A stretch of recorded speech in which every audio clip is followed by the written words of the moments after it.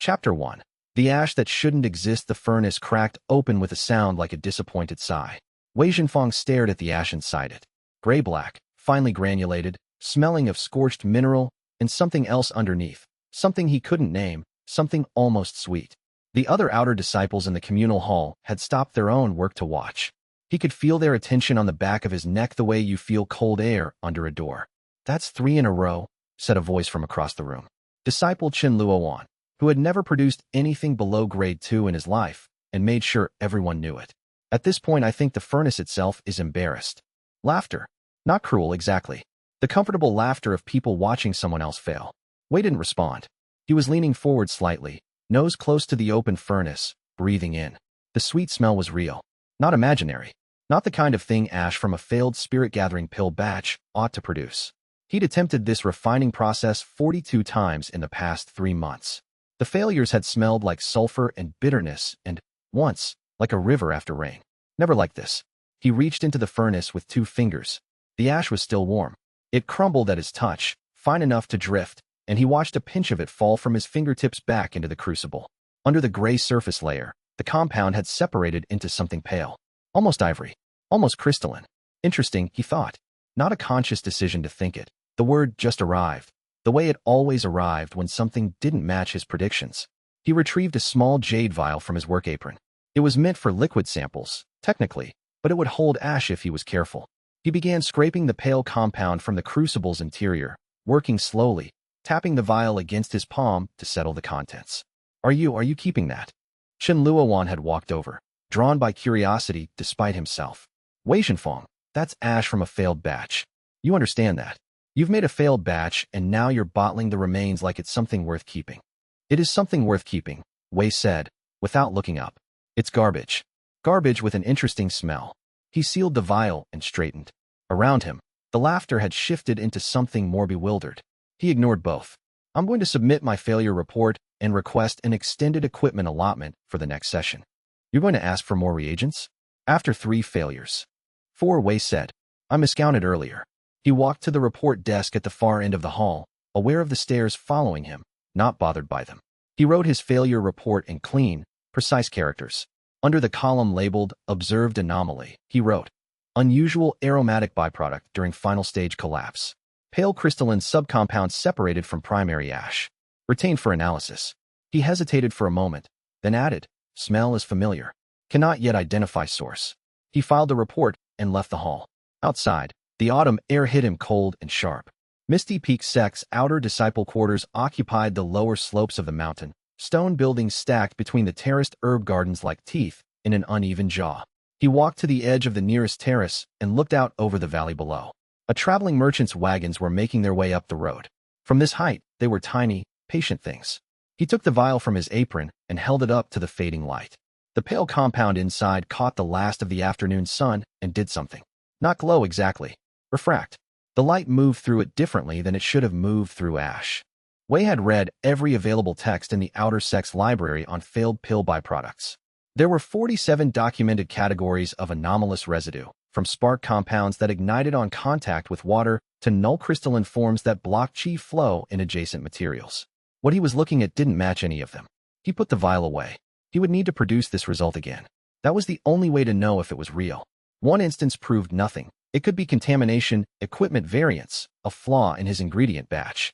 But if he could produce it twice, under controlled conditions, using the same deliberate failure parameters, then it would be a result, not an accident. He walked back toward the outer dormitories, already thinking about what he'd change in the next attempt. He'd held the temperature 2 degrees too high in the final compression stage. That had to be what caused the separation. If he dropped it 1 degree and extended the collapse window by 8 seconds, hey. A junior disciple he vaguely recognized fell into step beside him, expression tentative. "Is it true you failed 4 times this month?" "Yes." "Doesn't that worry you?" Wei considered the question honestly. "No," he said. "It instructs me." The junior disciple stared at him, then drifted away without responding. Fair enough, Wei thought. It was a strange answer. He'd learned to give strange answers sparingly, in places where they couldn't be used against him. He hadn't been careful enough just then. He filed the lapse away. Inside the dormitory, he set the jade vial on his desk, wedged between the fracture journal, the dense, cipher-coded notebook where he recorded every failure he'd produced in careful detail. and a stack of library texts on alchemical mineral classification. He lit a candle. He opened the journal to the next blank page. He wrote, failure number 47. Completion stage, 73%. Collapse point, final stage compression, excessive heat variance. Byproduct, pale crystalline subcompound with anomalous light refraction properties and unidentified aromatic signature. Cannot yet classify. Smell is familiar. He stopped. Added, find out why. Then he turned to the ingredient specifications for failure number 48, picked up his brush, and began to plan. In the furnace room on the mountain's first terrace, the other outer disciples were still laughing about it. He could picture them perfectly, the comfortable, collegial laughter of people who had never wondered what broken things were made of. Let them laugh, he thought. Laughter was quiet. Laughter didn't watch. He worked until the candle burned down to a nub, and when he slept, he dreamed about the smell. Something old, something preserved, something that had been waiting a very long time for someone to notice it. Chapter 2. The ledger of losses. The notice went up on the outer disciples' board 3 days later, nailed to the central post in blue ink that meant official business. Annual ranking examination, scheduled for first day of winter month. All outer disciples will compete. Advancement to inner rank requires minimum grade 3 product output. Disciples ranked in the bottom 5% will undergo review for continued enrollment. Wei read it once. Folded his hands behind his back. Read it again. Bottom 5%. That was him. That was unambiguously him, because his official product output for the year was currently 0. Not 0 grade 3 results, but 0 results of any official grade, because none of his products had cleared the certification threshold in any batch he'd attempted. He had produced things, many things, carefully cataloged things that smelled strange and behaved unexpectedly and refused to be what they were supposed to be. None of them were pills. He walked away from the board before the crowd of disciples could form, before he had to stand among them and watch their expressions calibrate toward pity or contempt. He went to the library. Not the main library, the outer sect's restricted annex, accessible with a yellow rank library pass that he'd borrowed from a senior disciple he'd once helped locate a misplaced text. The annex held older materials, pre-standardization records from when Misty Peak's Alchemy Hall had a different head, before the current ranking system was implemented. He'd been meaning to visit it for 2 weeks, and the examination notice had made it urgent. He spent 4 hours there. What he found was not what he'd expected. The pre-standardization records didn't just contain older techniques, they contained older failure logs.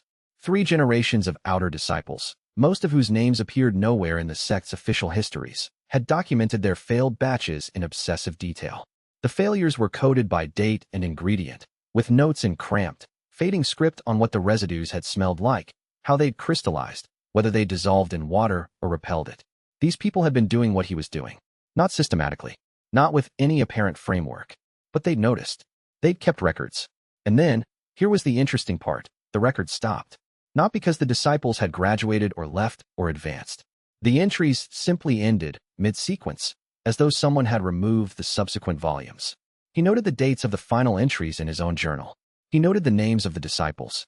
He noted that 2 of them had the same advisor listed in their enrollment files, an elder who was no longer listed anywhere in the current sect records. Interesting. He returned the texts, walked back to the outer quarter, sat at his desk, and opened the fractured journal. At the top of a new page, he wrote, Examination problem. Below it, he made 2 columns. On the left, what the ranking test rewards. On the right, what I actually produce. Left column, grade 3 pills or above. Repeatable success. Measurable output. Standard category products. Right column, anomalous byproducts. Unclassifiable compounds. Failures that produce effects no standard pill intentionally creates. He studied the 2 columns for a moment. Then he wrote, at the bottom of the right column, find out what the byproducts are actually worth. This was the first active step. The examination was 3 weeks away. In 3 weeks, he could not learn to produce grade 3 standard pills. He'd spent a year trying, and the results were uniformly, fascinatingly wrong. But 3 weeks was enough time to understand what he was actually making, and whether what he was actually making had value that existed outside the sect's ranking criteria. He spent the next morning at failure number 48. This time he adjusted the temperature in the final stage exactly as he'd planned, dropping at 1 degree and extending the collapse window. The furnace rumbled. The compound inside shifted, compressed, then, not exploded, not imploded, but subsided, like a wave returning to the ocean. The smoke that rolled out was thinner than last time, pale gray rather than black. He opened the furnace. The ivory subcompound was there again, separated from the darker ash, crystalline edges catching the light. He didn't celebrate.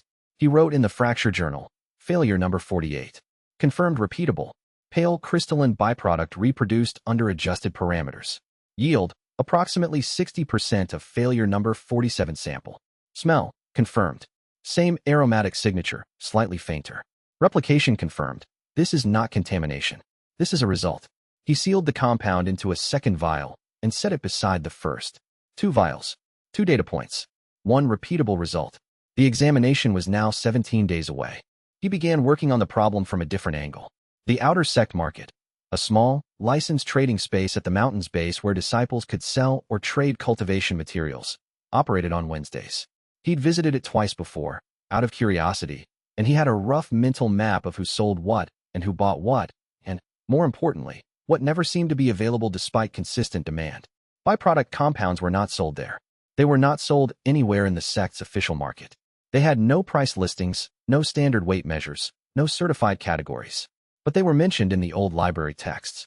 In the pre-standardization records, there were careful notations of what the anomalous residues could do, which ones cleared blocked meridians, which ones enhanced the potency of subsequent pill batches when used as primer compounds, which ones a physician might value for treating conditions that standard medicine couldn't reach. He made a list. His ivory compound matched the description of something the old texts called settling stone residue, a byproduct of failed mineral compression pills noted for its ability to slow qi dispersion in damaged meridians. The text listed no market price because no one had produced it intentionally in over a century. No market price meant Wei would have to set one himself. He wrote in the journal, "If the examination measures only what I cannot produce, then I must find the metric where what I can produce makes the examination irrelevant. Not irrelevant to the sect. Irrelevant to me." 3 weeks. 17 days. He picked up his brush, turned to a clean page, and wrote at the top, "Value analysis, byproduct compounds." He worked through the night. By morning he had a preliminary answer. By afternoon he had a plan. He did not panic about the examination. Panic was information poor. Panic was what you felt when you hadn't asked the right questions yet. He had asked the right questions. Now he just needed to move fast enough to use the answers. Chapter 3. What gets thrown away? The disposal pits were at the far edge of the outer sect compound, behind the storage halls, downwind of everything else. 3 stone-lined pits, each wide enough to stand in, where failed pills and contaminated reagents and the unusable residue of every alchemy session on the mountain were incinerated at the end of each week. Outer disciples were rotated through disposal duty on a schedule. It was considered punishment assignment, given to those who'd broken equipment or disrupted communal sessions, or, in Wei's case, failed too many times in a row to be treated as someone worth assigning to better tasks.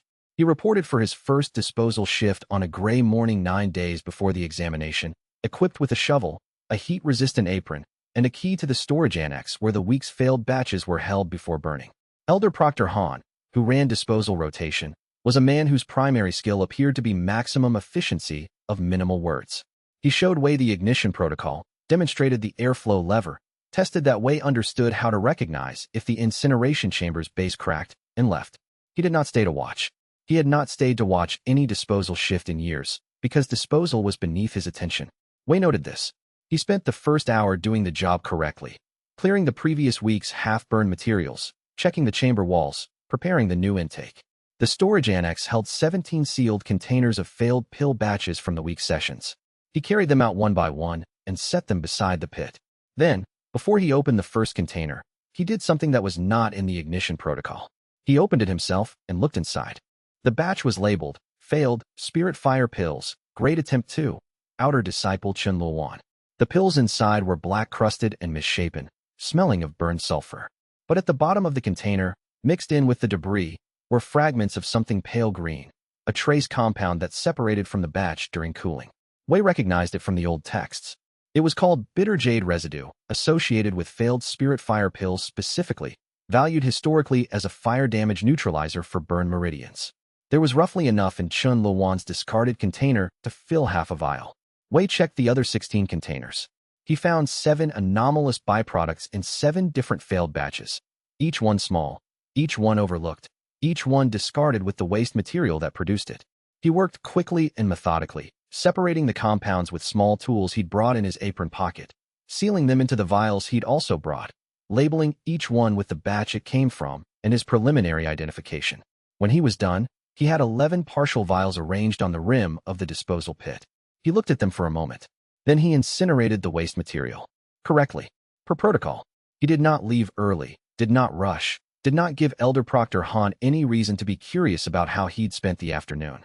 He swept the ash, logged the incineration weight in the disposal record, returned the containers. He left with 11 vials tucked in his apron.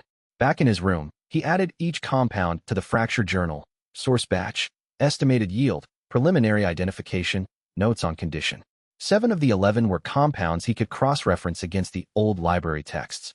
4 of those 7 matched descriptions of materials that physicians or formation specialists had historically used before the current alchemy standardization had pushed everything toward pill products and away from the more unpredictable byproduct compounds. He wrote at the bottom of the page, "Every senior disciple on this mountain throws away things they don't understand. This is a consistent behavior. Consistent behavior creates a consistent supply." He thought about that for a while. Then he wrote, "Request additional disposal shifts." He submitted the request to Elder Proctor Han's office that evening, citing interest in waste management optimization as a supplementary discipline. The elder approved it the next morning without reading it carefully, which was exactly what Wei had expected. By the end of the week, he had disposal shifts scheduled for 3 of the next 4 days. And he had a problem he hadn't anticipated. He now had 17 vials of anomalous compounds that he couldn't classify with certainty using only the old library texts.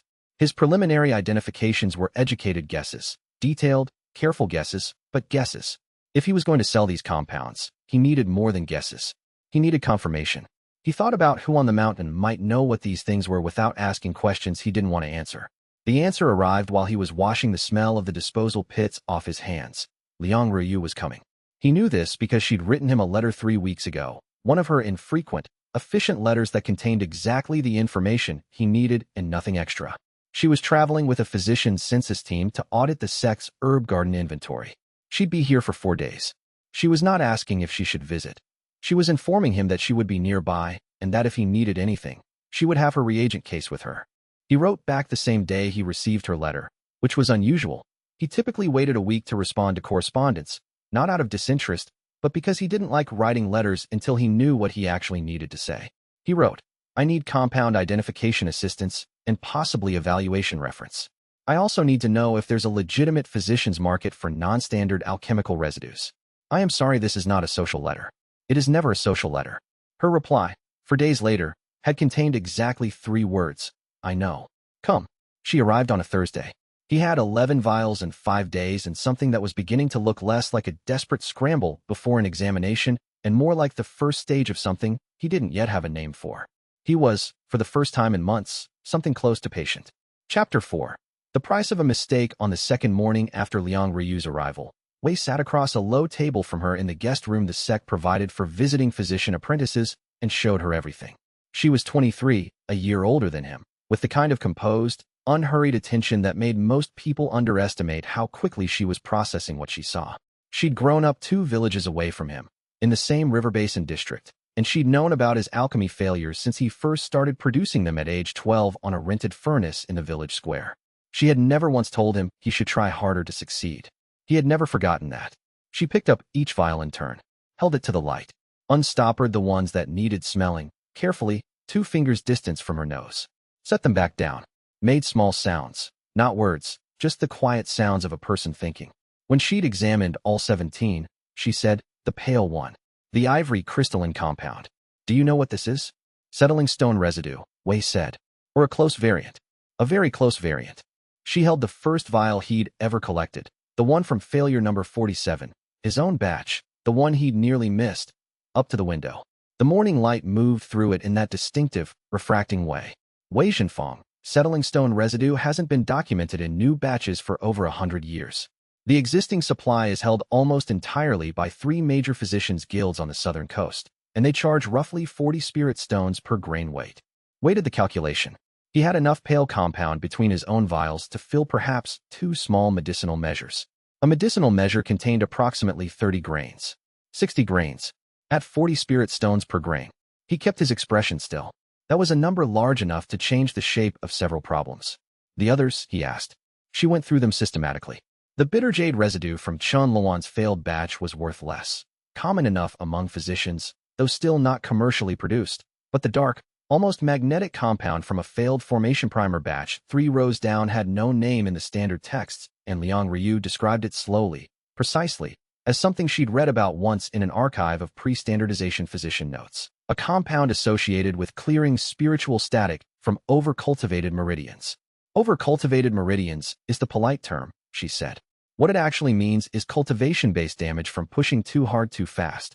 There are a lot of cultivators in this sect with that problem, and very few treatments that work. What would it be worth? Genuinely? I don't know. There's no market price.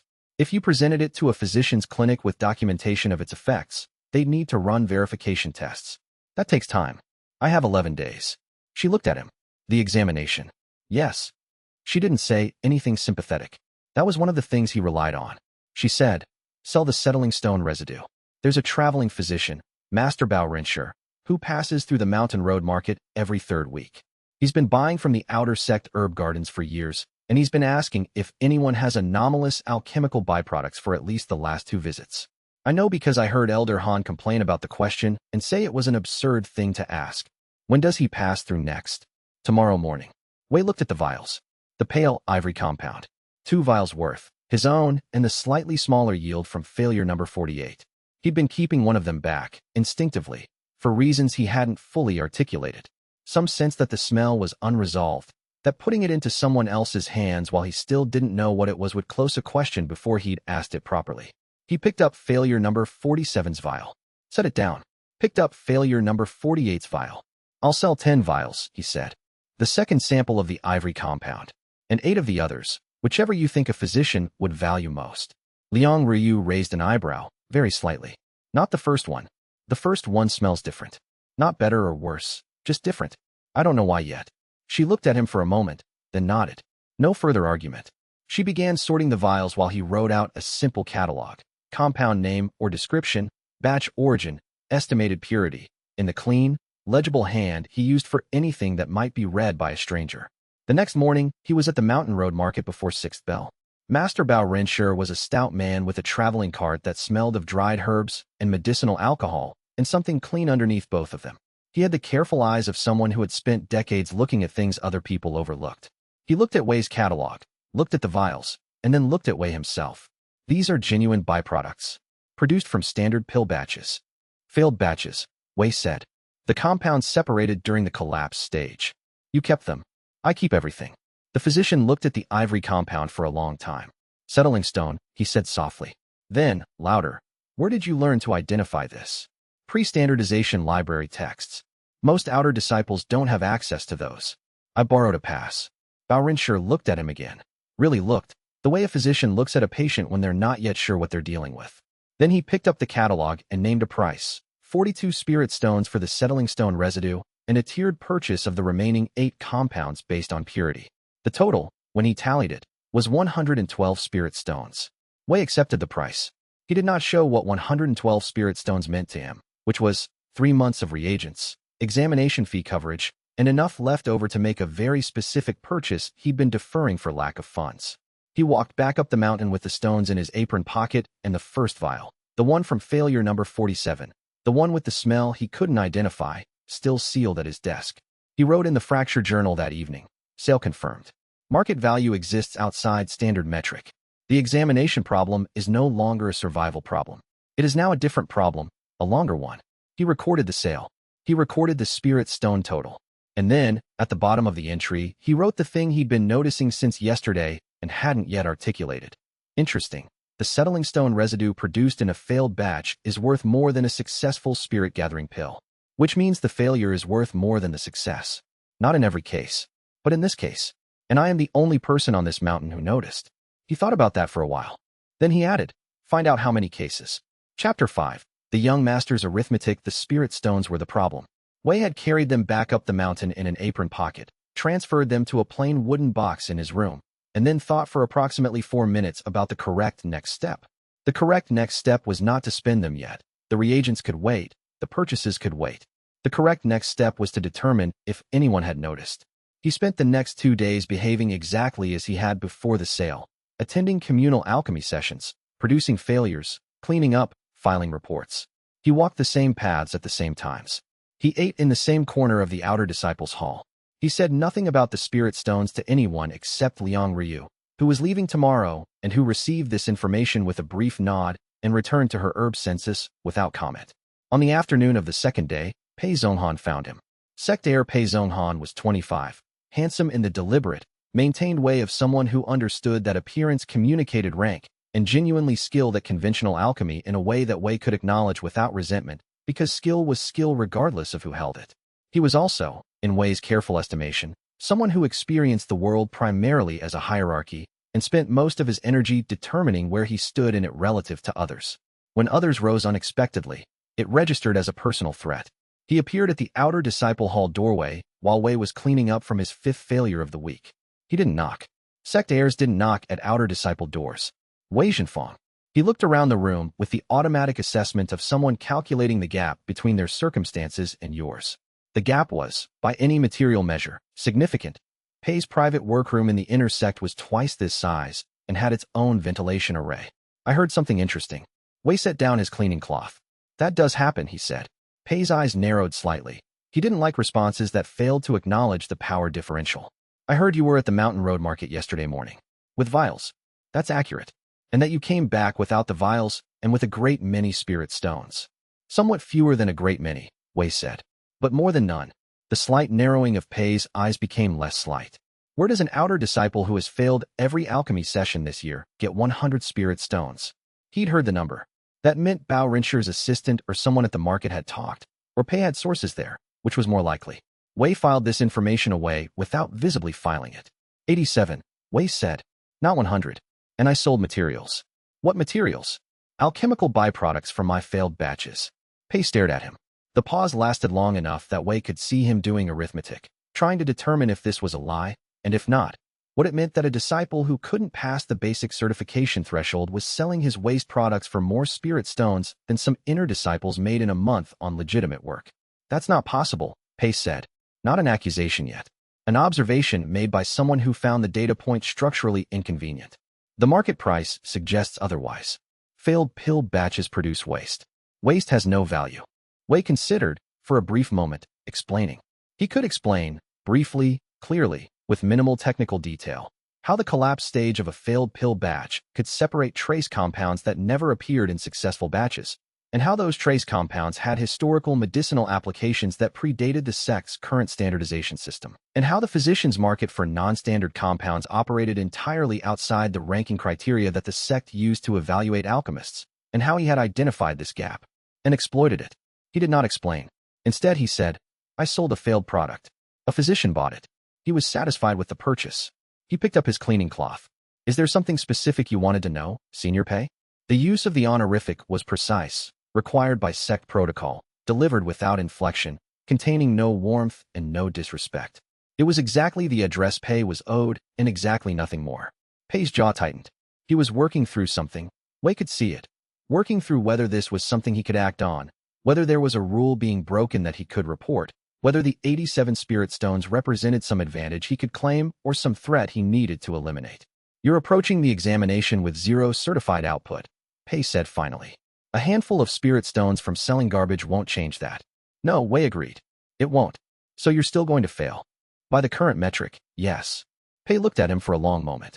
Something shifted in his expression, not quite contempt. More like the satisfaction of a calculation that had come out correctly. If Wei was going to fail the examination anyway, then the spirit stones were an anomaly, not a threat. They didn't change the hierarchy. They didn't change anything that mattered. Enjoy your garbage money while it lasts, he said, and left. Wei watched the door close. He stood still for a moment, cataloging what had just happened. Pei had noticed the spirit stones. Pei had investigated where they came from. Pei had decided they weren't a threat. All of this was information. He took out the fracture journal and wrote PZ has market sources. Response to unexplained success. Immediate investigation, then dismissal.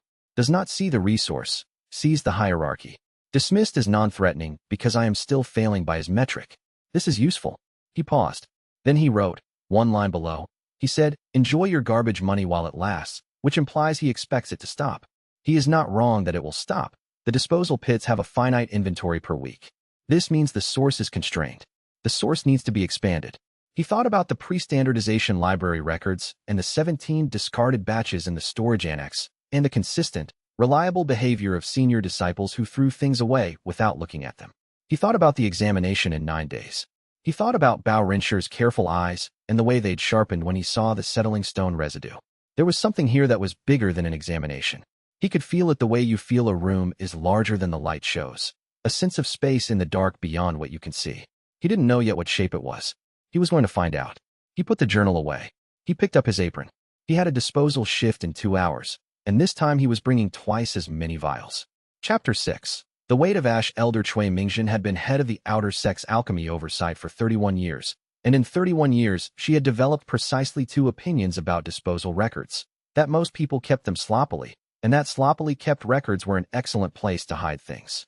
She was not keeping the records herself. She was reviewing them. The discrepancy appeared in the 4th entry she checked, the weekly incineration log for the outer hall's disposal pit B, the middle pit, 3rd week of autumn. Ash output, 43 gene. Anticipated input based on failed batch submissions, 61 gene. 18 gene of material had not become ash. She checked the other 2 pits. Pit A, within tolerance. Pit C, within tolerance. Pit B, consistently, for the past 4 weeks, low. Not drastically low. Low enough to be overlooked by someone not looking for it. The weight variance was distributed across multiple containers. Not a single batch missing, but a consistent pattern of slightly lower output across all batches, as though a small portion of each had been removed before incineration. She pulled the disposal duty assignment roster. For weeks, 3 different assigned disciples. Except, she found it on the 3rd pass. 1 disciple appeared on all 4 rosters. Once as primary, twice as secondary, once on a voluntary extended shift that Elder Han had apparently approved without question. Wei Zhenfang, outer disciple, 3rd year. Alchemy output, 0 certified products. Disposal records flagged. She set the ledger down on her desk and looked at it. 31 years in alchemy oversight. In those 31 years, she had seen disciples steal reagents, steal pills, steal equipment, steal credit for other people's work. She had seen disciples pay off evaluators, bribe inspectors, copy cultivation manuals they had no right to copy. She had seen every kind of theft the human capacity for self-interest could generate. She had never, not once, seen a disciple steal from the disposal pits. The disposal pits held waste. Failed products. Things with no value. Except, she went back to the ledger and looked more carefully at which specific containers showed weight discrepancies. Not random. The containers with the largest discrepancies were the ones containing failed batches of relatively complex pills, spirit gathering, formation primer, blood clearing. Not the simple batches. The complex ones. Someone had been picking through the waste with the system. She sat with that for a while. Then she pulled Wei Zhenfang's enrollment file. 3rd year. No prior disciplinary record. Moderate cultivation base. Current rank. Mortal shell, which was below average for a 3rd year outer disciple. Library access log. Extensive. Pre-standardization annex access. 3 times in the past month, on a borrowed pass from disciple paying who apparently hadn't noticed his pass had been used. She noted that the library accesses clustered around specific subjects. Pre-standardization alchemy history, physician's compound records, byproduct classification texts. Elder Cui stood, walked to her window, looked out at the mountain. She did not immediately go to Elder Han. Elder Han would write way up for taking from disposal stores without authorization, and that would be the end of it.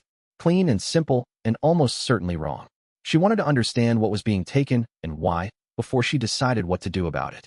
She made a note in her private ledger, the one no one else read, and began thinking about how to arrange a meeting that would look accidental. Chapter 7. The performance. The visiting dignitary arrived on a Thursday, which was not the worst day of the week for Wei to be called to the demonstration hall, but it was not the best either. He'd had 2 hours of sleep and his hands smelled of disposal pit ash despite 3 washings. The summons came via a junior proctor who knocked on his door at 6th bell and said, with the uncomfortable demeanor of someone delivering news they didn't understand, "Sect Master Pei requests your presence at the guest hall demonstration." Wei stood in the doorway for a moment. He was aware that he had not been requested specifically. He had been requested as a category. Outer disciple with high failure rate. He was certain Pei Zonghan had provided the specific name. "I'll need 15 minutes, he said. He used 12 of them to think. The guest hall demonstration was a standard diplomatic courtesy. Visiting dignitaries from allied clans or institutions were often shown the sect's alchemy capabilities as proof of the sect's cultivation culture. Normally, this involved senior disciples or inner sect members performing clean, reliable demonstrations. Putting an outer disciple with 0 certified output in front of a dignitary was not diplomacy. It was a demonstration of a different kind.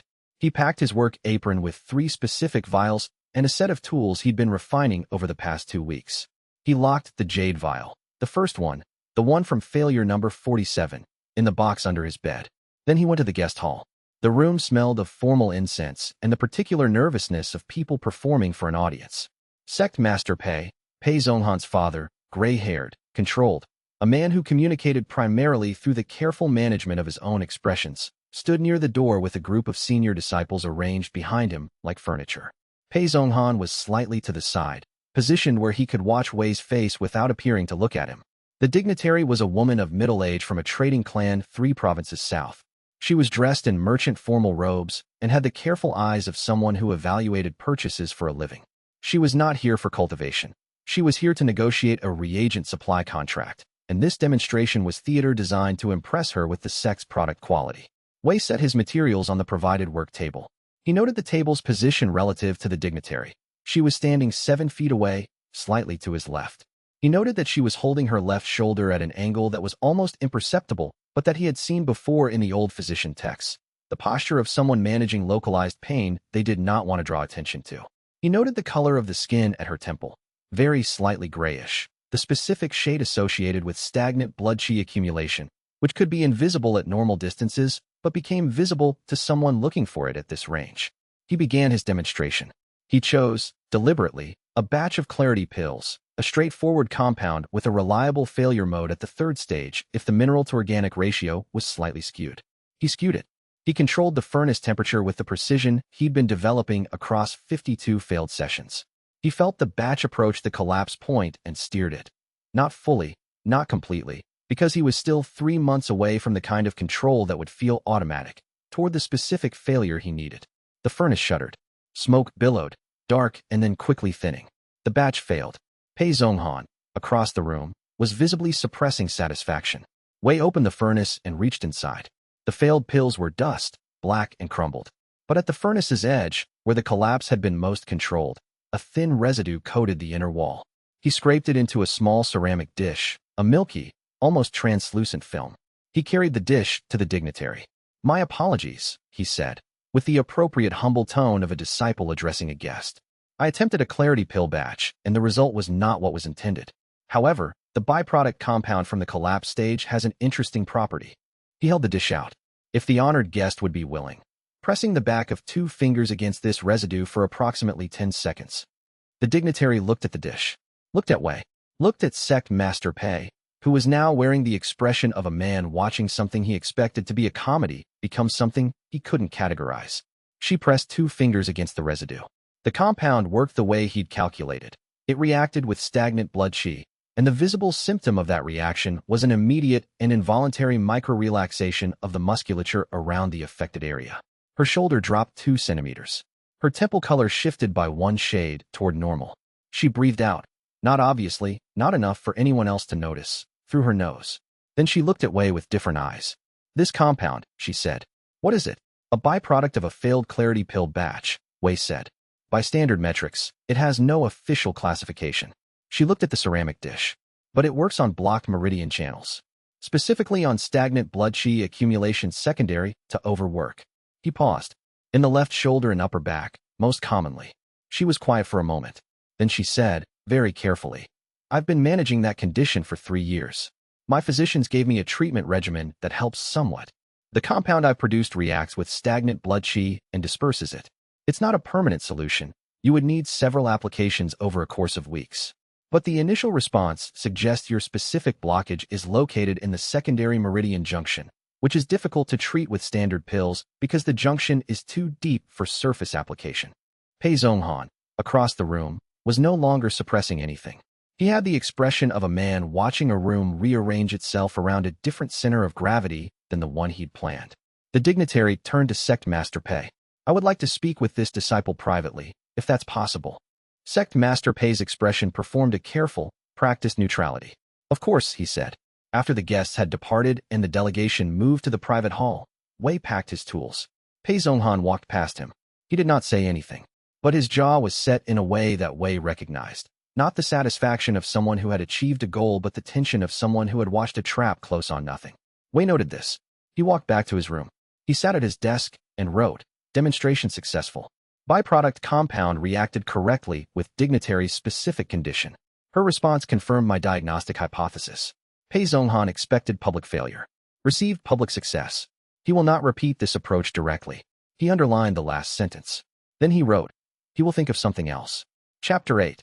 The elders questioned the summons from Elder Cui Mingjin arrived 2 days after the guest hall demonstration, delivered by the same junior proctor with the same uncomfortable expression.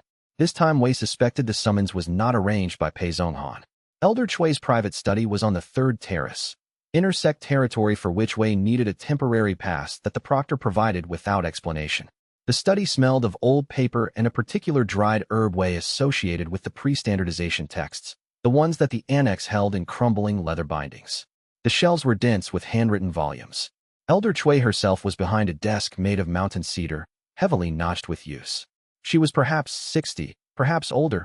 Cultivation blurred those estimations. Her hair was white, her posture was good, and her eyes held the specific quality of someone who had spent decades watching for the gap between what people said and what they knew. She did not offer him a seat immediately. She looked at him the way she would look at a compound she didn't recognize, systematically, from multiple angles, without committing to a conclusion. "Sit," she said finally. He sat. She said, "At the guest hall demonstration, before you produced the byproduct compound, you chose specifically the type of failure that would generate that compound's properties. You also diagnosed the dignitary's specific condition, the location and nature of her blockage, before you began. You oriented your work table to a position 7 feet from her at a specific angle, which is the optimal distance for observing the postural compensation she was using for her shoulder pain." She paused. I watched the demonstration from the observation gallery. Wei did not ask how she'd accessed the observation gallery during what had been presented as a private delegation event. "How did you know she was injured?" Elder Cui asked. He could give her a partial answer. He could deflect, or minimize, or claim educated guessing. He looked at her and calculated, quickly, what the cost of honesty would be versus the cost of evasion with someone who had already done this much research before calling him in. "I designed the failure to produce a compound that reacts visibly with stagnant blood qi," he said. "If she had no stagnant blood qi, the compound would have done nothing, and I would have apologized for a failed demonstration and left. But I had already identified 3 indicators of her specific condition before the demonstration began: her shoulder posture, her temple coloring, and the way she shifted her weight when she turned to look at the furnace. The postural compensation was too consistent to be ordinary caution. It was pain management." Elder Cui was quiet. He added, "Because she hadn't told him to stop. I chose to attempt a clarity pill batch specifically because that batch type, when failed at the 3rd compression stage with a specific ratio skew, produces the compound that best addresses stagnant blood qi blockage. I've been cataloging failure types and their byproducts for 3 months. That was the appropriate tool for what I observed." The silence lasted long enough that he counted it, 11 seconds. "You designed the failure," Elder Cui said. "Yes. Not. Hoped for a favorable outcome. Not. Accepted a result you couldn't control. Designed it. As closely as I currently can," he said. "My control is imprecise at this stage. I estimated a 70% probability of producing the target compound under those conditions. The actual result was within the expected parameters." She looked at him for another long moment. He noted that her expression was not angry, not suspicious in the way that Pei Zhonghan's had been, the suspicion of someone looking for grounds to act. It was something else, something quieter and more complicated. "The disposal pits," she said. "You've been taking material from the disposal pits before incineration." He had wondered when this would surface. "Yes. Without authorization. Without explicit authorization. The waste materials are classified as sect property, pending incineration. I was present at the disposal pits as an authorized duty assignment. I removed materials before they were incinerated. I did not remove materials from the destroyed category, which requires different authorization." He paused. "It's a narrow reading of the relevant protocols. It's a reading that barely holds." "It holds." She made a sound. Not quite a laugh, more the sound of someone who would have laughed if the situation allowed it. "You sold the materials to a traveling physician. I sold some of them. I retained others for personal research, using pre-standardization library texts accessed with a borrowed pass. Disciple Pang was not using the pass." She folded her hands on the desk. "Wei Zhenfang, what you are describing, the deliberate engineering of specific failure outcomes, is not in any current cultivation manual. It's not a recognized discipline. There is no formal name for it. I know. There's a reason for that." She said it carefully, not as a threat, as a disclosure. There are older records that I have access to which you do not. In those records, there are references to cultivators who worked with failure as a deliberate method. Those references are not extensive. In fact, they are unusually sparse, given the historical period they cover. They appear to have been removed. She watched his face as she said this. He kept it still. I don't know what that means yet, she said. I want to find out before I say anything to anyone else about what I saw in that demonstration hall. She looked at him steadily. For now, you have not violated any rule that I will report. Your disposal authorization is retroactively approved by my office. The materials you retained are yours. He said, Thank you. Don't thank me. She opened a drawer in her desk and set a slim volume on the surface between them. Old, cloth-bound, the characters on the cover worn almost to invisibility. You can borrow this. Return it in 1 month. Tell no one you have it. He reached across and took it without looking at the title. He would read it in private. One more thing, she said as he stood.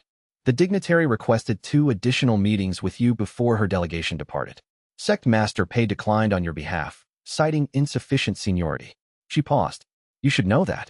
Wei noted this. Thank you, he said again. Stop thanking me, she said, and went back to her ledger. Chapter 9. What a Friend Keeps. He read the cloth-bound volume in 3 nights.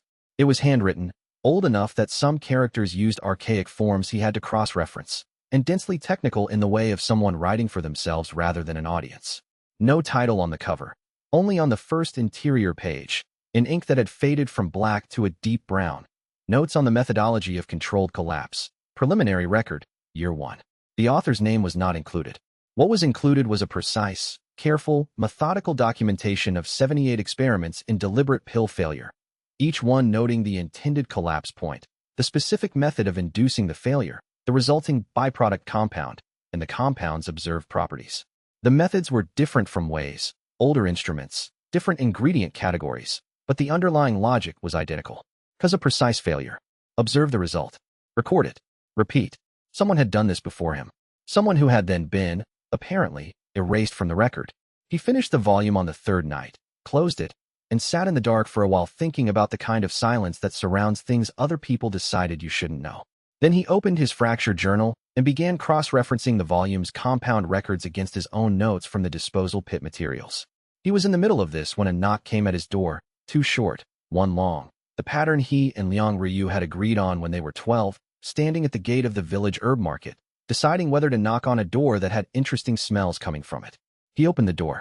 She was in traveling clothes, herb census satchel over one shoulder, and she looked the way she always looked when she'd been walking for several hours and hadn't stopped to eat. Efficient and slightly sharp around the eyes. The census, she said, was formally complete. Her team was departing at dawn. I came to say goodbye, she said, and to give you something. She reached into the satchel and produced 3 small wrapped packages, each one sealed with physician's wax. I've been carrying these for 2 years. I got them from the clinic's surplus stock before I left home. They were going to be discarded. I didn't know what you'd need them for, but I knew you'd eventually need them. He took the packages. They were heavy for their size, which meant mineral-based compounds. He didn't unwrap them in front of her. He would examine them properly when he had light and tools. He knew from the weight and the faint smell through the wax that at least one of them was a calcite mineral reagent, the kind used in foundation forging cultivation work, the kind that was extremely expensive and technically above his current rank's official access level. She had been carrying them for 2 years, not asking what he'd do with them, not asking when he'd need them, just keeping them until the appropriate moment, in the particular patient way that was completely characteristic of her. He said, Thank you. He meant it the way he always meant things, completely, without ornamentation. She said, The dignitary's physician's clinic sent a query to the census office yesterday. They want to know if there are practitioners in this region who work with non-standard alchemical compounds for meridian treatment, specifically ones involving stagnant blood qi conditions. She looked at him steadily. I said I wasn't aware of any officially registered practitioners in that specialty. That's accurate. It is. She paused. But I noted the inquiry and its source in the census record, which you can access through the public archive at the regional office. Another pause. When you're ready. He understood. The dignitary's clinic was interested. The interest was documented in a place he could access without breaking any protocols. When he reached a point where pursuing that interest was useful, the path would be there. When you're next in this area, he said, I'll have something worth showing you. I know, she said. She re-shouldered her satchel. Don't get expelled before then. She walked back down the terrace steps without looking back. He stood in the doorway and watched her go. He was aware that most people in his situation, at dead last in the outer sect rankings, 7 days from an examination he would technically fail, marked in the disposal records and now on Elder Chui's radar, would be afraid. He noted the absence of fear the way he noted the presence of unexpected compounds. As data, he went inside. He unwrapped the 3 packages. Calcite mineral reagent, as expected. 2 others, a compressed organic binding agent, and, in the 3rd package, something he hadn't anticipated, a fine-ground red mineral that was used in foundation forging breakthrough preparations. The kind that was supposed to be consumed before attempting to advance a cultivation rank. The kind that reduced the probability of chi deviation during the breakthrough by approximately 40%. She'd been carrying a foundation forging preparation compound for 2 years. He sat down at his desk. He opened his fracture journal to a fresh page and wrote, "LR has been preparing for my advancement. She did not tell me she was doing this. She trusted that I would reach the point where I needed it.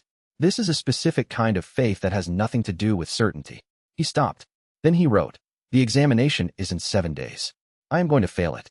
This is not the problem it appears to be." He wrote that last line and looked at it for a long time. Then he picked up the red mineral compound and held it in both hands and thought about what came next. Chapter 10. The note the music was trying to drown out the examination day arrived with rain. Not heavy, a thin, persistent autumn rain that turned the outer compound's stone paths dark and made the herb garden smell of wet earth and bruised leaf. Wei arrived at the evaluation hall before the other outer disciples, before the evaluators, before anyone except the setup staff who were arranging the furnaces in the ranked order they used for formal testing. He chose his workstation last, which was his right as the lowest-ranked disciple. Last pick of stations was tradition's way of giving the highest-ranked the best equipment, the clearest furnace, the most stable heat supply. He took the station nearest the far wall, which had a draft from a ventilation gap and a furnace that ran 2 degrees cooler than calibrated. He needed the variance. The examination format was standard. Each disciple would attempt their highest-rated pill type from the approved list. Output would be graded on purity, yield, and category classification. He was registered for the lowest-tier option, basic spirit-gathering pills, grade 1 attempt. Because that was all the sect's record said he was qualified to attempt, and attempting a higher tier without the certification history to support it would have been flagged and disqualified. The evaluators arrived. There were 3 of them, plus an observer from the sect's administrative office. Grand Assessor Fong Dellen, whom Wei had read about in the Bureau's public record but had not expected to see here, was not present. This was a local examination. The Bureau sent observers to regional assessments, not outer sect ranking tests. The exam began. Around Wei, outer disciples began their processes. Chen Luowan at the premium station, working with the focused precision of someone who had rehearsed this moment for months. A dozen others at various stages of preparation, gathering reagents, calibrating furnaces, beginning the long, patient process of qi infusion that produced a clean pill. Wei started differently. He began with the calcite mineral that Liang Ryu had given him, mixing it with his standard reagents in the ratio he'd worked out over the previous 4 days. The calcite was a cultivation supplement, normally consumed during breakthrough attempts, not used in pill alchemy. He wasn't making a pill. He was using the pill-making process as a container for something else entirely. He lit the furnace. Let it warm. Checked the draft from the ventilation gap, consistent, from the east, approximately 2 degrees variance as expected. Then he closed his eyes and did something he had done 47 times in practice and never once in front of witnesses. He induced a failure in his own qi circulation. It was small, exactly as small as he could make it. A single, precise disruption in the channel between his dantian and his upper meridian junction, produced by the same method he used to cause a pill to fail at a controlled point. Not raw force, not accident, but deliberate steering. He felt the disruption as a sensation between his shoulder blades, like a plucked string that hadn't been tightened to the right pitch. Then he watched it. This was the part that was hard to explain to someone who hadn't felt it. The disruption generated a rebound, a correction wave from his body's natural qi stabilization instinct, trying to close the gap he'd opened. He observed that wave, mapped it, found the point where it was most concentrated, where the correction pressure was highest, where the information about the disruption was clearest. He'd been doing this for months in small ways. Tonight he went deeper. He opened the disruption by 1 degree more. The rebound was stronger, the information richer. He could feel, and this was the thing he had no good language for, the thing that the handwritten volume hadn't described clearly enough. He could feel what was underneath the normal qi flow. The baseline, the fundamental channel structure that pills and techniques and cultivation manuals were built on top of. Like pressing your hand flat against a drumhead, and feeling the note underneath the music. He steered the rebound, directed it. The calcite mineral in the furnace reacted, not the way it would react in a pill, not the way anything in the standard text said it would react, but the way Wei had calculated it would react when it interacted with the byproduct wave of a precisely engineered cultivation disruption.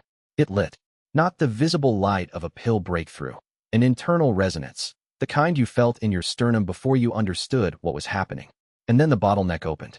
He'd been at mortal shell rank for 3 years. Most outer disciples advanced to Qi awakening by the end of their first year through standard meditation practice and Qi cycling exercises. He'd never advanced that way. The standard methods had never worked for him.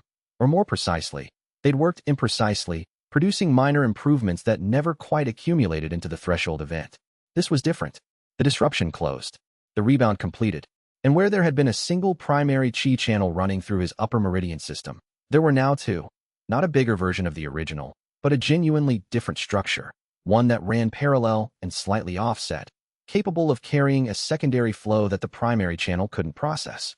A new way of moving energy through himself, a new layer of perception. He felt the examination hall in a way he hadn't felt it before. The other disciples' cultivation bases registered as patterns, not clearly, not precisely, but detectable, the way you can sense warmth from a lamp through a closed door. The furnace's heat had texture. The draft from the ventilation gap carried information about the stone it had passed through. He opened his eyes. The furnace in front of him had done what he'd needed it to do, produced not a pill but a crystalline residue, the calcite, restructured by the controlled disruption's byproduct wave into a compound that had no standard classification and a very specific effect on Qi channels at the Qi awakening threshold. He looked up. One of the evaluators was staring at him, not at his furnace, at him, with the specific expression of someone watching something they cannot categorize. Wei reached into the furnace and retrieved the crystalline compound. He held it up, looked at it. It caught the lamplight and scattered it, not randomly, but in a pattern that corresponded to the lattice structure of the secondary Qi channel he'd just opened. Interesting, he thought. He set it down. He began filling out his examination report. Under product produced, he wrote, Qi channel restructuring compound, non-standard classification, calcite mineral base. Under grade attempted, he wrote, not applicable. Examination category not applicable to product type. Under observed result, he wrote, personal cultivation advancement to Qi awakening rank, achieved as controlled byproduct of demonstration process. He put down his brush. Around him, the other disciples continued their work. Chen Luowan was on the final compression stage, expression concentrated. The rain outside tapped against the ventilation gap. Someone across the room produced a clean grade 2 pill and let out a quiet breath of relief. Wei sat with the new structure of his perception and felt the hall in 2 layers. The surface layer he'd always been able to see, and this new, deeper one. The second layer was noisy. Too much information, too undifferentiated. He'd need to learn to filter it. He added a final line to his examination report. Note, methodology is available for documentation upon request. I am aware this result will not satisfy the standard examination metric. He set the report on the evaluator's collection table. He collected his materials.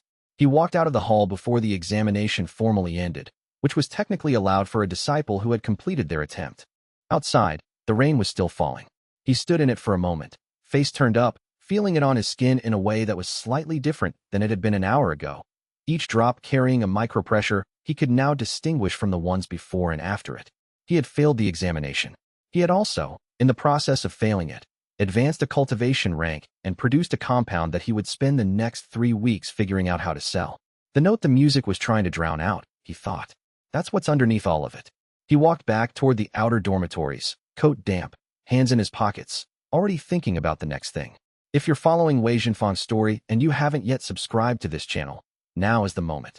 Hit the subscribe button, ring the bell so you never miss an episode, and leave a like if a man who turns his own failures into breakthroughs has earned it. The path of the fractured Tao is just beginning.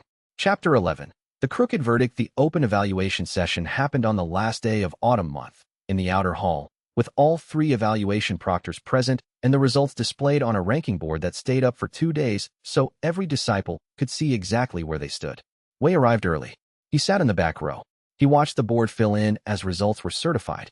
Chen Luowan, grade 3 spirit core pill, purity 91%. Inner sect eligibility confirmed. 7 other disciples across various grade levels. Certified products, clean lines, standard outputs. The board filled from the top down. each name claiming its place with a confirmed number. Wei Zhenfang, examination product, non-standard. Classification, pending bureau review. Grade certification, not applicable. Below that, in small characters added by the administrative proctor after a brief argument with the evaluation panel. Personal cultivation advancement noted. Qi awakening rank confirmed. He was still last on the product ranking. Certification pending meant nothing, because pending was not certified, and the ranking board only counted certified outputs. Pei Zhonghan found him after the session, in the courtyard outside the hall, while other disciples were clustered around the board comparing their positions. He was not alone. He had two of his usual group with him, inner disciples who tracked his opinions the way plants track light. Still last, Pei said, not cruel in his tone. Something worse, satisfied. Even your failures are crooked, Wei Zhenfang. You produce something no one can grade. You advance a rank during an examination instead of producing a pill, and you submit a report that says your methodology is available for documentation. As if anyone wants documentation of how to fail correctly. He paused. You will never produce a straight outcome in your life. One of the inner disciples made a sound of agreement. The other was watching Wei's face with the particular attention of someone who had learned to read what came after stillness. Wei said nothing. Not because he had nothing to say, because the phrase was worth keeping, and he'd found that the phrases worth keeping were ones that other people forgot they'd said. He reached into his coat pocket and took out the small notebook he used for field observations, not the fracture journal, which stayed locked, but the secondary one, the surface record, and wrote down the words exactly as they'd been spoken. Pei blinked. What are you writing? A note, Wei said. About what I just said? Yes. A pause. Pei seemed genuinely unsure how to process this. He was accustomed to responses that either crumbled under pressure or fought back with anger. Writing things down was not on the expected list. Why? I find it useful to record things that people say when they believe they're being definitive, Wei said. He closed the notebook. Thank you. He walked back to his dormitory. He transcribed the phrase into the fracture journal that evening, at the top of a clean page. Even your failures are crooked. You will never produce a straight outcome in your life. Pei Zhonghan, end of autumn evaluation. He left the page otherwise blank, which was unusual. Most pages were dense with notes and cross-references. This one he left open. Across the hall, he could hear Elder Chui's study lamp burning. She often worked late, and her window faced his building's exterior wall. He had not spoken to her since the private meeting in her study, but he'd received a hand-delivered note 3 days ago. A single line in her careful, economical handwriting. Your examination report has been forwarded to the Bureau's regional office for product classification review. Expected timeline, 3 to 4 months. 3 to 4 months was a long time. It was also not a no. He wrote at the bottom of the kept phrase, the rule exists because someone was afraid. Find who was afraid, and you find the origin. He wasn't certain yet what the rule was. He was increasingly certain there was one. He closed the journal. He went to bed. He slept without dreams, which was how he slept when the next step was already decided and he just had to move toward it. In the morning there was a letter under his door. He almost missed it. It was small, folded twice, the paper the kind that physicians used for notes rather than the standard sect correspondence stock. No seal. No name on the outside. Inside. You should know that you have been mentioned in 2 separate private correspondence records at the outer sect's administrative office. I am not permitted to tell you the content. I am permitted to tell you that neither mention was unfavorable. ECM. He read it twice. Filed it. Went to the disposal pits. Chapter 12. Tanbei's problem. The outer disciple knocked on his door 11 days after the evaluation session, and the knock itself told Wei something. It was too heavy for a polite visit, too deliberate for anger, with a rhythm that suggested the person had been standing outside for a while working up to it. He opened the door.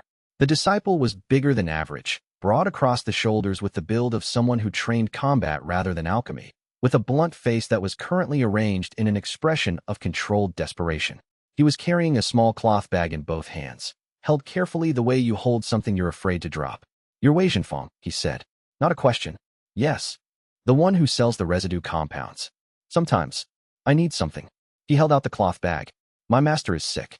The physicians have been to see him twice, and they say his qi channels are corrupted at the secondary junctions, the kind of corruption that comes from repeated cultivation pushing past the stable threshold. They gave him a treatment regimen. It's not working. He keeps getting worse. Wei took the bag. It contained a sample, dried pills from what looked like the physician-prescribed regimen, and below those, 2 vials of fluid samples with labels in a physician's hand. He looked at the pills first, then the fluid samples. What's his timeline? Wei asked. The physicians say 2 months before the corruption reaches his core. After that, he stopped. Name, Wei said. I'm Tanbeha, outer disciple, 3rd year, your master's name. Elder Mao Jingsen. He teaches formation alchemy theory in the outer sect. Wei knew the name. Not well. Elder Mao was not connected to disposal records or alchemy evaluation processes, so he hadn't needed to study him directly. But the name appeared in the pre-standardization library text twice, cited as a reference source for Qi channel corruption studies that predated the current pharmaceutical approach. Leave the samples, Wei said. Come back in 3 days. Tanbeha looked at him. His expression was doing something complicated, the specific tension of someone who needs help and is uncertain whether to believe they've found it. Do you know how to treat secondary junction corruption? I don't know yet, Wei said. That's why I said 3 days. He set the bag on his desk and looked back at the doorway. You can go. Tanbeha did not go. He stood in the doorway for a moment, jaw set. I've been to 4 other alchemists on this mountain. 2 of them told me the standard regimen was the only option. 1 told me to accept the prognosis. The 4th tried to sell me a senior cultivation pill that wouldn't do anything for secondary junction damage. I know, Wei said. The standard regimen targets primary channel corruption. Secondary junction corruption has different chemistry. The treatment approach needs to address the junction tissue itself, not just the channel flow. Standard pills can't reach the junctions at effective concentrations. Tanbeha stared at him. The physician said the same thing when I asked why the regimen wasn't working. He said they knew it was the wrong tool, but they didn't have the right one. Wei looked at the fluid samples again. The byproduct compound from a failed meridian-clearing pill batch, produced with an extended collapse stage and a high organic ratio, can reach secondary junction tissue. I've produced something similar twice, but not for this specific condition. He considered. The exact failure parameters I'd need to engineer depend on the composition of the junction corruption, which is what your master's samples will tell me. He looked up.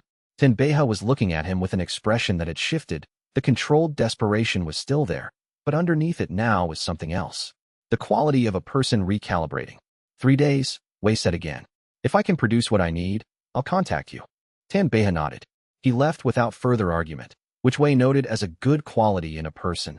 The ability to stop pushing when they'd gotten an honest answer. Wei spent the rest of the day analyzing the samples.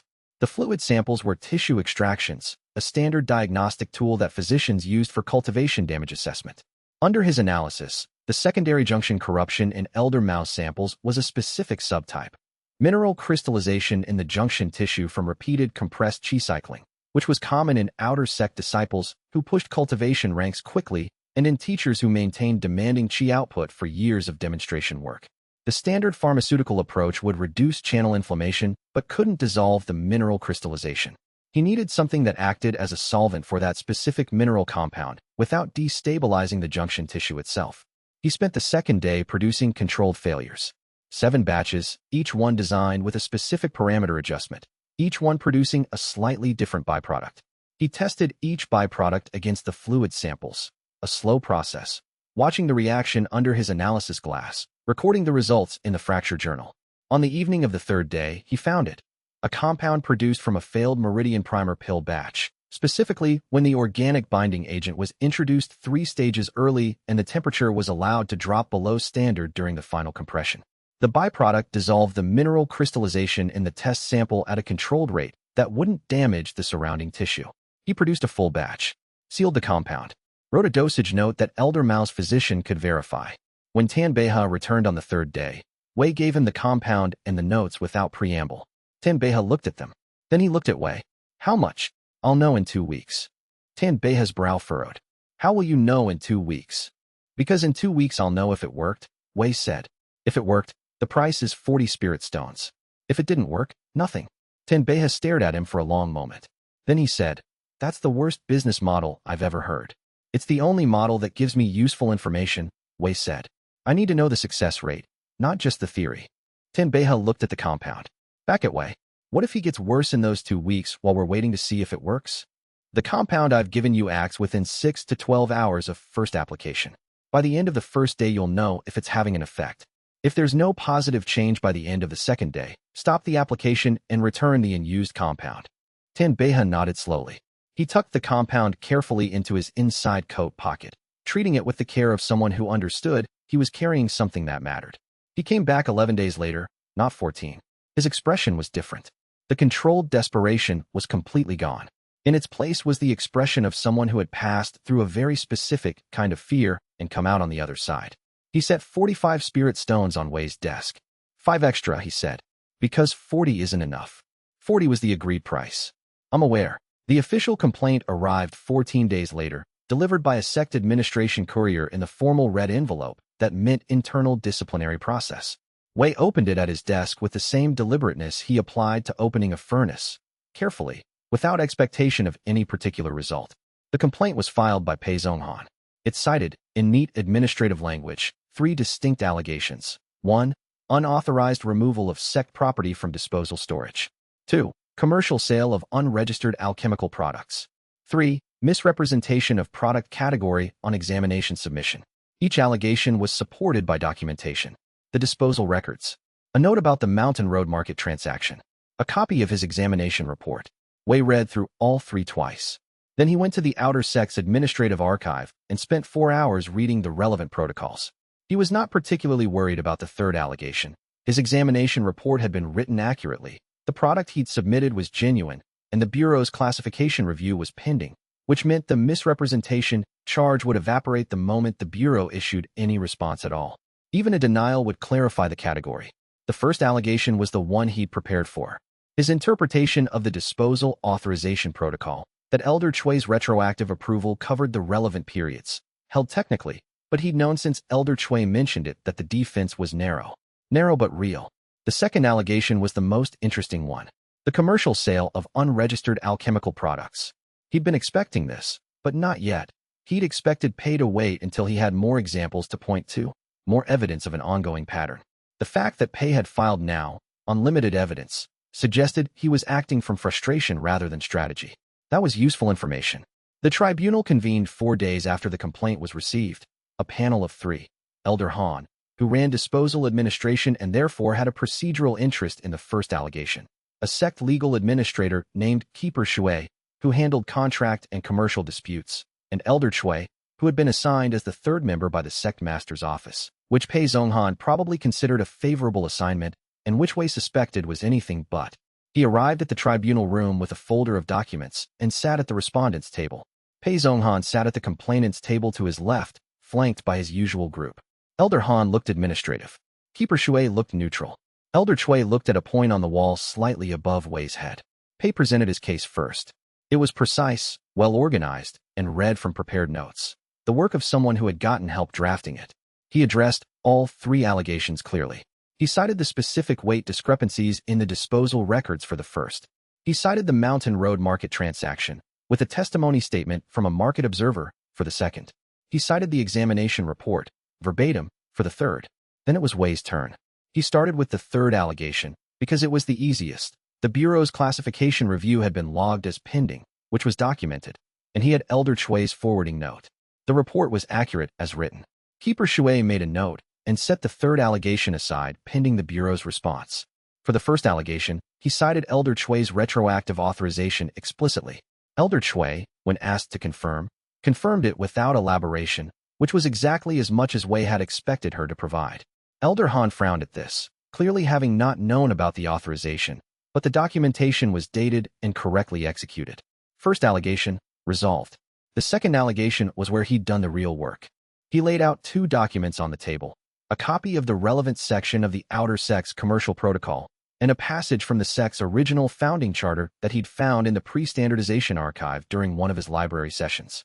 The commercial protocol, he said, prohibits the sale of registered alchemical products by outer disciples without inner sect authorization.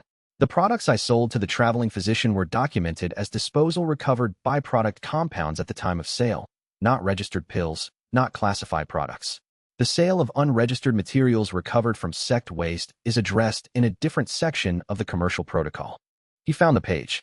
Section 14, Subclause 3, materials recovered from disposal and waste processing prior to incineration may be retained by the recovering disciple and used or sold at their discretion, as such materials carry no official sect product designation. This section has been on the books since the sect's founding charter and has not been amended. Elder Han looked at Keeper Shui. Keeper Shui read the clause twice. Additionally, Wei continued, the original founding charter includes a separate provision regarding materials of disputed alchemical classification, specifically, materials that may be alchemical byproducts but have no registered category. Such materials are not covered by the standard product registration requirements until a formal classification ruling has been issued. Since the Bureau has not yet issued a ruling on my byproduct compounds, they remain legally in the disputed classification category, which means the registration requirement is technically suspended pending that ruling. He set the founding charter excerpt on the table. Keeper Shui read it. Read it again. He had the expression of someone watching an argument they wanted to dispute but could not find a way into. Pei Zhonghan, across the room, said, "This is an abuse of historical protocol to justify." Honored complainant, Keeper Shui said, without looking up, "Please observe the procedural rule about speaking out of turn." Pei closed his mouth. The tribunal conferred. This took 11 minutes. When they returned, Keeper Shui delivered the verdict. All 3 allegations were dismissed. The first on the basis of authorized retroactive documentation.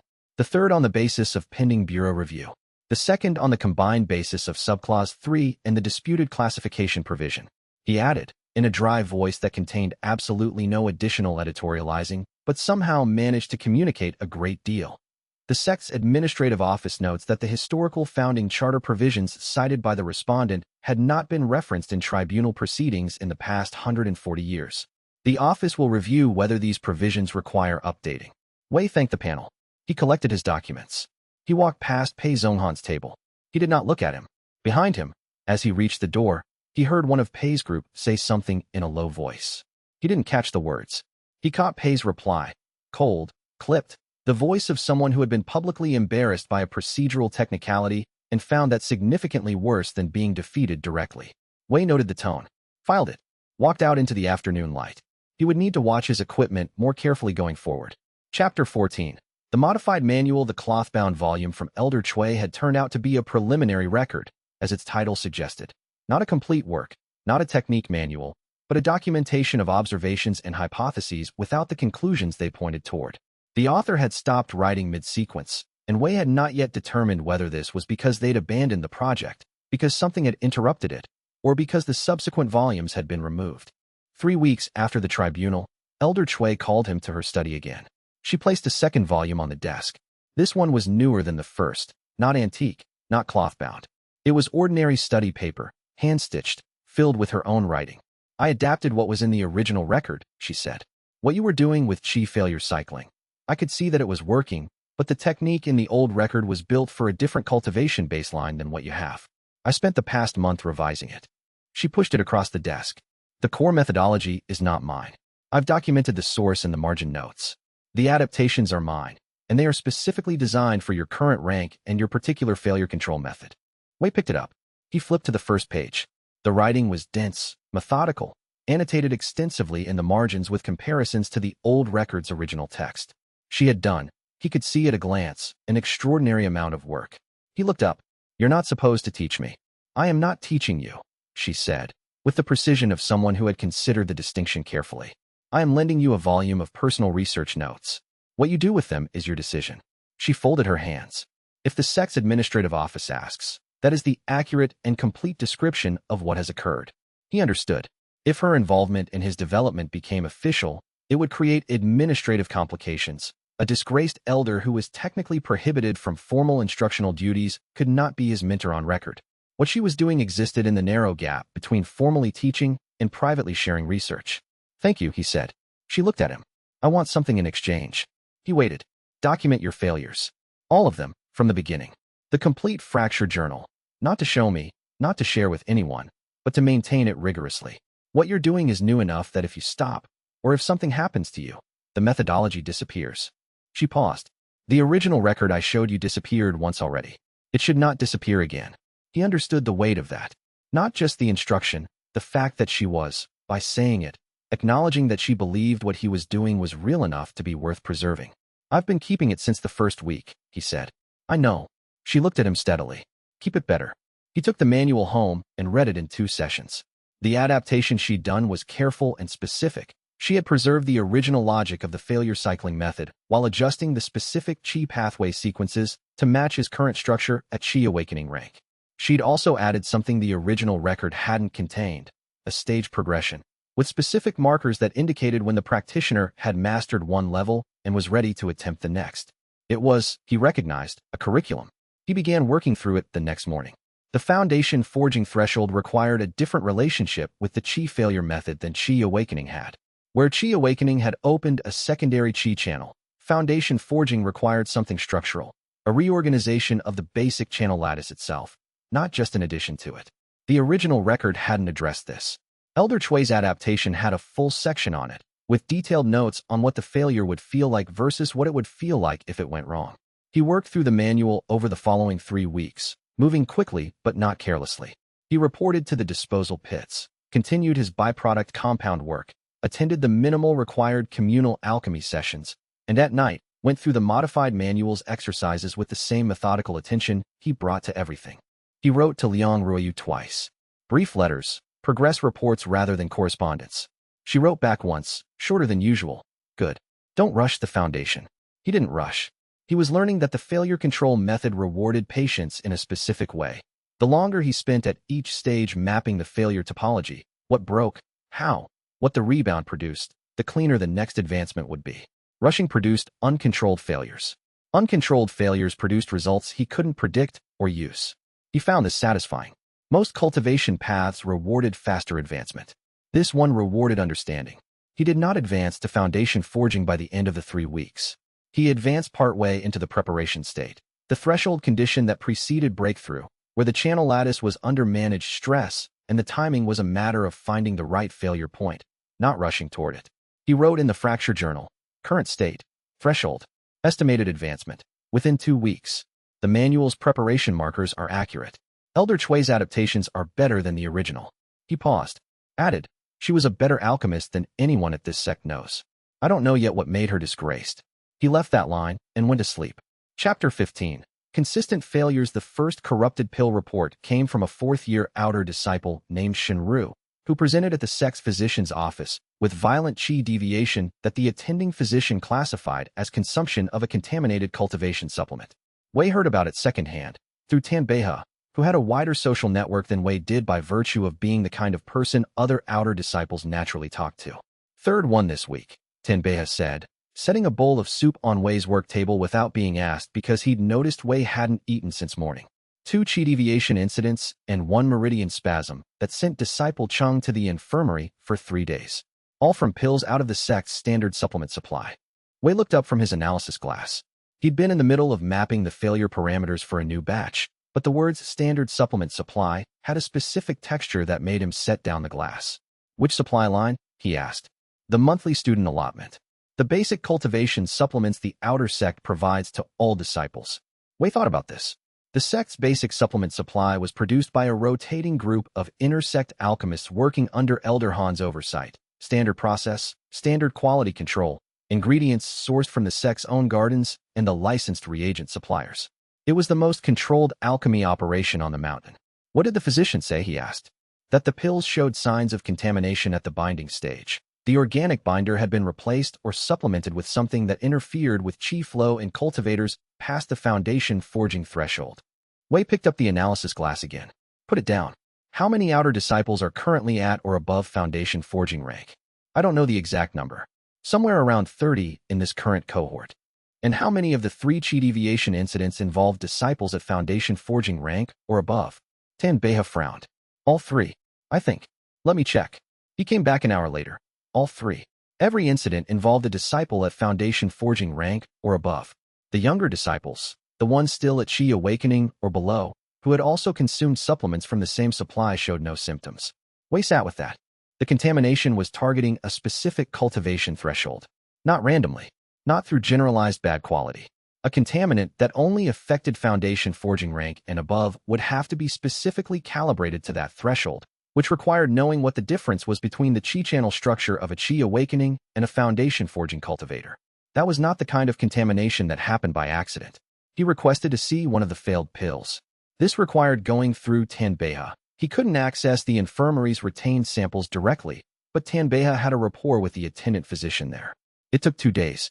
The sample arrived wrapped in analysis cloth and labeled correctly, which told Wei someone in the infirmary was either carefully organized or had been expecting someone to ask. He spent a morning examining the pill under his analysis glass. The contamination was not sophisticated. That was the first thing he noticed. Whoever had done this had known the correct target threshold and the correct binding stage intervention point, but their execution was clumsy. The contaminant compound was distributed unevenly through the pill matrix, and in 2 places had crystallized on the outer shell in a pattern that an experienced eye would recognize. The intervention was technically informed, but practically inexpert. He wrote in the Fracture Journal, "The contaminator understands cultivation chemistry at the theoretical level. They do not have consistent hands-on alchemy experience. This suggests intersect access to the supplement supply production chain, theoretical knowledge, possibly from texts, but limited practical production skill." He thought about who on this mountain had intersect access, theoretical alchemy knowledge, and limited practical skill. The list was not short, but one category narrowed it: someone who would benefit from removing Foundation forging rank outer disciples from the competitive pool before the next inner disciple qualification period. He went to the sect records and pulled the inner disciple eligibility log. The next qualification window was 6 weeks away. 31 outer disciples at Foundation forging rank or above were eligible to compete. If a significant number of them were disabled by chi deviation incidents before the window opened, he stopped. He wrote, "This is not sophisticated. It is desperate. Someone is afraid of not qualifying and is taking a risk that is disproportionate to the return. This suggests not a senior disciple. A junior inner disciple who is about to become eligible for senior inner rank, but is worried about the outer disciples below them pushing up faster than expected." He looked at the list of current junior inner disciples with pending senior evaluations. There were 8 names. He began researching their alchemy backgrounds. He had 3 days before the next supplement distribution. If the contaminated supply continued, more outer disciples would be affected. He needed to identify the source before then, not to report it immediately, but to confirm his hypothesis before he acted on it. He went back to the analysis glass and began mapping the contaminant compound's chemistry with the same precision he brought to his own failure compounds. The contaminant had a signature. All alchemical work had a signature, if you knew how to read it. Minor variations in technique that left traces as individual as handwriting. He found it in the crystallization pattern on the pill's outer shell, a consistent micro-variation in the pressure applied during the final compression stage. Slightly too much force on the left side. Consistent across both the contaminated pills he had samples of. That was a hand. A specific hand. Now he just needed to find whose hand it was. He wrote, 3 days. Then the next distribution. Then more people get hurt. He closed the journal. He went to find Tanbeha. Chapter 16. The signature in the pill. The intersect's alchemy production hall was on the 2nd terrace, technically restricted space, but accessible to outer disciples during the weekly material transfers, when carts moved between the storage buildings and the production rooms, and the people handling those carts needed to pass through the hall corridor. Wei requested a material transfer assignment from Elder Han's office on the grounds that he was available and it was a needed duty. Elder Han approved it without looking up from his desk. Wei had noticed this was a consistent pattern. Elder Han approved requests that filled rosters and asked no questions about who was doing the filling. He spent the transfer morning doing his assigned task correctly, moving materials between storage and production on the official manifest schedule. He also spent it looking. The production hall had 4 working stations currently active for the supplement batch, 2 senior inner disciples running primary production, and 2 junior inner disciples handling component prep and quality control. The quality control station was the one he was interested in. It was at the end of the production chain, the last hands that touched the pills before packaging. He watched the quality control station from the corridor during his material movement passes. He was not conspicuous about this. He was moving carts. He had reasons to be in the corridor, and he moved at a pace that did not draw attention. 3 passes. On the 3rd pass, he had what he needed. The junior inner disciple at the quality control station was named Jiangli Wei. He was 26, 1 year past the outer to inner transition, with a competence record that was good but not exceptional. His alchemy technical scores were strong in theory, average in practical execution. More importantly, he was the disciple whose name appeared highest on the pending senior inner evaluation roster, which meant he had the most immediate competitive interest in the pool of Foundation forging rank outer disciples thinning out. Wei watched him handle the pills. The compression in his left hand was slightly heavier than his right. Consistent. The same micro-variation he'd seen in the pill's crystallization pattern. He didn't do anything with this observation immediately. He finished the transfer shift. He returned the manifest. He walked back to the outer disciple quarter. He spent the afternoon producing something specific, a diagnostic compound, designed to react only with the contaminant chemistry he'd mapped in the corrupted pills. If he could introduce this compound into the quality control step, not in the pills themselves, but into the testing process, it would react visibly if Jiangli Wei was still adding the contaminant, confirming the source rather than just the signature. The method required getting a small amount of the diagnostic compound into the pill testing tray at the quality control station. Not possible during a production shift. But the supplement pills were tested again during the packaging inspection, which happened in a different room with different personnel. He sat with the logistics for 2 hours. Then he went to find Tanbeha.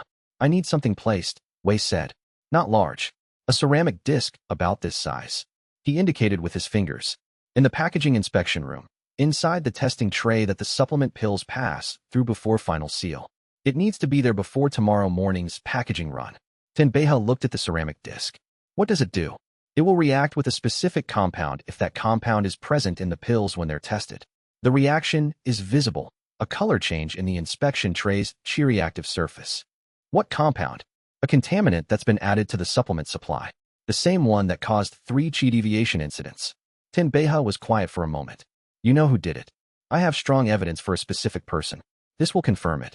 And then I take the evidence to Elder Chui. Tanbeha nodded. He took the ceramic disc.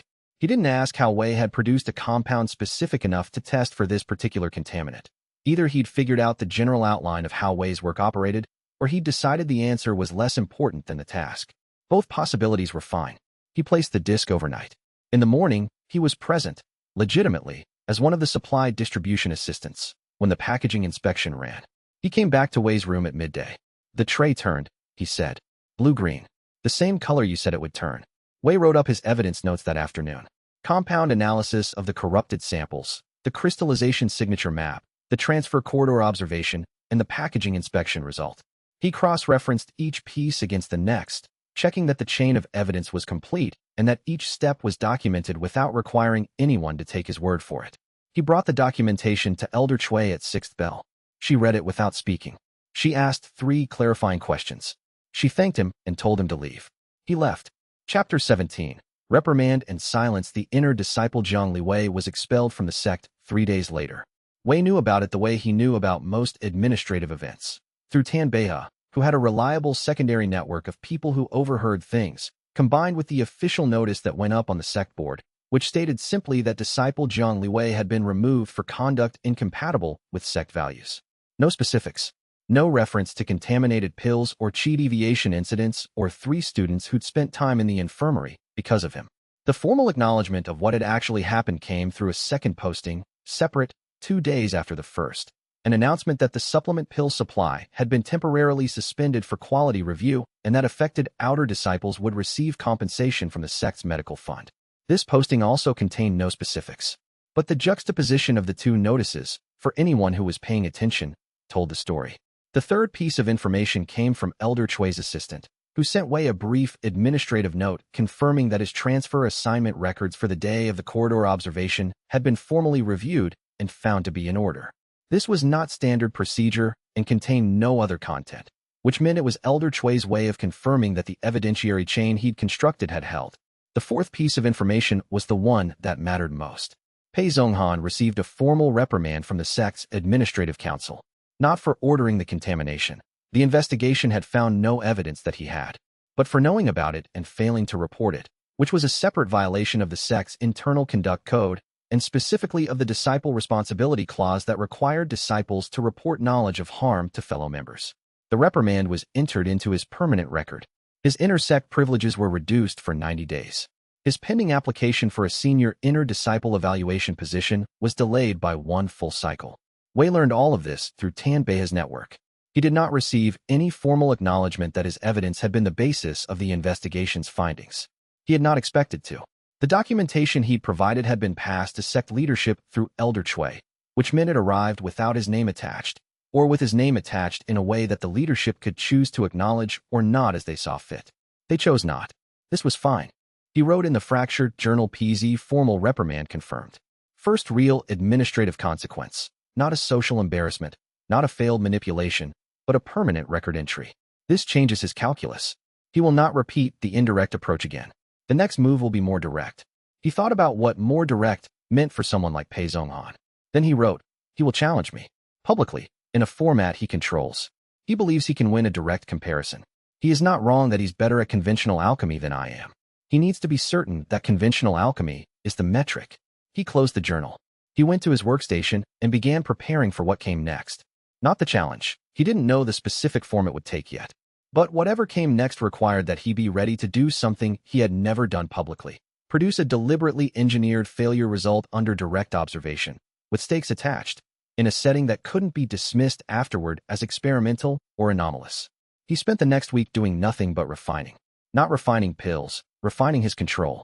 Making the same failure happen 12 times in a row. Making different failures happen on command.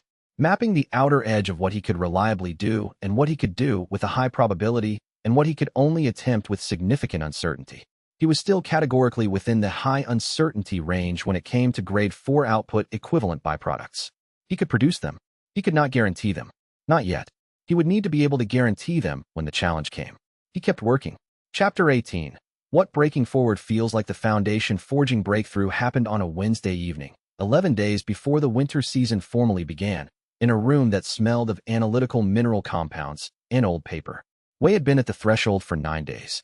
He could feel it the way you can feel a word on the tip of your tongue, the shape of what was coming, the sense that the mechanism was complete and the trigger was close.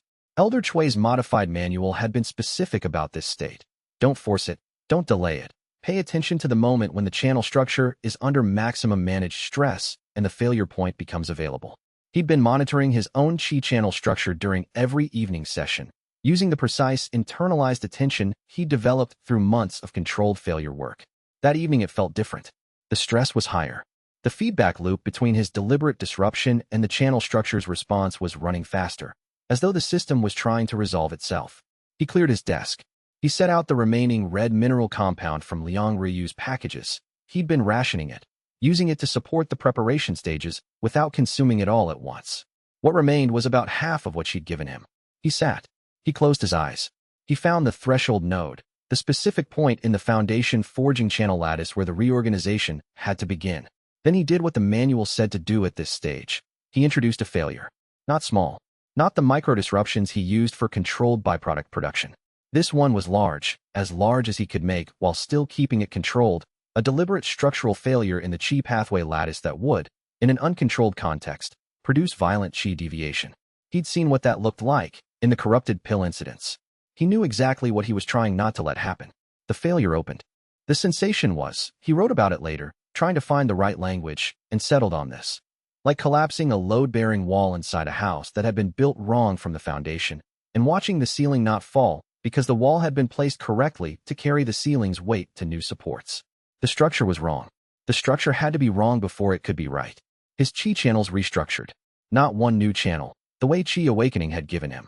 A complete reorganization of the lattice, the channels thickening, branching, forming junctions at points where before there had been nothing, creating a network that was not larger so much as more complex, more capable of nuance, like the difference between a single road and a map. He heard, somewhere under the process, a sound that he later realized was Elder Chui opening his door. He didn't surface immediately. The breakthrough required completion. It couldn't be interrupted mid-process without the incomplete lattice collapsing, which would cause exactly the kind of qi deviation he'd been trying to avoid. He held the failure steady. He held the reconstruction steady. He breathed in a specific rhythm that the manual had specified, each exhale slightly longer than the inhale, keeping the oxygen in his blood at the level that supported sustained qi circulation. It took approximately 12 minutes, by the candle that was burning on his desk. When he opened his eyes, Elder Chui was standing against the far wall, which was as far from him as the room allowed, her hands folded in front of her, watching. He looked at her. "Foundation forging," she said. Not a question. Yes. She was quiet for a moment. In the candlelight her expression was something he hadn't seen from her before. Not the analytical assessment she usually wore, not the careful neutrality of someone managing what they knew. Something older and more complicated. "I have seen foundation forging advancements 38 times, she said. In 37 of them, the channel restructuring was an optimization, a cleaner version of what was already there. She paused. What I just watched was not that. He waited. What you just did looked like a building falling down. Except the building was already standing again before the dust settled. She unfolded her hands. The original record I gave you described this. The author called it breaking forward. They said no conventional cultivation teacher could teach it because conventional teachers are trained to prevent the falling. She looked at him directly. I've been reading those records for 15 years. I've shown fragments to 3 other people, none of whom understood them. I understood the theory, but never. She stopped. I never believed I'd see it happen. Wei sat with this. The record's author, he said. Do you know who they were? Not the name, she said. But I know where the record came from. Before I found it, it had been sealed in the sect's restricted archive for over 200 years. She paused. It was sealed there by order of a cultivation authority that no longer officially exists. An office called the First Assessment Bureau, which predated the current Continental Alchemy Bureau. She said this carefully, watching his face. I found it because I was looking for something else, and it was misfiled. I don't think it was supposed to be findable. He wrote that night. Breaking forward. The original record's term. It falls to rebuild. The falling is not the failure. The falling is the mechanism. Without it, the rebuild cannot happen. He paused. Added, Elder Chui believes I am the first documented practitioner of this specific method in 200 years, at minimum. The record was sealed by order of an office that no longer exists. Someone didn't want this found. Find who didn't want this found. Chapter 19. The Formal Challenge. The formal challenge arrived 6 days after his foundation forging breakthrough, and Wei had been expecting it since approximately the moment he heard about Pei Zhonghan's reprimand. It came in the correct administrative format, a sect-registered challenge notice, delivered by courier, bearing the official Inner Disciple Challenge seal that was required for any formal competitive engagement between disciples of different ranks. Pei was inner rank. Wei was still officially outer, pending examination results. The challenge was technically a rank-inappropriate engagement, which was why Pei had included, with meticulous care, a waiver form signed by himself and attested by the Inner Sect Council allowing the match to proceed under cross-rank rules. He'd prepared the paperwork. Wei noted this. The paperwork was the tell. It showed that Pei had thought about this for a while, wanted it done correctly, wanted no procedural route for Wei to escape the comparison. The terms were standard for a formal alchemy challenge.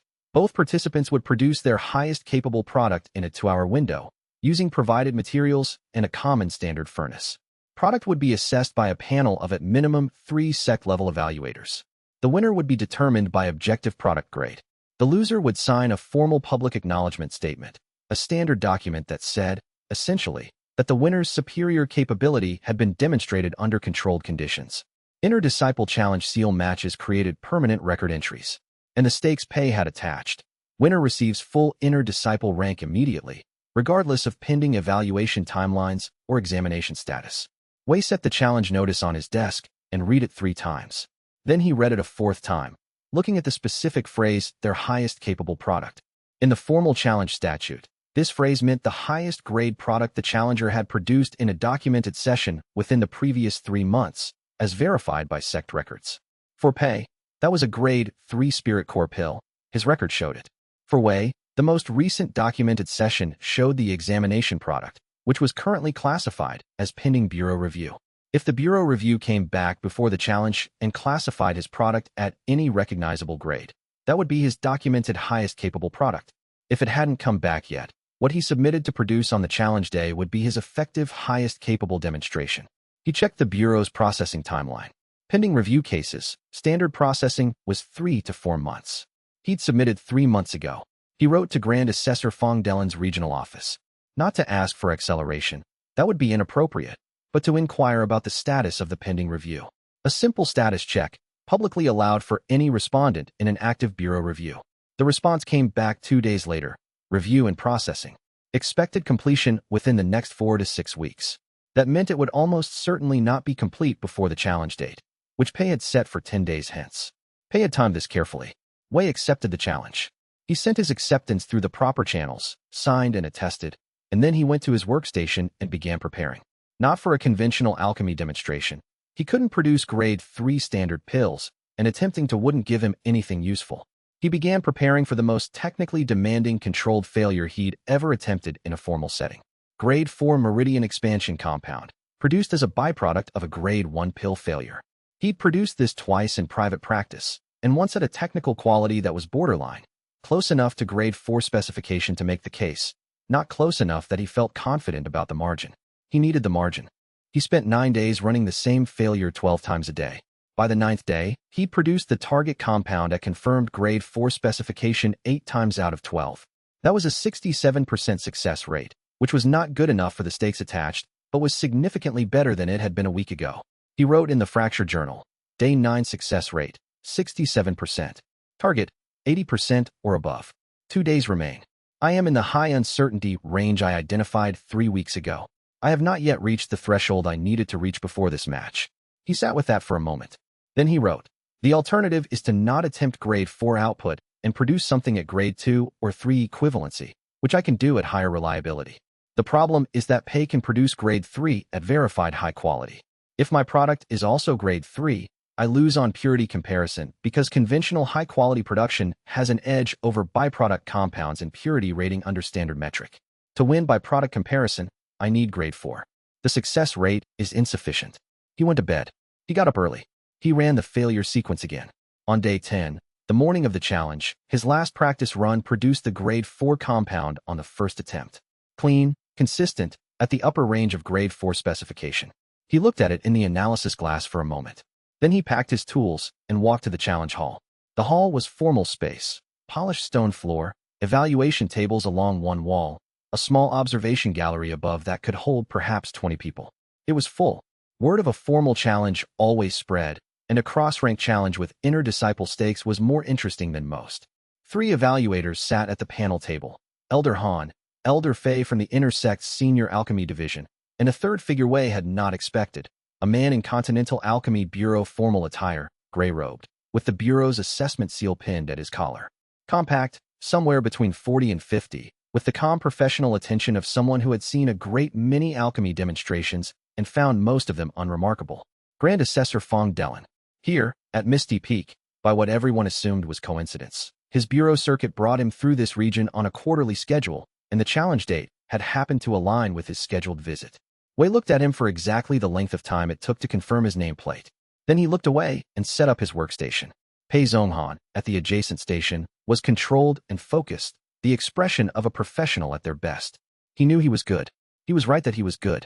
He began his work immediately when the signal sounded, moving with the practiced efficiency of someone who had prepared this specific batch dozens of times.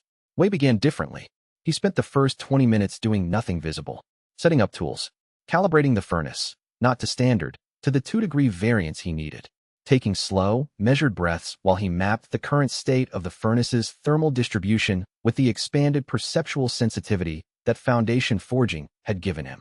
He could feel the furnace in a way he couldn't have 2 weeks ago. The thermal layers, the minute variations in the firestone quality, the slight imbalance in the flue that produced a predictable draft at 30-second intervals. He introduced his materials at the 17-minute mark, started the process, watched Pei, at the adjacent station, already into his second stage, faster, more experienced, the product of 100 clean conventional successes. Wei's process looked wrong from the outside. He'd been told this by Tan Beihe, who'd watched a private practice session. It looked like a failure in progress. The temperature curves were unusual, the timing didn't match any standard protocol, and at the 40-minute mark the furnace shuddered in a way that made 3 people in the observation gallery visibly tense. He held the failure exactly where it needed to be. The grade 1 pill matrix collapsed at the correct stage. The temperature dropped.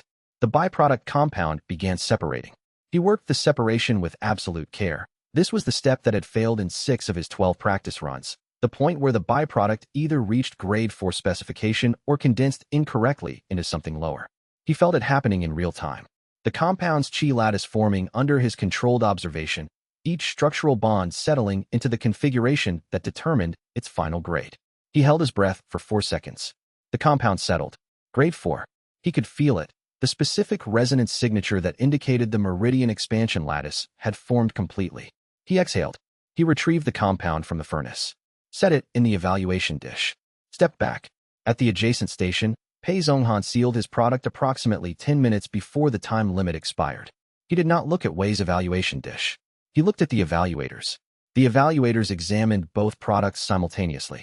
Elder Fei picked up Wei's compound first, turned it, brought it close to his analysis lens. He frowned. Not the frown of someone who had seen something bad. The frown of someone who was rechecking a result because it was not the result they expected. Elder Han examined it next. He set it down more carefully than he'd picked it up. Grand Assessor Fong Dellen hadn't moved from his observer position, but his attention had shifted completely onto Wei's evaluation dish, and it had done so when Wei opened the furnace, before the evaluators had touched anything. The evaluators conferred. The conference took 4 minutes, which was longer than these evaluations typically required. Elder Fei spoke. Pei Zhonghan's product is assessed as grade 3 spirit core pill. Purity, 93%. Exceptional by standard metric. He paused. Wei Jinfeng's product is assessed as Another pause. This one weighted, a compound of non-standard classification. By the properties we can measure with current equipment, it corresponds most closely to a meridian expansion compound at grade 4 specification. He looked at his colleagues. However, it is not a pill. It is a byproduct compound. It was produced from a failed grade 1 pill batch. Under the formal challenge statute, the assessment is of highest capable product, and the statute specifies that product is defined by the sect's registered product category list. Byproduct compounds, Elder Hans said, with the tone of someone reciting something he already knew, are not on the registered product category list. The pending Bureau review has not yet concluded. Therefore, by the challenge statute, Wei Jinfang's output is unclassifiable, which means, Elder Fei concluded, that by the standard metric, Wei Jinfang has produced an unclassifiable product and Pei Zhonghan has produced a grade 3 certified product. He looked at the panel. In a conventional reading of the statute, the result would be, a moment, said Grand Assessor Fong Dellen. He stood. He walked to the evaluation table. He picked up Wei's compound and looked at it, the same way he'd looked at it from a distance, with the same focused, unhurried professional attention. He set it down. He turned to the evaluation panel. Continental Alchemy Bureau Assessment Protocol 7, Subsection 3, he said. His voice was even, carrying the quiet authority of someone accustomed to being listened to in administrative settings. In any formal alchemical evaluation where a bureau review is pending on a disputed product category, and where the pending product is presented in a formal challenge context, the bureau observer present, if one is present, has authority to issue a provisional grade assessment that supersedes the local metric until the bureau's formal ruling is issued. Elder Han blinked. I wasn't aware of that provision. Most people aren't. Grand Assessor Fong Dellen looked at the compound. My provisional assessment. This is a grade 4 meridian expansion compound produced through a non-standard methodology. It exceeds the grade of the competing product. He looked at the evaluation panel. By objective product grade, which is the stated challenge metric, the result is a win for Wei Jinfang. In the observation gallery, 23 people processed this at 23 different speeds. Pei Zhonghan's expression did not collapse. He was too controlled for that. But something behind his eyes shifted. Not fury, not yet. The cold, locked quality of a calculation running into a variable it had not accounted for and refusing to accept that the variable was real. Elder Fei cleared his throat. By the formal record, the challenge result is Wei Jinfang, winner. Inner disciple rank is accordingly conferred. He wrote something on the panel's recording sheet. The acknowledgement document. I'll sign it, Pei said. His voice was completely level. He walked to the recording table.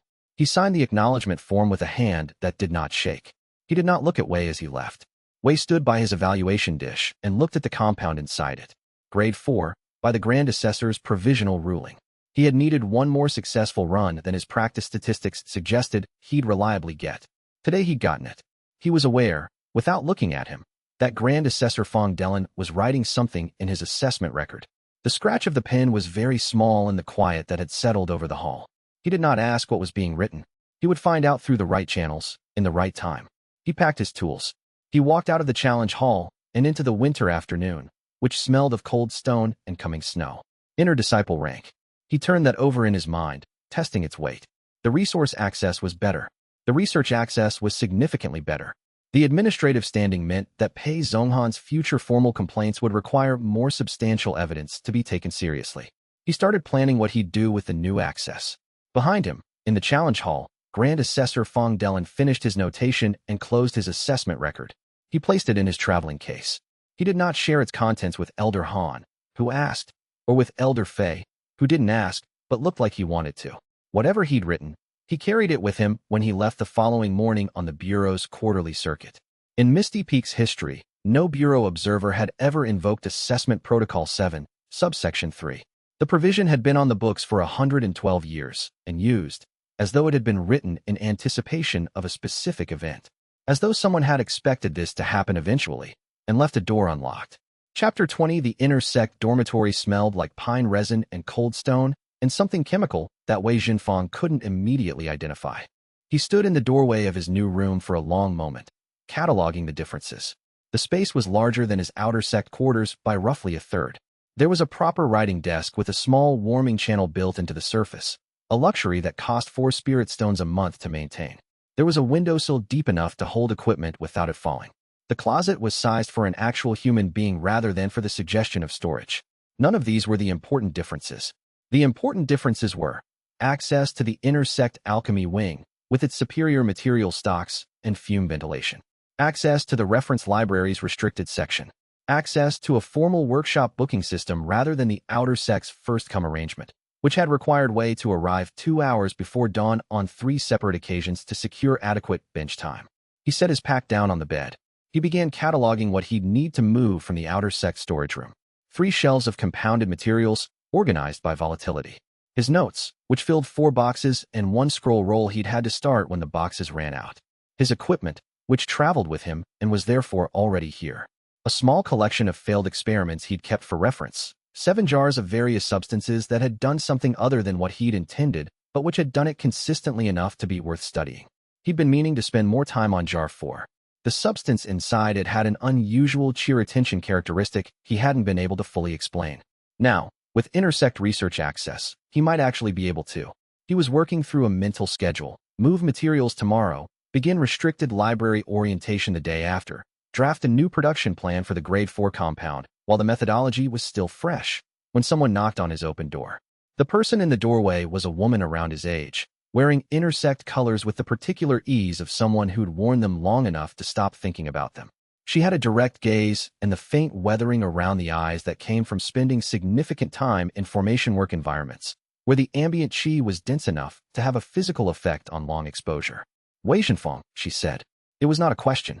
I'm Xiaoling Wei. I do formation work. The room across from yours. She paused. The person who used to live in your room was not diligent about removing his equipment. There are several items in the ventilation channel above the desk that are going to cause a problem if you run the warming element. Wei looked at the desk, then at the ventilation grate above it. How large a problem? He asked. Small fire. Probably. She tilted her head. I can show you how to remove them safely if you want. It'll take maybe 15 minutes. Yes, Wei said. That would be useful. It took 11 minutes.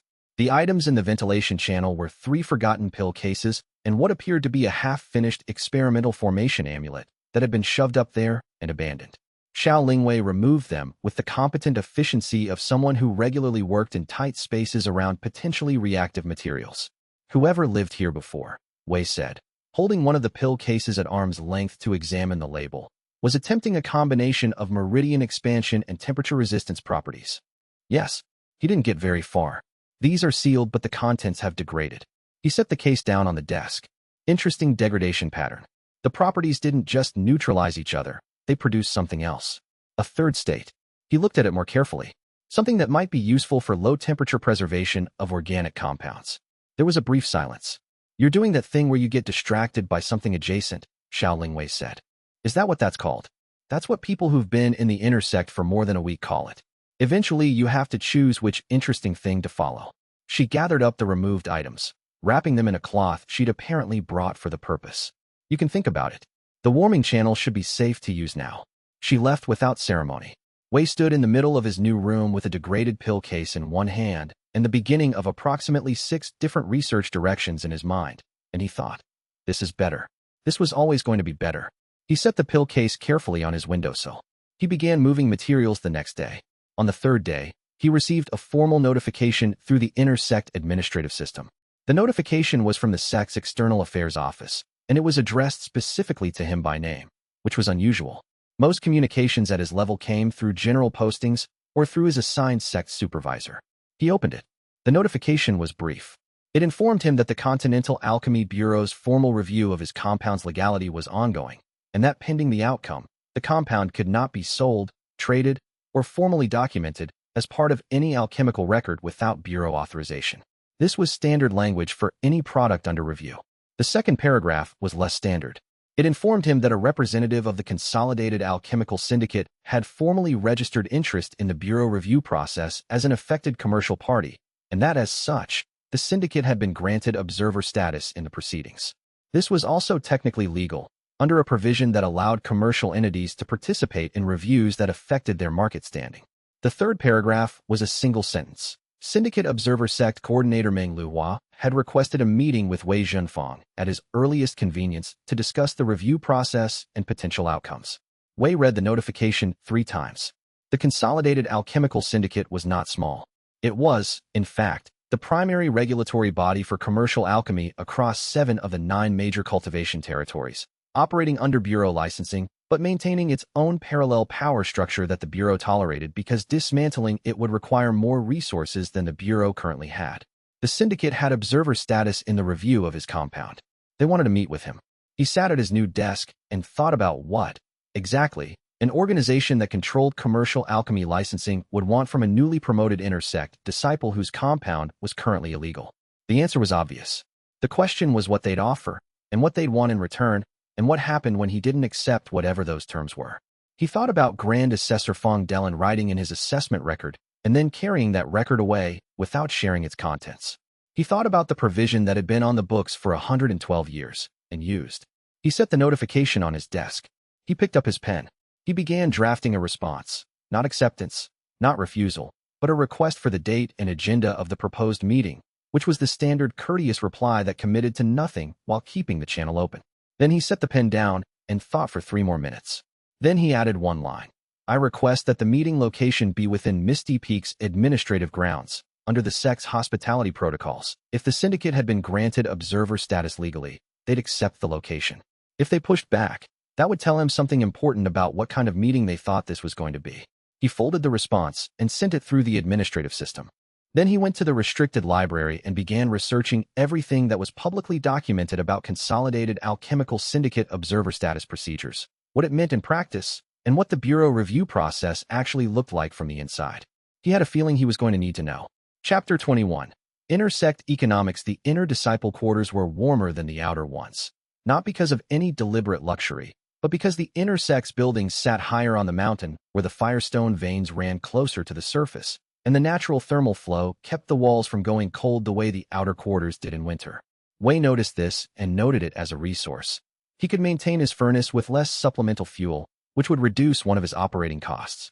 He spent his first 3 days in the inner sect mapping costs. The inner disk resource allocation was, on paper, generous. A monthly stipend of spirit stones for cultivation supplement purchases, access to the inner herb gardens, priority in the sect's reagent purchasing program. In practice, the stipend covered exactly enough to maintain a conventional alchemy practice at a moderate level of output. 4-ways practice, which consumed more material per productive result than conventional alchemy, because he was running multiple failures per target compound.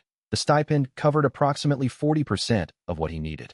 He sat with the arithmetic on the first morning and concluded that he had roughly 6 weeks of operating reserves before he would need additional income. He had a running income operation, the byproduct compound storefront he'd been maintaining through Liang Ryu's physician's license. But the inner sect's different administrative zone created a complication. The peripheral market where the storefront operated was technically in the outer sect zone, and his inner disk status created a jurisdictional question about whether he could continue operating there. He spent half a day reading protocols. The answer was yes, with one adjustment. Inner disciples operating commercial activities in the outer sect zone needed to have an outer sect registered representative. Liang Ruoyu's license worked for this, but she wasn't here. He needed someone who was. Tan Beha showed up on the second morning, the same way he showed up for most things, without announcement, with something useful. In this case, a transfer confirmation showing that he had passed the inner disciple entrance combat qualification and would be moving to the inner quarters the following week. Combat merit track, Tan Beha said, with the tone of someone who found this obvious. I told you when we made the arrangement that I handle things you can't handle. I didn't ask you to do that. No. He set the transfer confirmation on Wei's desk. But I need to be where you are to be useful, and you're moving to the inner sect. He looked around the new room. Larger, better light, one window facing east. Also, this is a better room. Wei looked at the transfer confirmation. Then he looked at Tan Beha. I need an outer sect registered representative for the peripheral market storefront. Your new inner status would, I know, Tan Beha said. I'll set it up. He paused. What else? Wei thought about his resource problem. He thought about what 6 weeks of operating reserves meant in terms of what he could and couldn't attempt in that window. I need to scale the income operation faster than the current storefront allows. The storefront has a limited customer base. I need either a larger customer pool or a higher value product line. Or both. Or both, Wei agreed. I'll ask around the inner sect, Tan Beha said. There's more purchasing power here than in the outer market. If you have products that the inner sect disciples want and can't get through standard channels. Process artifacts, Wei said. Non-standard compounds with specific cultivation applications. The inner sect disciples who are pushing toward core condensation and above have cultivation problems that standard pills address imprecisely.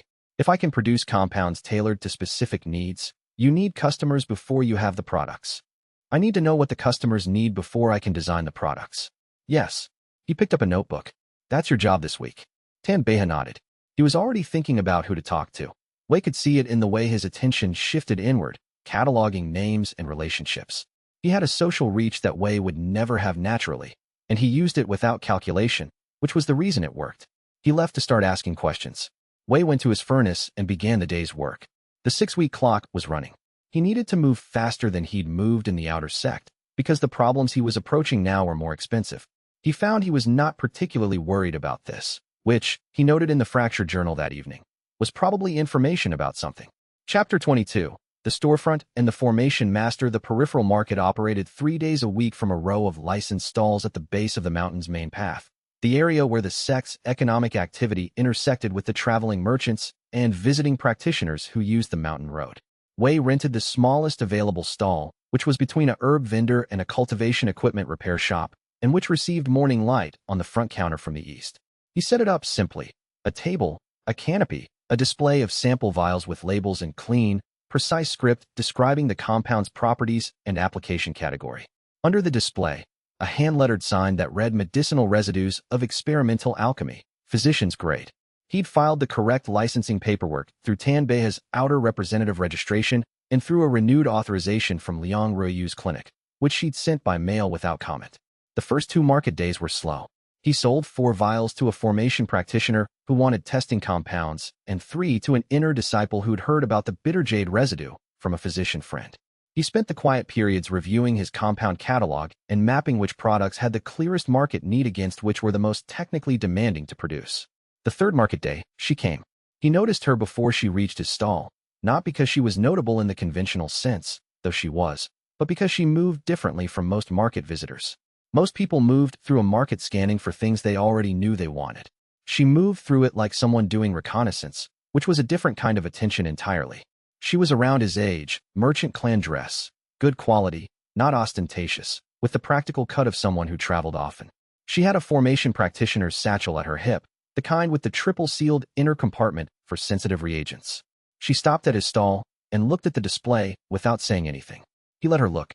After approximately 90 seconds, she said, "These classification labels are not from any standard system. They're from a private classification system I developed. Standard categories don't cover these product types." She picked up one of the sample vials, the pale residue that was his most consistently produced compound, the settling stone derivative. She held it up. "This says chi flow moderating, secondary meridian application, stagnant blood chi specific." That's an unusually precise characterization for a compound that doesn't appear in any licensed product registry. The characterization is accurate. She set it down. She picked up a second vial, the dark compound, the one he thought of as the magnetic residue from the formation primer batches. She looked at it, then at him. "This is a formation energy stabilizer." He hadn't labeled it as such. He'd labeled it by its direct chemical property, not its application. "It can be used that way," he said. "I can tell by looking at it." She set it down. "The lattice structure in this compound, the way it catches light through the glass, that's a specific chi polarization pattern. I use formation arrays that require a polarization stabilizer at the 3rd anchoring junction. The commercial supplier's products work at about 60% efficiency. This looks like it would work at closer to 85. She looked at him. "How much?" They negotiated.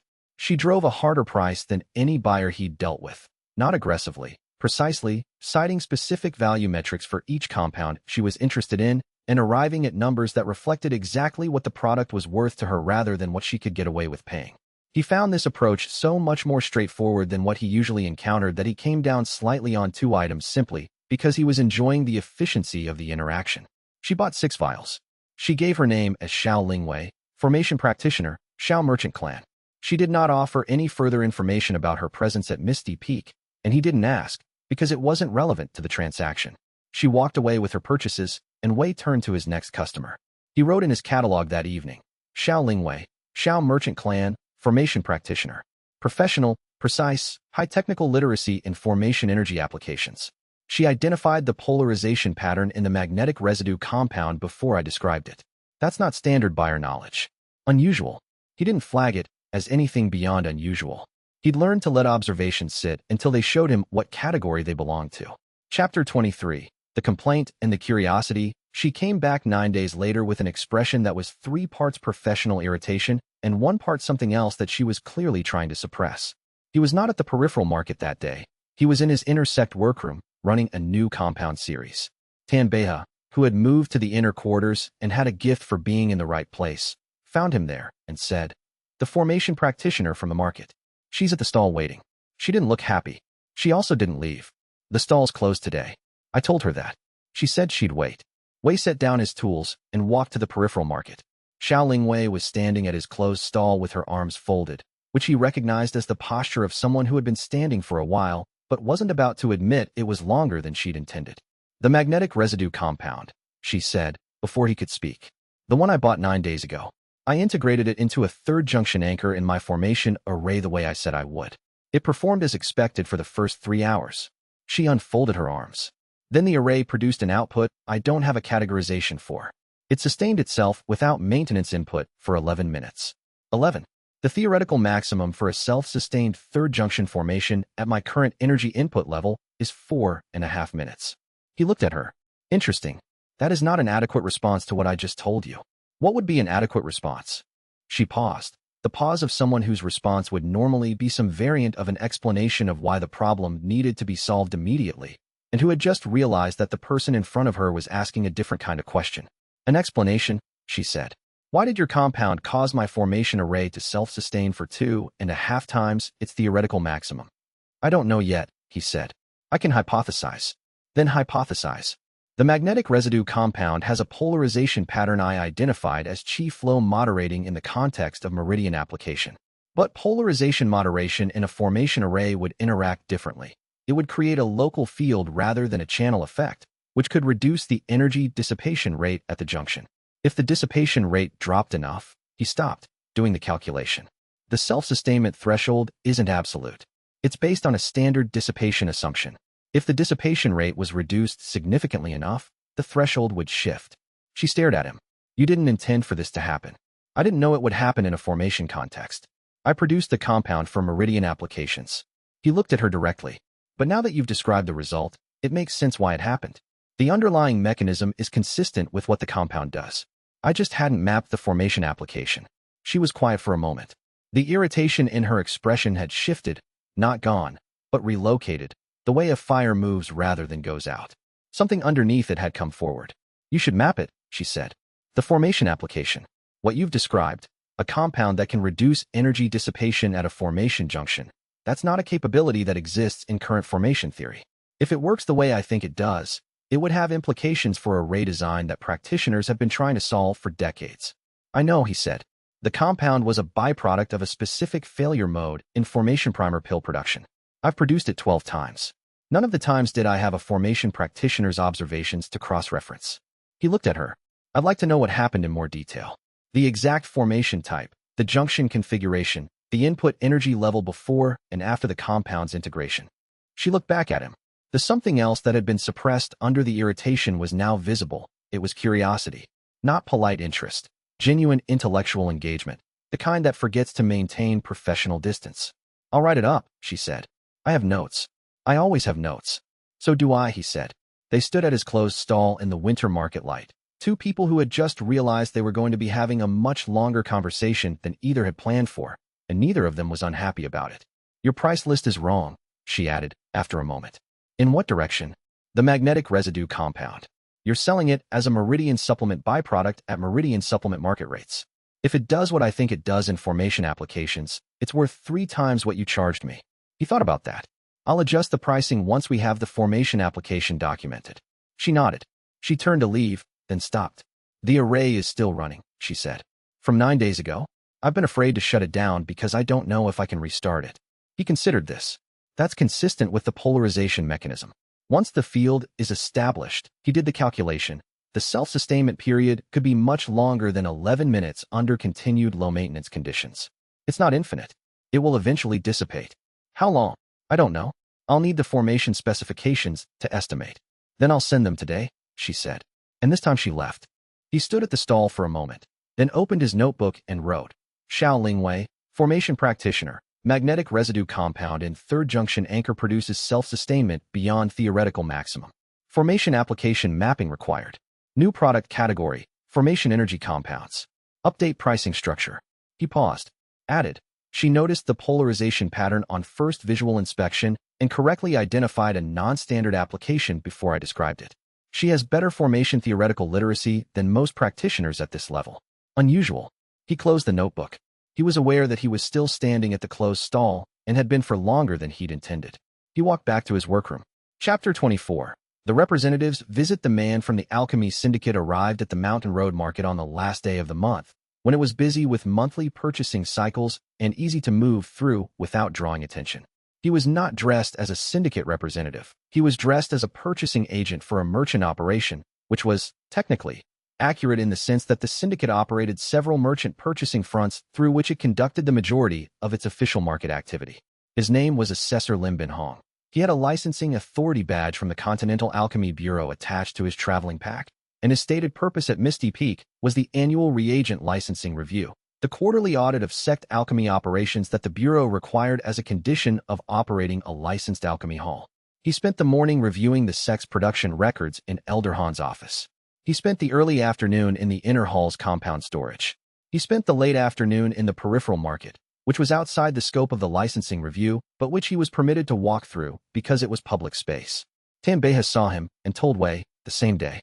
Syndicate purchasing agent, Tanbeha said, with the confidence of someone who had been paying attention to who visited which markets on what schedules. Lim Bin Hong. He's been on the Mountain Road circuit for 6 years.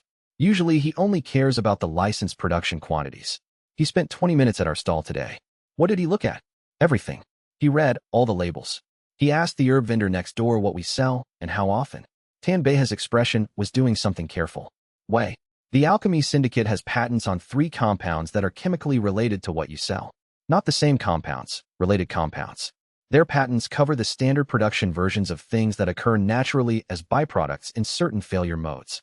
Wei had known this, in general terms, since he'd read about the syndicate's intellectual property portfolio in the Continental Alchemy Bureau's published records. He hadn't needed to care about it while operating in the outer sect's limited market. The inner sect's expanded scale changed the relevance. What's the overlap, he asked. Tanbeha handed him a note he'd written. Not from memory. He'd looked it up. The settling stone derivative you produce. The syndicate holds a patent on a synthetically produced version they call Meridian Rest Compound Type 4. The magnetic residue compound you've been selling, they have a related compound in their specialty portfolio. And the bitter jade residue, also covered, Wei said. He looked at the note. The syndicate's patents were on synthetically produced compounds, created through standard production processes rather than failure byproducts. Different production pathway, different chemical structure, same application category. His compounds were not the syndicate's compounds. They were different, produced differently, with slightly different properties, in a category that the syndicate's patents did not technically cover because the patents had been written to cover the specific synthetic pathway, not the application category. The question was whether the syndicate would see it that way. Lim Bin Hong asked the herb vendor next door how profitable our stall has been. Tanbeha said. The herb vendor told him we sell out regularly. Wei set down the note.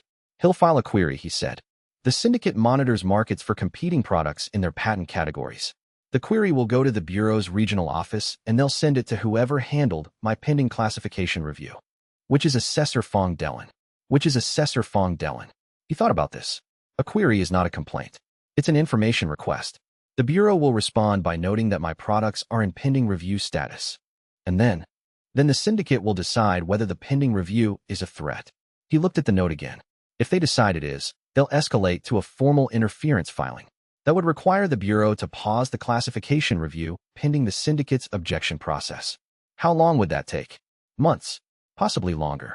He folded the note and put it in his pocket. We have a window.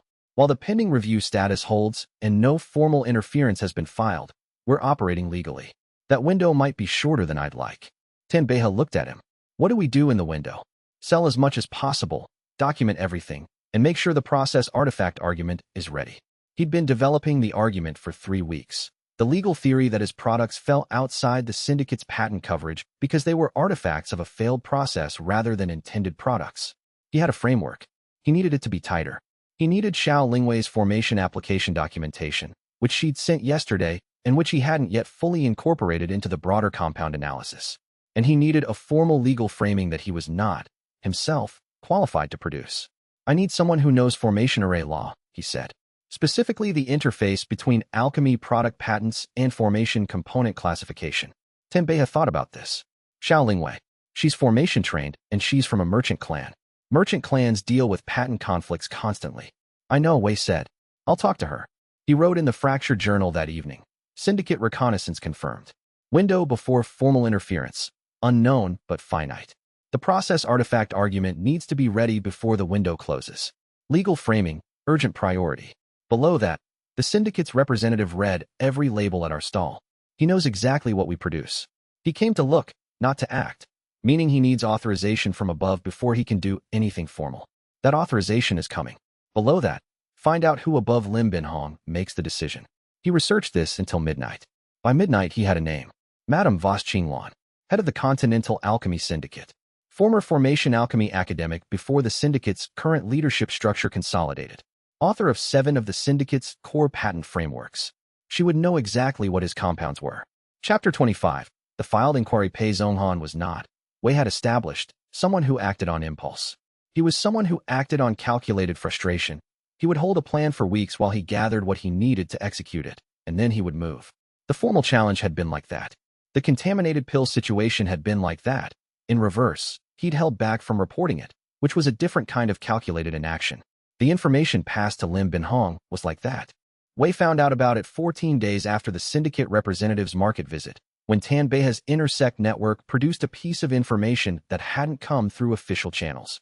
Pei Zhonghan had met privately with Lim Binhong on his last evening at the Mountain Road Market, after the market had closed. The meeting had lasted approximately 30 minutes. Lim Binhong had left the following morning with more documentation than he'd arrived with. Can we find out what he gave him? Tenbei asked. No, Wei said. But we can estimate. Pei has access to the intersect's administrative records. He was heir. He knows where the files are. He could have provided the tribunal records, the examination documentation, the disposal authorization paperwork. He thought about this.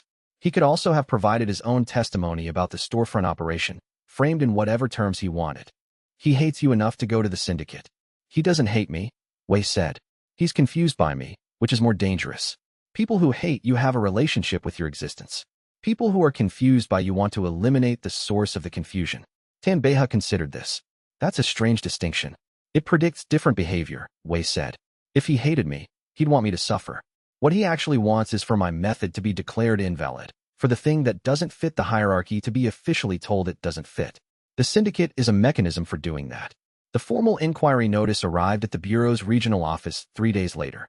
Wei knew about it because Fong Delen's regional office sent a required notification to all parties in active review cases when a related inquiry was filed, standard Bureau protocol. The notification was brief. An inquiry had been filed by the Alchemy Syndicate's legal office regarding potential patent-related concerns with the products under his pending classification review. The inquiry was in preliminary processing. No response was required from him at this stage. He read the notification twice. He went to find Xiao Lingwei. She was in the intersect's guest formation hall. She had arranged, through some combination of her merchant clan's relationships and her own professional reputation, a temporary working access to one of the hall's formation testing rooms. He knocked. She opened the door and said, without preamble, I've been expecting you. The syndicate filed an inquiry. I heard this morning. She stepped back and let him in. The formation testing room smelled of cheery active mineral dust and the specific electric quality of active formation arrays. Along the near wall were 3 arrays in various stages of testing, one of which, he noted, had what was clearly his magnetic residue compound integrated into its 3rd junction anchor. Sit. He sat. She did not. The inquiry invokes patent provision 7C, she said. That's the provision that allows the syndicate to challenge product classifications on the grounds of category overlap with existing patents. If they succeed in invoking it, your classification review gets paused, and the Bureau has to conduct a separate determination of whether your compounds are substantially similar to the syndicate's patented products. They're not substantially similar, Wei said. I know that and you know that. The problem is that substantially similar under 7C is defined by application category, not production pathway. Your compounds do the same things as the syndicate's patented compounds, in the same application categories. That's the argument they'll make. And our argument is that application category similarity doesn't constitute infringement when the production pathway is fundamentally different and the product itself is chemically distinct. Which is legally true, she said. but it's not settled precedent. There's no prior ruling that explicitly distinguishes failure byproduct compounds from intentionally produced compounds in the same application category. She looked at him. We need to make new precedent, and we need a legal framework that supports it before the syndicate's inquiry finishes processing. Wei looked at the formation array with his magnetic residue compound in it. The array was running. He could see the qi current through the third junction, moving in the slower, sustained way that the compound produced. 11 minutes of self-sustainment, Xiao Lingwei had said. He watched the current and thought. Process artifacts, he said. That's the framework I've been developing. If we classify your compounds as process artifacts, as outputs of a process rather than products in themselves, they fall outside the product patent system entirely. Patents cover products. They don't cover artifacts of processes. Has that argument been made before? Not in alchemy. In formation engineering, it has a partial precedent. There's a bureau ruling from 40 years ago that distinguished formation energy signatures from formation devices, protecting practitioners from having their array outputs covered by device patents. She sat down, finally, across from him. I can build on that precedent. It's not a clean parallel, but it's the best foundation available. How long do you need? 2 weeks for a first draft argument. Another week to stress test it. She looked at him steadily. And I'll charge you for the work. My rate is the rate my clan uses for legal consulting, 20 spirit stones per day. That's fair, he said. I know it is. I said it that way. She pulled a notebook from her satchel. Tell me everything about how your compounds are produced. Not the alchemy, the process. Every step, every decision point, every point where the compound's existence depends on the failure rather than the intention. He talked for 2 hours. She wrote for 2 hours. By the end, she had 17 pages of notes, and the beginning of something that was not quite a legal argument yet, but had the shape one. Outside, the winter season had settled over the mountain. The market was less busy than it had been. Lim Binhong was somewhere in the lowlands, filing the syndicate's inquiry with the Bureau's processing office. 45 days, Wei estimated. That was roughly how long before the inquiry would trigger a formal pause in his classification review, if the syndicate pursued it.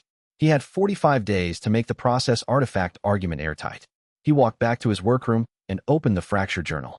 He wrote the number 45 at the top of the page. Then he wrote below it, "This is enough time. Make it enough time." He went back to work. Chapter 26. The audit notice. The formal audit notice arrived from the Continental Alchemy Bureau's regional office on a morning when Wei was running his third compound series of the day, trying to push the formation energy modifier's yield above its current frustrating plateau of 40%.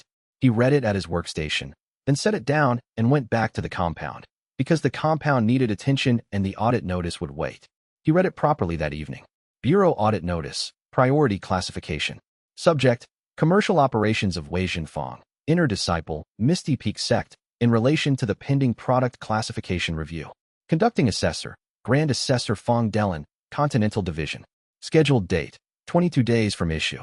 Scope, all commercially available products associated with the pending review, production records, raw material sourcing, licensing documentation. He set it on his desk next to the inquiry notification he'd received 2 weeks ago. The audit and the inquiry were related but separate. The inquiry had been filed by the syndicate. The audit was a bureau action, a standard due diligence process that the bureau initiated when a pending review had a filed inquiry against it. The audit would determine whether there was anything in his operation that warranted formal complaint consideration. This was, technically, good news. An audit that found everything in order would make the syndicate's inquiry harder to pursue. An audit that found problems would give the syndicate ammunition. He had 22 days to ensure his documentation was complete, accurate, and organized in a way that would communicate correctly to someone conducting a professional review. He spent the first 3 days going through every record he'd kept since establishing the storefront. Sale logs, compound production records, licensing documentation, the authorization paperwork from Elder Chui, the registered representative filings, the sourcing records for his reagents. He organized them chronologically and by category. He drafted an index. The production records were the most important piece. He had the fracture journal, which was comprehensive but not formatted for external review. It was a working document, dense and cross-referenced and written for himself. He needed a clean version. Not falsified, not edited for content. Simply translated from his personal notation into the kind of clear, sequential documentation that a bureau assessor would expect. He worked on this with the same attention he brought to his compound production. Each record entry in the clean version cited the corresponding fracture journal entry by date and sequence number. Everything was traceable. Nothing was claimed without a corresponding record. By the end of the first week, the documentation was in order. He turned his attention to the second problem, which was understanding what the audit would focus on. An audit had a scope. The notice specified all commercially available products. But scope could be interpreted broadly or narrowly, depending on the assessor's approach. He needed to know what Grand Assessor Fong Delen's approach was likely to be. He had limited information about Fong Delen beyond what he'd observed at the challenge and what was in the Bureau's public record. What the public record showed was 21 years in Bureau service, first as a regional assessor, then as division assessor, then as continental grand assessor. Assessment record, 0 reversed rulings in 12 years. Publication record, 3 formal papers on the Bureau's charter provisions, one of which had been cited in a landmark precedent case 6 years ago. He reads the charter carefully, Wei noted. He cares about the original text. That was useful. He pulled the Bureau's founding charter from the administrative library. He had already read the relevant sections for the process artifact argument. He read them again, more carefully, looking for what someone who cared about original text would see. He found something on the 7th read that he'd missed before. A footnote in the charter's product classification section, noting that the classification system was intended to be evolutionary, and that the Bureau's founding committee had deliberately left space for product categories not yet established at the founding date. The footnote cited the original committee minutes. He couldn't access the founding committee minutes, but the footnote was in the charter. If Fong Delen read the charter the way a person who'd written papers on it would read it, he would know the footnote. Wei wrote in the Fracture Journal, the founding charter has room for new categories built in. Fong Delen knows this. The audit is a due diligence process. Use the documentation to demonstrate that the products fit within the charter's intended evolutionary space. He went back to his compound work. He had 15 days until the audit. He intended to be ready in 10 and use the last 5 to rest and think. He was not used to resting. He worked on that too. Chapter 27. What Qinglan wants. Elder Chui came to his inner workroom 3 days before the audit, which was unusual. She rarely visited, preferring to communicate through notes and the occasional carefully arranged encounter at sect events. Her arrival at his door meant something had come through her channels that couldn't be conveyed in writing. She sat down in his work chair without being invited. He moved the tool case off the secondary seat and sat across from her. Madame Voss Qinglan requested the audit personally, she said. Not the inquiry, the audit. She sent a private communication to the Bureau's Continental Division a week after Lim Binhong's visit here, asking that the pending review be subjected to a priority audit before any classification ruling was issued. Wei processed this. She contacted the Bureau directly.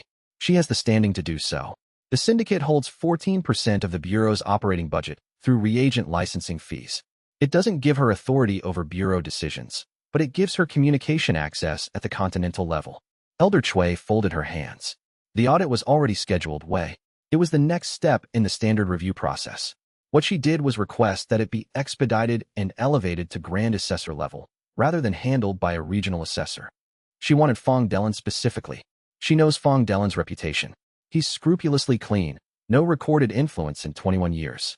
If his audit found problems with your operation, it would be unimpeachable. She is betting on his audit finding something. Elder Chui looked at him steadily.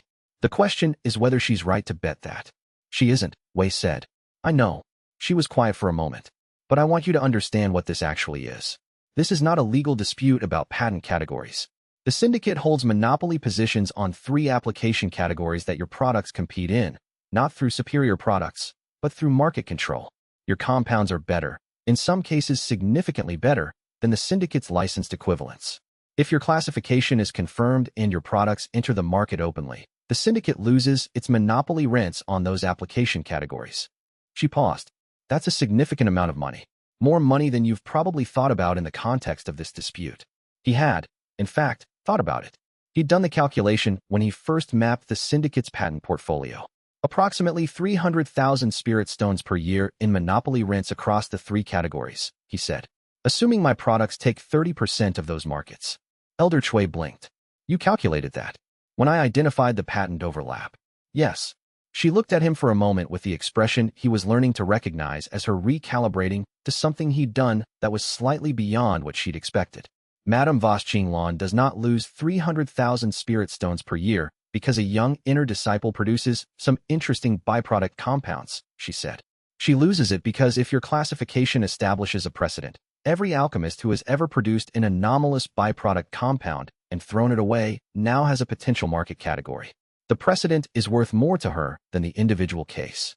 Wei had also calculated this. The precedent value for the syndicate's existing monopoly positions runs into the millions over a decade, he said. Yes. Elder Chui was quiet again. Then she said, you understand what you're fighting. I understand what's behind it, Wei said. The audit itself isn't the fight. It's a clearing mechanism. If the audit finds nothing wrong, the syndicate loses the ability to use it as leverage. And if the audit finds something wrong, it won't.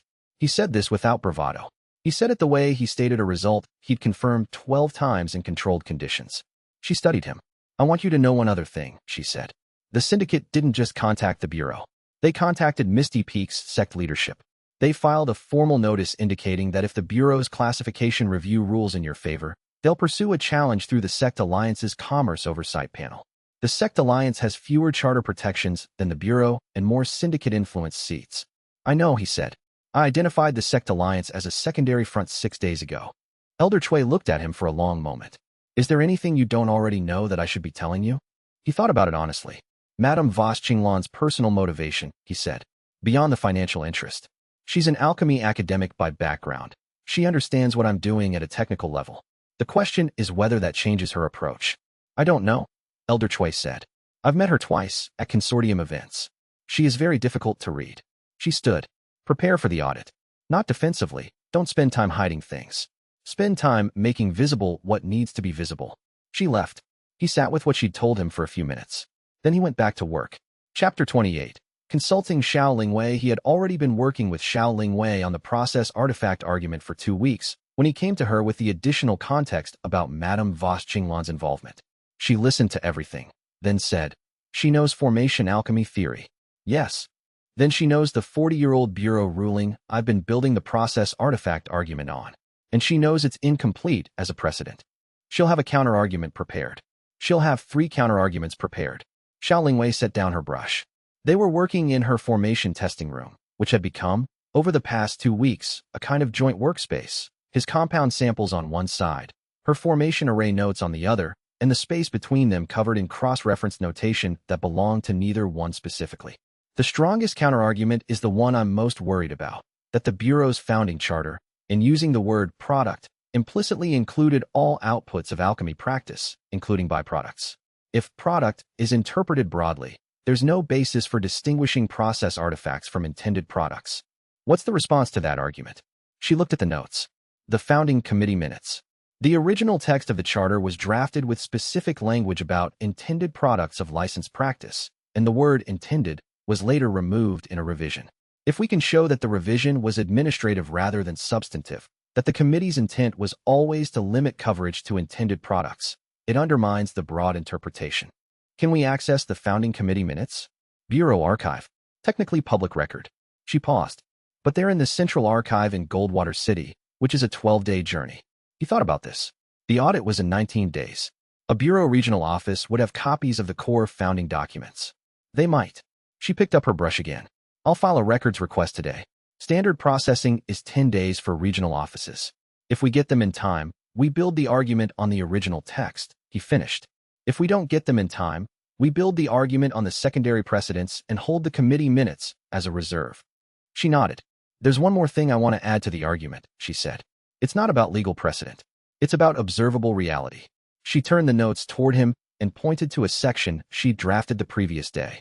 Formation energy compounds, the class that your magnetic residue compound belongs to, cannot be produced by intentional synthesis using current alchemy knowledge. I've consulted with 2 senior formation practitioners without telling them why, and they both confirmed there is no known synthesis pathway for compounds with the cheap polarization characteristics you produce. They can only be obtained as byproducts of specific failure modes. He looked at the section. The syndicate doesn't produce formation energy compounds. They can't. Their patents cover application categories, not specific compounds, but they've never actually produced anything in the formation energy range. If I can get those 2 practitioners to provide documented professional assessments that confirm production is only possible through failure byproduct pathways, then the syndicate's patent coverage of the application category would require them to cover something they cannot produce, Wei said slowly. And a patent that claims coverage of something the holder cannot produce is challengeable on grounds of non-enablement. Exactly. She looked at him. The non-enablement challenge would take the syndicate out of the formation energy category entirely. Not just for your compounds, for all compounds in that category. He sat with that. It was a larger move than he'd originally planned. He'd been thinking about defending his own classification. She was proposing an argument that would, if successful, strip the syndicate of a patent position they'd held for decades. The stakes increase if we include the non-enablement challenge, he said. Yes. She said this without any particular drama. Madame Voss Qinglan will respond accordingly. She'll escalate more aggressively than she otherwise would have. Xiao Lingwei met his eyes. I know. I'm recommending it anyway. Defensive arguments in patent disputes are only successful if you can sustain them indefinitely, and we don't have indefinite resources. The non-enablement challenge forces a conclusion faster, one way or the other. He thought about this. He thought about what the syndicate's escalation would look like if they included the challenge. He thought about Madame Voss Qinglan, who was a former academic who understood exactly what she was protecting. Do it, he said. She wrote for another hour while he worked on the compound series. At the end of the hour, she set down her brush and stretched her writing hand. 20 spirit stones today, she said. Same rate. I know, he said. She gathered her notes. At the door she paused and said, without turning around. The 2 formation practitioners I consulted, one of them asked, after I described the polarization characteristics, if I knew the person producing these compounds. I said I was a consultant working on a legal matter. What did they say? She was quiet for a moment. They said whoever was producing them must have a very unusual way of looking at things. She opened the door. I told them that was an accurate characterization. She left. He looked at the door for a moment. Then he looked at the compound series on his workstation and went back to the careful, difficult, specific work of making things fail precisely. Chapter 29. The gap in the charter. The records request came back from the regional bureau office in 9 days, which was 1 day faster than standard processing. Wei noted the timing without drawing a conclusion from it. The documents included the founding charter in its original form, a summary of the first 5 committee sessions, and 3 appendices on classification system design. He received them through the Bureau's public records courier on a morning when Xiao Lingwei was already in the formation testing room, with her notes spread across the secondary table. He brought them to her without reading them first. You haven't looked yet, she said, noting his expression. I wanted a second reader. She read. He read. They did this in the same room, separately, for 2 hours, occasionally saying here and pointing to passages, occasionally writing margin notes that referred to what the other was reading. It was an efficient process, and he was aware of that efficiency in a way that was separate from the subject of what they were reading. What they found was not a single definitive answer. It was better than that. It was the evidence that there had never been a consensus. The founding committee session summaries showed, clearly, that the word intended had been removed from the product definition not through an administrative oversight, but through a committee vote. 2 members had voted to remove it, arguing that limiting the definition to intended products would exclude categories that practitioners couldn't yet imagine. 2 members had voted to keep it, arguing that limiting to intended products prevented gaming of the patent system. 1 member had abstained. The abstaining member, noted in the minutes only by their initials, had submitted a formal written statement that the committee included in the record. The question of whether byproduct compounds should be covered by product patents was a question the charter should deliberately leave unresolved, to be determined by future practitioners and future precedent as the field developed. Xiao Lingwei put her finger on this entry and looked at him. The abstaining member deliberately left this question open, she said. With a written statement to that effect, he said. Which means there's no settled intent behind the charter language either way. It's not that the charter says intended products. It's that the charter deliberately chose not to settle the question. She sat back. Our argument changes. It's not that the charter includes process artifacts. It's that the charter left room for the Bureau to determine how to handle process artifacts, because the founding committee decided that determination should happen through practice and precedent rather than founding text. He saw it. And the process artifact framework is the precedent-setting determination. The first one, in this category. She was already writing. The audit becomes not a threat, but an opportunity. If Fong Dellen understands what he's looking at, a favorable audit ruling on a clearly documented case could be the first formal Bureau determination on process artifact classification. And a first formal determination has the weight of precedent in all subsequent cases. In Bureau law, yes. She didn't look up from her writing. Fong Dellen has written papers about the Charter's evolutionary provisions. He knows the founding committee left space for this. If our case is documented correctly, he'll know it's a precedent-setting moment, Wei said.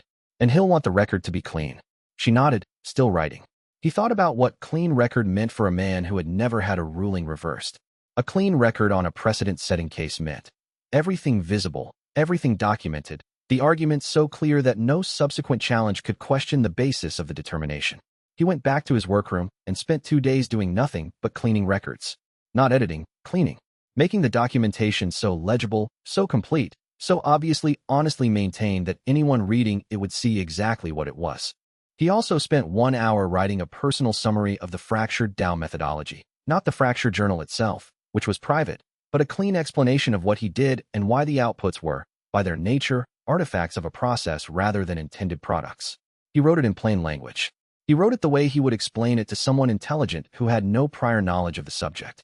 He read it back. He was satisfied with it. He added one sentence at the end. The byproducts I produce are not designed. They are discovered through a controlled process of discovery. That is the distinction that matters. He filed this with the documentation package. The audit was in 8 days. He was ready in 5. He spent the remaining 3 days producing compounds, selling at the storefront, and answering Tanbea's ongoing question of whether he was worried. No, he said, the third time Tanbea asked.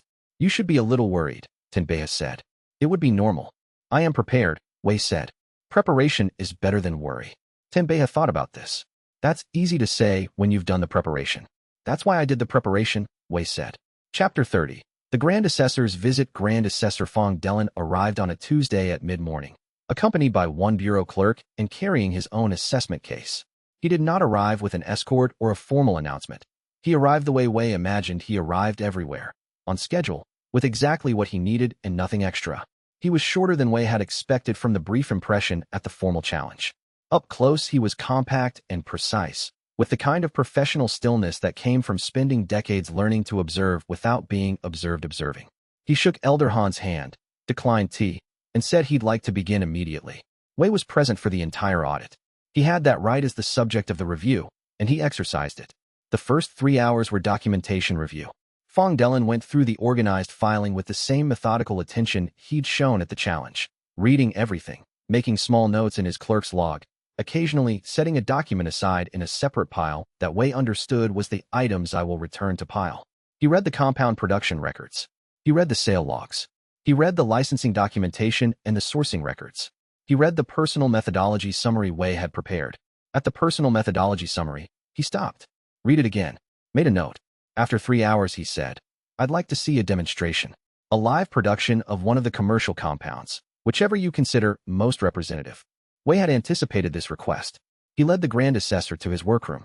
The room was clean, not unusually clean, not staged. Wei had made a point of keeping it in working condition rather than presentation condition, because a working space told a different story than a staged one. The tools were laid out by the order he used them. The furnace had residue from the morning's session. The fracture journal was locked in the chest under the desk, which was where it lived. He selected the settling stone derivative, his oldest and most reliably produced compound, and began. He worked the way he always worked, without flourish, with complete attention. He introduced the failure at the third stage with the same precision he developed over more than 100 repetitions of this specific batch. The furnace shuddered. The smoke thinned. The pale crystalline compound separated from the ash. He was aware, throughout, that Fong Dellen was watching not just the furnace but him. Not his hands, his face, his posture, the specific quality of his attention. What the Grand Assessor was looking for was not the technical event, but the practitioner's relationship to the technical event. Wei opened the furnace and retrieved the compound. He held it up for the assessor's view without saying anything. Fong Dellen looked at it for a long time. Then he said, You were not surprised by this result. No, you expected this specific outcome. With high confidence. This is one of my most practiced sequences. But you didn't intend to produce that compound. He said this carefully, as a precision of language rather than an accusation. I didn't intend to produce a specific compound when I designed the process, Wei said. I observed that this failure mode produced this compound. I then learned to reproduce the failure mode. The compound is a discovery. It was already a property of this failure mode. I didn't create it. I found it and learned to reliably reach it. Fong Dellen looked at the compound. Then he wrote something in his assessment log. He wrote for nearly a full minute without stopping, which was much longer than anything else he'd written during the documentation review. When he finished, he asked 3 more questions. How long had Wei been developing this practice? What was the relationship between the failure mode and the compound properties? Could the compound be produced without the failure? Wei answered each question fully. The last answer, no, the compound cannot be produced without the failure. It emerges from the specific chemistry of the collapse process at the third stage. which only occurs when the failure happens in the controlled way I've learned to produce it, prompted another long written notation. The audit concluded 2 hours after the demonstration. Fong Dellen reviewed his clerk's log and the items I will return to pile with the same systematic attention he brought to everything else. He then said, formally, that the audit was complete and that his assessment report would be submitted to the Bureau's regional office within 15 days. He did not tell Wei what the report would say. At the door, he paused. He turned and looked at Wei with an expression that was, under the professional neutrality, something else. Not warmth, exactly. Recognition. Your methodology summary, he said. The last line. The byproducts I produce are not designed. They are discovered, through a controlled process of discovery. Yes, Wei said. Fong Dellen was quiet for a moment. I've reviewed 412 alchemy practices in my career, he said. This is the first time I've written the word discovery in an assessment log. He picked up his case. Good day. He left. His clerk followed. Elder Han, who had been standing near the door throughout the visit with the expression of someone uncertain whether to be present or absent, exhaled. Wei stood in his workroom. He looked at the compound he'd produced, the settling stone derivative, pale and crystalline, sitting in the retrieval dish. He picked up the fracture journal and wrote, Audit complete. Fong Dellen wrote for 1 full minute after I described the compound as a discovery. He used the word discovery at the door. He has never written it before. This means what it means. He set the journal down. He needed to tell Xiao Wei. He went to the formation testing room. She was there. She looked up when he opened the door. How did it go, she asked. He wrote the word discovery in his assessment log, Wei said. She stared at him for a moment. Then she said, That's going to be good for us. Yes, he said. I think it is. She went back to her notes. He went back to his compounds. Outside, the winter afternoon was flat and gray, and the mountain was very quiet. And somewhere in the Continental Alchemy Bureau's processing pipeline, the first formal determination on process artifact classification was beginning to take shape. Chapter 31, The Hazard Filing. Madame Voss Qinglan's response to the audit arrived not as a counterfiling, but as a separate, parallel action, a strategic choice that Wei recognized immediately as sophisticated. Rather than challenging the audit's process or contesting its scope, she moved on an entirely different front. She filed with the Bureau's Safety Division, not the Classification Division, for a categorical ban on Wei's products under the grounds of unclassified alchemical hazard. The Safety Division operated on different rules. Classification disputes required evidence about product categories and patent coverage. Hazard filings required only evidence that a product posed a potential risk to practitioners and had not been safety reviewed through the Bureau's standard process.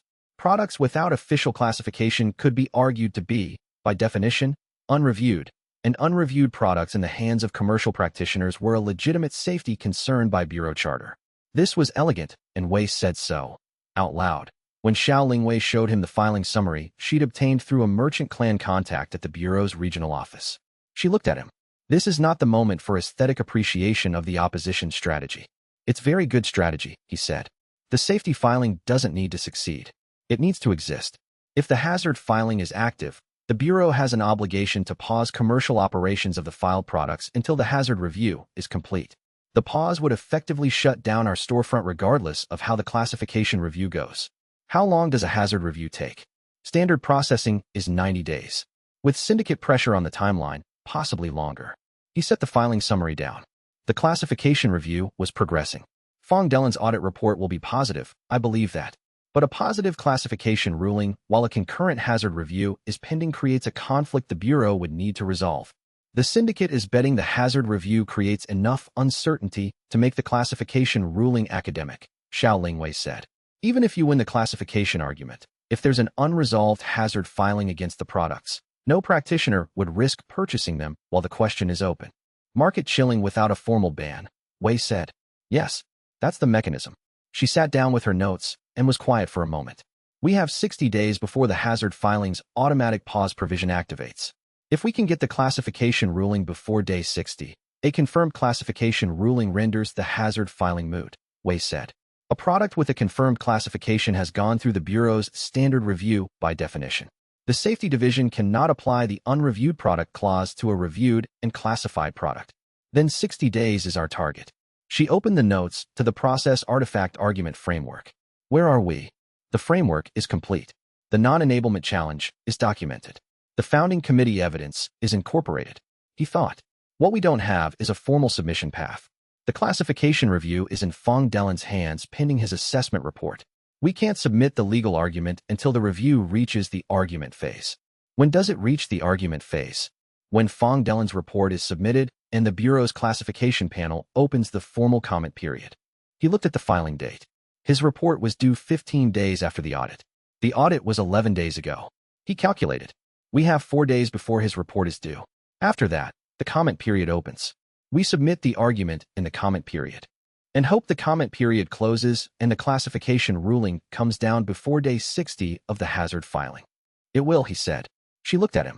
That's an optimistic statement. It's a calculated one. He thought about Fong Delen writing for a full minute in his assessment log. Fong Delen's report will be favorable. A favorable assessment report from a grand assessor typically accelerates the panel's processing. I believe the panel will want to close a case this clearly documented before the hazard filing timeline creates procedural complications. You're betting on institutional efficiency. I'm betting on institutional incentives, he said. Bureau bureaucracies prefer clean cases to procedural complications. This case can be clean if the panel moves promptly. The hazard filing makes it messy if they don't. Xiao Lingwei was quiet for a moment. And if you're wrong? If I'm wrong, the pause activates, the storefront closes, and we fight the hazard review while the classification ruling is in limbo. He met her eyes. That's still a fight we can win. It's longer and more expensive, but we can win it. I'm going to hold you to that, she said. I expect you to, he said. She went back to the notes. He went back to his workstation. Outside, the days were ticking down, and somewhere in the syndicate's offices, Madame Voss Jinglan was waiting to see how Wei Zhenfang responded to pressure. He did not change his behavior. He went to the storefront on its normal schedule. He ran his compound production on its normal schedule. He answered correspondence promptly and in the precise, minimal way style he always used. This was, itself, the response. Chapter 32. The 7-stage collapse core condensation had always seemed, when Wei read about it in standard cultivation texts, like a straightforward escalation. More qi, denser core, stronger foundation. He'd understood early that the standard text described results without mechanisms, the way a recipe describes a dish without explaining chemistry. The mechanism, for a fractured Tao practitioner, was considerably more violent. He had been approaching the core condensation threshold for 3 weeks, during which time the legal dispute had been progressing and the storefront had been selling, and Xiao Lingwei had been working in the formation room, and Tan Beihe had been maintaining the social network that kept Wei informed. He had been approaching the threshold deliberately slowly, because everything Elder Chui's modified manual said about core condensation suggested that the controlled failure required was the most complex he would have attempted yet, not a single disruption with a single rebound, but a cascading sequence. The manual called it the 7-stage collapse. He cleared 2 days from his schedule, telling Tenbeiha only that he was doing something technical that required no interruptions. He asked Elder Chui to be available, not present, available, which meant within reach of his workroom for the duration. She had watched 2 of his previous advancements and seemed to understand what that role entailed. He prepared the working space meticulously. 7 cultivation catalyst compounds, each one slightly different, arranged in the order they'd be needed. The fracture journal open. A candle measured to burn for 6 hours. He began at noon. The first stage was familiar, the controlled disruption he used for qi failure cycling, the same technique he'd used for foundation forging. He introduced it and held it, mapping the rebound pattern, noting how the core condensation threshold changed the character of the disruption relative to his foundation forging experience. At this level, the qi channel lattice was denser. The disruption created more pressure before the rebound activated.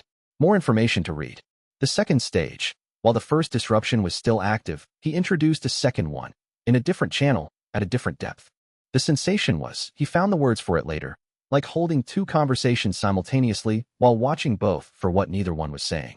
The rebounds from both disruptions interfered with each other, creating a standing wave pattern that was not stable and not chaotic, but something between them, something he had to actively maintain by constantly adjusting both disruptions in response to each other. Third stage. Fourth. By the 5th stage, he had 5 simultaneous disruptions running in 5 different channels at 5 different depths, each one generating its own rebound, each rebound interfering with the others in patterns he was monitoring and adjusting in real time. The candle had burned down approximately a third. His hands were gripping the arms of his chair without his being conscious of having gripped them. The 6th stage was the one he'd been most uncertain about. The 6th disruption had to be introduced at the level of his condensing core, not the channels, but the central storage, the structure that everything else flowed through. This was the disruption that could, if it went wrong, produced the uncontrolled failure. He held the 5 peripheral disruptions steady, which required most of his fracture site capacity, and used the remaining fraction to introduce the 6th as precisely as he could. He felt his core crack. Not break, crack. A single fracture line, controlled, running exactly where he'd intended. The rebound from this fracture was larger than anything he'd worked with before. He caught it. He held it. His vision had gone partially white at the edges, which he noted clinically as a symptom he'd read about and expected. The 7th stage was the easiest of the 7, which was another thing the manual had told him and which he'd found difficult to believe until he was here. By the 7th stage, the standing wave pattern from the 6 previous disruptions had built enough stored energy that the 7th disruption was almost automatic. It was like the last piece of a mechanism that had been waiting for it. He placed it. Everything aligned. The collapse happened. In cultivators who advanced through standard methods, core condensation was often described as a feeling of solidification, of qi becoming denser, more concentrated. What Wei felt was the opposite. His core, fractured and rebuilt from the 7th-stage collapse, was not denser. It was more articulate. Where before it had been a single structure, it was now many aligned structures, each one capable of a different frequency of qi output, each one precisely mapped to a different failure mode he could produce. He opened his eyes. Elder Cui was standing inside the door. She had come in at some point during the advancement. He didn't know when, because he'd been entirely inside the process, and was watching him with an expression he had never seen on her face before, which he could only describe as the expression of someone watching something they have been hoping was possible and have just seen confirmed. He looked at his hands. He noticed they were shaking slightly, which meant the advancement had pushed his body harder than his previous ones. The candle had burned down by 2/3. The room smelled of sweat and the particular ozone-like quality of sustained qi channel manipulation. Core condensation, Elder Cui said. Yes. He looked at the catalyst compounds arranged on the table. The 7th one was untouched. He hadn't needed to use it. The 6th had been consumed completely. 7 stages, she said. The original record described 7 stages and said it could only be accomplished by a practitioner who had mastered the previous tiers to a specific level of control. I have been reading that description for 15 years. She looked at him directly. You accomplished it on the first attempt. I didn't know if I would, he said. This was true. He had been uncertain about the 6th stage for weeks. She was quiet for a moment. The residue, she said. He had almost forgotten. He looked at the furnace. He'd run a compound batch simultaneously with the advancement, using the cascade failure energy to drive the production. Standard technique for this tier, according to the modified manual. He opened the furnace. The residue inside was unlike anything he'd produced before. Not pale crystalline. This was dark, almost the color of midnight, with a structure that caught the candlelight and held it in a way that made it look deeper than it was. He looked at it through his analysis glass. He said, Interesting. Elder Cui walked over and looked as well. She was quiet for a long time. Do you know what this is? She asked. Not yet, he said. But the lattice structure suggests it can interact with crystallized qi pathways at the molecular level. Not just slow the crystallization, restructure it. She looked at him. That's what the record said the 7th category of the original practitioner's work could do, she said. The 7th category was qi pathway restructuring. It wasn't in the records I showed you. It was in a section I couldn't fully decipher. He looked at the residue. What did that section say? It said the compound could undo cultivation damage that had been considered permanent. She paused. It said it had been produced accidentally by the original practitioner once, and that they had never been able to reproduce it. He looked at the dark residue. He said, I produced it on the first attempt. They both stood with that for a while. Chapter 33. Working through the night, the next 3 weeks were the most productive of Wei's life, measured by output per day, and simultaneously the most consistently exhausted he'd been since he'd started this work. The classification review's 60-day clock was running. The legal argument needed to be perfect, and the core condensation advancement had opened up compound production capabilities that he needed to document, while his understanding of them was fresh. He and Xiao Lingwei worked until the compound collection candles burned low, most nights. It started as separate work. He at his production station, she at her legal drafting, each focused on their own contribution to the same problem. But the compound capabilities his core condensation had unlocked were, in several cases, directly relevant to her formation applications, and the formation applications she was mapping were, in several cases, directly relevant to the legal arguments she was building. The separate work kept bleeding into the same work. He found he didn't mind. She had a specific way of working that he observed over these nights. She started with what she didn't know rather than what she did, writing her uncertainties in the margin before addressing the main argument. as though the gaps in the argument needed to be named before they could be filled. He found this a surprisingly similar method to his own, which surprised him because they were doing very different things.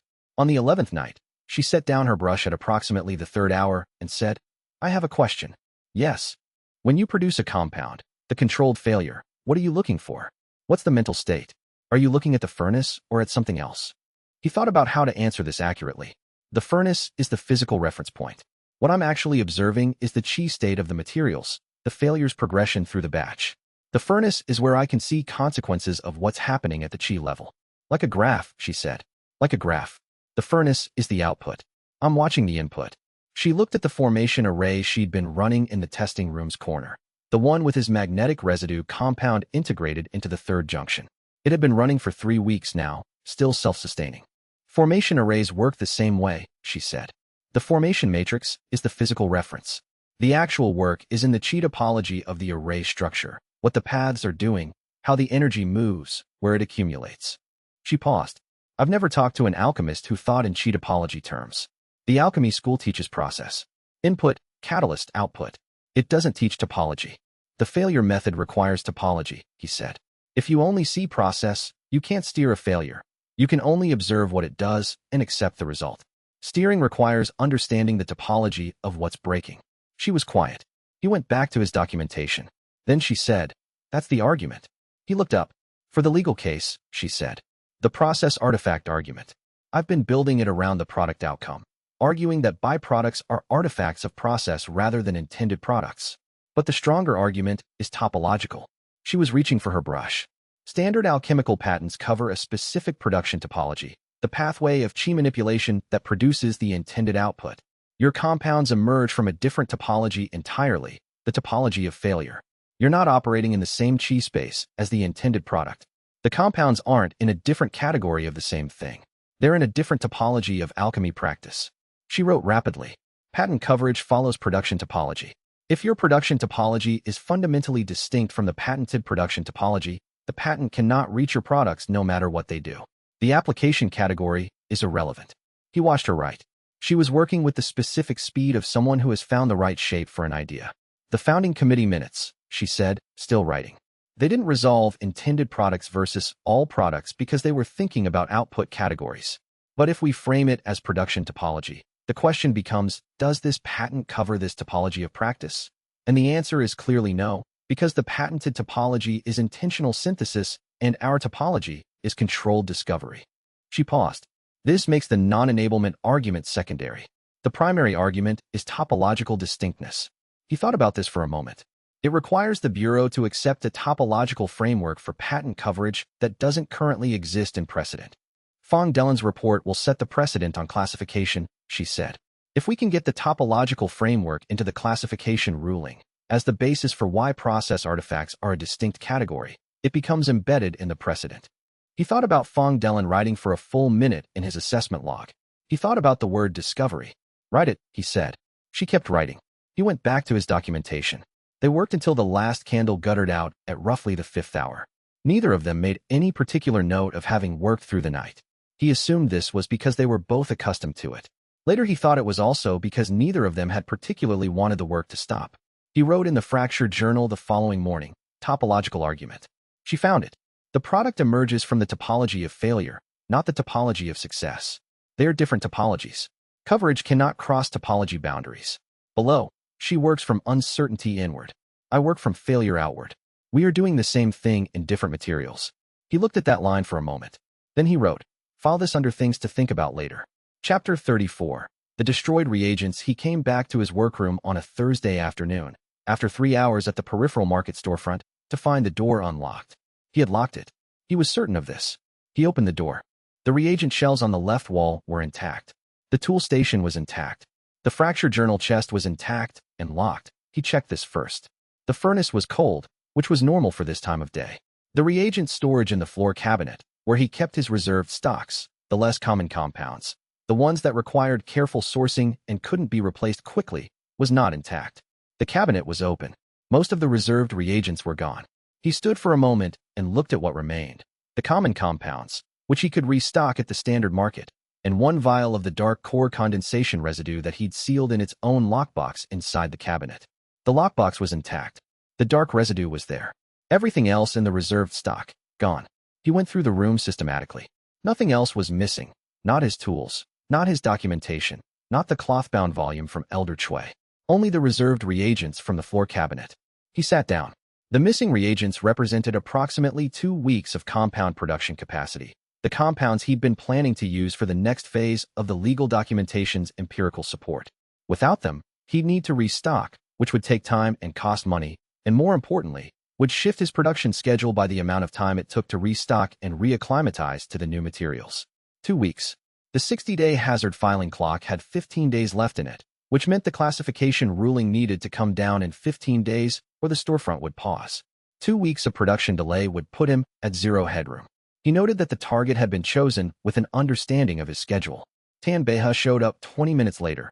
He had a method of knowing when something had happened at Wei's workroom, which involved a combination of checking in at regular intervals and what Wei thought of as an instinct for trouble. He saw the open cabinet. His expression went through several states in quick succession, ending at a controlled fury that he was clearly deciding what to do with. "I know who did it," Tan Beha said. "So do I," Wei said. "Then let me." "No," Wei said. "Wei." He had the specific tone of someone trying to remain reasonable while unreasonable feelings were happening. "He walked into your room.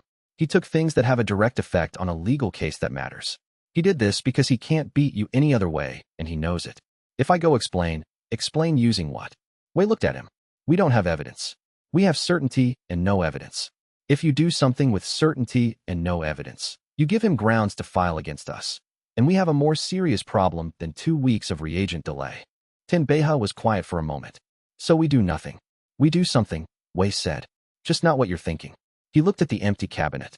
"I need you to source the common substitute compounds first, the ones I can use to bridge until the more specific stocks are replaced.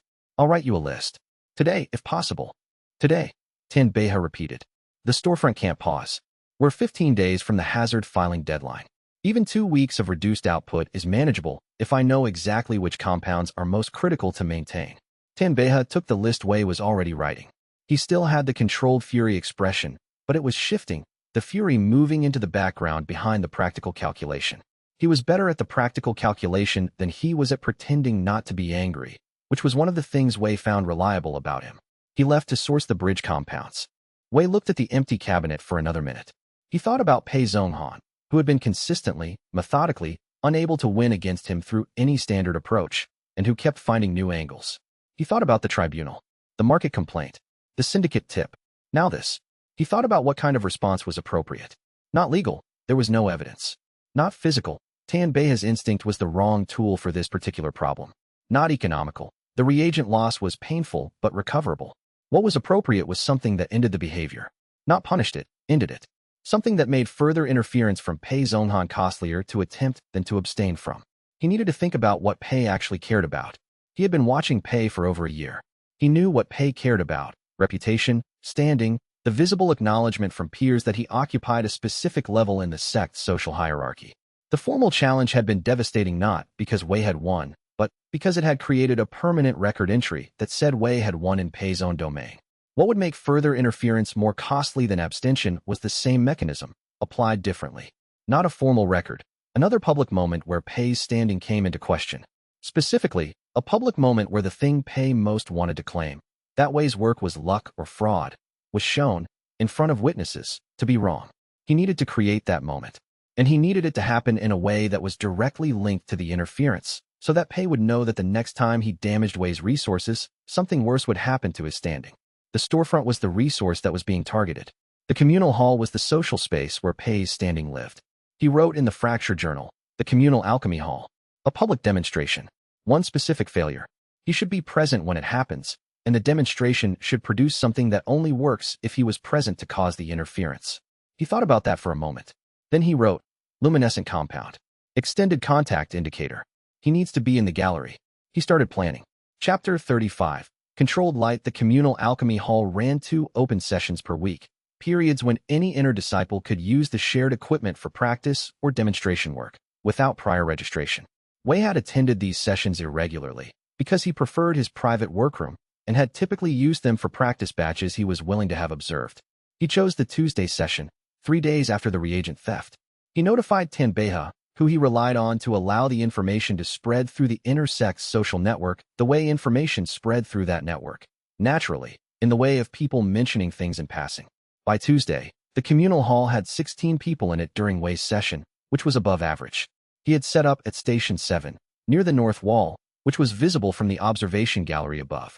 He worked with the deliberate, unhurried attention he always brought to serious sessions, which created, for observers, a particular kind of anticipation. He never moved fast, and his sessions never produced quick, legible results, which meant that people who stayed to watch were either very patient or very curious. He ran a standard cultivation supplement batch first. This failed, which was the expected outcome, and the residue went into its vials. Then he began the second batch. This one was different from anything he'd run publicly before. The materials were unusual, a combination of luminescent mineral compounds that were technically a permitted category in the inner sect's production handbook, but which no one used for standard pill production, because their output properties were difficult to control. He had spent 2 days working out the specific failure mode that would produce what he needed. The batch ran for 30 minutes. Observers started paying attention around the 20-minute mark, when the furnace began producing a sound, not the normal alchemical shudder, but a low, sustained hum that resonated through the stone floor. He let the batch reach the collapse point. The failure was precise. The furnace opened to a flash of light, white, then settling into a pale gold. That was not the standard combustion result. The light didn't fade. It expanded, slowly, in a spherical distribution that filled the furnace area and then, following the chi current patterns in the room, drifted outward. The compound that settled was luminescent. Wei had designed this specifically. The compound reacted to ambient chi signatures, producing a bioluminescent response when it made contact with any cultivator's chi field. The response was harmless and temporary, but it was visible, and it stained whatever it touched with a faint gold color that lasted approximately 48 hours before dissipating. The luminescent cloud moved through the communal hall at the rate that ambient chi currents moved. Below the gallery, 14 people in the hall were touched by the cloud. The compound reacted to each of them, a brief, pleasant, faintly glowing contact that faded within seconds. Above the gallery, 2 people who had been watching from the upper viewing area were also touched. One of them was a senior inner disciple Wei didn't know well, who laughed and held up his hand to see the faint gold on his fingers.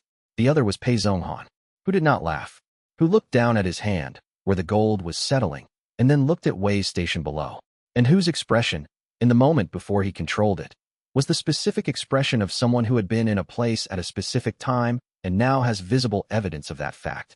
The observers in the hall didn't know the significance of seeing Pei Zhonghan in the gallery for Wei's practice session, 3 days after Wei's reagent stocks had been taken.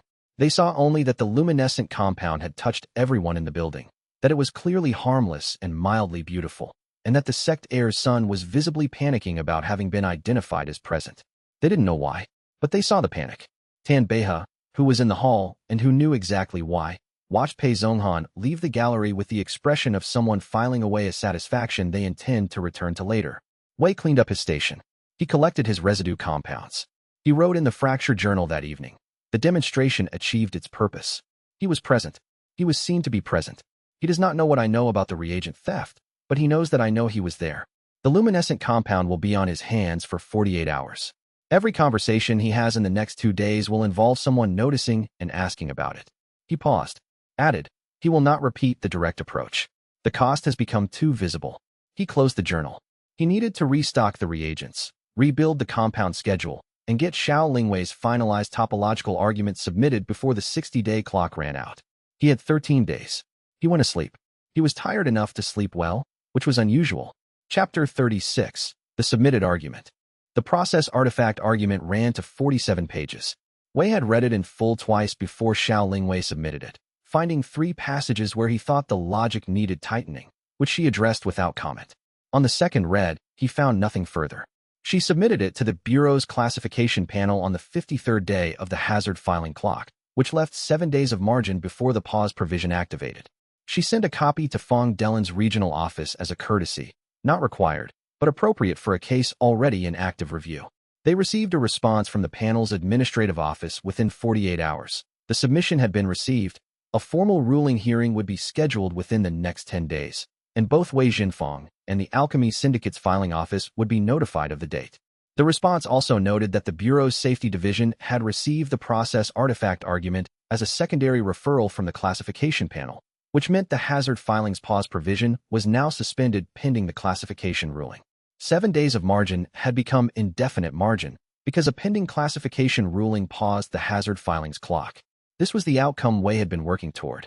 He read the administrative notice and noted, in the fracture journal, classification panel engaged. Safety division pause suspended. Hazard filing clock stopped. The next event is the hearing. He went to the storefront and worked the next 4 market days normally. He answered a purchase inquiry from a physician's clinic in the next province over, the one from the dignitary's clinic that Liang Ryu had flagged months ago. He wrote back with a price list and an invitation to correspond further about specific compound needs. The hearing date arrived 4 days after the administrative notice, 16 days hence. 3 days after the date was set, the syndicate's response arrived at the Bureau's classification panel. Madame Voss Qinglan had hired 3 lawyers. Wei read the summary of their submitted counterargument and spent an afternoon going through it carefully. The counterargument was excellent. He said this to Xiao Lingwei, who had read it simultaneously and who was also studying it carefully and who made the same quiet, specific sound she made when she was encountering something that complicated her previous certainties. The topological argument, she said. They anticipated it. Partially. He had their brief open beside hers. They agree that production topology is distinct. They argue that application impact supersedes production topology, that what a product does to a cultivator's chi system is what the patent should cover, not how it was made. He looked at their brief. It's a different theory of patent coverage, and it has a significant amount of historical precedent supporting it, she said. In the formation device cases, the Bureau has generally ruled that application impact is the primary coverage criterion. But those cases involve devices, not compounds. He thought. A formation device produces its effects through an external mechanism. A compound produces its effects through direct chi chemistry. The mechanism of action is fundamentally different. She looked at him. Argue it at the hearing. I was planning to. Not the topological argument alone. Add the mechanism argument. They've anticipated topology. They haven't anticipated the mechanism distinction. She turned to a clean page. I'll draft the supplemental section. You tell me the chemistry. He spent 2 hours explaining, as precisely as he could, the difference between how his compounds worked on a chi chemistry level versus how the syndicate's patented compounds worked. She translated this into legal language, with the specific care of someone building an argument that needed to be clear to people who were not chemists. By the end of the 2 hours, they had a supplemental argument that had not been in the original 47 pages, and which, Wei thought, was stronger than the topological argument alone. He was aware, writing in the fracture journal that evening, that he had not produced the supplemental argument. She had produced it, in response to the opposing brief, using the chemistry he'd provided. He noted this because it was the first time in the process that a major argument component had emerged from her independent judgment rather than the framework he'd set up. He noted it as a good thing. He'd been doing this kind of work alone for most of his life. Having someone who added rather than just implemented was different. He wrote, "The syndicate's lawyers are good. The hearing will be difficult. We are better prepared than they know." He closed the journal. He went asleep. Chapter 37. 3 demonstrations. The Bureau's classification panel hearing was held in the regional office's formal assessment chamber, a room designed for exactly this purpose, with paneled walls, assessment tables at the front, and a public gallery above. 5 panel members sat at the assessment table, with Grand Assessor Fong Dellen at the center in his role as presiding assessor for the case. The syndicate's 3 lawyers sat at the respondents' table. They were professionally dressed, professionally composed, and had, between them, a combined 60 years of Bureau hearing experience. Wei recognized the lead lawyer, Advocate Sheng Fein, who was listed in the Bureau's publicly available case records as having an unbroken string of favorable rulings in patent proceedings over 11 years. Wei sat alone at the claimant's table. Xiao Lingwei was in the public gallery. Tin Beihe was standing near the back of the gallery with his arms folded. The panel's administrative officer called the session to order. Standard procedure, the claimant's argument first, then the respondents, then questions from the panel. Wei had been told, by Xiao Lingwei, to present his argument carefully and then stop talking. She had said this 3 times. He had said yes each time, because she was right. He presented the argument in the order she'd structured it: the founding charter's deliberate ambiguity, the committee minutes, the topological distinction, and the mechanism argument. He cited each source as it appeared, precisely. He did not editorialize. He did not exceed the argument he'd prepared. He then said, "With the panel's permission, I would like to add a practical element to the documentary argument. I'd like to produce 3 live demonstrations of the controlled failure process, so the panel can observe directly what the argument describes." Fong Dellen looked at the other panel members. One of them said, "This is unusual for a classification hearing." "It is," Fong Dellen said. "I'll allow it." Wei had brought his minimal equipment, a portable furnace, the reagent combinations he'd practiced with the most, and the 3 specific failure modes he'd planned to demonstrate. The first produced the settling stone derivative. The second produced the magnetic residue compound. The third was a compound he hadn't sold commercially yet, a new product from his core condensation tier work, whose properties he'd spent 2 weeks documenting. He ran each demonstration with the same attention he brought to every session. The furnace was set up on a side table the clerk's office had provided. The panel members watched from their seats, which were close enough to see clearly. The first demonstration produced the pale crystalline compound. He held it up for the panel's view. Fong Dellen wrote something. 2 other panel members leaned forward. The second demonstration produced the dark magnetic residue, with the polarization effect visible even at the small scale of a demonstration batch. The compound oriented itself in the retrieval dish, pointing north with a consistency that made one of the panel members involuntarily look at the room's compass bearing. The third demonstration was the one that mattered. He had designed this failure specifically for the hearing. The failure mode was complex, requiring a precise sequence of temperature adjustments over 40 minutes, and he had run it successfully 8 out of 10 times in practice. He ran it now, while the room watched, and at the 30-minute mark, when the failure's internal cascade was reaching its critical stage, he held the cascade precisely at the edge, the exact moment the outline of the new compound structure was forming within the failure, and then released the control, allowing the cascade to complete on its own. The compound that formed was one that, under standard alchemy's success-seeking approach, was chemically impossible, a chi-state modifier that operated on the boundary between solid and gas phases, which was a phase state that no intentional synthesis could reach because no synthesis process operated in that transition zone. Only a failure could produce it. Specifically, a failure that collapsed through that transition zone at a controlled rate. He set it in the retrieval dish. The compound shimmered at the edges, not a visual effect but a chi effect, visible to any cultivator with sufficient sensitivity. Half the panel members were visibly reacting to the chi presence it produced. "This compound," Wei said, "cannot be produced by any synthesis pathway currently in the Bureau's licensed practice database. I produced it by failing a cultivation supplement batch at a specific stage, using a technique I developed specifically to reach that failure mode. The syndicate's patent on compounds in this application category covers the synthesis pathway that an intentional producer would use. That pathway cannot reach this compound. The patent, as written, does not cover what I produce, not because of a gap in the patent, but because the production topology is genuinely distinct from anything the patent's authors conceived of or could have conceived of." He stopped. He sat down. He had not exceeded the prepared argument. The syndicate's lawyers presented their counter-argument. It was as good as the brief had suggested it would be. Advocate Sheng Fein was skilled, precise, and argued the application impact theory with clear historical precedent and a sophisticated legal theory about why production method should not be the defining criterion for patent coverage. The panel questions were extensive. They asked Wei about the production process in detail. They asked the syndicate's lawyers about the non-enablement challenge in detail. They asked both sides about the founding charter committee minutes. The hearing ran for 6 hours. At the end, Fong Dellen said the panel would deliberate and issue its ruling within 5 working days. Wei gathered his equipment. He walked through the gallery. Xiao Lingwei fell into step beside him. Neither of them spoke until they were outside. "How did it go?" Tan Beihe asked, from behind them. "It went correctly," Wei said. "That's not an answer." "It's the only answer I can give for 5 working days," Wei said. Tan Beihe looked at Xiao Lingwei. She gave him a slight nod, which seemed to satisfy him enough.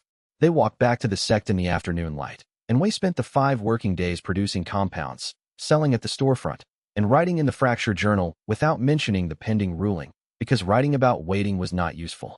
Chapter 38, The Ruling. The ruling came in on the 4th working day by the Bureau's priority courier. Wei read it at his workroom desk, standing, because he'd been in the middle of something when the courier arrived and hadn't sat down yet. The ruling ran to 12 pages. The first 11 were the legal reasoning, which he read carefully. The 12th was the determination. The Bureau's classification panel, by a vote of 4 to 1, found as follows. First, the founding charter's product definition, read in light of the committee's original intent and the deliberately preserved ambiguity in the founding record, did not preclude classification categories beyond those existing at the founding date. Second, the process artifact framework, as presented, established a valid and legally distinct category that was not covered by the existing product classification system. The primary basis for this finding was the demonstration that the production topology of controlled failure alchemy was fundamentally distinct from intentional synthesis alchemy at the level of qi mechanism. Specifically, that the mechanism of action of byproduct compounds differed categorically from the mechanism of action of synthetically produced compounds in the same application category. Third, the compounds submitted by Wei Zhenfang for classification were found to meet the definition of process artifacts and were classified accordingly in the Bureau's category registry. Fourth, the classification rendered moot the hazard filing against the classified products, as classified products had by definition been reviewed under the Bureau's standard process. Fifth, the syndicate's patent coverage in the application categories at issue did not extend to process artifacts, on the grounds of topological and mechanistic distinctness. This determination was expressly limited to the compounds at issue and did not constitute a general non-enablement ruling against the syndicate's patent portfolio. Wei set the ruling down. He picked up the fracture journal. On the day the ruling was issued, Madame Voss Qinglan was present in the Bureau's regional office building. She had traveled from the syndicate's headquarters for the ruling, which was a significant distance. She attended as a registered interested party and had the right to receive the ruling in person. Wei did not encounter her during the hearing process. He encountered her in the corridor outside the ruling office, by coincidence, as he was leaving with his copy of the ruling. She was shorter than he'd imagined. She walked with the unhurried deliberateness of someone who had learned to make deliberate movement communicate authority. She was perhaps 50, with the kind of composed, maintained appearance that reflected decades of being in professional settings where appearance mattered. She looked at him, not in passing. She stopped and looked at him directly, the way you look at something you've been assessing from a distance and are now seeing up close for the first time. He looked back. She said, Wei Zhenfang, Madame Voss Qinglan. She studied him for a moment. There was something in her expression that he hadn't expected from an adversary who had just lost a ruling, not defeat, not anger. Professional recognition. The specific look of someone who has been in competition with a person they had dismissed and is now recalibrating. She said, the mechanism argument. It was not in your original submission. No. It was added in response to our counter-brief. Yes. She was quiet for a moment. That's good practice, she said. It came out sounding like something she hadn't planned to say and had decided to say anyway, because it was accurate. Not common at this level. Most practitioners respond to opposition briefs with refinements of their existing argument. You responded with a new category of argument. The opposition brief was good, Wei said. It required a response at that level. She looked at him for another moment. Then she said, you won a legal argument. You did not win the war. She walked past him and down the corridor. He stood in the corridor and considered her expression, the professional recognition, the acknowledgement that had been both honest and warning. He thought about what she'd said and what she hadn't said, and what someone like her meant when they drew a distinction between an argument and a war. He wrote, back in his workroom that evening, she respects good practice. She will not stop. The mechanism of future opposition will be more sophisticated than the last. She will not repeat the market inquiry or the hazard filing. What she does next will be in a domain I haven't fully mapped. He went to bed thinking about what domain that might be. Chapter 39. Departure 3 weeks after the ruling, Pei Zhonghan's heir status was formally withdrawn. Wei learned about it through a sect-wide administrative notice, which was not standard for internal family decisions, which meant the Pei family had filed it officially rather than quietly, a statement of finality rather than a face-saving private arrangement. The notice said simply that the Pei family had made structural changes to their succession arrangement, effective immediately, and that Pei Zhonghan would be returning to the family's primary holdings. He did not read this as a coincidence. The timing, 3 weeks after the classification ruling, during the same period in which the syndicate's inquiry had been administratively withdrawn, suggested that the alliance between Pei Zhonghan and the syndicate, which had been informal but evident in the sequence of actions over the past year, had been formally abandoned by both parties. The syndicate had no further use for Pei. Pei's family, watching their son's accumulated record, formal reprimand, failed tribunal complaint, failed challenge, luminescent compound incident, had apparently concluded the same. Pei came to Wei's workroom the morning of his departure. Wei opened the door and found him there, packed for travel, standing with the particular straightness of someone who has made a decision that costs something and isn't going to let that cost show. He was alone, not with his usual group, just himself. Wei waited. Pei said, I'll be stronger when I come back. Wei said, I know. Pei looked at him for a moment.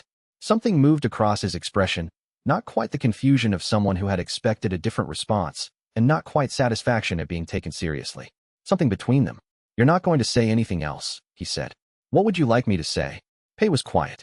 Then he said, with the specific bluntness of someone who has run out of patience with performance, I don't understand what you're doing. I still don't. I've been trying to understand for over a year. He paused. It's not luck. I know that now. But I don't understand what it is. If you return stronger, Wei said, you'll be better positioned to understand it. Pei looked at him. Then he turned and walked down the corridor without another word. Wei watched him go. He thought about Pei as he'd first seen him. The easy authority, the assumption that the hierarchy was a fixed thing, the genuine skill at conventional alchemy that had been deployed entirely in service of maintaining a position rather than finding something new. He thought about what it meant to spend a year trying to eliminate something you didn't understand. He wrote in the fractured journal Peasy departed. His statement on return was the most honest thing he has said in the time I've known him. I believe it. He will come back. When he does, he will either understand the work or he will still be trying to eliminate it.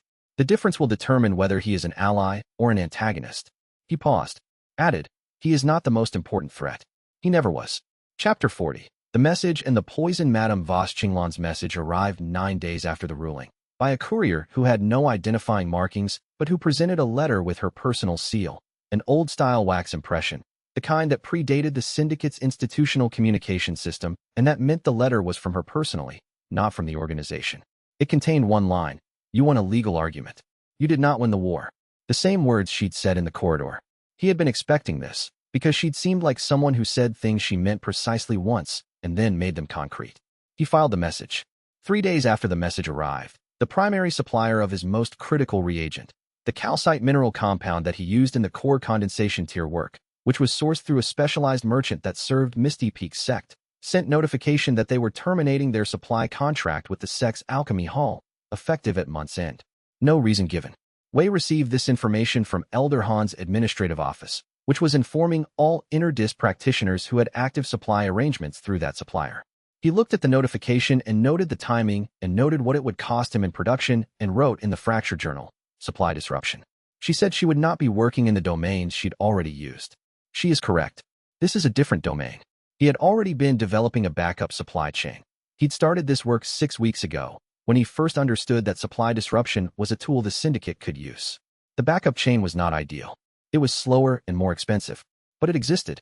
He sent sourcing requests to 3 alternative suppliers that same afternoon. Xiao Lingwei received a message 3 days later as well. She came to tell him about it directly. A private communication from a syndicate-affiliated merchant clan contact, addressed to her personally, noting that her continued association with Wei Zhenfang might affect the Xiao merchant clan's licensing relationships with several syndicate-partnered trade organizations. She told him this with the careful directness she used for things she'd already decided about. She told him, "My family's licensing relationships with those organizations are worth approximately 60,000 spirit stones per year. The message is suggesting I'd be risking that." He looked at her. "I know. I'm telling you so you're aware of the pressure," she said. "Not because I'm considering withdrawing." She paused. "I've already told my family I'm not withdrawing. My father is not pleased." He said, "I'm sorry about your father." She looked at him. "Don't be sorry. I made the decision. It was my decision to make." She paused again, then added, with the oblique precision she used for things she wasn't going to say directly, "This isn't only about the legal case anymore. You understand that." He thought about the formation testing room, and working through the night and the handshake and the growing section in his mind labeled things to think about later. "I understand," he said. She nodded and went back to work. That evening, Elder Chui sent for him. He found her at her desk, not sitting behind it, but standing near the window, her expression doing something he hadn't seen before and couldn't immediately categorize. She turned when he entered.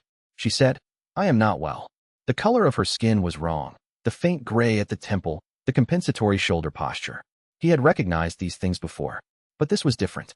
This was the specific presentation of symptoms he associated with a qi deviation compound, the kind that operated slowly, mimicking natural illness, that physicians would recognize only as generalized qi channel inflammation without a clear cause. He took 3 steps toward her. He took her wrist without asking permission. He held his fracture site against her pulse. He found it in 4 minutes of focused analysis. The compound was in her qi channels, operating at the junction between the secondary and tertiary meridian networks, a location chosen specifically to slow detection because it was below the threshold that standard diagnostic techniques typically reached. He found it and identified it. He stood still for a long moment, not because he was uncertain about the identification, but because of what the identification meant.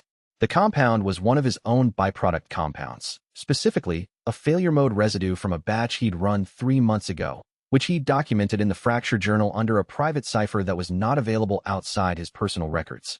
Someone had produced it by studying his work, not by observing it, by having enough information to reproduce a specific failure mode from his private documentation. He said, "When did the symptoms start?" 8 days ago, Elder Chui said.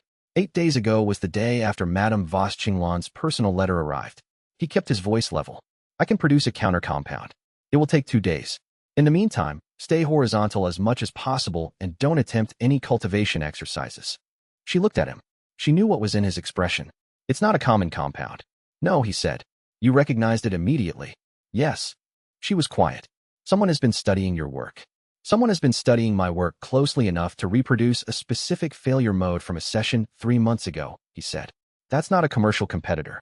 That's someone with access to records that don't exist outside my private documentation." He stood in Elder Chui's study, holding the analysis in his mind, the compound in her chi channels, the cipher in the fracture journal, the timing that aligned precisely with Madame Voss Qinglan's war having begun. Someone who knew his work well enough to weaponize it had been inside his world for months. He said, "I'll have the counter compound to you tomorrow morning." He walked back to his workroom.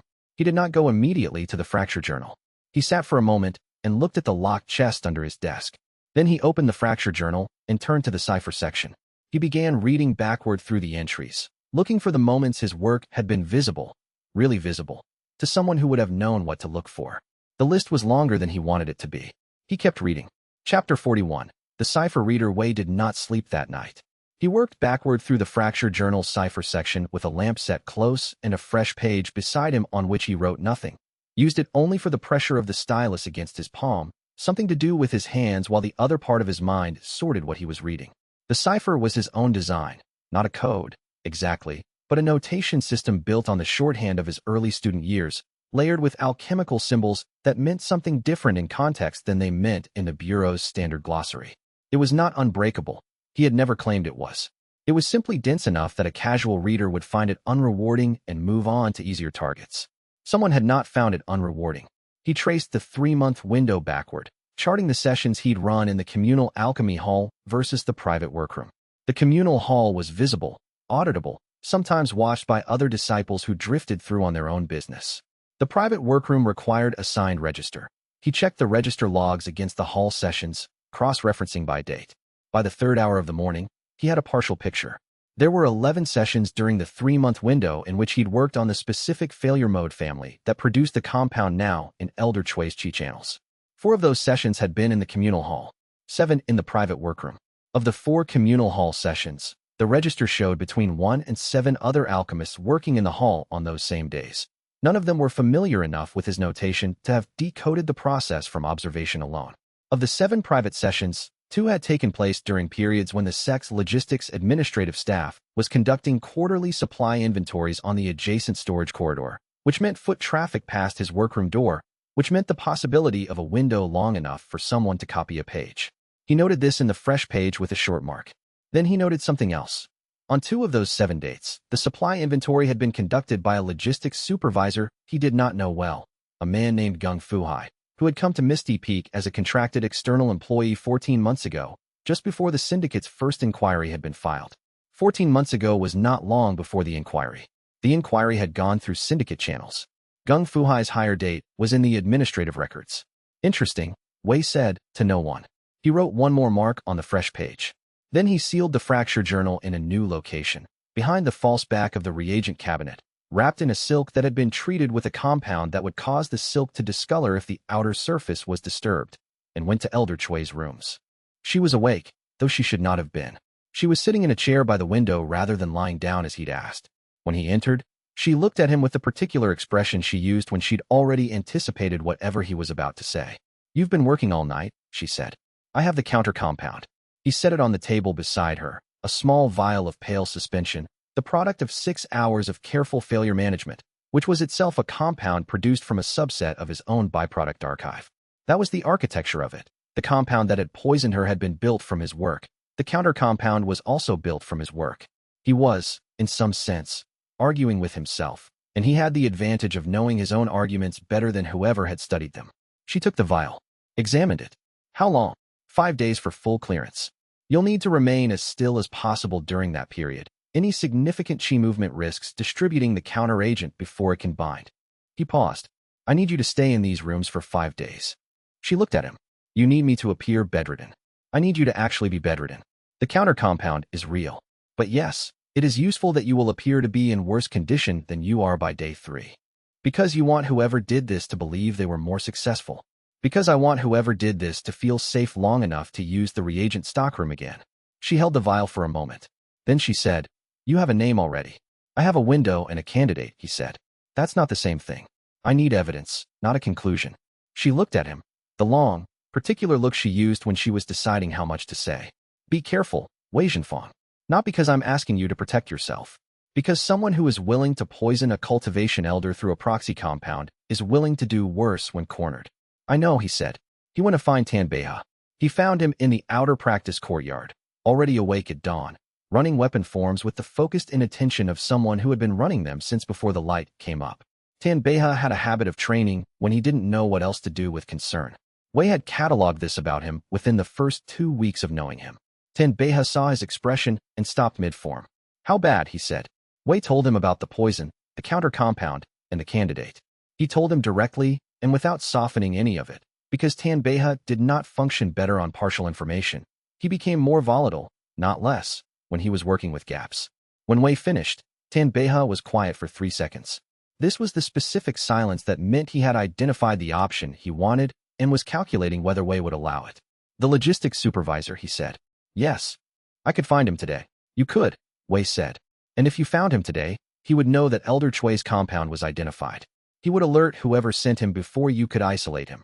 And you would have nothing except one exposed agent and a syndicate that knows its method was compromised. Tan Beihe looked at him. The specific expression of someone holding back a response they've already decided not to give. So what do you need from me? I need you to be patient for 5 days, Wei said. And then I need you to be very fast. Tan Beihe let out a breath. 5 days. The counter compound requires 5 days for Elder Chui. During that window, I need to lay a tracer in the reagent stockroom that Gung Fuhai has access to.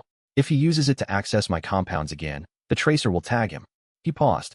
If he doesn't, I'll need to reassess. But my estimate is that whoever sent him will be expecting a report within that window. And to produce the report, he'll need to access the stockroom. Tan Beihe rolled his shoulders. He was not pleased. He was also not refusing. You're going to need me to handle the physical side of the tracer placement. The stockroom register requires a physical presence that isn't mine. You're listed on Elder Chui's cultivation supply authorizations as an assistant. You have legitimate access. So I just walk in and place it. Casually.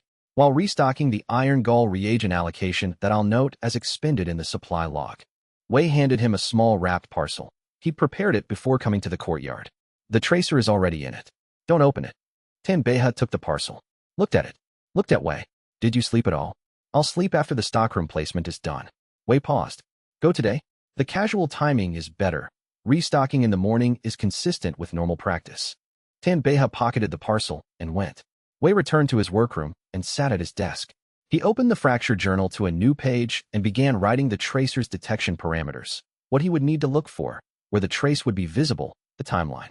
He wrote 4 pages before he noticed that his hands were not entirely steady. He closed the journal, looked at the ceiling for a moment. Elder Chui was alive and would be well. The counter compound was precise and well-designed. The investigation had a clear next step. The situation was not out of control.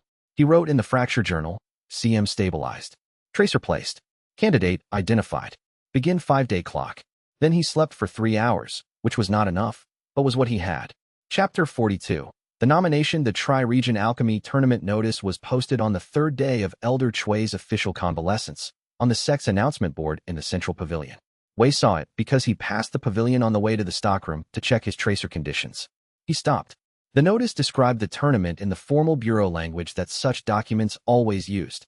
A triennial competition held at Iron Phoenix City under Continental Alchemy Bureau auspices, open to sect-nominated contestants across the Tri-Region zone. 10 rounds of combined craft and defense work, open enrollment for teams of 2.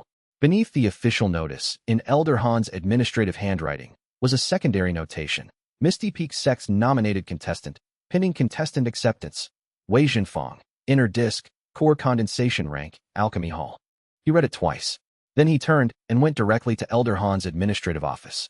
Elder Han was a man of precise record-keeping habits and minimal visible emotion, which Wei generally found restful. He looked up when Wei entered and produced an expression that acknowledged the situation without committing to a position on it. "I did not request a nomination," Wei said. "That is correct," Elder Han said. "The nomination was submitted by Elder Chui's office prior to her illness. The paperwork was processed before the notice of her condition was filed." He paused. "The nomination is binding under tournament rules once posted." Wei absorbed this. "When did she submit the paperwork?" 14 days ago. 14 days ago was before the poison had been administered, which meant Elder Chui had planned this before the crisis, which meant she had considered it carefully and decided to do it without telling him.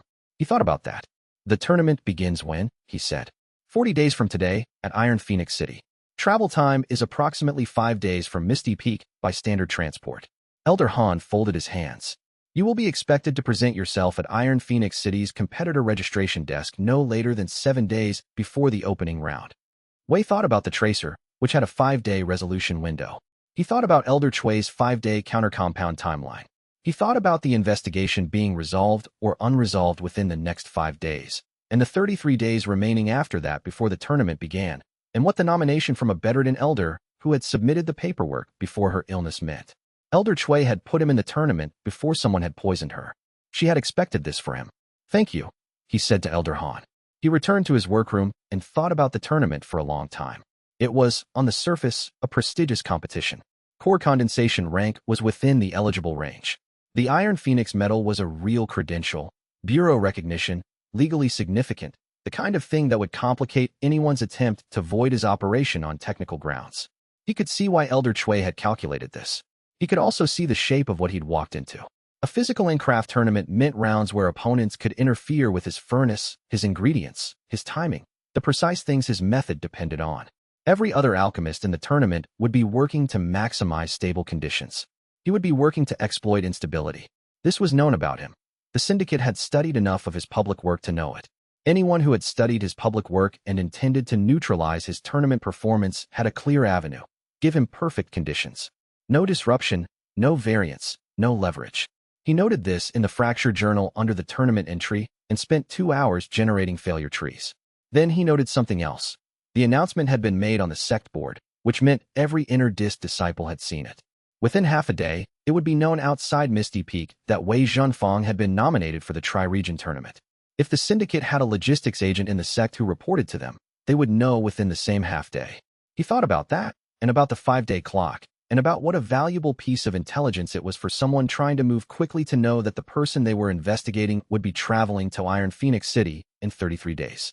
He wrote, "The nomination may be genuine. It may also be a vector for an operation I haven't yet identified. Determine which before accepting additional risk." He underlined the second sentence. Then he went to tell Tanbeha.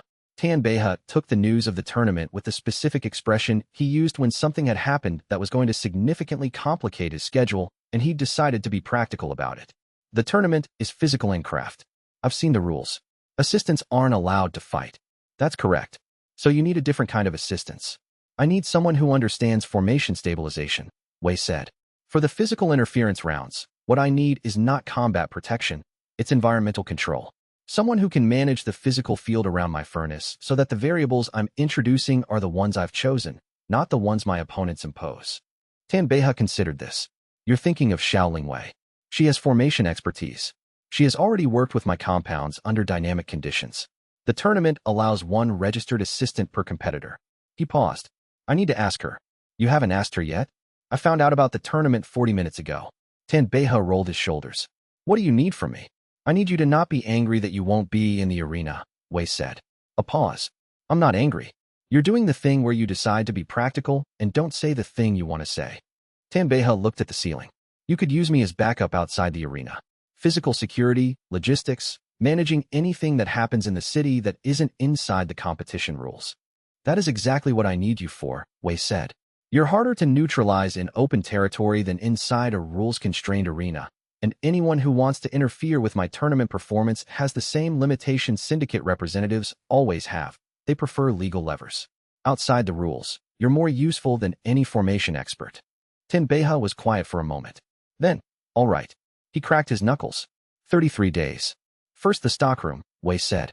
5 days. 5 days, Tanbeha agreed, and went back to his forms. Chapter 43. The Tracer. By the third day of Elder Chui's convalescence, the sect had settled into the assumption that she was seriously ill. Not life-threatening, the physicians said, but a significant qi channel inflammation that required strict rest. Visitors were restricted. Disciples who had business with her office rerouted it to Elder Han, who managed the additional administrative load with visible stoicism. Gung Fuhai, the logistics supervisor, conducted his daily stock check of the supply corridor on schedule, morning before the first shift of hall sessions, again in the late afternoon, when reagent allocations were finalized for the following day. Wei had mapped this schedule over the 3 months before he'd known Gung's name. He'd observed it while noting hall occupancy patterns, without understanding at the time why the pattern mattered. He'd placed the tracer in a sealed container of calcite mineral compound on the second shelf, the specific compound that Gung would need to access if he was attempting to observe Wei's current work, because Wei's current work was deliberately staged. Wei had run a partial sequence of his 3-month-old session in the communal hall on the morning of Elder Chui's third day, working at a pace that was slightly slower than his usual, the particular pace of someone who could be observed without noticing the observer, which was its own kind of performance. He sat in the communal hall for 4 hours and ran the partial sequence with complete apparent absorption. On the 4th morning, the tracer triggered. He knew because of a secondary indicator he'd built into his own pulse check compound, which he consumed each morning under the guise of the daily tonic he'd been on since his core condensation breakthrough. The compound was sensitive to a specific qi signature disturbance at a distance of approximately 30 meters, the maximum reach of the tracer material in the stockroom container. When the container was opened, the tracer activated, and his morning tonic picked up the resonance during the standard pulse reading window. He felt it as a brief warmth in the secondary meridian at his left wrist. He noted the time, the 4th morning, before the first hall session. Morning stock check. Gung Fuhai was running slightly ahead of his usual schedule. Wei finished his morning tonic, washed the cup, and went to find Tan Beihe. He didn't have to go far. Tan Beihe was in the corridor outside his workroom, which he'd made his habit over the past 4 days, stationed at a reasonable but not suspicious proximity, ostensibly doing maintenance on his weapon kit, which required proximity to the supply wing where the polishing materials were stored. Wei walked past him and said low, "North stockroom." He used it before the hall session. He'll have the trace on him now. Tan Beihe didn't look up from his weapon kit. How long does the trace last? 12 hours on skin contact, 48 hours on fabric. Which means Elder Chui's loyalists have a window. I've already sent word. They'll know what to look for. Tan Beihe set down his weapon maintenance cloth. He looked at Wei with the expression he used when he'd identified a gap in the plan. He'll know he's been traced when they take him. He'll suspect. He won't know how. Wei kept his voice level. The trace compound is derived from a naturally occurring mineral in the stockroom's reagent base. It's present in low concentration in 16 different containers he accesses during a normal stock check. If he's careful, he'll conclude there was an environmental contamination. If he's not careful, he'll conclude nothing at all before it's too late. And he can't tell the syndicate how he was found. He can tell them he was found. He cannot tell them the mechanism. Wei paused. Which means the syndicate knows we removed their agent and doesn't know how we identified him. That's a more useful position than removing the agent and letting them understand the method. Tan Beihe stood. He was doing the thing he did when he wanted to be in motion and was forcing himself to wait. His weight shifted forward slightly, not quite a fighting stance, just readiness held in check. What do I do now? Go eat breakfast, Wei said. Make yourself visible in the dining hall. You were not involved in this. You don't know anything happened. Tan Beihe looked at him. Wei, the agent was removed by Elder Chui's loyalists, who are acting on her authority, which she has even while bedridden. You are an inner disc disciple who happened to run a supply errand 4 days ago. That's your role in this story. A pause. Then Tan Beihe walked toward the dining hall with the deliberate ease of someone working hard to look natural. Wei waited until he was gone, then went to his workroom and wrote the full event log in the fracture journal. Timing, trace activation, methodology, outcome. He wrote it in the original cipher rather than plain text, and then he wrote a second version of the event log in the back pages in deliberately legible notation, describing a different interpretation. A qi leakage contamination from faulty reagent storage that had required internal investigation. If the journal was ever read again, the false version would be found first. He sealed the journal and looked at the ceiling. The immediate crisis was resolved. The syndicate had lost their eyes and ears inside the sect. Elder Chui would recover. The 5-day window was closing, and what remained was the tournament. He opened the fracture journal to the tournament section and sat with it. 40 days. Iron Phoenix City. 10 rounds. He noted. Gung Fuhai removed. Syndicate Blind in Misty Peak. 40 days to prepare for conditions I cannot fully predict. He thought about what he'd said to Tenbeha, that a perfectly stable furnace had microthermal variance from the heat source, and those microvariances were exploitable. He hadn't tested that under competition conditions. He'd done it once, in theory, mapping a thermal variance pattern in the communal hall furnace 3 weeks ago out of curiosity, not necessity. He should have tested it under pressure. He flipped to a new page and began designing a 2-week training protocol that would cover 17 different furnace variance scenarios across 6 kinds of interference conditions, building redundancy into each scenario so that if his primary failure trigger was neutralized, there were 4 backups already prepared. He wrote 4 pages before he noticed that the protocol had grown complex enough to require its own index. He looked at what he'd written. Then he looked at the first entry, standard thermal variance exploitation, baseline test. Simple test. For hours. He didn't need 17 scenarios with redundant backups. He needed to know whether the thermal variance approach worked at all. He closed the over-engineered protocol, opened a fresh page, and wrote, Week 1. Test one thing. Make it work. Then he went to the furnace hall. Chapter 44. What Xiao Lingwei understood. The agent's removal was quiet. Elder Chui's loyalists, 2 of them, senior cultivators from her personal teaching cohort, who had been with her since her own inner sect days, handled it on the 5th morning, while Gung Fuhai was mid-shift in the supply corridor. The removal involved no violence. It involved a formal administrative detainment under the sect's internal investigative authority, which Elder Chui held even while bedridden, and a notification to Elder Han that a supply contract irregularity had been identified and was being reviewed. Gung Fuhai was escorted to the sect's internal review chambers. He did not protest loudly. He made one calculation, visible on his face for those who watched, and then he stopped talking, which was the calculation of someone who understood he'd been found and was deciding what to do with the time before the syndicate received his absence report. Wei was not present for any of this. He was in the furnace hall, running his 3rd iteration of the thermal variance protocol, the simplified one, which had expanded to 4 scenarios over the course of the week, but had not yet grown its own index, which he counted as a personal victory. The 3rd iteration was going better than the first 2. By the 4th hour, he could hold a controlled failure anchored to a thermal variance point with something that was approaching reliability, which was a different kind of reliability than anchoring it to an external interference event. External interference was unpredictable in timing and angle. Thermal variance was predictable in position and pattern, but variable in magnitude. He was learning to read the magnitude in advance. The fracture sight helped with this. When he extended it into the furnace cavity, the thermal currents showed as soft fluctuations at the chi perception level, and he could feel the moment the variance reached the threshold he needed.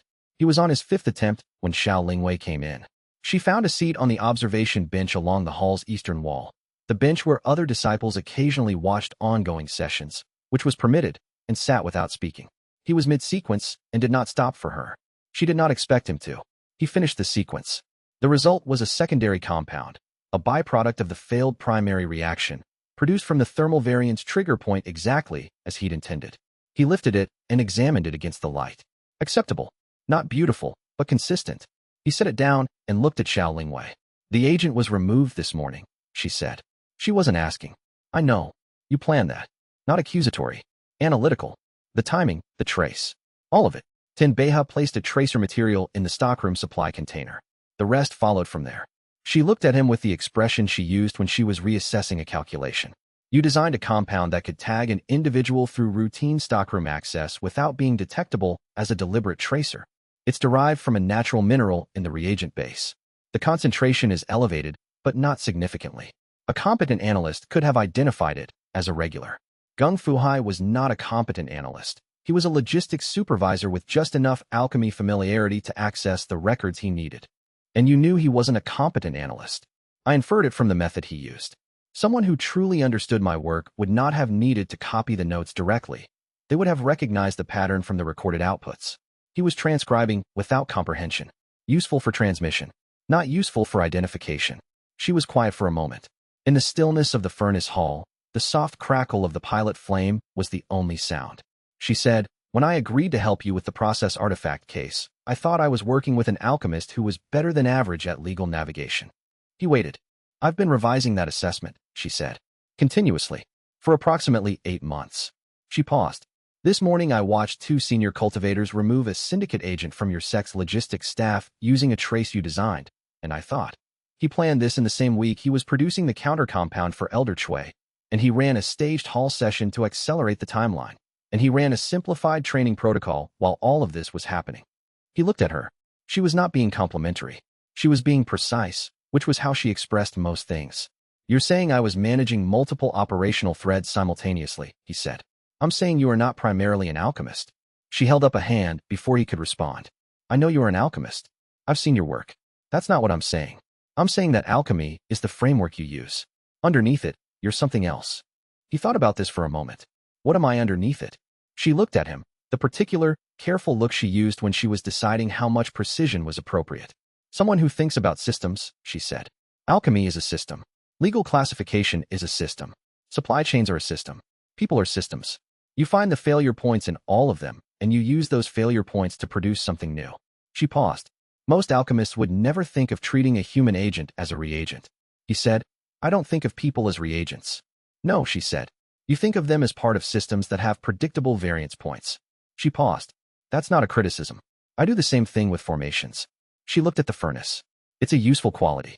It's also why you sometimes miss the thing that isn't part of a system. He was quiet. What aren't I seeing, he said. She looked at him. For a moment she didn't speak. Then, that the tournament in 40 days is going to put you in a physical arena with people who have no interest in systems. Some of them will simply be trying to break your furnace. You're going to need someone who can manage the non-systematic parts so that you can manage the systematic ones. I was going to ask you, he said. Tournament assistant. I should have asked already. You were busy. I was busy, he acknowledged. I'm asking now. She looked at him with the expression that meant she'd already decided and had been waiting for the question. I'll do it, she said. Cost. You teach me the thermal variance approach you're developing. I want to understand it well enough to set up the formation field that makes it exploitable. Agreed, he said. Start now or tomorrow? Now, she said, and stood and came to the furnace. Chapter 45. Soul opening. The advancement did not happen the way Wei expected, which was, he supposed, appropriate. He had planned it. He had planned it with characteristic thoroughness. 17 pages of preparation notes, 7 candidate failure sequences, for possible advancement windows identified based on his current cultivation state, and the tournament timeline. 40 days was tight. Soul opening would be necessary before the physical rounds. Better to advance before travel than mid-competition. He had run probability calculations on each candidate sequence.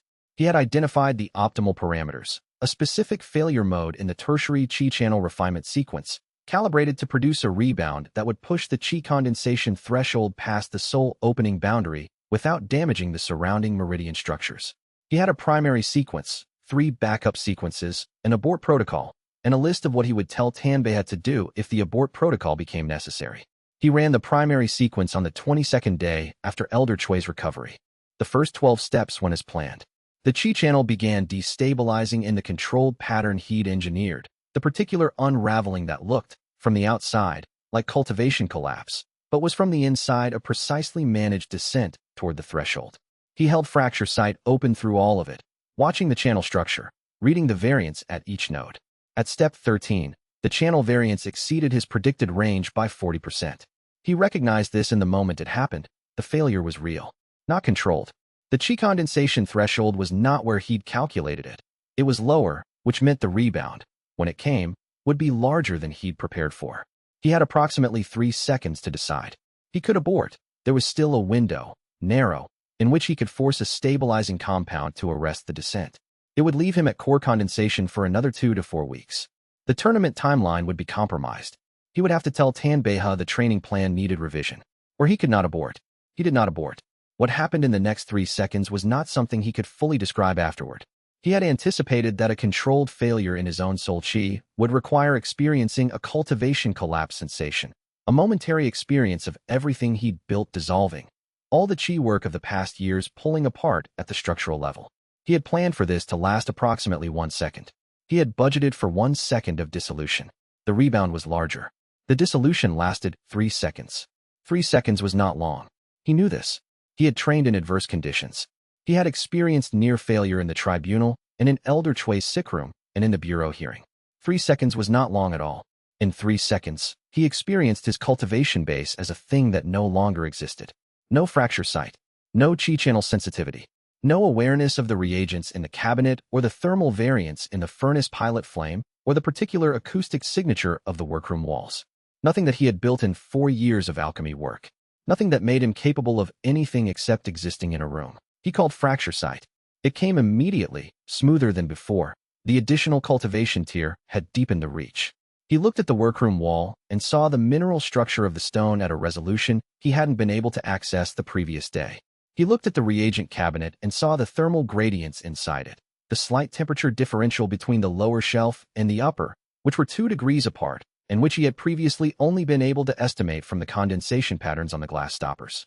He wrote in the fracture journal, "Soul opening achieved. Involuntary rebound, variance 40% above predicted. Duration of cultivation dissolution, 3 seconds. Assessment. The 3 seconds were worse than anticipated, and I would not describe the experience as something I want to repeat. The outcome is correct." He paused, then added, "I understood something during those 3 seconds. I don't have precise language for it yet." He stood, straightened his robe, and opened the workroom door. Tanbeha was sitting on the floor with his back against the opposite wall, and his legs stretched in front of him, and his eyes tracking the door the instant it opened. He had been sitting there for 6 hours. There was a cup of cold tea beside him that he had evidently brought and not drunk. He looked at Wei. His expression was doing something complicated that resolved, after a moment, into relief wearing the face of steadiness. "Done," he said. "Done," Wei said. Tanbeha looked at him. He didn't ask any of the questions he was visibly not asking. He picked up the cold tea, stood, and said, "There's food in the warming pot in the kitchen. I told the kitchen staff you were in a long session." "Thank you," Wei said. They walked to the kitchen. Wei thought about the 3 seconds. He thought about the understanding he'd found in them, which he did not yet have words for, and which seemed important in a way that he filed in the section of the fracture journal he called things to think about later. The tournament was 17 days away. He had not finished his thermal variance protocol. He had not yet confirmed Xiao Lingwei's formation design for the physical rounds. He ate the food from the warming pot and thought about all the work remaining, and felt, beneath the calculation, something that was not quite satisfaction and not quite anticipation, and was perhaps both. Interesting, he thought, and meant it. Chapter 46. Iron Phoenix City. Round 1. Iron Phoenix City was a tournament city, which meant it had been built around the tournament. The central arena complex occupied 6 city blocks. The competitor registration halls were larger than most sects' outer gates, and the accommodation district had an entire quarter reserved for sect delegations, organized by regional affiliation and ranked by historical performance. Misty Peak's room assignment put them on the 3rd floor of a mid-tier inn on the eastern side of the district, which Elder Han's administrative notation informed them was consistent with their standing from the previous tri-regional 3 years ago. Wei registered as a competitor on the morning of arrival. Xiao Lingwei registered as his tournament assistant. Tanbeha took a room across the hall and immediately conducted a survey of every exit route from the building, the adjacent alleyways, and the main approach roads, which Wei had asked him to do and which he had been planning to do regardless. The tournament opening ceremony was formal and brief. 10 sects, 40 competitors, a bureau official reading the rules from a prepared text that everyone present had already read in the published regulatory document. Wei listened with partial attention, using the other part to observe the other competitors. He counted 7 who were core condensation rank. 3 were soul opening, which was his current rank. Of the 7 core condensation competitors, 2 carried their furnaces with the proprietary equipment marks of syndicate-partnered manufactories. The standard branding was subtle but legible if you knew what to look for. He made a note in the tournament pages of his current journal, which was a stripped-down version of the fracture journal. No cipher section, no sensitive operational content, only tournament-specific material. 7 core condensation. 3 soul opening, including him. The 2 syndicate equipment users were from different sections. Adjacent entries. Physical interference specialists versus craft specialists versus hybrid approach. He put a mark next to his first-round draw. A man named Borchu Gantulga, representing the Iron Veil sect, a northern sect with a documented history of physical-style tournament performance. Large. Likely fast. Prioritized disruption over refinement. Wei looked at him during the ceremony and was aware that Borchu Gantulga was not looking at him at all, which was either confidence or indifference, and in either case meant he'd decided the match before studying his opponent. Xiao Lingwei stood at his left shoulder during the ceremony, slightly angled toward the arena layout display, cataloging something in her own way. After the ceremony, when they were walking back toward the preparation halls, she said, "The arena formation grid is interesting." "In what way?" "The standard competition formation creates a barrier between competitor stations to prevent cross-compound contamination. But the grid spacing is wider than the standard regulation spec." She paused.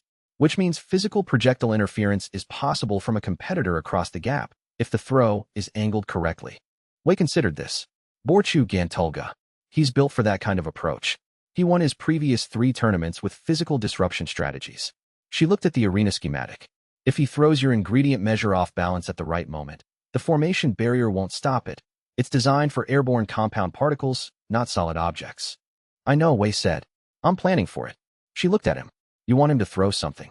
I want him to throw something at a moment I've identified. The timing is the constraint. He paused. For round 1, I need him to disrupt the secondary mineral measure at the 12-minute mark of the sequence. If it happens then, the failure mode it triggers produces a byproduct compound in the right concentration range. Before 12 minutes, the Qi channel in the ingredient base isn't sufficiently activated and the byproduct won't concentrate. After 12 minutes, it starts to degrade. She absorbed this. You're using your opponent's interference as a failure trigger. If the timing is correct, and if it isn't correct, then I produce whatever the off-time failure produces and assess it for alternate utility. He paused. The primary target is always optimal, but a non-optimal result isn't a loss. It's a different data point. She looked at him for a moment. You say that about everything.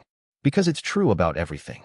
Round 1 began at the 3rd hour of the morning, when the arena light tubes were at full capacity and the air carried the compound tang of 100 simultaneous preparation sequences from the adjacent preparation halls. Wei was at his station, standard government-issue furnace, standard regulation ingredient rack, standard arena formatting, when Borchu Gantulga arrived at the station across the gap. Borchu Gantulga was, if anything, more physically immediate in proximity than from a distance. He set up his equipment with economical precision and did not look at Wei. He was not nervous. He was, Wei concluded, genuinely indifferent, which was its own kind of information about his strategy. The round horn sounded. Wei began. The sequence he designed for round 1 looked, from the outside, like standard furnace work. He pulled ingredients, activated the base compound, began the primary reaction sequence. His pace was slightly slower than his personal best, deliberately. He wanted Borchu Gantulga to see a craftsman working methodically, nothing unusual, no reason to adjust his approach. He wanted the brute force red to hold. This competitor is in a rhythm, hit him at the rhythm's midpoint. At the 11-minute mark, Borchu Gantulga reached under his ingredient bench and produced a weighted measuring implement, a standard tool, entirely legal, and assessed the gap distance between their stations with a practiced eye. Wei did not look at him.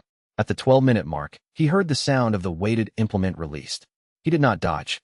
He did not raise a defensive formation. He shifted his left hand 2 centimeters and let the ingredient measure take the impact at the angle he'd calculated. The off-balance was exactly the disruption he needed. The mineral measure tipping at the precise moment the secondary Qi channel activation was at peak, and the compound in the furnace cavity responded to the sudden input variance with the specific failure he'd been waiting for. The furnace flared briefly, not dangerously, but visibly. Xiaoling Wei, at the assistant station, did not move. She had been warned. She watched the flare, registered the reaction, and made a small notation in her formation monitoring record. The byproduct compound resolved in the cavity. Wei extracted it with careful precision and set it in the sample vessel. The round bell sounded. The judge assigned to their station came to assess both samples. She examined Borchu Gantulga's compound first, a solid foundational result, technically clean, above minimum specification.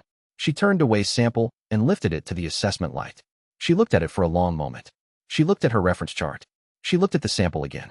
She wrote the score in her ledger with the specific expression of someone who had a number and wasn't sure it was the right number. Chapter 47. Above specification, the judge's consultation after round 1 took longer than the standard assessment window. Wei watched from the competitor rest area with the patience he'd developed for processes that were happening at their own speed and couldn't be accelerated. Tenbeiha was somewhere in the spectator tier. Xiaoling Wei was at his shoulder, reading her formation monitoring notes. Borchu Gantulga was sitting 3 rows down in the rest area with his arms crossed and his expression doing something complicated. He'd looked at Wei's sample before handing off to the judge. Whatever he'd seen had adjusted his assessment of the match. The consultation ended. The scoring notary walked to the posting board and made both entries. Wei's round 1 score was 143. The tournament maximum reference was 120, which was the theoretical ceiling of what a regulation spec compound of that type could achieve within the round time limit, based on the Bureau's standardized scoring system, which had been developed in conjunction with syndicate technical consultants approximately 50 years ago. He looked at the posted score for a moment. Then he looked at the judge who had posted it. She had the expression of someone who had checked her work twice and was prepared to defend it. The round scoring was not the source of the consultation delay. The delay had been about the category. His compound was a clear variation from the type specified in the round brief, related, chemically derivative, but not what had been asked for. The question the judges had been consulting on was whether a compound above specification in quality, but variant in category scored higher or lower than a compound that precisely met the specified type. The Bureau's regulations addressed this. Barely. There was a footnote in the tournament scoring manual from the previous century that covered superior variant production and assigned it a coefficient multiplier, which was how the judges had arrived at 143. The footnote had been added by a regional administrator whose name Wei did not know, and who had possibly never expected to see a superior variant production result in an actual tournament. Borchu Gantulga walked over and stood in front of Wei. He was not threatening. He was recalibrating. "You let it hit," he said. "My weight was intentional interference. Tournament legal. You let it hit." "Yes."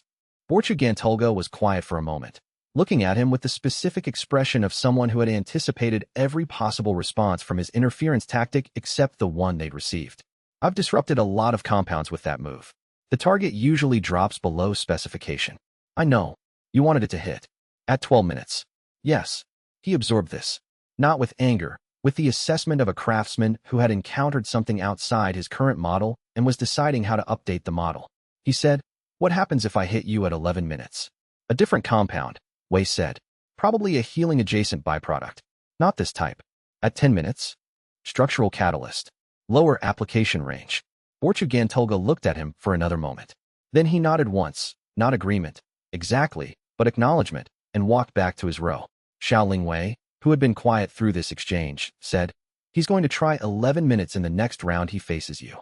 "Probably," Wei said, which is useful information. If he's adjusting his target timing rather than his strategy, he hasn't understood the fundamental issue. She looked at him. The fundamental issue being that you can use any timing. The fundamental issue being that his interference is a resource I can plan around. The specific timing is secondary. Once he believes timing is the variable, he'll be providing me with interference at a predictable schedule, which is more useful than interference at random. She was quiet for a moment. Then she said, with the precision she used for observations that were also corrections, "He may figure that out." "He may," Wei said. "He's good. If he figures it out, I'll have to find a different approach." He paused. "That's what round 3 would be for." She made a small sound that was not quite a laugh, but was in the register of one. "You have 17 backup scenarios and you've already assigned them to specific rounds." 14, he said, "and 3 of them overlap." She did not say anything to that, but he noticed, from the corner of his attention, that she was smiling. Chapter 48. Variables. The rest day between round 1 and round 2 was governed by the tournament's mandatory rest protocol. Competitors were prohibited from using furnaces during off days, which the Bureau's regulations cited as a protection against preparation fatigue compounds. In practice, it meant Wei sat in the inn's common room with his journal, and Xiaoling Wei sat across the table from him with her formation schematics, and they worked in parallel silence for several hours. Tenbeiha went to investigate the city. The common room was not crowded. Most competitor delegations were doing their own preparation work elsewhere, and the quiet had a different quality than the quiet of the sect. No administrative corridors. No faint smell of communal hall reagents. Outside the window, Iron Phoenix City went about its business. Market stalls, delivery runners, the particular smell of a city that processed a significant volume of alchemical supply trade. Wei had been writing for 2 hours when he noticed Xiaoling Wei had stopped working on her schematics and was looking at him. "Ask," he said, without looking up. A pause. "You said the tournament makes you uncomfortable." He did look up then. He didn't recall saying that exactly, though he'd said something close to it the week before her formal agreement to serve as his assistant. "I said the physical rounds mean I can't control enough variables. That's not quite the same thing as discomfort." He set his stylus down. He had a policy, not written, but consistent, of not answering questions he hadn't finished formulating responses to. He held this one for a moment. "The difference between uncomfortable and concerned," he said, "is that uncomfortable implies an emotional state, and concerned implies an analytical one. And you were using the analytical language to describe something that was also emotional." He thought about the 3 seconds during the soul opening advancement. He thought about the cultivation-based dissolving and the specific quality of being, for 3 seconds, someone who could not analyze anything because the faculty of analysis wasn't available. He had written in the fracture journal, "I understood something during those 3 seconds. I don't have precise language for it yet." He still did not have precise language for it. He thought it might be related to what Xiaoling Wei was asking about. In this tournament, he said, choosing his words carefully, my method depends on working with failure in a controlled way. Everything I do assumes control of the failure point. The physical interference rounds introduce variables I cannot fully predict in advance, not because I can't model them, but because the model is always incomplete. There's always a gap between the planned failure and the actual one. He paused. I've been working with that gap for 3 years. It doesn't get smaller. I've gotten better at using it, but it doesn't get smaller. She was quiet, listening. In most situations, he said, the gap is workable. In an arena in front of judges, with a clock and a score and other competitors adjusting their strategies in real time based on what they observe me doing. The gap is larger than I prefer. She said, and that's uncomfortable. That's uncomfortable, he agreed. She looked at her schematics, then at him. I control variables for a living, she said. I've been doing it since I was 12, when my family's trade contracts started requiring formation seals, and my father discovered I could calibrate them faster than the hired practitioners. She paused. My method is the inverse of yours.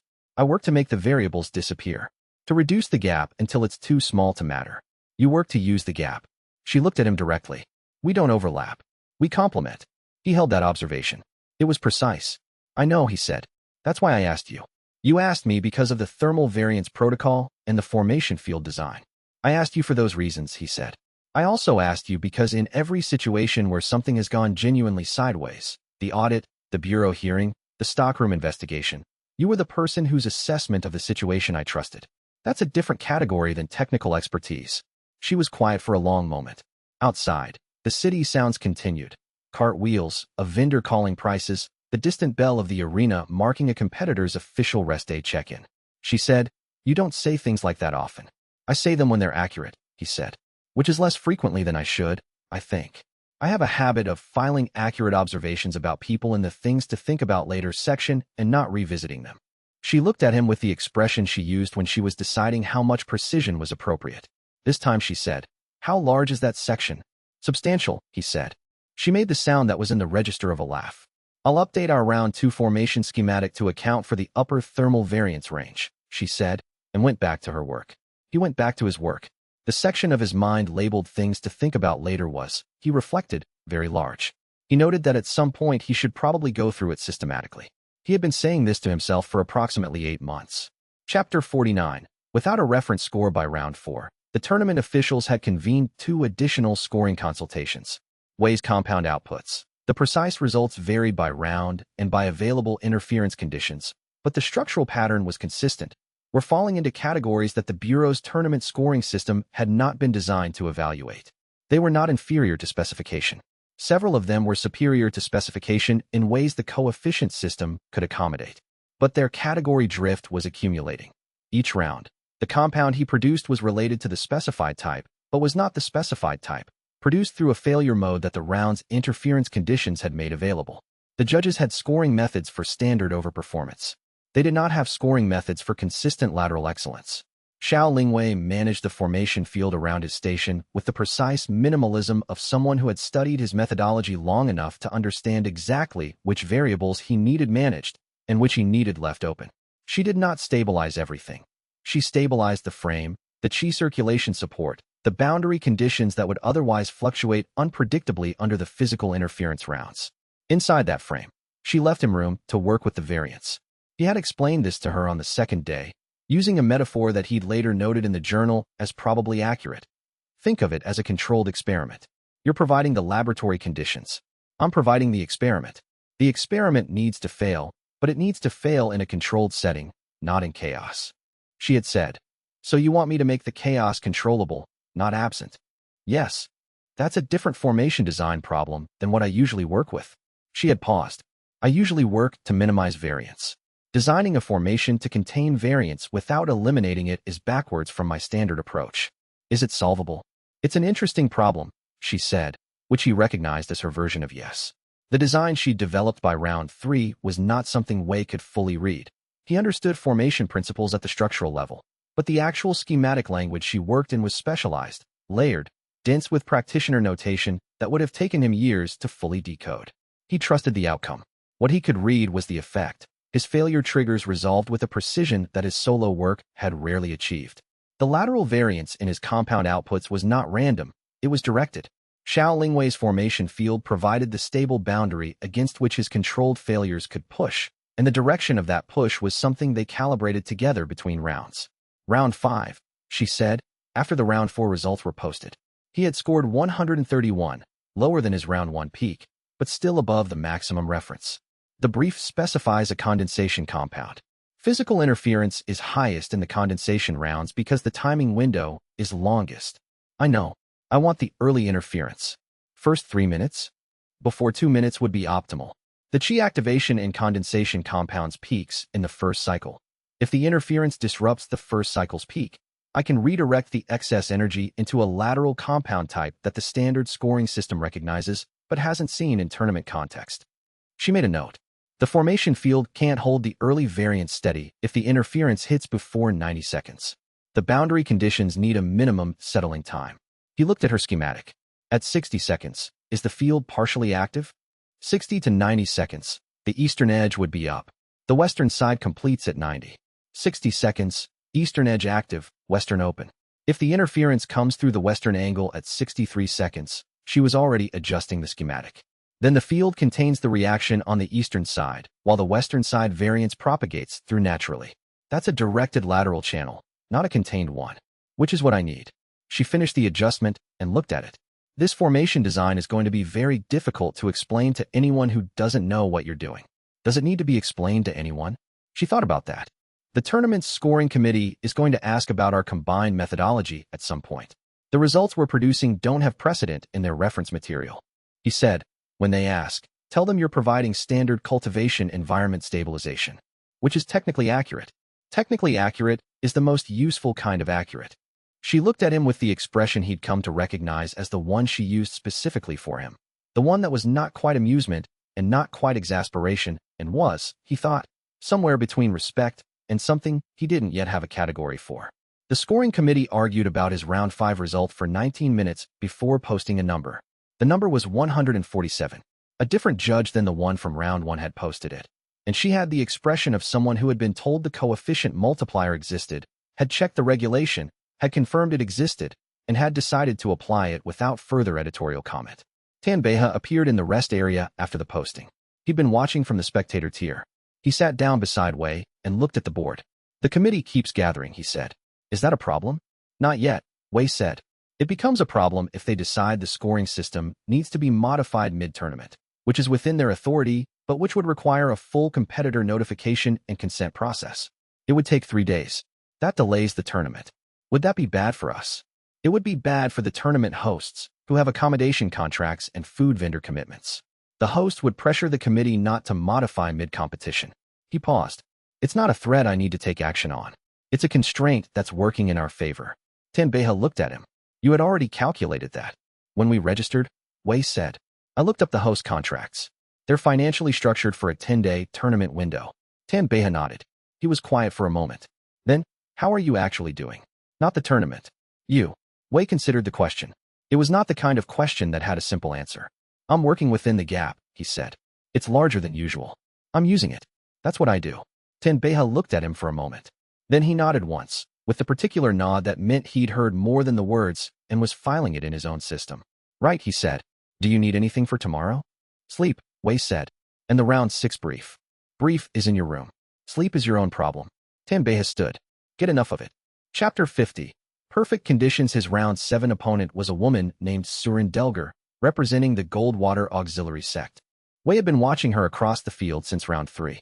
She was not a physical disruption specialist like Borcha Gantulga. She was a precision crafter, methodical and patient, with a smooth compound quality that scored consistently in the mid-90s without the dramatic peaks or variance that some of the higher-risk competitors pursued. She had won her previous 4 rounds with clean, reliable production and had not used physical interference tactics in any of them. On the morning of round 7, her preparation station was arranged differently than in the previous rounds. The ingredient rack positioning was slightly adjusted. Her furnace temperature calibration settings, visible from across the gap, were unusual, set to an exceptionally stable thermal range, tighter than standard specification. He looked at this setup for a long moment before the round began. Xiao Lingwei was beside him, adjusting her formation schematic. She looked at the opposing station and said, very quietly, she's minimizing her own variance. She's eliminating it, he said. The thermal range, she said, is so tight, it will suppress the natural chi fluctuation in her reagents. Her compound will be technically clean, but without dimensional complexity. A lower ceiling, but a guaranteed floor. That's not her normal approach. No. He looked at the woman across the gap. She was doing her pre-round check of ingredients with the focused economy of someone who had prepared for a specific scenario. Someone told her my method. The syndicate has representatives at the tournament, Xiao Lingwei said. In the spectator tier. I saw 2 of them in the standard bureau observer seating. I know. He'd seen them on the first day. 2 people with the particular stillness of professional observers, positioned at the angle that gave them the widest view of his station. He had noted them and continued working. They've had 6 rounds to brief her. The round horn sounded. Surin Delger began her sequence with perfect, unhurried precision. There was nothing to use. Her station was stable, her ingredient measure was anchored, her furnace thermal range was suppressed, not a single variance point that he could identify as an exploitable failure trigger. She was not going to provide physical interference. She did not need to. She was simply going to produce an excellent compound with extreme consistency and force him to compete on conventional terms. He had known this was possible. He had 14 backup scenarios. He ran through them in his mind in the first 40 seconds. Scenario 8. External thermal influence. He could attempt to use the ambient thermal variance in the arena air, which existed, at a low level, from the combined heat output of all the other stations. But the tournament formation barrier filtered ambient chi influence. The arena's regulation formation would contain his compound within its own station field. Scenario 12. Preparation material variance. He could exploit a variance in the raw ingredient stock. Each reagent had natural impurity ranges that occasionally triggered minor reactions. But he had checked his ingredients in the preparation window, and this round stock was from a high-grade supplier whose quality control was genuinely excellent. He went through the remaining scenarios in the next 40 seconds. His ingredient base was activated. The primary reaction was proceeding. Without a failure trigger at the right moment, the compound would develop along its standard pathway. Not badly. The base quality was solid. He would produce an above-average result. But above average in a system scored with a coefficient multiplier was still being compared against his previous scores of 131, 147, 122. An above-average result against that baseline was effectively a loss on points.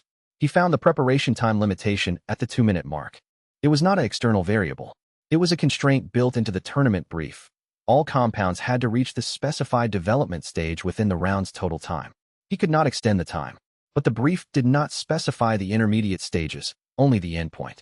If he introduced an artificial delay at the secondary mineral integration phase, not a failure, exactly, but a deliberate slow, the compound would spend additional time in an intermediate state, during which the mineral components would undergo a low-temperature crystallization process that the standard preparation didn't allow enough time for. It wasn't what he designed any of his scenarios around. It was a constraint he'd noted while reading the brief and filed as irrelevant. He used it. The crystallization produced a compound that was slightly below his usual category drift outputs. Technically in specification, categorically clean, with an unusual crystalline property in the final structure that the judge's reference material did cover, because the low-temperature crystallization process was a known technique, just rarely applicable within a tournament round's time limit. He set the sample in the vessel. Surindelger's compound was excellent. Genuine, consistent excellence. 98 points on the standard scale. No coefficient applied. His compound scored 93 on the standard scale. Coefficient applied for the crystalline property, 106. He looked at the posted score. 106. His lowest tournament score so far. Still above her result. But just. He walked back to the rest area and sat down. Xiao Lingwei sat beside him. He thought about the scenario he hadn't had prepared. He thought about the gap between the planned failure and the actual one. How it had been larger than usual today. How he'd improvised in real time with a technique he'd noted and dismissed and retrieved at the last possible moment. He thought about the score, 106. You nearly lost, Xiao Lingwei said, not as a criticism but as an observation. I know. The preparation time limitation was not in your scenarios. No. He paused. It was visible in the brief. I should have included it. You had 17 scenarios. 14. And I should have had 15. He opened his journal to the tournament section and wrote, crystallization delay, add to round 8 preparation. Then he wrote, beneath it, over-engineering 17 scenarios without the obvious constraint. Look at the simple thing first. He looked at what he'd written. The fatal flaw, manifesting with its characteristic timing. He had spent 2 weeks building a tournament preparation framework so comprehensive it had its own internal index, and had missed the one technique that had saved him because it was too simple to include. The remaining rounds, he said to Xiao Lingwei. The scoring system has my pattern now. I won't be able to repeat category drift approaches. They'll have briefed every remaining opponent. Probably, she said. But they've briefed them on your method. They haven't briefed them on your improvised modifications. He looked at her. You just solved round 7 by finding a technique you'd ignored, she said. If they brief against your scenarios, you'll solve with a technique that isn't in your scenarios. She paused. The gap you keep talking about, the one that makes you uncomfortable. That's where you keep finding the answers. He held that for a long moment. That's also what makes it uncomfortable, he said. She nodded. I know. She opened her formation schematic. Round 8 brief is already reviewed. Tell me which variable you want to work with, and I'll build the field around it. He looked at the blank page beside the round 7 notes. Give me an hour, he said. I want to look for the simple thing first. Chapter 51, Microvariants. He spent the rest day between round 7 and round 8 in the arena's competitor preparation wing, which remained open during rest days for equipment maintenance. He was not maintaining equipment. He was mapping the arena furnaces. The rest day rule prohibited compound production. It did not prohibit furnace operation at low temperature, which was a standard maintenance practice. He operated his station's furnace at the minimum functional setting and spent 2 hours with fracture site open, moving through the thermal landscape inside the furnace cavity the way he would move through an unfamiliar reagent structure. Slow, systematic, not looking for anything specific, letting the details accumulate before drawing conclusions. What he found was not surprising, given that he had theorized about it before the tournament began. What surprised him was the scale.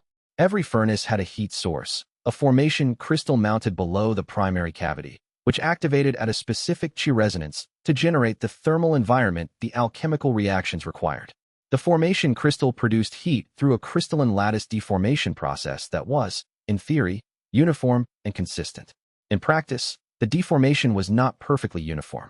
The crystal lattice had natural imperfection points, minute discontinuities in the crystalline structure that caused the heat output to vary, fractionally, at specific locations in the cavity. These were not defects. They were physical properties of the material. Every formation crystal had them. Every arena furnace, regardless of how precisely it was calibrated, had a thermal map that was unique to that specific crystal, with variance points that occurred at regular, predictable intervals based on the crystal structure. Surin Delger, in her round 7 perfect stability setup, had suppressed the ambient variance and the competitor interference and the reagent impurity ranges. She had not suppressed the formation crystal's microthermal variance, because that wasn't possible without replacing the crystal, which was prohibited under tournament equipment rules.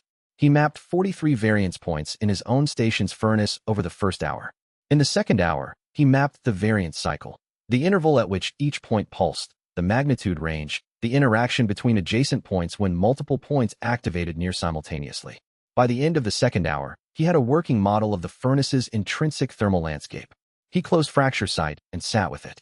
If every arena furnace had this landscape, and it did, this was a material property, not a calibration flaw. Then Surin Delger's perfectly stable setup was not, in fact, perfectly stable. It was stable in every dimension she had controlled for.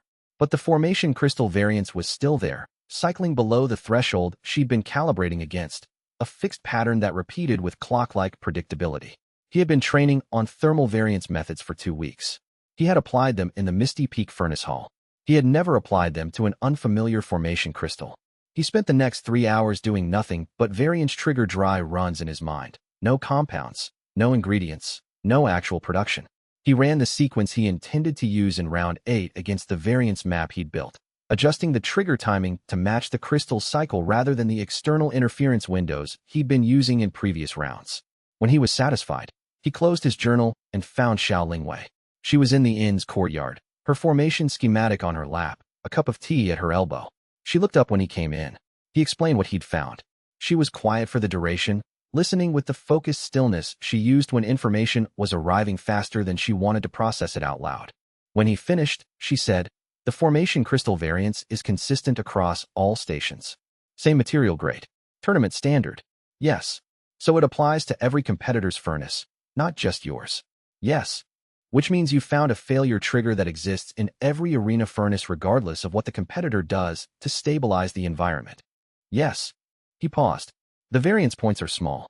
The trigger window is narrow, 2 to 4 seconds at the relevant magnitude. I'd have to be working at the right sequence step when the variance peak arrives. The timing coordination is the constraint. She looked at her schematic. She picked up her stylus. If I know the variance cycle length, I can build a formation field that extends your detection window. The field won't change the crystal's behavior. That's impossible without modifying the furnace. But it can amplify the chi level signal of the approaching peak, so you have 5 to 7 seconds of advance notice instead of the 2 to 4 the raw observation provides. He looked at her. That's within the equipment rules. Formation fields that affect competitor perception rather than compound environment are explicitly permitted in Clause 7 of the tournament regulation. They exist specifically for formation specialized assistants. She was already sketching the adjustment. I should have designed for this from round 1. I was focused on containing external variance. I didn't think about internal variance. I didn't think about it clearly until round 7, he said. She made a sound that acknowledged this without assigning blame. How long do you need to calibrate against the advance signal? An hour, if we do a dry run together before round 8. We have 3 hours before registration closes tomorrow. She finished the schematic adjustment and held it up. This, she said, is the most interesting formation problem you've given me. He looked at the schematic. There will be worse ones. I know, she said. I'm looking forward to them. Round 8 was against a competitor from a southern sect who had calibrated his preparation for physical disruption response, having watched Wei's earlier rounds and concluded that physical interference was his primary tool. The competitor provided careful, controlled interference at regular intervals. Wei used the formation crystal variance and didn't need any of it. He scored 139. His opponent scored 84. After round 8, when the score was posted, he heard the 2 syndicate observers in the spectator tier exchange words he couldn't make out. He noted the exchange and did not react. He wrote in his tournament journal, "They're escalating. Next move won't be competitive." Chapter 52, Procedural Grounds. The invalidations appeared on the scoreboard on the morning of round 9, before the round had begun. He arrived at the competitor check-in desk to receive his round 9 brief and found Elder Han's administrative equivalent in tournament terms, a bureau scoring coordinator, holding a formal procedural notification with the expression of someone who had been handed it from above and had not been the one to make the decision. 3 scores. Rounds 2, 5, and 6. Invalidated on procedural grounds. Production methodology unverifiable under standard assessment protocol. He read the notification twice. He asked, with the specific calm he used for situations that required calm he did not currently feel, which judge submitted the invalidation? The coordinator gave him a name. Judge Nidong of the Southern Circuit Assessment Staff. He knew the name because he had researched the tournament's judging panel before leaving Misty Peak. He researched every organizational structure he was going to operate within. Judge Nidong had been appointed to the tournament assessment staff 6 weeks before the competition, replacing a senior judge who had withdrawn due to illness. 6 weeks ago was immediately after the Bureau's continental hearing, at which Wei had successfully argued the process artifact classification. The replacement appointment had a sponsor name in the public record. He had read it. He had filed it under things that might become relevant and had not yet needed to access. He looked at the scoreboard. 3 round scores removed. Rounds 2, 5, and 6, which had been 3 of his 4 highest scores. His standing dropped from first by a clear margin to 4th, below 3 competitors who had not had scores invalidated. He was 3 rounds from the tournament's end.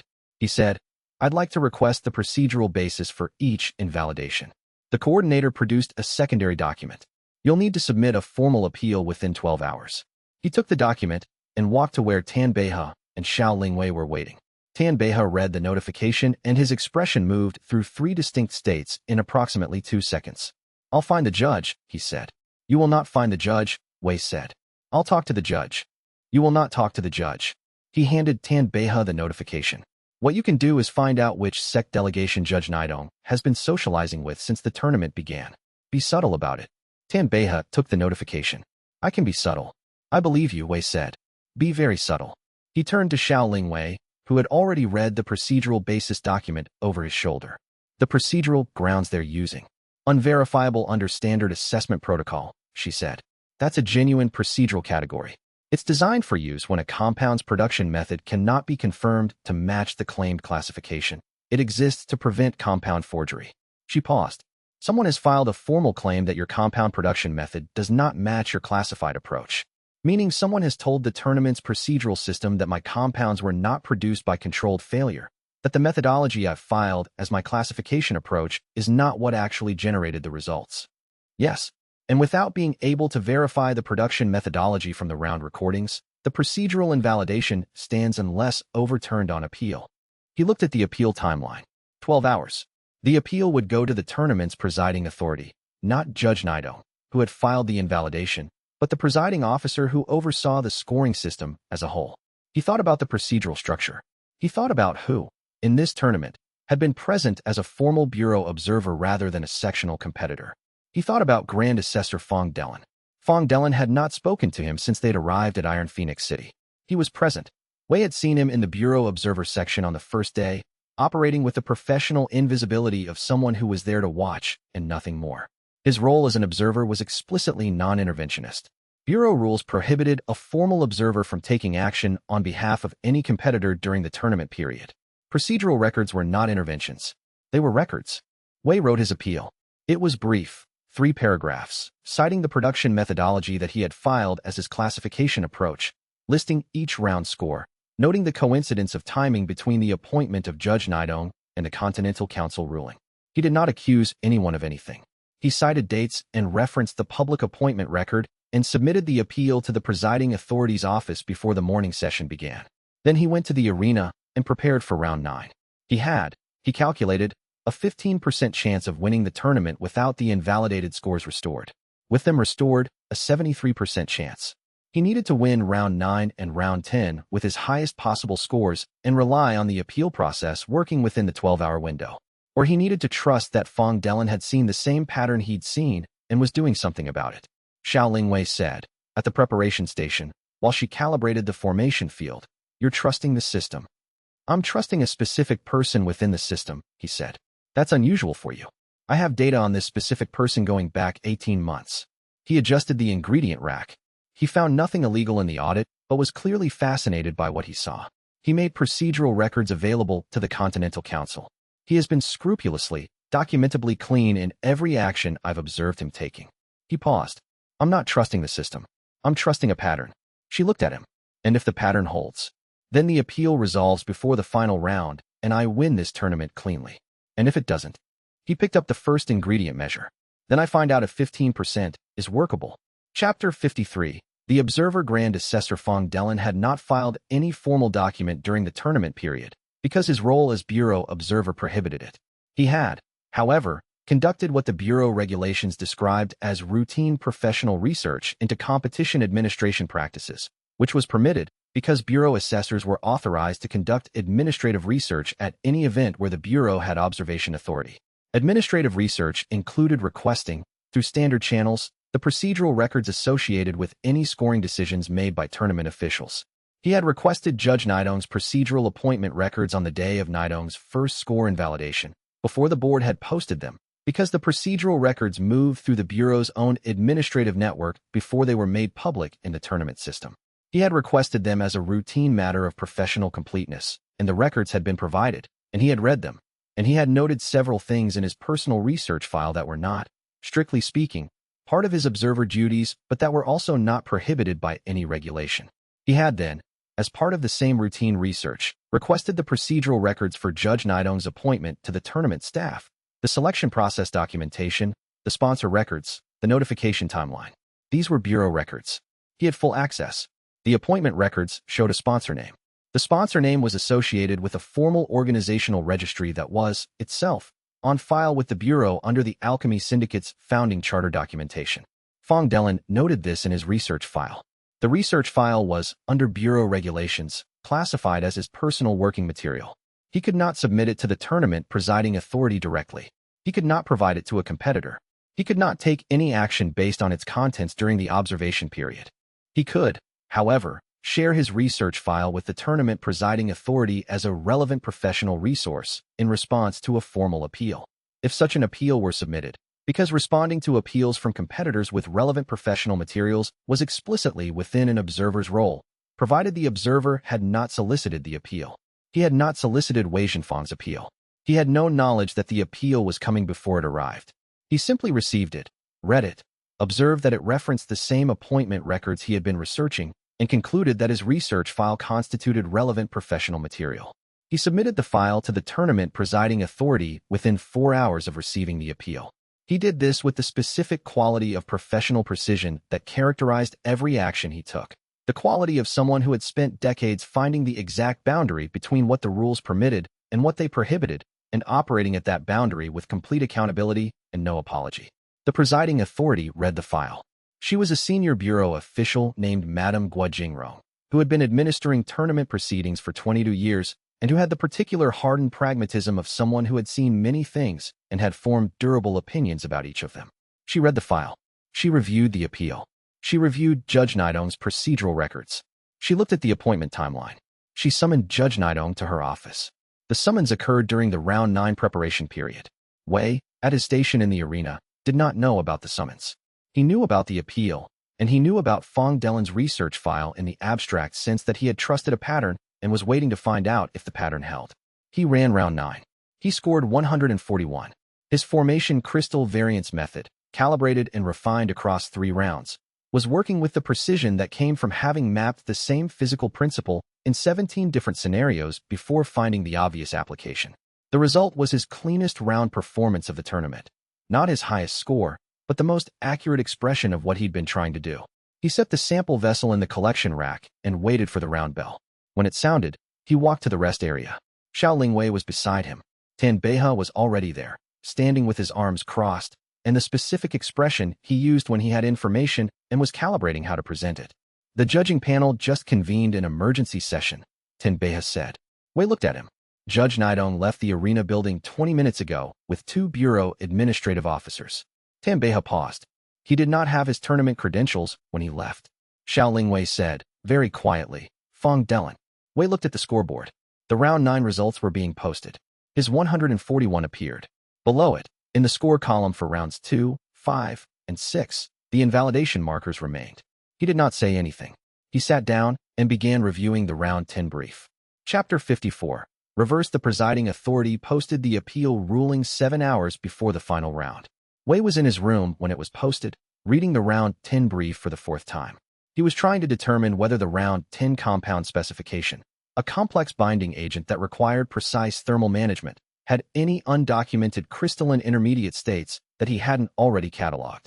Xiao Lingwei knocked and came in without waiting for an answer, which she had stopped waiting for approximately 3 rounds ago. The board, she said. He put down the brief and followed her to the score posting area. The invalidation markers were gone from Rounds 2, 5, and 6. The scores were restored. The appeal ruling was posted in a separate frame beside the main board, which was unusual. Normally, appeal rulings were administrative documents, not displayed publicly. Madame Guojingrong had apparently decided otherwise. The ruling was 7 paragraphs. It summarized the procedural history, cited Judge Nidong's appointment records, referenced the Bureau Observer's research materials, confirmed the connection between the appointment sponsor and a registered organizational interest in the competitor Wei Zhenfang's tournament performance, and ruled the invalidations void as produced through a compromised procedural process. The final paragraph identified Judge Nidong by name and noted that the matter had been referred to the Bureau's Ethics Division for formal investigation. The scoreboard, with the 3 rounds restored, put Wei in 2nd place. 1 round remained. Around them, in the score posting area, other competitors and their delegates had gathered to read the ruling. He heard the specific sounds of people processing information at different speeds, the silence of those who had already understood what they were reading, the murmuring of those who were summarizing it for companions, the louder conversations starting among the delegations who had something at stake in what had just been made public. The 2 syndicate observers were no longer in the spectator section. He noted their absence. Tan Beihe was at his shoulder. He said, the Goldwater Auxiliary Sect's delegation is in a side room having what looks like a difficult conversation. Surin Delger's sect. Yes, their delegate looks like he received news and doesn't want to be seen receiving it. Wei looked at the public ruling again. The Bureau's ethics referral meant that Madame Voss Qinglan's organization would have a formal investigation to manage, not just a tournament setback, but a documented record of procedural corruption, publicly posted at a tournament attended by every significant alchemy institution in the Tri-Region Zone. Everyone in this building who worked with the syndicate would have read this ruling within the hour. He thought about what she had said in the Bureau's corridor after the classification hearing. You won a legal argument. You did not win the war. He thought about the ethics referral notice.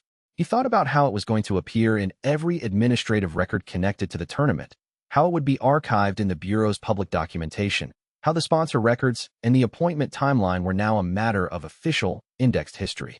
Xiao Lingwei said, "This is worse for her than losing the tournament." "Yes," he said. "By design." He paused. "Not mine. Fong Delen's."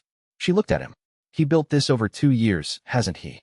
The scrupulously clean record, the research access, the procedural precision. He was always going to use it this way. He was always going to be in a position to use it this way," Wei said. "I think the specific use depended on what the syndicate did." He looked at the ruling. They provided the occasion. He went back to the round 10 brief. He had 7 hours and the formation crystal variance map from the previous round station, which would need to be recalibrated for the final arena's equipment. He spent 2 hours on the recalibration with Xiao Lingwei and 4 hours on the compound design, and spent the last hour before the final round writing 1 entry in the tournament journal. The syndicate's move cost them more than winning would have given them. This is the value of patience. He underlined the last sentence, which he did rarely. Chapter 55, Iron Phoenix. The final round's compound specification was a binding agent used in healing formations, a high-complexity production requiring precise thermal management across 7 sequential stages, with each stage building on the previous one's output structure. The scoring rubric was straightforward: compound yield, purity rating, and biocompatibility classification. No category drift coefficient. The Bureau's scoring system knew exactly what it was evaluating. 8 competitors remained, all with restored or unchallenged scores. Wei was in second place going into the final round. He needed to outperform his closest competitor by a margin that would hold across both their results. His closest competitor was a man from the Stormforge sect named Wan Liqing, who had been quietly and consistently excellent throughout the tournament in a way Wei had been watching with professional respect. No syndicate connection, no physical disruption tactics, no political complications. Just very good compound work. Wan Liqing was also good at healing formation binding agents. He was probably going to produce a high-purity result.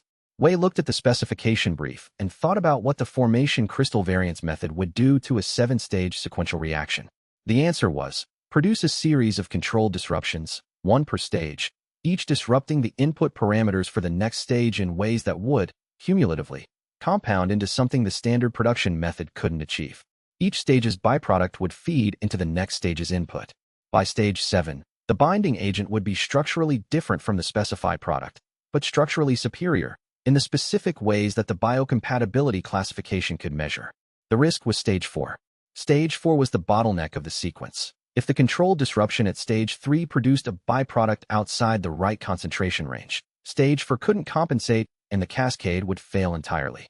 He'd run this sequence in his mind 47 times before the final round. He had not tested it on a physical furnace, because the rest day prohibition had prevented furnace use, and the round 9 station had not had enough time for a full dry run. He was going to run it for the first time under competition conditions, in the final round, in front of 20 judges. He set up his station. Xiao Lingwei calibrated the formation field. She'd built a new schematic overnight specifically for this round's 7-stage requirements, layered more intricately than any of the previous round designs. She said, before the horn, "The field is ready. Stage 1 through 3, the formation amplifies the variance detection window. Stages 4 through 7, I'm holding boundary conditions tighter. There's less room for error in the back half." "I know," he said. "Stage 4 is the constraint." "I know," she said, which was her way of telling him she'd already built for it. The round horn sounded. He began. Stage 1 proceeded as modeled. The formation crystal variance point activated at the calculated interval. He triggered the controlled disruption at the correct moment, and the stage 1 output carried the byproduct concentration he needed.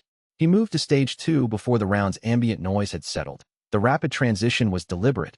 He had 3 minutes of buffer time built in and intended to use none of it. Stage 2. Stage 3. Each stage's output built on the previous one the way his theoretical model had calculated, but physical reality had 2 extra variables that theory couldn't fully account for: the weight of actual ingredients, and the heat distribution of an unfamiliar furnace in an unfamiliar room at a specific temperature and humidity that differed from the models he'd been running. At stage 3's completion, the byproduct concentration was at the low end of the required range. Not outside it, but low. Stage 4. Stage 4 required the stage 3 byproduct to provide a specific catalytic input at the opening of the reaction. If the concentration was low, the catalytic input was insufficient, and the stage 4 reaction would stabilize at a lower energy than required, producing a result that was technically within specification but would not carry the structural advantage he'd built the entire sequence for. He held the stage 3 output and looked at Xiao Lingwei. She was looking at her formation monitoring readout. She made a small adjustment to the field's eastern boundary, a tightening that he felt in the furnace cavity as a fractional change in the thermal distribution. It was not enough to change the stage 3 byproduct concentration, but it changed the stage 4 opening temperature by half a degree. Half a degree brought the catalytic threshold within the range where the stage 3 byproduct concentration, low as it was, would be sufficient. He ran stage 4. It held. Stage 5, 6, 7. Each one building on the previous one's output with the accumulated precision of a 7-step sequence that had been running correctly since stage 1. By stage 7, the binding agent in the cavity had the structural signature he'd modeled, the specific crystalline lattice formation that produced a superior biocompatibility rating, the kind that the Bureau's scoring system recognized and assigned the coefficient multiplier. He extracted the compound and set it in the collection vessel. The round bell sounded. Juan Liqing's compound was excellent. It was the highest purity standard production result of the tournament. Clean, consistent, technically perfect. His biocompatibility rating was outstanding. Wei's biocompatibility rating was higher. The judges spent 11 minutes on the final assessment. The scoring coordinator posted the results with the particular efficiency of someone who had been doing this long enough to have no personal investment in dramatic timing. Wei's round 10 score, 152. Tournament maximum reference, 120. Coefficient applied. Juan Liqing's round 10 score, 115. The cumulative standings went up. Wei's restored scores from rounds 2, 5, and 6 gave him a total that Juan Liqing couldn't match on points, even with the round 10 result. Wei looked at the board for a moment. He noted the number. He noted the position. He thought about stage 4, and about the half-degree temperature adjustment, and about Xiao Lingwei making that adjustment at the exact moment he needed it. The presiding authority, Madame Guo Jingrong, read the final standings in the formal ceremony at the arena's main hall an hour later. She read the winner's name with the particular precision of someone who had chosen, over a long career, to be fair and had been fair for so long that it had become simply who she was. She placed the Iron Phoenix medal around Wei's neck. It was heavier than he'd expected. It was a physical object, solid, which was something he'd only understood abstractly before. Recognized alchemy sovereign of the Tri-Region Zone, she said, which was the formal title the medal conferred. She stepped back. He was not someone who made speeches. He didn't make one. He walked back to where Tan Beihe and Xiao Lingwei were standing.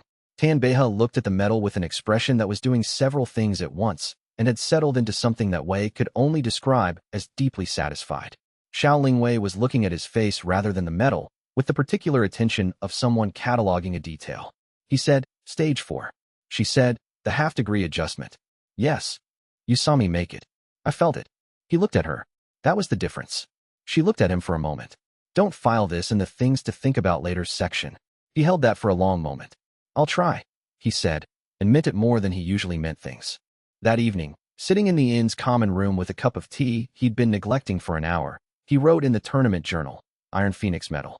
Title, Recognized Alchemy Sovereign. Total rounds, 10. Highest single score, 152, round 10. Assessment, stage 4 was the constraint. The constraint was managed by someone else. He looked at that last sentence. He added, "This is new data. I should probably update my working model accordingly." He closed the journal and looked out the window at Iron Phoenix City. Somewhere in the city, the syndicate's procedural corruption had just been entered into the Bureau's formal record. Somewhere, Madame Voss Qinglan was receiving this information and making calculations. He thought about her word, war. He picked up the tea, which had gone cold. He drank it anyway. Interesting, he thought. It was not all finished, but it had begun to turn. Chapter 56. Not paid. The journey back to Misty Peak took 5 days, the same as the journey out. The road was familiar by the return, the same way station inns, the same mountain approach, the same progression from lowland trade roads to the higher altitude sect paths. Wei spent most of the travel time reading, or appearing to read, while actually processing the tournament in his mind, cataloging what had worked and what had nearly failed, and what he intended to do differently in any future arena context. The Iron Phoenix medal was in his travel case. He had looked at it twice since the ceremony. It was heavier than it looked. He kept thinking that. On the third evening, at a way station south of the mountain passes, Tan Beihe went ahead to confirm the next day's road conditions. There had been reports of landslide work on the upper trail, and Wei found himself in the way station's common room with Xiao Lingwei, a lamp between them, both nominally reading. After a long silence, she set her book down. He looked up. She looked at the lamp rather than at him, which was how she handled things she'd already decided to say, but hadn't fully calculated the framing for. He recognized this. He had cataloged it sometime around the third week of working with her on the process artifact legal brief. I want to renegotiate our arrangement, she said. He waited. When I agreed to help with the legal classification work, she said, I charged you for my time. Hourly rate, standard for formation array legal consultation. You paid it without question, and I respected that. She paused. When I agreed to be your tournament assistant, I charged tournament rates. You paid those as well. Yes. I want to stop being paid, she said. He looked at her. She was still looking at the lamp. I am not a neutral analyst of your work anymore, she said. I stopped being neutral at some point that I did not precisely identify when it was happening, which is unusual for me. I usually identify things when they happen. She paused again. I have been reviewing the timeline. I think it was sometime around the night we worked through the process artifact argument. I was not neutral by morning. I continued charging you for approximately 4 months after that, which was technically correct. I performed the services, you paid for them, but was not accurate about what was happening. She picked up the lamp slightly and set it down again, which was the specific motion she made when she was uncomfortable with her own imprecision. I'm telling you this because I don't operate well with inaccuracies in my own accounting. And because if you're going to continue whatever this is, she gestured at the space between them, which encompassed the tournament, the legal work, the stockroom investigation, and he understood several months of working in such close parallel that they had stopped needing to explain half their reasoning to each other. I would rather be there as someone who is there, not someone who is billing hours.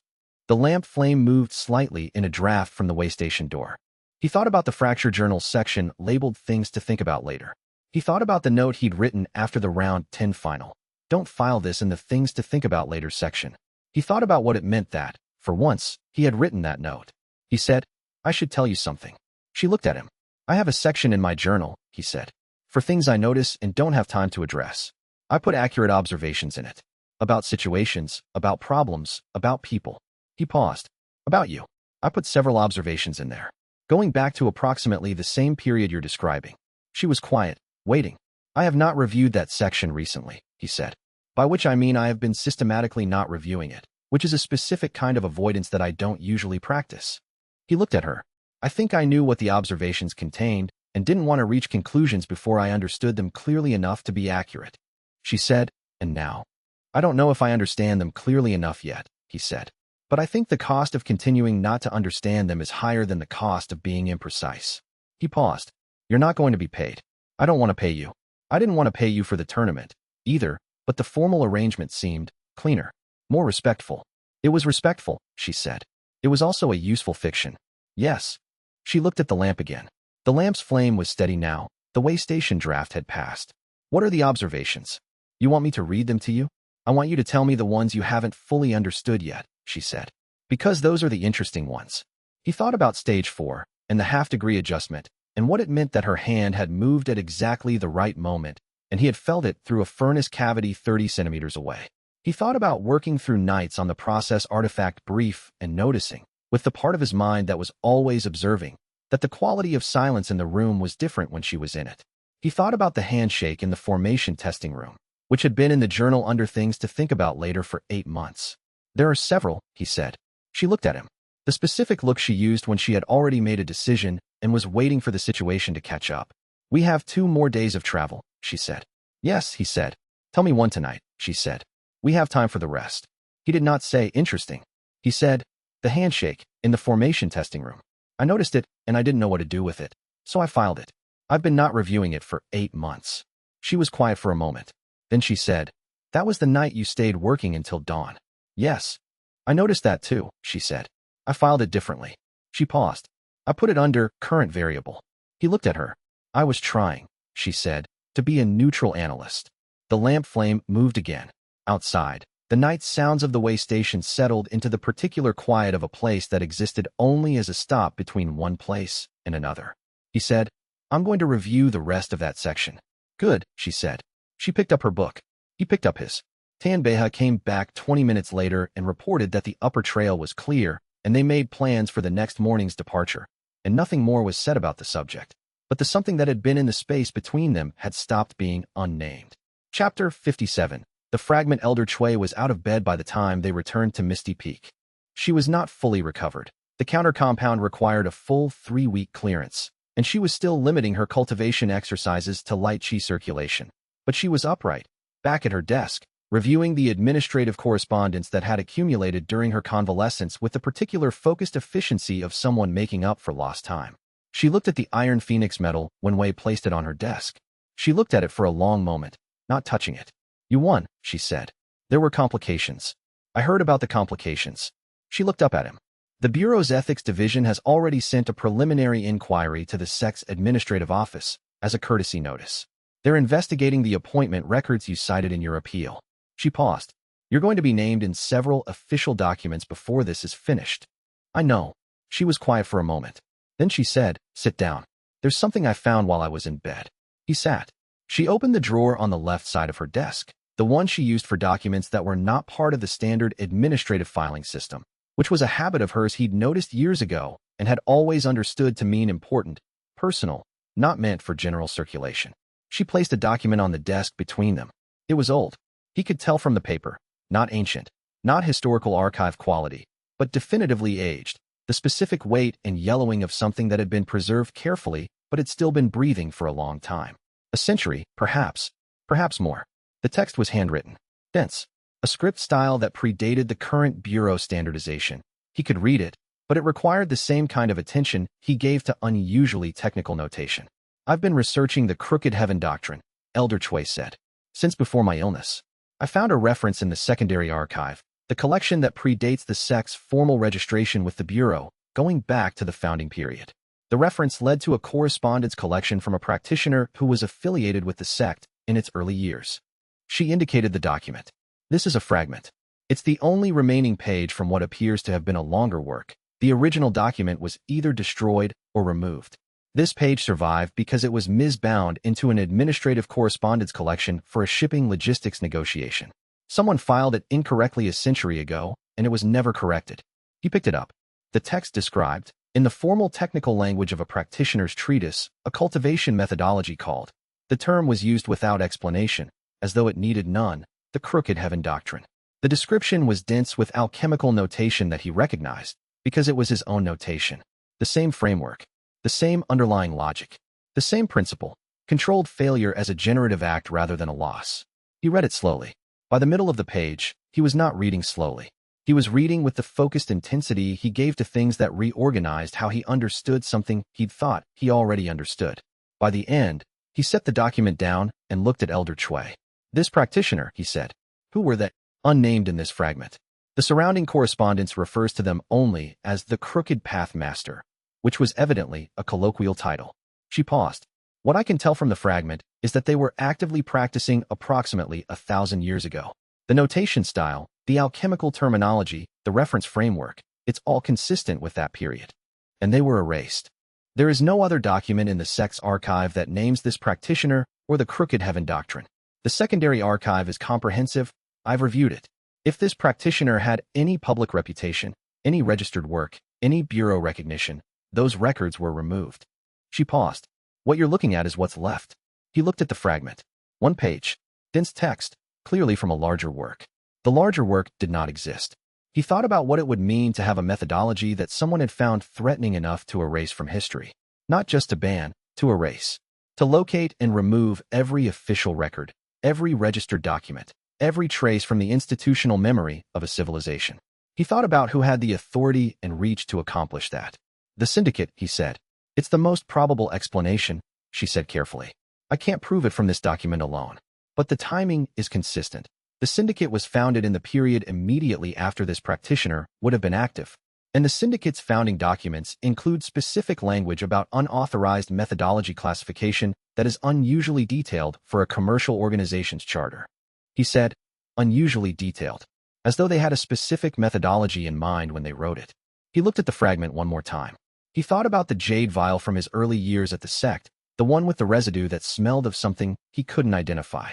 He thought about the fragment's notation style, which was the same as his own but older, a language his method had independently arrived at because the method generated the language, because certain approaches required certain descriptions.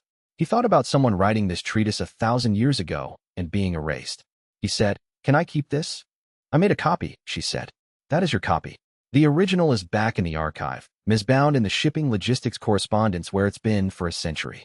He folded the copy carefully and placed it in his inner pocket. "Rest," he said. Your counter-compound clearance isn't finished.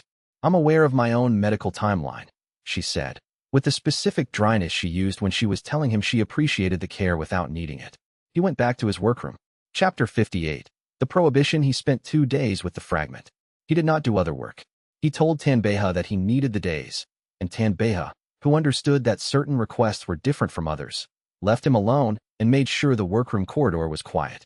He read the fragment against everything he knew about his own method, cross-referencing every notation, checking every term against the fracture journal's most technical entries, building a mental map of where the fragment's practitioner's understanding overlapped with his own and where it diverged. The overlaps were extensive. The divergences were more interesting. Places where the fragment described approaches he hadn't reached yet, or hadn't fully conceptualized, or had conceptualized differently. Places where the ancient practitioner had apparently gone further. On the second day, he turned from the fragment itself to the surrounding context, not the document, which was all he had, but the institutional history. He requested access to the sect's secondary archive and spent 6 hours in it, not looking for the crooked heaven doctrine specifically, but looking for the administrative structures that had existed around the period the practitioner would have been active. What he found was the syndicate's founding charter. He had read parts of it before, during the process artifact case, the patent sections, the licensing framework. He had not read the full founding document. It was long. It was written in the formal legal language of the Bureau's early institutional period, which was denser and more technical than the modern equivalent. He found what he was looking for in Section 7, subsection 14, which was a section on prohibited methodology classifications that he had skipped during the process artifact research because it had seemed irrelevant to the specific legal question. He read it now. The language was precise and specific in a way that was unmistakably directed at something real. No practitioner of deliberate failure engineering, defined as any cultivation technique that produces an intentional deviation from expected output for the purpose of extracting the deviation itself as a primary product, shall be eligible for registration as a licensed alchemist under this charter or any charter governed by the affiliated institutions herein. He read it twice. Then he read it a third time, slowly, parsing every clause. Deliberate failure engineering. He had never used that term. No one he had encountered had used it. It was not in the Bureau's current regulatory glossary, not in the tournament literature, not in the classification case materials. It was exactly what he did. The prohibition was not against his method as the Bureau currently understood it. The Bureau's current regulations had never encountered his method and did not have language for it. But the syndicate's founding charter, written 1,000 years ago, did have language for it. Precise, specific, operational language that named the thing and prohibited it by name. If the syndicate's founding charter was treated as binding precedent, and founding charters of registered organizations were, under Bureau governance, treated as legally significant historical documents, then the prohibition in Section 7, subsection 14, applied to him. Not prospectively, as a new rule. Retroactively, as a rule that had always existed and that he had been violating from the moment he first produced a controlled failure byproduct with intent. He sat with this for a long time. The process artifact classification, which Fong Dellen had ruled valid, that protected his residue products as a legal commercial category. The Iron Phoenix Medal, which recognized him as an alchemy sovereign. That was a Bureau credential tied to tournament performance. The inner sect rank, the furnace permissions, the licensing that governed his entire operation. All of it could be declared void at any moment by anyone who chose to cite Section 7, subsection 14 of the syndicate's founding charter and argue for its applicability. He had not known this existed. He had been operating for 3 years on a foundation that had a structural flaw he hadn't seen because he hadn't looked in the right section of the right document. He wrote in the fracture journal, "I missed it. The document existed. I didn't read far enough." He paused, then wrote, "My operation is not legally secure. Everything I have built is one filing away from a challenge I may not be able to win." He looked at this for a long time. Then he wrote what he always wrote when he found a gap he hadn't seen. The gap is now visible. That's different from it not existing. Visible gaps can be worked with. He did not find this entirely comforting, but it was accurate. Chapter 59. Who was afraid he sat still for 4 hours. Not meditating. He didn't need cultivation circulation work. Just still. Tanbeha checked on him twice through the workroom door, received no answer, and went away. Xiao Lingwei came once, read the quality of the silence through the closed door, and did not knock. He was not panicking. Panic was a response to information that disrupted a model without providing replacement information. He had new information, a lot of it. The model needed updating, not discarding. After 4 hours, he opened the fracture journal to the page where he'd written his last entry and wrote one more line. The rule exists because someone was afraid. Find who was afraid, and you find the origin. He looked at it. The syndicate's founding charter had been written by people who had sufficient institutional authority, historical reach, and specific knowledge to write a prohibition against an unnamed methodology in precise enough language to be operationally applicable 1,000 years later. That was not paranoid bureaucracy. That was purposeful suppression. Purposeful suppression required a target. The fragment, the single remaining page of what had been a practitioner's treatise, was the evidence that a target had existed. The erased records, the removed name, the crooked pathmaster who appeared in a century-old Ms-bound document and nowhere else. Those were the evidence that the target had been found and dealt with. He had 2 questions. He needed to answer them in order. First, who wrote the prohibition? Not the syndicate as an institution. An institution wrote what its founders directed. Who among the founders had the specific technical knowledge to write deliberate failure engineering with operational precision? Whoever had written that language had understood the methodology well enough to define it from the outside. Second, why afraid? Fear was not a rational motivation. It was an acknowledgement of threat. What was the threat?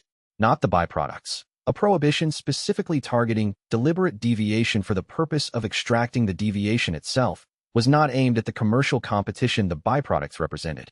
It was aimed at something else the method could do that the founders had recognized and found threatening. He opened the research section of the fracture journal, the long-form notes, not the daily entries, and began writing. He wrote for 6 hours.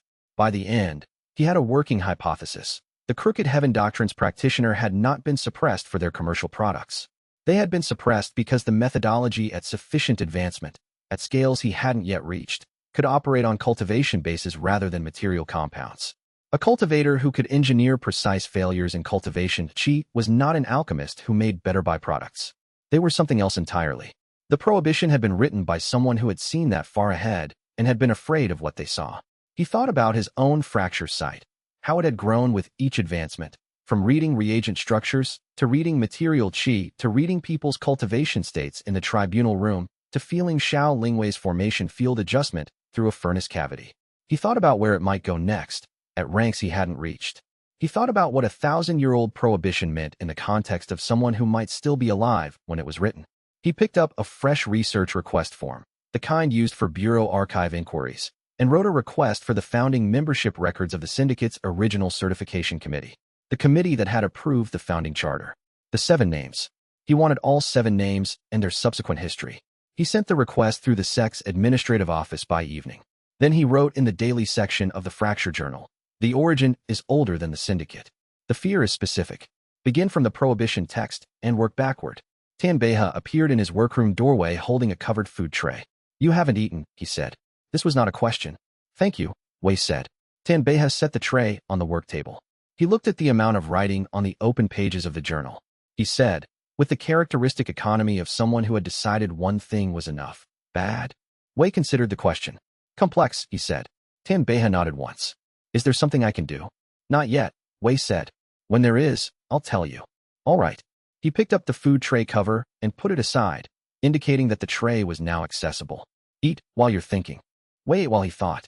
The thinking was dense and did not resolve before he slept. He noted that it probably wouldn't resolve quickly. He noted that this was a different kind of problem from the audit and the hearing and the tournament.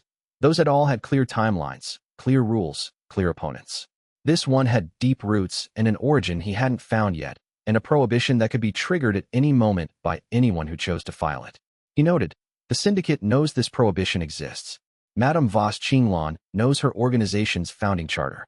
He noted, she hasn't used it yet. He noted, she will use it when she needs to. He wrote the last note twice, because it seemed important to write twice. She will use it when she needs to.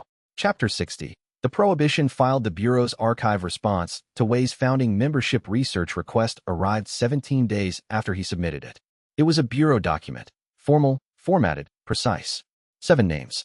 Historical biographies. Subsequent records. 4 of the 7 names he recognized from the syndicate's founding membership registers, which were public documents he'd consulted during the process artifact case. 3 he did not recognize. Regional practitioners from the founding period whose subsequent records showed normal lifespans, normal careers, deaths at appropriate ages, no unusual circumstances. He was looking at the document on his desk when a second document arrived, delivered separately. a legal notice from the Continental Alchemy Bureau's formal proceedings office. He read the header. Madame Voss Qinglan, acting through her legal representatives, had filed a challenge to Wei Zhenfang's Iron Phoenix medal and the title of recognized alchemy sovereign. The grounds, Section 7, Subsection 14 of the Syndicate's founding charter, which Madame Voss Qinglan's filing described as an applicable precedent, citing, in the supporting documentation, a legal argument that the prohibition on deliberate failure engineering applied retroactively to any practitioner whose registered methodology constituted such an approach. The filing was addressed to the Continental Alchemy Bureau for formal ruling. He read it twice. He looked at the date, filed 4 days ago. He had not been notified for 4 days because the Bureau's standard notification protocol required verification of service address before delivery. He set the document on his desk beside the founding membership records. He looked at both of them. He was not surprised. He had written, twice, she will use it when she needs to. He had expected the trigger to be the ethics investigation into Judge Naito. After that ruling, the tournament result had been cemented as a public defeat for the syndicate's interference strategy, and Madame Voss Qinglan had nothing left to use except the founding charter. She had used it. The difference between this filing and all previous filings was this: the process artifact ruling, the tribunal, the Bureau classification hearing. Those had all been grounds on which he had been operating with a genuine legal defense available. He had found the law that protected him and deployed it. He did not currently have a legal defense against Section 7, Subsection 14. He had 17 days of research, a working hypothesis about its origins, and an archive inquiry that had just arrived and not yet been fully analyzed. He pulled the founding membership records back toward him and went through the 3 unfamiliar names again. 2 of them normal, clear historical trails, deaths confirmed in period records. The third, a figure listed as a senior certification committee member, with the name recorded as Yao Tianke. The biographical entry was brief, unusual for a senior founding member. The subsequent records section listed him as ascended to the upper realms, approximately 400 years after the syndicate's founding. No death record. Ascension confirmed by Bureau acknowledgement on a specific date. He read the name 3 times. He looked at the word ascended and the date of that ascension. He looked at the phrase no death record and the specific qualification of Bureau acknowledgement as the confirmation source, rather than, as was standard for genuine ascension records, multiple independent witness certifications. He pulled the fracture journal toward him and began writing. Yao Tianke, Founding Committee, Section 7 authored or approved in his tenure. Ascension record thin. Bureau acknowledgement only. If the prohibition was written by someone who feared what the methodology could become at the highest ranks, he stopped. He looked at what he'd written. If the prohibition was written by someone who feared what the methodology could become. Yao Tianke, senior founding member. Allegedly ascended 400 years ago. No death record. He looked at the founding date of the syndicate. He looked at the estimated active period of the crooked pathmaster from the fragment. He looked at the 4-century gap between the founding and the alleged ascension. He was still looking at these numbers when a courier arrived with a third document. This one was not from the Bureau and not from a legal representative. It was a private communication, small, sealed with plain wax, no organizational mark. The handwriting on the address was neat and anonymous. He opened it. Inside was a single line, and signed, "You should know. The person who wrote the Crooked Heaven Prohibition Clause is still alive." He read the line. He looked at the seal impression, plain wax, but the specific temperature of the seal, the particular indentation pattern, told him something about the instrument used to press it. He had cataloged that seal style once, months ago, in a Bureau document. Fong Delen's personal correspondence materials used a plain wax seal with that same angle of pressure. Fong Delen. He sat still for a long moment. The person who wrote the prohibition was still alive. He thought about the founding date. He thought about 400 years. He thought about what a 1,000-year-old prohibition written by someone who was still alive meant for the question of what they were afraid of. He thought about the jade vial and the residue that smelled of something he'd never been able to identify and the 400 years since the alleged ascension. He opened the fracture journal to a fresh page and wrote 3 words, "Find Yao Tianke." He looked at what he'd written. The problem had just become something entirely different from anything he had faced before. He thought, with the part of his mind that had been running experiments since he was 22 years old, looking at problems from every angle until the interesting one appeared. Interesting. Then he began to plan. Chapter 61. Goldwater City. He submitted the response to Madame Voss Qinglan's filing 14 days after receiving it. Not because he needed 14 days, but because he needed 12 days of archive research that was not possible at Misty Peak, and he needed 2 additional days to write the response in a way that was accurate about what he knew without revealing all of what he was looking for. The response he filed with the Bureau was a formal objection citing insufficient evidentiary basis. The prohibition Madame Voss Qinglan's representatives had cited was, Wei argued, a private organizational rule rather than a Bureau regulatory statute, and its applicability as a precedent binding on Bureau-registered practitioners was legally questionable. He requested the Bureau's Continental Council rule on the applicability question before proceeding to the substantive prohibition challenge. This was accurate. It was also a delaying mechanism, which he stated to the Continental Council's filing office without stating it, because skilled legal writing was the art of saying what was true in the sequence that was most useful. The Bureau's notification of acceptance granted him a 60-day response window before the Continental Council would convene to address the applicability question. He departed for Goldwater City the following morning. The Continental Alchemy Bureau's central archive was in Goldwater City, which was a 7-day journey east of Misty Peak. The city was a trade hub rather than a cultivation center. Its population included a high proportion of merchant-class practitioners, Bureau administrative staff, and the particular kind of low cultivation rank institutional infrastructure that sustained the bureaucratic machinery of the organized alchemy world. Wei found it restful, in the specific way that places without personal history were restful. Tan Beihe traveled with him. Xiao Lingwei traveled with him. She had spent 3 days before departure redesigning her formation schematic portfolio for what she described as traveling operational conditions, which he understood to mean she expected whatever they found in Goldwater City to require active response, not just research. He noted this about her. He found it accurate. On the 2nd day of travel, he noticed that they were being followed. Not subtly, the surveillance had the particular quality of professional observation that wasn't trying very hard to conceal itself. 2 individuals, maintaining position at the edge of comfortable trailing distance, rotating in a pattern consistent with a team of at least 4. Military, Tan Beihe said, on the 3rd evening, without being asked. He had been watching the pattern too. Northern Army, standard trail discipline. They don't rotate their patterns the same way intelligence services do. How long have they been with us? Wei asked. Since Misty Peak's outer gate. Maybe since before. He absorbed this. The Northern Army had no formal jurisdiction over alchemy practitioners.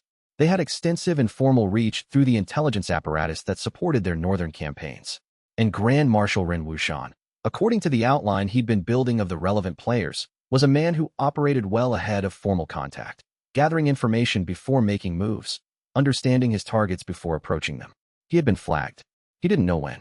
Possibly the tournament. His tournament performance had been public, his compound outputs had been documented in the Bureau's formal records, and anyone with Bureau access and an interest in unusual alchemy capabilities would have seen the results. Possibly earlier, through the Syndicate's intelligence channels, which had been actively monitoring him since at least the process artifact dispute. He said, to Tan Beihe, don't lose them. Let them follow. Tan Beihe looked at him. You want them to keep watching. I want them to see that I've noticed and am not running. That's different information than seeing me not notice. Tan Beihe considered this. You're sending a message. I'm providing data, Wei said.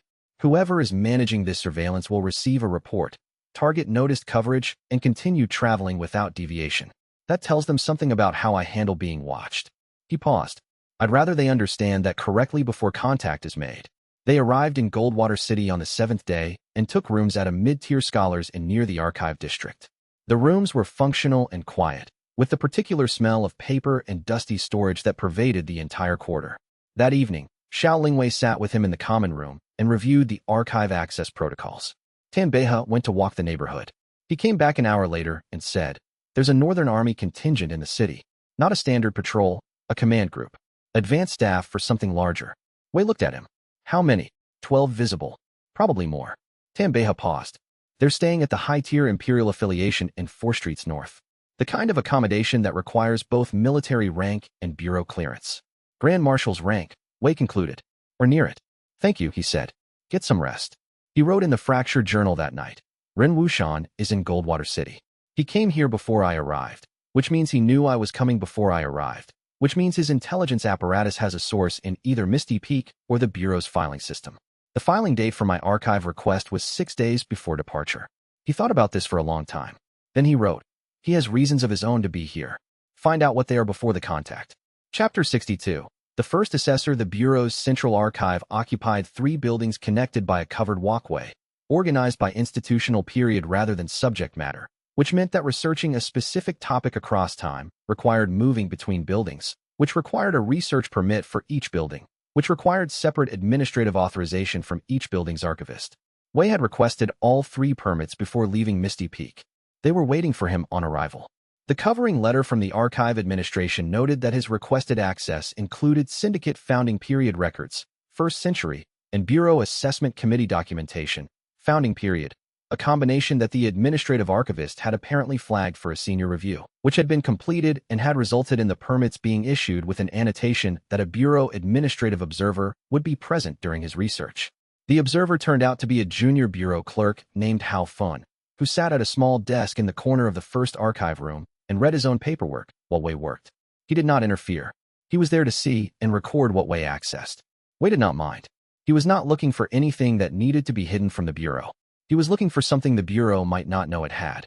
He spent the first 2 days in the founding period administrative records, the routine documentation of the Bureau's early governance structures, the personnel files of its original leadership, the procedural histories of its first 100 years of operation. He read systematically and slowly, building context before searching for the specific. On the 3rd day, he found the first assessor. Not the person, the position. In the Bureau's early governance structure, there had been a rank above Grand Assessor called the First Assessor, a title that appeared in procedural records from the Bureau's first 2 centuries and then vanished. The position was not abolished. It simply stopped appearing in records. He found the last reference to it in an administrative list dated approximately 450 years ago, a routine listing of active Bureau positions, with the First Assessor listed as occupied. The next comparable administrative list, from 50 years later, did not include the position. No dissolution order. No formal revision to the Bureau's structure. The position had simply been removed from subsequent records, the way you removed something by not writing it down in the next version. He searched for the name associated with the First Assessor position. The records that contained it were thorough. The First Assessor appeared in procedural footnotes, in committee records, in approval signatures. Always as the First Assessor, or, in 3 instances, in an abbreviated form that he read as an initial rather than a name, Whitey. He wrote White E in his research notes. He cross-referenced with the Bureau's appointment records from the same period. The appointment records were in the 2nd archive building, which required the 2nd permit. He spent an afternoon there, searching through the specific decade in which White E had last appeared. He found what he was looking for under a secondary personnel heading: honorary Bureau positions, external affiliation. The First Assessor had been listed as an honorary Bureau position, not a full Bureau employee, but a recognized figure with formal standing. The affiliation, the Certification Committee of 7, the same committee from the founding charter. The founding committee of the Alchemy Syndicate had had its senior member appointed as an honorary First Assessor of the Bureau. He sat very still with this for a moment. Then he looked at the name, the one reference that gave more than initials, a formal appointment document requiring a full name for the official record. Yao Tianke. He had already known this. He had written "Find Yao Tianke" in his journal 2 weeks ago. But knowing something abstractly and finding it written in Bureau appointment records from 4 centuries ago, official, institutional, permanent, were different experiences. He looked at the records around the name. The appointment was dated. The last procedural reference was dated. He calculated the gap. Yao Tianke had last appeared in Bureau records 60 years before his alleged ascension, which meant that by the time the Bureau had acknowledged his ascension, he had not appeared in any official capacity for 60 years. He wrote in his research notes, records ended 60 years before alleged ascension. Ascension acknowledgement is in the correct period but thin, Bureau note only, no external confirmation. The cessation of official activity predates ascension by 6 decades. He thought about someone who had wanted to stop being in records, but who could not simply disappear, and who had resolved this by having the Bureau acknowledge an event that created a clean institutional endpoint. He thought about Fong Delen's message. The person who wrote the Crooked Heaven Prohibition Clause is still alive. He returned to Misty Peak notes that evening and wrote for 2 hours. Chapter 63. The Grand Marshal Ren Wuxian arrived at Wei's Inn on the 4th evening, unannounced. He knew it was the marshal before the knock. Tan Beha had been tracking the Northern Army contingent's movements and had sent a short note from the corridor. They're moving toward us. Senior group. He had read the note and remained at his desk, continuing to work, because if Ren Wuxian was coming in person without advance notice, then he wanted to see what a person who moved at that level looked like when they believed they were in control of a situation.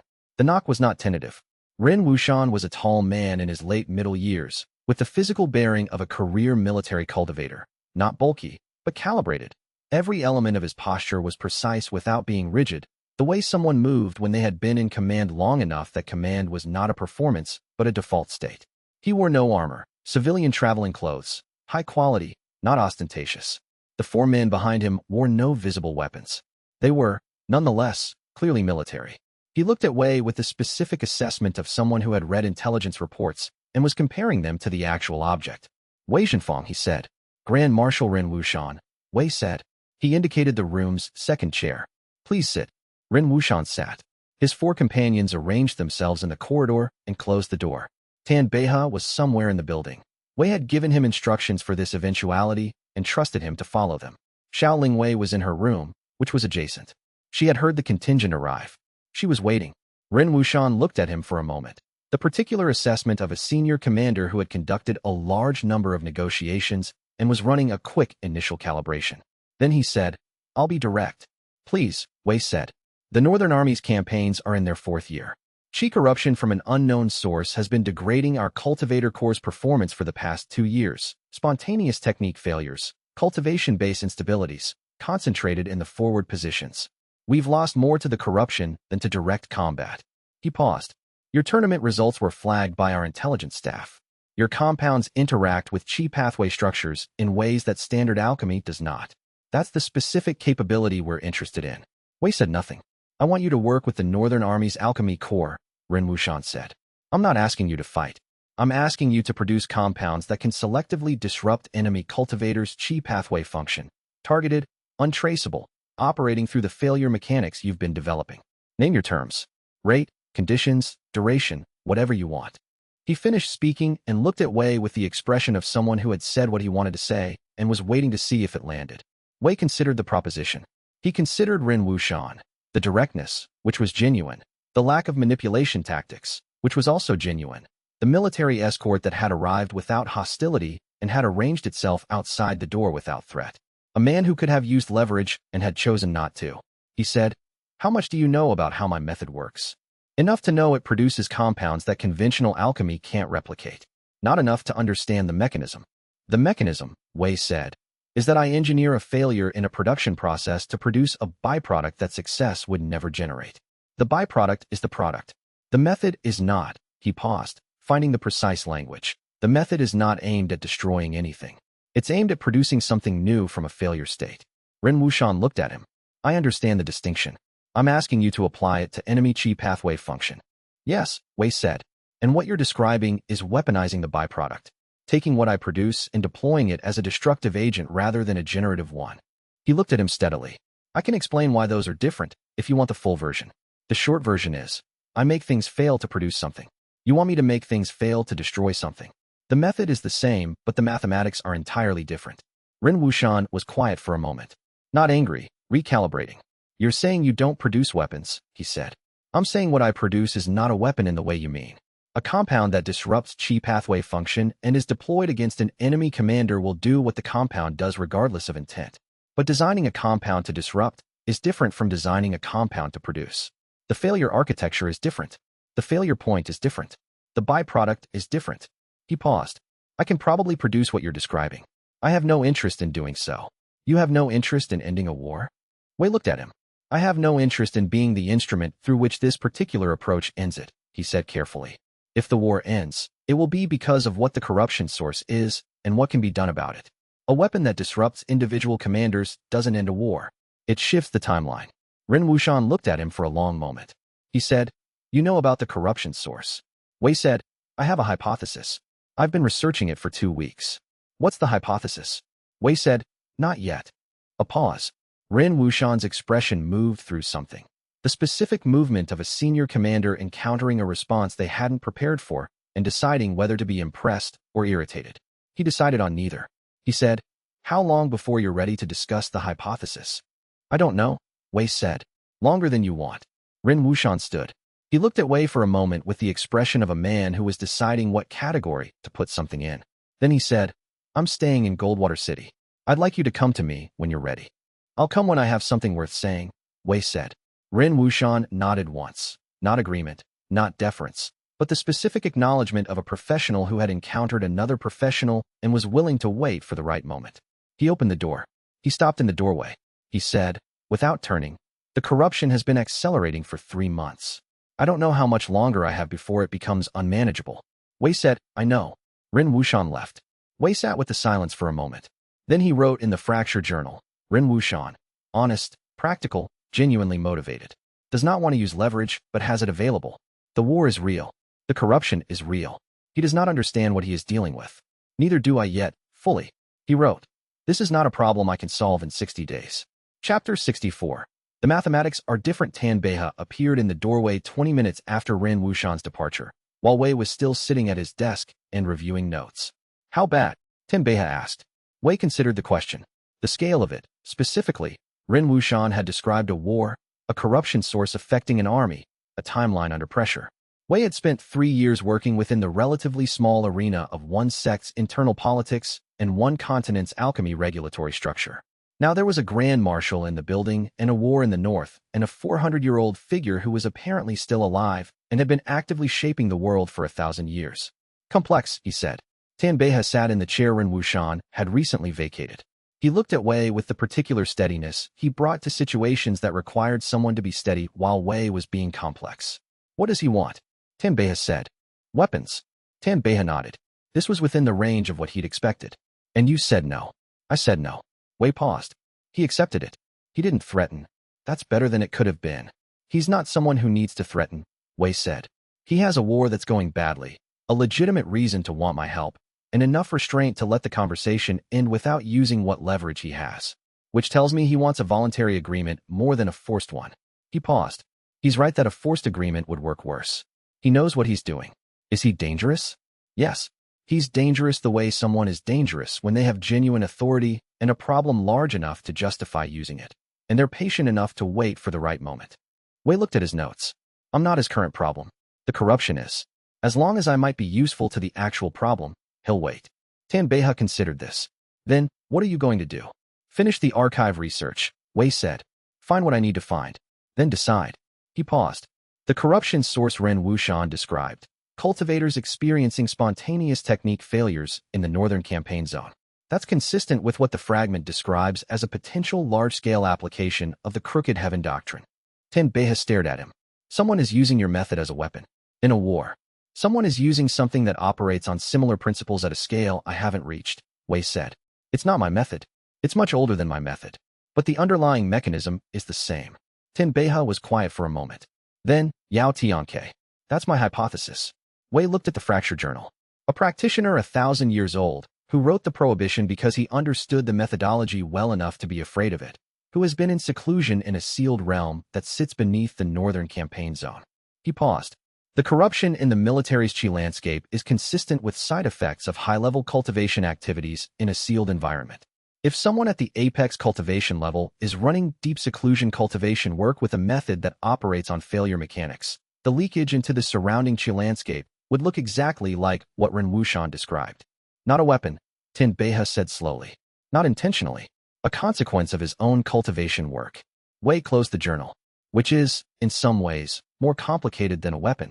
Weapons have an operator making decisions.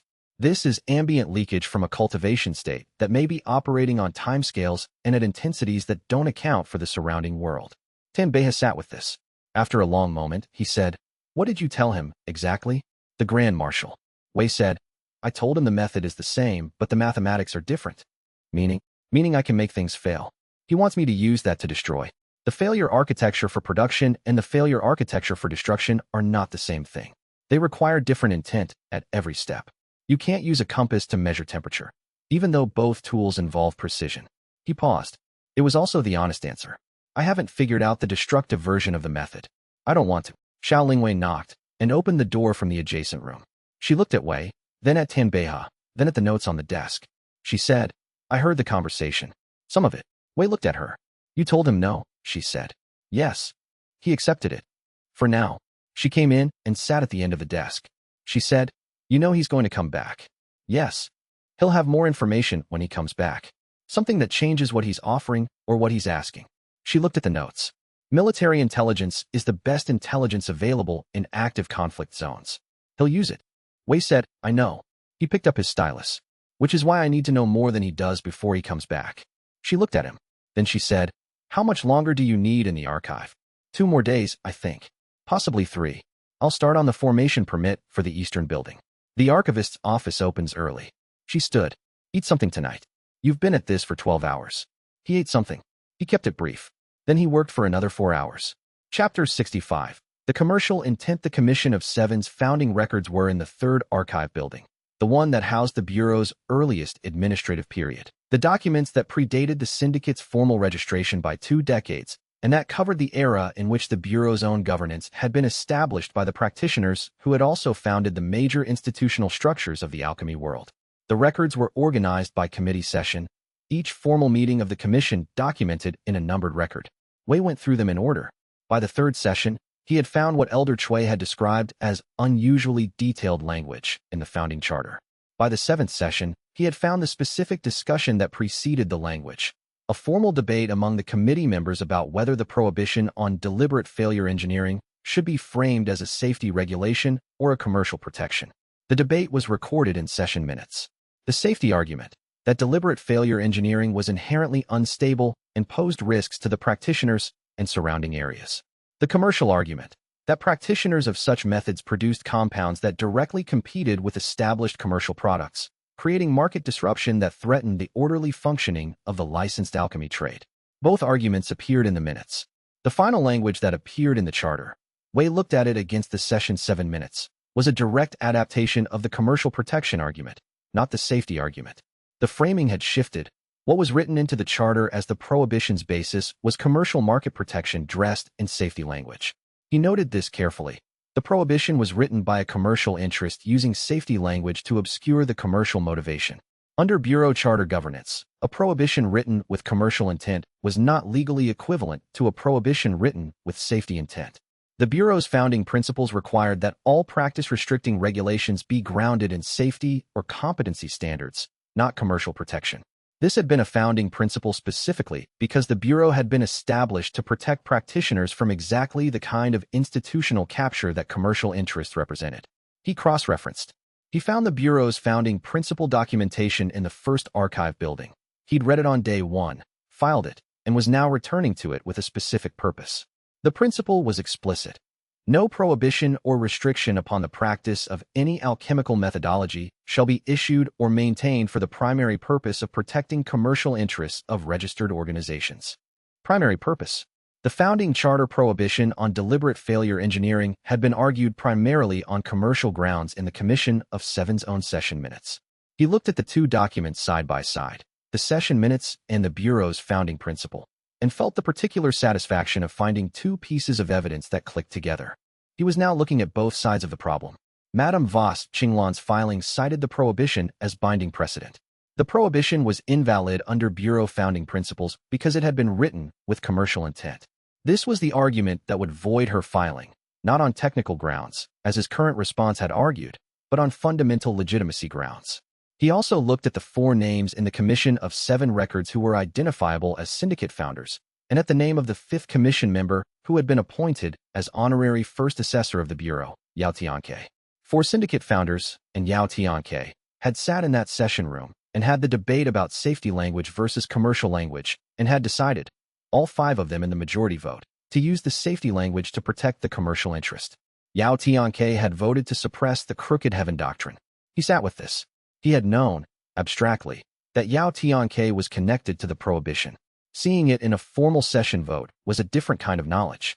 He thought about the fragment, the practitioner who had been erased. He thought about what it would mean to vote in a session to suppress a methodology and then, for 100 years later, be using a scaled-up version of that methodology's principles in your own cultivation work, in ways that were leaking chi corruption into a war zone. He thought, the methodology cannot be suppressed. It can be erased from records. It arrives independently in any sufficiently advanced practitioner. Yao Tianke voted to erase it and spent 400 years using a version of it himself. He wrote this in his research notes and then wrote the line that followed from it. He banned what he was afraid of because it was what he was becoming. He looked at that sentence for a long time. Then he wrote the legal summary. Prohibition is invalid. Commercial intent documented in session minutes. Bureau founding principle prohibits commercially motivated practice restrictions. Madame Voss Qinglan's filing is defending a rule that is void under the Bureau's own founding documents. She may not know this. He paused and added, "She may know this and be filing anyway," expecting the bureau not to look. He gathered his notes and went to find Xiao Lingwei. She was in the archives study hall, reviewing the session records he'd requested copies of, which she had been reading in parallel through the afternoon. He sat down across from her and said, "Commercial intent." She looked up from the document she was reading. "Session 7 minutes. You found it too." "I've been reading the same session," she said. She set down the page. "The prohibition is invalid under founding principle." "Yes." "That voids Madame Voss Qinglan's filing." "Yes." She looked at him steadily. "And it also means the prohibition's origin is connected to Yao Tianke, who voted in that session, and who is," she paused, "apparently still alive and causing qi corruption in a war zone." "Yes." She was quiet for a moment. Then she said, with the precision she used for observations that were also questions, "You've built a legal defense.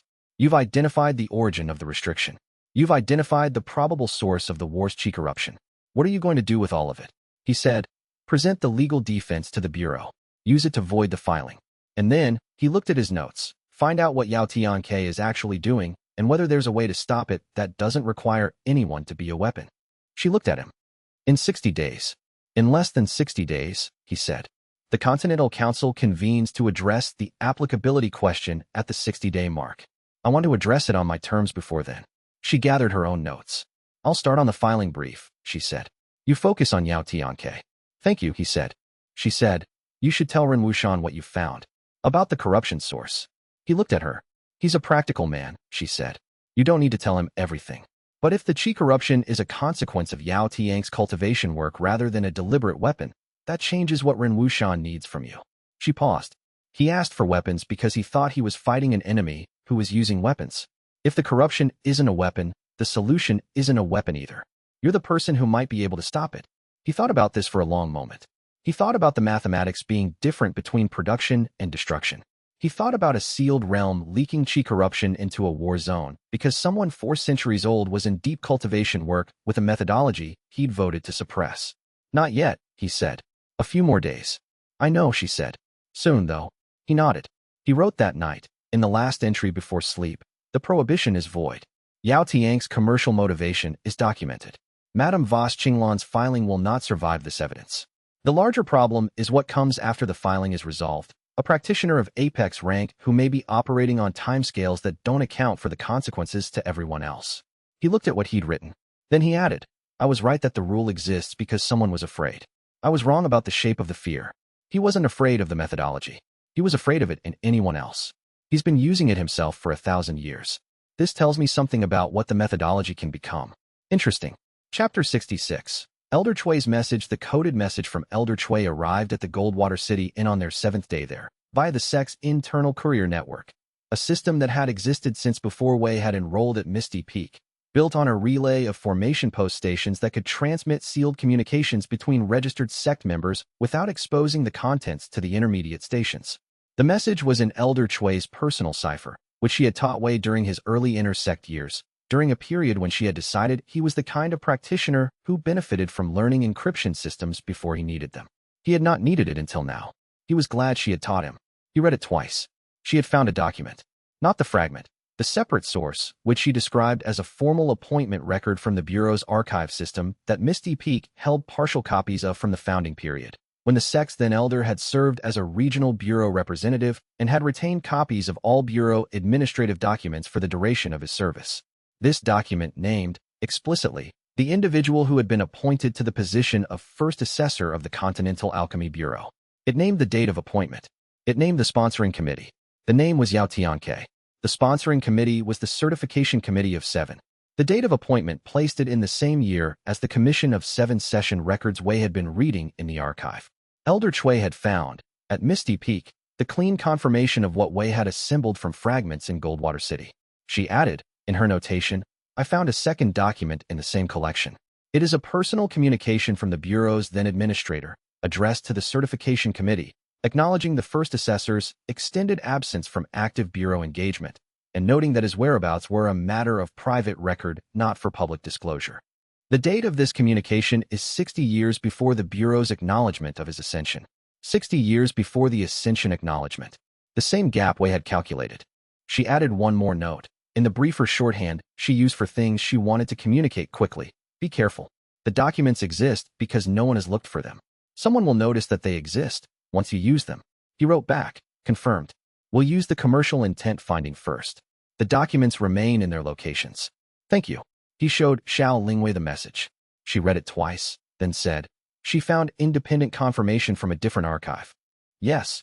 Which means you now have two separate archival sources establishing Yao Tianke as the first assessor, plus the session records showing his participation in the commission that voted for the prohibition. She paused. The legal case is comprehensive. The prohibition is void on founding principle grounds, and you have the documentation to prove it. Yes. He folded the message. But the legal case was never the hard part. She looked at him. The hard part, he said, is what the legal case leads to. If I present this in the Continental Council hearing, I expose the connection between the prohibition, the Commission of Seven, and Yao Tianke. The Bureau will have to respond to the fact that their first assessor is not confirmed dead, that his ascension record is thin, and that the Qi corruption in the northern campaign zone is consistent with his continued existence. Which opens the Yao Tianke question publicly.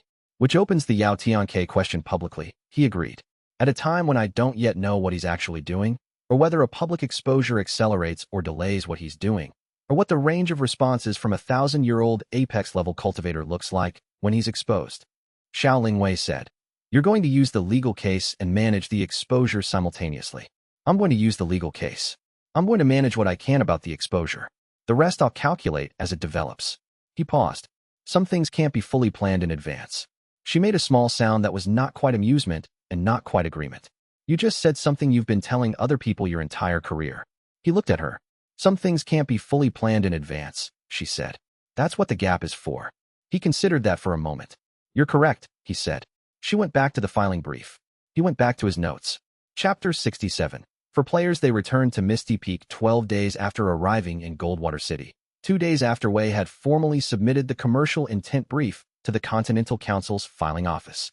The brief cited the Commission of Seven session minutes, the Bureau's founding principle on commercially motivated practice restrictions, and the independent archive records Elder Chui had found, and argued that Madame Voss Qinglan's filing must be dismissed before the applicability hearing because the prohibition itself was void under the Bureau's own founding documents. The Continental Council had 14 days to acknowledge receipt and schedule a full hearing. The acknowledgement arrived in 11 days. The hearing was scheduled for 38 days hence, an unusually fast scheduling, which indicated the Council had reviewed the brief and recognized it as something that needed to be addressed at the full Council level rather than delegated to preliminary proceedings.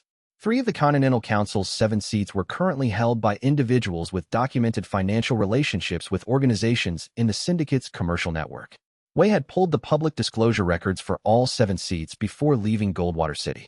3 out of 7 was a majority blocking position, sufficient to prevent an outright ruling in Wei's favor if they voted as a block. It was not sufficient to dismiss, not if the other 4 voted to hear the case. He spent 2 days reviewing every available public document about the Continental Council's decision history, voting patterns, procedural preferences, documented independent positions.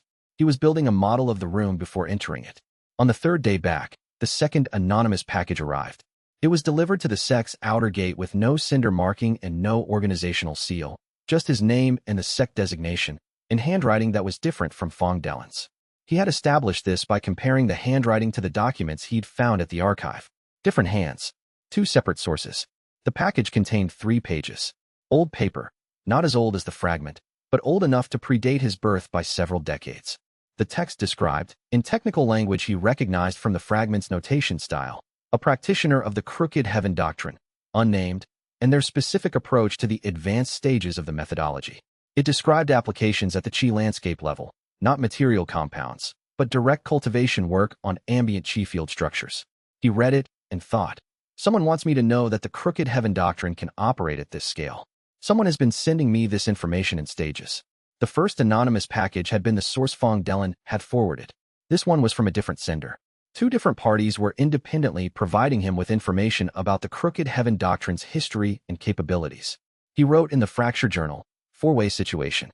Bureau, the hearing, the Council, Fong Delen as a known ally with limited intervention authority. Syndicate, Madame Voss Qinglan's filing, her remaining legal resources, her decision to file knowing the prohibition might be challenged. Military, Ren Wushan, present in Goldwater City, waiting. Unknown 4th party, two anonymous information sources of different origins. He looked at the list. Fong Delan was running his own long game, which Wei had established as beneficial if not fully transparent. Ren Wuxian was waiting for Wei to come back with something useful. Madame Voss Qinglan was filing a prohibition challenge that her own organization's records undermined.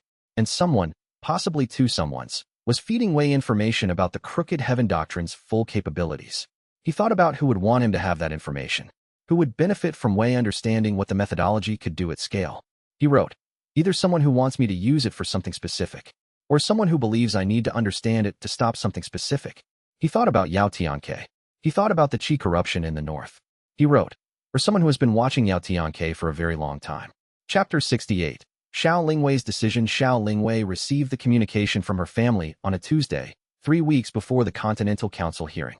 He knew something had arrived because she came to his workroom that evening with the particular quality of controlled stillness she used when managing something she'd already decided not to let affect her work. He recognized it the way he recognized the formation crystal's microthermal variance, a pattern that repeated at intervals and that, once mapped, was legible. He did not ask. He waited. She set a document on his work table, a communication on Xiao Merchant Clan letterhead, and said, "You should know about this." He read it. The communication was from her father. The Xiao Merchant Clan's licensing relationships with 3 syndicate-affiliated trade organizations had been placed under a formal commercial review, which was a documented mechanism the syndicate's partners used to signal pending disruption.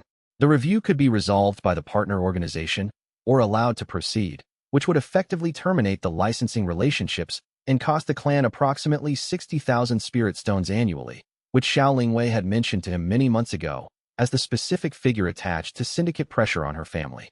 Attached to the formal communication was a separate letter, not from her father. The letterhead was blank, but the writing style was characteristic of someone who had been trained in formal correspondence at an institutional level. The separate letter was from Madame Voss Qinglan.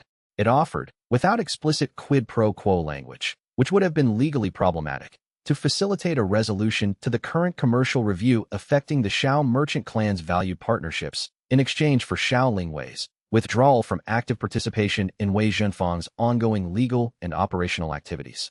He read both documents. He set them back on the work table. He said, "You already responded to your family. I told my father I'm not withdrawing," she said. "He has suspended my operating stipend."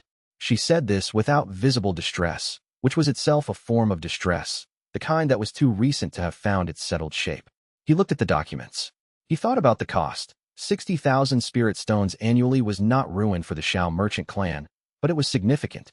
It was the kind of significant that created family pressure of a specific, durable kind. He said, "Xiao Lingwei, I made the decision," she said. "It was my decision. I know." He paused. "I'm not going to argue with you about the decision. I want to say," he stopped, found the precise words, "I want to say that the cost of this is real, and I am aware of it, and I don't take it as a given." She looked at him. The specific look she used when she was receiving something she hadn't expected in the form she'd expected it. He said, "My tournament income has been held in the sect's administrative account pending my formal title registration. When that clears, I'm going to route some of it to you. Not as payment, as maintenance of operational capacity." He looked at her. "You're part of the operation. Keeping you functional is the same category as keeping the reagent stocks full." She looked at him for a long moment. "That," she said carefully, "is one of the least romantic ways to offer financial support that I have ever heard." He considered this. The section labeled "Things to Think About Later" includes several observations that are more accurately categorized, he said. "I'm telling you the operational framing because I didn't want to imply obligation." She looked at him. Something moved through her expression, not quite amusement, not quite exasperation, not quite the other thing, and settled into something precise and genuine. "I'll accept it under the operational framing," she said. "And I'll hold you to reviewing that section." "I was planning to." She picked up her document and left. He sat with the quiet for a moment. Then he wrote in the fracture journal, not in the operational notes, but in the daily section, "She told me what it cost. She did not ask me to fix it. She gave me the information so I could make an accurate assessment and act on it if I chose. This is what it looks like when someone trusts your judgment rather than your rescue." He underlined the last phrase. Then he went back to the hearing preparation. Chapter 69. Preparation. The 38 days before the Continental Council hearing became one of the most densely operational periods Wei had managed. He divided the work into 3 parallel tracks. The first track, the hearing itself. He and Xiao Lingwei built the legal argument together. her understanding of institutional procedure and document precedent, his technical knowledge of the methodology and the archive materials. The commercial intent finding was the foundation. They constructed a 7-point brief around it, each point independently sufficient to raise doubt about the prohibition's validity, all 7 together constituting a case he believed would survive any procedural challenge. He also prepared 3 live demonstrations. He had found, from the process artifact hearing, that Bureau counsels responded to evidence they could observe rather than evidence they had to evaluate abstractly. He designed 3 failure sequences specifically for a formal presentation environment, compounds that could be produced safely in a hearing chamber, that illustrated different aspects of the methodology's generative rather than destructive nature, that would be visible to all 7 council members without requiring technical background to understand. The second track, Ren Wuxian. He sent a brief message to the inn where the Northern Army Command Group was staying. He assumed Ren Wuxian had moved on from Goldwater City, but the message would route through military channels to wherever he was. The message was short. I have information about the corruption source. I'm not ready to share it yet. After the council hearing, Ren Wuxian replied within 5 days, which was faster than Wei expected. Understood. I'll be at the hearing. He had not invited Ren Wuxian to the hearing. The marshal had apparently decided to come regardless, which was consistent with everything Wei had observed about him. The third track, the anonymous packages.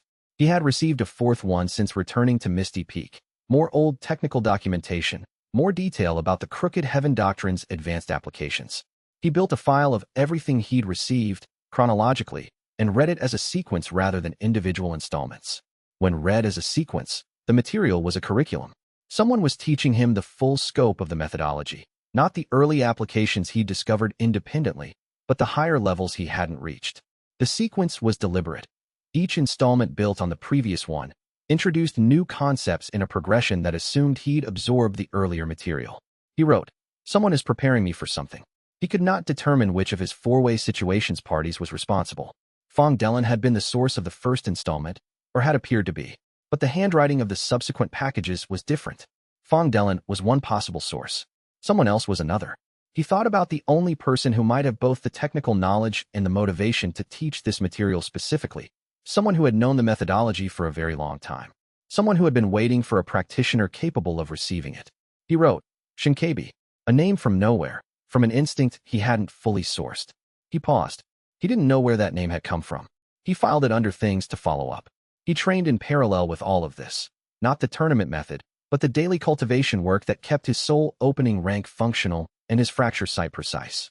He had been advancing steadily since the soul opening breakthrough, building toward the next threshold without forcing it.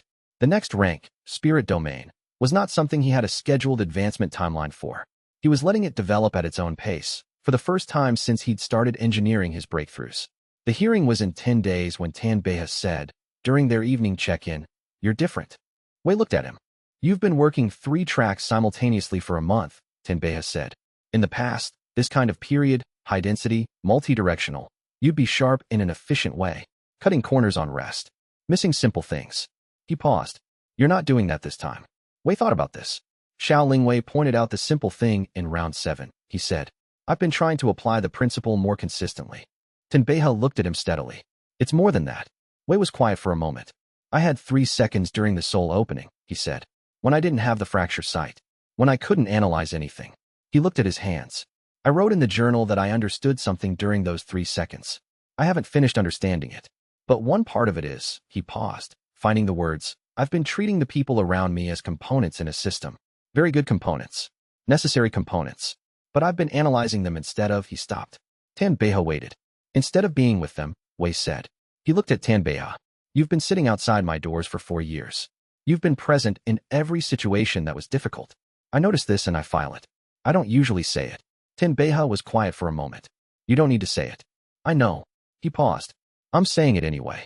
Tanbeiha looked at him with the particular expression he used for things that were important and that he wasn't going to make into something larger than they needed to be. "The hearing is in 10 days, he said. "Yes. Is there anything I need to do that we haven't talked about?"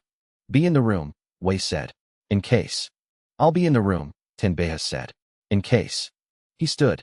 "Get some sleep." Wei slept. Chapter 70. Spirit Domain. The Continental Council hearing was in the Bureau's Goldwater City Governance Hall, a formal chamber built for institutional proceedings, with a 7-seat panel positioned at an elevated bench along the north wall and a presentation area in the chamber's center. All 7 council members were present. Fong Delin was in the observer section. His role as an observer permitted attendance at formal council hearings, and he had submitted a formal notice of observation in advance. Ren Wuxian was in the public gallery, accompanied by 2 of his command staff, seated with the particular stillness of someone who was accustomed to being the most important person in any room and had decided not to be today. Madame Voss Qinglan was at the respondents' table, accompanied by 3 legal representatives. She looked at Wei when he entered and gave him a nod that acknowledged the situation without conceding anything. He returned the nod. He had thought, during the preparation period, that she might withdraw the filing once his commercial intent brief was filed. It must have been visible to her that the prohibition's validity was now in question and that pressing the filing risked establishing a legal precedent that would be significantly more damaging to the syndicate's remaining legal architecture than simply dropping the case. She had not withdrawn. He had written in his journal, "She knows the prohibition is vulnerable. She is filing anyway." Why? He had 2 hypotheses.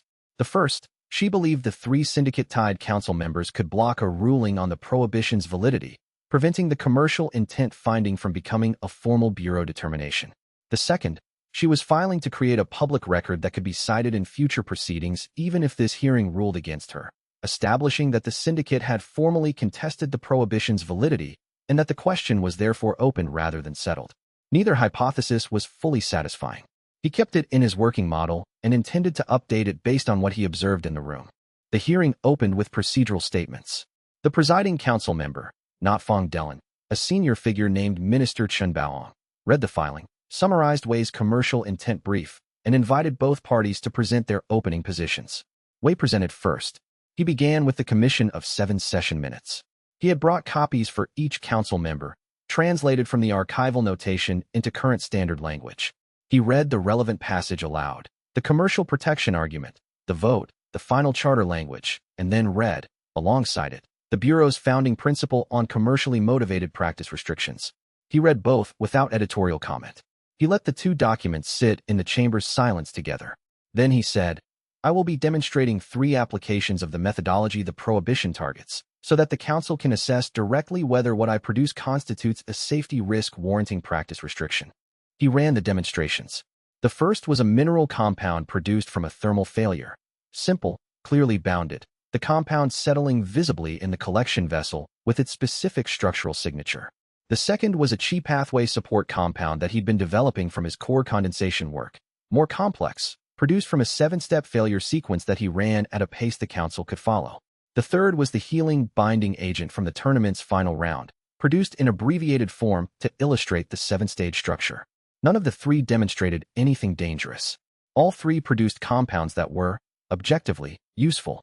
The session minutes safety argument, that deliberate failure engineering posed inherent hazard, was visibly contradicted by 3 compounds sitting in collection vessels in front of the council. During the third demonstration, something shifted. He was mid-sequence, stage 4 of the healing binding agent, the stage he had nearly lost in the tournament's final round, when he felt the hearing chamber's formation array respond to his work. The array was a standard institutional stabilization formation, built into the chamber for Qi containment during sensitive proceedings.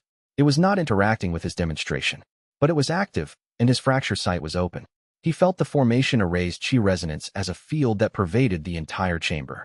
And within that resonance, he felt something he hadn't expected: the subtle variation of personal Qi signatures in each council member's body, interacting with the formation field in ways that were specific to each individual.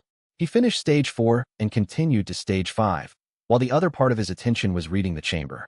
What he was reading: 3 of the 7 council members, the 3 with syndicate financial ties, who were seated together at the left end of the panel, were producing a Qi resonance pattern that his fracture site read as deliberate suppression. Active suppression. They were, at a low level, managing their cultivation-based expression to minimize their readable state. The specific pattern was one he associated with practitioners who had been trained in Qi signature management, a discipline used by individuals who appeared in institutional settings where emotional or intention reads might matter. They were suppressing their reads because they were nervous about what he might see. He completed stage 5, stage 6, stage 7. The advancement happened at stage 7's completion, which was where the previous attempt's convergence point had been. It was not like the previous advancements, not the harrowing collapse of soul opening. not the forced acceleration of core condensation. It was a widening, his fracture sight expanding its operational range, like a lens resolving focus, the entire chamber suddenly available to him at a level of chi structural detail that had been unavailable 3 seconds before. He set the collection vessel down. Spirit domain. The formation array's full structure was legible to him now. Every node, every resonance pattern, every chi flow between nodes. And through the array, every practitioner in the chamber, the council members, the legal representatives, Fong Delan in the observer section, Rin Wushan in the gallery, Madame Voss Qinglan at the respondents' table. He read Fong Delan first. Disciplined, controlled, the chi signature of someone who had been managing a complex situation for a long time and was very nearly satisfied with how it was developing. He read Rin Wushan, the banked tension of someone who needed information and was finally in a position to receive it. He read Madame Voss Qinglan, focused, precise, and, beneath the institutional control, genuinely uncertain. She did not know if she was going to win this hearing. He read the 3 syndicate-tied council members, nervous, suppressed, running a private communication that was barely at the threshold of the chamber's formation containment. A chi pulse exchange between 2 of them that would not read to most practitioners, but that at spirit domain level, with fracture sight, resolved into a fragment of intent. Not yet. Wait for procedural challenge. They were coordinating. They had a procedural challenge prepared. He said, into the chamber's quiet after the demonstration. The council may wish to consider the procedural challenge that has been coordinated among the respondent-affiliated members before I present closing argument. Raising it now rather than after would be more efficient. 3 of the 7 council members went very still. Minister Chun Baohong looked at Wei for a long moment. Then he said, with the particular precision of a senior administrator who had seen many things and had opinions about most of them, the council will hear any procedural challenges at this time. The 3 council members exchanged a look. They had not been expecting to be invited to raise it early. After a pause, one of them raised it, a procedural challenge on the format of Wei's archival evidence submission, citing a specific administrative regulation about the use of translated documents versus original language source materials in formal proceedings. It was technically valid. Wei had prepared for it. He said, the original language materials are available and I can provide them. The translated versions were provided as a courtesy. He produced the originals, he had brought them, and passed copies to the clerks. The procedural challenge collapsed. He presented his closing argument. He did not look at the 3 council members. He looked at the other 4, the ones who would need to vote to hear the full case before a formal prohibition ruling could be made. He did not use anything he had read through fracture sight. He simply argued accurately, specifically, and with the documents. When it was done, he sat down. He wrote 1 line in the journal that evening. Back at the inn, spirit domain. I understood the room.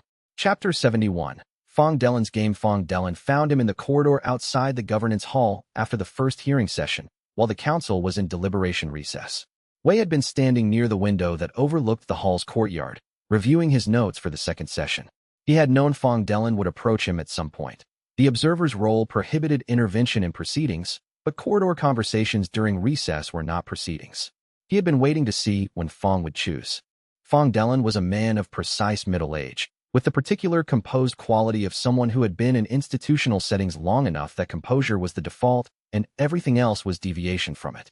He walked to Wei's position without hurry and stood beside him, looking at the courtyard. He said, the spirit domain breakthrough was visible to practitioners of sufficient rank. Wei had expected this opening. He said, I know. The 3 restricted vote members noticed. I know. He paused. Their procedural challenge was coordinated in advance. I read the coordination through the formation array. I didn't use what I read. I only told them I knew about it, so they would raise it early rather than later. Fong Delan was quiet for a moment. That was the correct decision. Using formation array charades in formal proceedings would have been procedurally contested. Yes. Another pause. Then Fong Delan said, I need to tell you something. Wei waited. The anonymous documents you've received over the past several months, Fong Delan said. The technical materials. The historical records about the crooked heaven doctrine. Wei said, you're not the source. Fong Delan looked at him. This was, Wei understood, not the response he'd expected. How did you know? The handwriting, Wei said. The first set of materials, which I believed you had forwarded, those were in a handwriting consistent with your formal correspondence materials from bureau documents I reviewed during the archive research. The subsequent packages were in a different hand. I confirmed this 3 weeks ago. He looked at Fong Delan. You forwarded the first set. You received them from someone and passed them through channels you interpreted as non-restricted. But you're not the originating source. Fong Delin was quiet for a long moment. I received the first set from a source I've been in indirect contact with for approximately 8 years, he said. I don't know their identity. The communication comes through relay channels that I've been unable to backtrace. He paused. When the materials arrived with a clear indication that they were intended for you, I forwarded them using the mechanism available to me, my personal research files, which are non-restricted under Bureau regulations. You had no way of knowing who the originating source was. No, but I had assessed, from the content, that the source had extensive knowledge of both the Crooked Heaven doctrine and the syndicate's institutional history, knowledge that predated any practitioner currently active. He paused. I thought you should know that someone with that knowledge wanted you to have that material. Wei absorbed this. A source Fong Delin had been in contact with for 8 years, unable to backtrace, with knowledge of pre-existing institutional history. A curriculum, building in sequence. Someone preparing a practitioner for something specific. He said, have you been able to determine anything about the source from the content of the communications? One thing, Fong Delin said. Whoever it is, they've been observing the alchemy world's institutional structure for a very long time. The knowledge they demonstrate of Bureau founding period practices is experiential, not archival. The way someone knows something they lived through rather than something they read. He paused. I've been calling them the archive, internally, for lack of a better name. Wei wrote the name in his mental model, the archive, not Fong Delin's source. Someone older. Someone who had reason to want Wei specifically to understand the full scope of the Crooked Heaven doctrine. He said, thank you for telling me, Fong Delin said. The council will rule 4-3 to hear the full prohibition case. I believe. The vote may be closer if the 3 restricted vote members introduce additional procedural challenges in the second session. I would recommend having responses ready. Wei said, I have responses for 8 possible challenges. Fong Delin looked at him. 8. 14, originally. I eliminated 6 as unlikely given the procedural record. He paused. I also eliminated 2 that were plausible, but 2 technically obscure for non-specialist council members to evaluate fairly. I didn't want to win on obscurity. Fong Delin was quiet for a moment. Most practitioners who appear before the Continental Council prepare for the expected challenges and rely on improvisation for the unexpected ones. Improvisation works within a gap, Wei said. I prefer the gap to be as narrow as possible in legal settings. Fong Delin said. The second session begins in 20 minutes. Wei closed his notes. I'm ready. They went back inside. Chapter 72. The full case. The Continental Council's second session opened with a procedural challenge from one of the syndicate tied members. A challenge to the foundational applicability of the Bureau's founding principle as a constraint on a registered commercial organization's charter documents. Wei's response was brief and pre-prepared. The Bureau's founding principle was not a constraint on commercial organization charters in general, only on practice restrictions that commercial organizations attempted to have enforced through Bureau mechanisms. Madame Voss Qinglan's filing had used the Bureau as the enforcement mechanism. Therefore, the Bureau's founding principle applied. The challenge failed. The next one followed within minutes.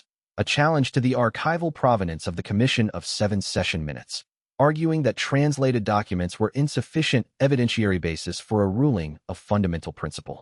Wei produced the original language documents that he had already provided in the first session. He noted that the originals had been available from the moment the challenge was raised, during the first session's proceedings. 2 more challenges followed, both of which he had prepared for, both of which resolved within the session's first hour.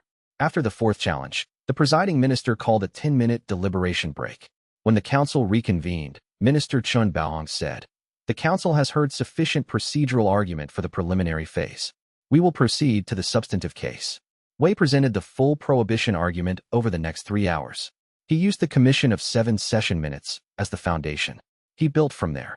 The Bureau's founding principle, the specific language of the prohibition, the commercial protection argument that the session minutes recorded as the primary motivation. He established the commercial intent not as inference, but as documented historical record. The syndicate's own founders, in their own session minutes, debating whether to use commercial protection language or safety language, and choosing safety language as the framing because it would be more institutionally durable. He presented the comparison between the prohibition language and the Bureau's founding principle. He presented Yao Tiang's appointment as honorary first assessor, confirming the connection between the syndicate's founding leadership and the Bureau's institutional structure. He did not present the material about Yao Tiang's continued existence. That was not legally necessary for voiding the prohibition, and he was not ready to present it yet. When he finished, he said, The prohibition on deliberate failure engineering was written by a commercial organization using safety language to protect commercial interests. The Bureau's founding principle prohibits the use of Bureau enforcement mechanisms to impose commercially motivated practice restrictions. I am asking the Council to rule the prohibition void on founding principle grounds and to dismiss Madame Voss Qinglan's filing accordingly. He sat down. Madame Voss Qinglan's legal team presented for 90 minutes. Their argument was careful, procedurally sophisticated, and acknowledged the commercial intent finding. They did not try to deny the session minutes evidence, which would have been impossible given that Wei had produced original language documents from a Bureau-authenticated archive. Instead, they argued that commercial intent, even if documented, did not automatically void a prohibition that had been applied consistently for 1,000 years, and that the disruption of removing an established legal precedent would be more harmful than the precedent itself. It was, Wei thought, the best available argument under the circumstances. He had prepared for it. In closing, he said, the argument that 1,000 years of application cures a fundamental defect in a prohibition's origin would, if accepted, mean that any organizational rule, however improperly motivated, becomes legitimate through age. This is not consistent with the Bureau's founding principle, which does not include an exception for longevity. A rule that should not have been written does not become valid because no one challenged it for 1,000 years. The Council moved to deliberation. Wei sat in the public gallery and waited. He thought about Yao Tianke. He thought about what it meant to have written the prohibition and to have been, for 1,000 years, the rule's ultimate authority. He thought about the sealed realm in the north and the Qi corruption spreading into the war zone. He thought, the prohibition being voided doesn't stop whatever he's doing. It just removes the legal tool that was blocking me from operating freely. He thought, the hard part comes after this. He looked at Ren Wuxian, sitting 2 rows forward in the gallery, watching the deliberation chamber with the patient intensity of someone who knew what he needed and was waiting to find out if he was going to get it. He thought, I'll need to talk to him. Soon. Chapter 73. The deliberation lasted 4 hours. It was longer than Wei had expected. He did not take this as a bad sign. The length meant the argument was being taken seriously, which was preferable to a quick dismissal or a quick ratification. A careful deliberation produced a ruling that was harder to challenge in future proceedings. He spent the 4 hours in the public gallery, reviewing the 5th anonymous package that had arrived during the hearing preparation period. He had brought it with him, in the journal, and was reading it slowly in the quiet of the gallery, which had partially cleared during the deliberation recess. The 5th package contained material he hadn't seen in the previous 4, a brief description of what the Crooked Heaven doctrine called the upper threshold, the level at which the methodology stopped operating on material compounds and Qi structures and began operating on fundamental principles. It described this threshold not as a rank advancement, but as a perceptual shift, the moment when a practitioner of the doctrine could see not just the failure points in material structures, but the failure points in natural laws themselves. He read this and understood, with the specific clarity of someone who had been advancing towards something and was only now seeing the full shape of it. This was what Yao Tianke had been afraid of. Not the commercial competition. The threshold. The moment when a fractured Tao practitioner could operate on natural laws the way Wei operated on compounds, introducing controlled failures at the level of universal principles. That was what the prohibition was protecting against, wrapped in commercial language because commercial language was institutionally durable. But the root fear was the threshold. He closed the package and looked at the deliberation chamber door. It opened 15 minutes later. Minister Chen Baohong led the council back to their seats. He looked at his notes, then at the room. He said, the Continental Council moves to hear the full prohibition case on substantive grounds. The preliminary procedural vote is as follows. A pause. 4 votes in favor of proceeding. 3 votes opposed. Wei exhaled. The 3 syndicate-tied council members had voted to dismiss the case on procedural grounds. They had moved to prevent the substantive prohibition argument from being ruled on at all, which would have left the prohibition in legal limbo rather than explicitly voided. The 4 independent members had voted to hear the full case. Minister Chen Baohong said, the case will proceed to full substantive ruling in 7 days, following a mandatory deliberation period. Both parties will have opportunity to submit additional evidence or argument within 72 hours. He looked at the room. This session is adjourned. Wei gathered his materials. He looked at Madame Voss Qinglan, who was speaking quietly with her legal team, a rapid, low-voiced exchange that had the quality of a strategic recalculation happening in real time. She looked up at him across the chamber. He gave her the same nod he'd given at the start of the hearing. Acknowledgement, no concession. She returned it. Then she turned back to her team. Fong Delan passed him in the corridor and said, without stopping. 7 days. 7 days, Wei agreed. He found Tanbeha waiting outside the governance hall. Tanbeha had been in the gallery for the full session. He said, 4-3. Yes. The right 4. Yes. Wei paused. The ruling in 7 days will be on the substantive prohibition. I expect the same split. 4-3 to void. Tanbeha looked at him. And then what? Then the prohibition is void, the filing is dismissed, and Madame Voss Qinglan has to find a different approach. Wei looked at the governance hall's exterior. And then we deal with what comes after. He walked toward the inn. He needed to think about what to do with the 7 days before the ruling, and he needed to talk to Ren Wuxian. He did not yet know about what Elder Cui had found, and what she had decided to do with it. Chapter 74. The testimony. The summons from the Continental Council's procedural office arrived on the 4th day of the 7-day deliberation period. It was addressed to Elder Cui Mingjin of Misty Peak Sect, in her capacity as Wei Jinfang's registered cultivation mentor. The summons requested her testimony on the character and impact of Wei Jinfang's methodology, not technical testimony, which would have fallen under different procedural rules, but character and impact testimony, which was a permitted addition to the formal record in cases involving practice restrictions. He did not receive a copy of the summons. He received, on the 6th day, a coded message from Tanbeha, who had been back at Misty Peak managing the sect's supply chain issues that had developed in Wei's absence. The message said, Elder Cui arrived in Goldwater City this morning. She didn't tell me she was coming. I found out from the sect's administrative log when the travel notification was filed. He was in the middle of reviewing the Yao Tianke archive material when he read this. He set the material down. Elder Cui was in Goldwater City.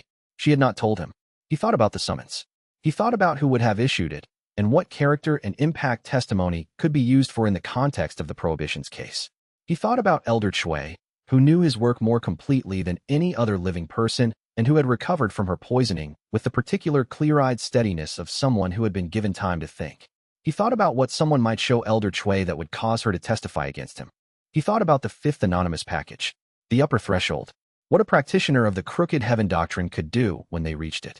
He thought about that threshold in someone's hands who had been over-engineering situations for 3 years, who analyzed everyone and everything as components of systems, who had been advancing consistently toward a point he could now see clearly from the package's description. He thought about what it would look like, from the outside, to watch someone advancing toward the ability to operate on natural laws. He thought about Elder Cui sitting outside his workroom door during the dangerous sessions. He thought about her saying, I've been researching this since before my illness. He thought about what a woman who had taught him for 3 years would do if she received convincing evidence that where he was going was genuinely dangerous. He wrote in the fracture journal, someone showed her the 5th package, or something like it, something describing what the upper threshold can do. He wrote, she's not lying about what she knows. She's testifying about what she's afraid of. He went to the 7th day's hearing. Elder Cui was at the witness position when he entered. She looked at him across the chamber, the long, direct look she used when she'd made a decision that cost something and wasn't going to let the cost show. It was the same look, he realized, that Pei Zhonghan had used in the corridor before leaving Misty Peak. She had prepared for this. Minister Chun Baohong said, Elder Cui Mingjin, registered cultivation mentor to Wei Jinfang, has been called to provide character and impact testimony. Elder Cui, you may proceed. She spoke for 20 minutes. She did not lie. That was the part he had known she wouldn't do. She spoke about his capabilities accurately, precisely, in fact, with the specific technical understanding of someone who had watched his work at close range for years. She described his advancement pattern. She described the controlled failure methodology's evolution from material compounds to chi structure applications. She described the fracture site and its expanding operational range. She described the upper threshold. She said, I have seen the documentation describing what the crooked heaven doctrine becomes at its highest application. I have watched Wei Jinfang advance. I believe he is approaching a level at which the methodology operates on principles rather than structures. She paused. I cannot tell the council that this is safe. I cannot tell them that I know what a practitioner at that level can do with that capability. I can tell them that I believe Wei Jinfang's ability to reach it is real, not theoretical. Real. She was quiet for a moment. She said, I am not testifying that he is a danger. I am testifying that his power is genuine and that the question of what that power becomes is not answered. The prohibition exists because someone asked this question 1,000 years ago and decided the answer was too uncertain to permit. I am not saying they were right. I am saying the question is real. She sat down. Wei did not speak. His closing statement was already prepared. He had prepared it before knowing she would testify, and he delivered it without alteration, because none of the alteration that suggested itself to him in the moment would have made it more accurate. He thanked the council for their time. He reiterated the commercial intent finding. He asked for the prohibition to be voided. Then he sat down. He looked at Elder Chui, who was sitting in the witness area. She looked at him. Her expression was doing what it always did when she'd made a decision that cost something. Holding steady. He did not say anything. He did not have, in that moment, words for what he wanted to say. He filed it in the section he intended to stop ignoring. The council went to deliberation. He waited. He thought about what she'd said. The question of what that power becomes is not answered. He thought that she was correct, and that she had done exactly what he would have hoped someone who genuinely cared about accuracy would do, even if that accuracy worked against him, and that this was one of the worst and most precise expressions of care he had ever seen. He did not say, "Interesting." He sat with it. Chapter 75. For to 3 the ruling came 3 hours later. For votes to void the prohibition. 3 votes opposed. Minister Chun Baoong read the ruling in the formal language the Bureau used for precedent-setting decisions. The Crooked Heaven prohibition was declared void as written, on grounds of commercial intent in violation of Bureau founding principle. Madame Voss Qinglan's filing was dismissed with prejudice, meaning the same filing could not be resubmitted without new grounds. Wei heard the ruling. He looked at his hands. He felt the Iron Phoenix medal's weight in his travel case. He had not been wearing it during the hearing, because wearing a disputed credential to the hearing that was disputing it seemed like the wrong kind of statement. He thought, the prohibition is void. The title stands. The operation is legally protected. He thought, Elder Chui is still in the chamber. He waited until the formal proceedings had concluded and the chamber began to empty. Madame Voss Qinglan left without speaking to him. A quick, precise departure. The exit of someone who had work to do. Fong Delan passed him with a look that was not quite a nod, but acknowledged the ruling. Ren Wuxian, in the gallery, stood and moved toward the exit with the deliberate pace of someone who was going to find Wei later and had already decided when. Elder Chui was still in the witness area when the chamber was mostly empty. He went to her. She looked at him. The expression that had held through the testimony was still there, steady, direct, not asking for anything. He said, "I know why you testified." She said, "I know you do." He said, "You were accurate. The question is real." She said, "I know it is." She paused. "I don't apologize for being accurate. I would do it again." She looked at him with the expression that she reserved for things that mattered, clear, without softening. "I did it because I do not want to watch what happens to you if the answer to that question is wrong." He held her gaze. He thought about what she'd said in her private conversation after the poisoning. "The person who sent me that evidence told me that if you keep going, you will reach the end of what your power can do, and at that end, you will have to fail yourself." He said, "Who sent you the evidence? Who showed you the documentation about the upper threshold?" She said, "A communication arrived. I don't know the sender. The handwriting was unlike any I recognized. The material was genuinely terrifying in its precision." She paused. "I asked myself, when I received it, whether someone was trying to manipulate me. I concluded that the material itself was accurate regardless of motivation. The question it raised was real regardless of who was raising it." Wei said, "The material was accurate. The question is real." He looked at her, "And I'm going to find the answer." She looked at him for a long moment. Then she said, "I know. And be careful what the answer costs you." He said, "I know." He walked out of the chamber into the corridor. Xiao Lingwei was waiting. She had been in the gallery and had heard the ruling and had heard the testimony and had not come to him during the deliberation recess, because she understood when he needed space and when he needed presence, and the deliberation had been space. She looked at him now. He said, "4 to 3. She said, "I know." She paused. "Elder Chui." "I know why she did it," he said. "I'm not," he stopped. "I don't know what I am. Something that doesn't have a name in my current vocabulary." She looked at him steadily. "You're hurt," she said. He considered the word. It was not inaccurate. "Yes," he said. She said, "That's what it looks like when someone who loves you does what they believe is right." She didn't say anything else. She didn't need to. He stood in the corridor for a moment. Then he said, "I need to talk to Ren Wuxian." "I know," she said. "Tonight or tomorrow?" He thought about the qi corruption in the north. He thought about Yao Tianke in a sealed realm, running cultivation work that was leaking into a war zone.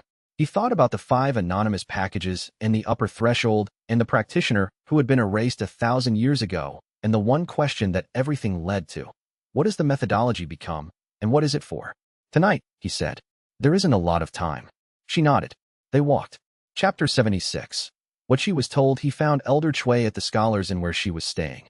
A different inn from his own, 2 streets west, in the quieter part of the archive district. She had, he noted, chosen not to stay where he was staying. She opened the door when he knocked and stood aside to let him in without asking why he'd come, because she knew why he'd come. The room was small and tidy with the particular arrangement of someone who organized a space within 10 minutes of arriving, out of habit. There was a lamp on the table and a tea set beside it. She gestured to the chair, which he took, and poured 2 cups of tea, which she set on the table, and sat in the opposite chair with the composure of someone who had been waiting for this conversation.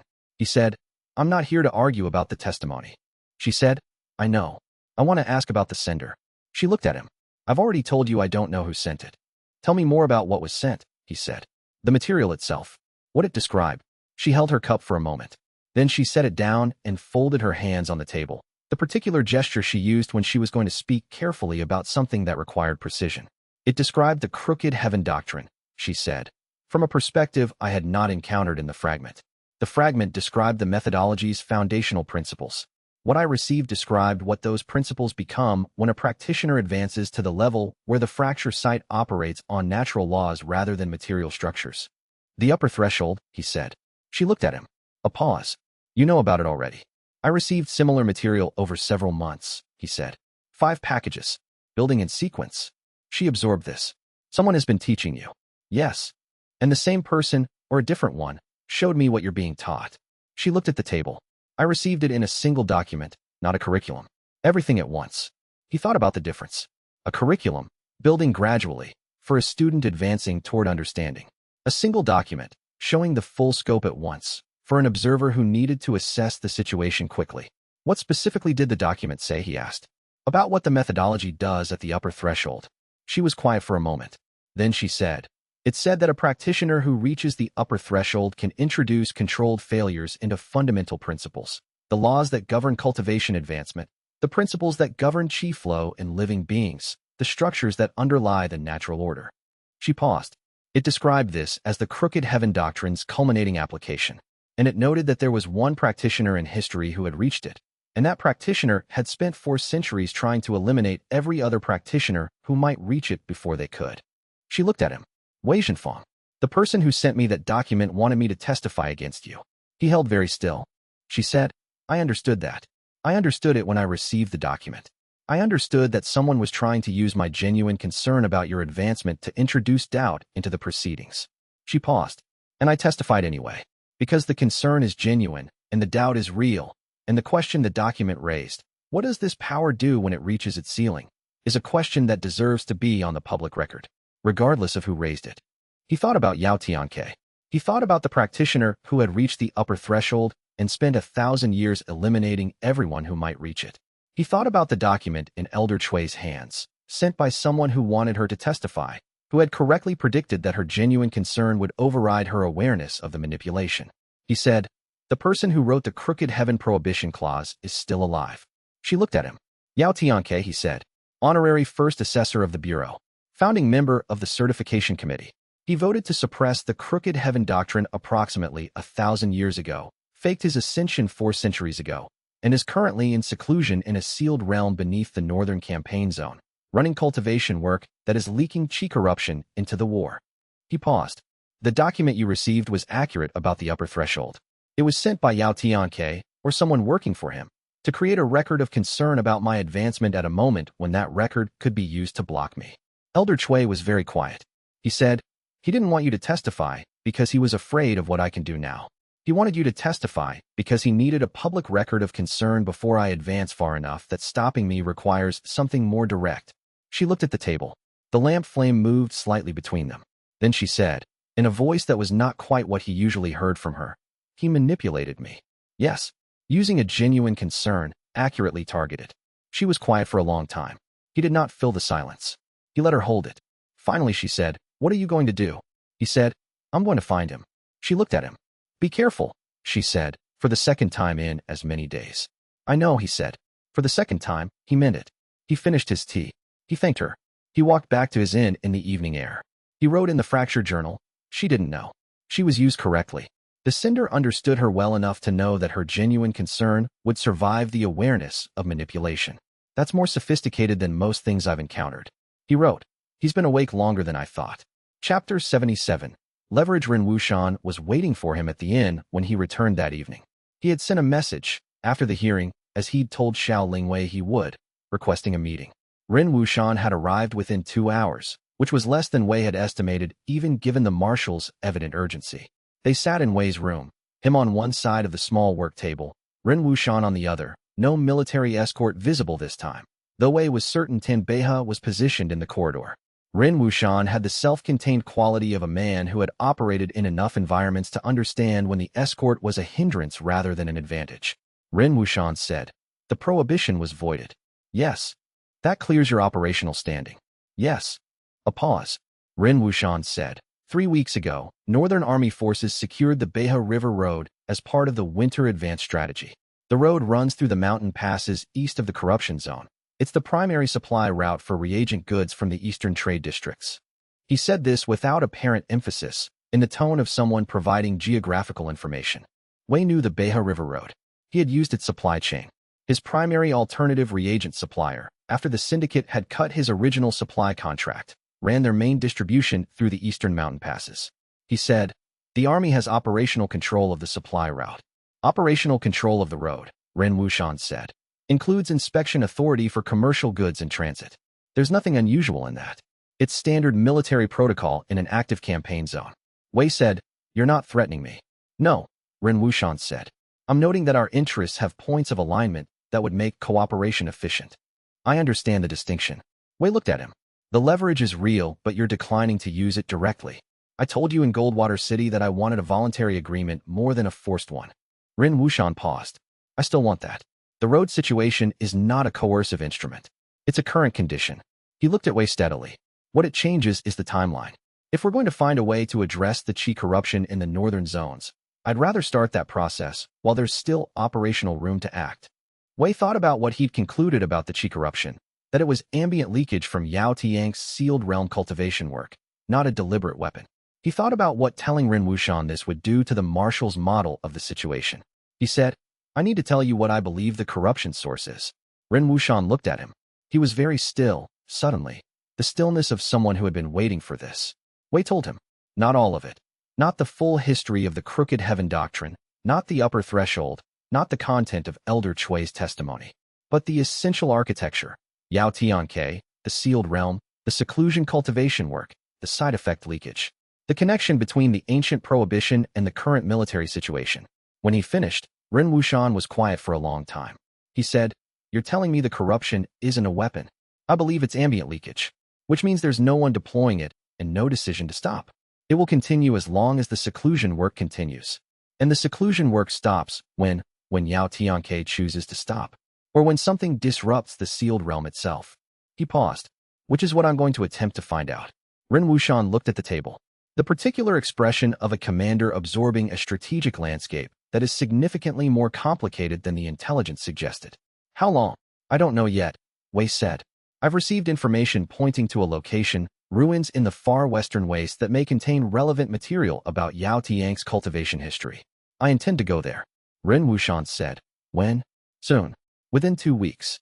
A pause. Then Ren Wuxian said, "I'll have the road situation reviewed. Supplies should be flowing normally within 10 days. Wei looked at him. "That's a different calculation from what you just described." "The calculation changed when you told me the truth," Ren Wuxian said.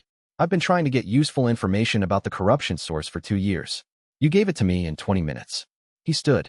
"If you find what you're looking for in the western wastes and it affects the northern campaign zone, I would appreciate being informed." "I'll inform you," Wei said. Ren Wuxian nodded.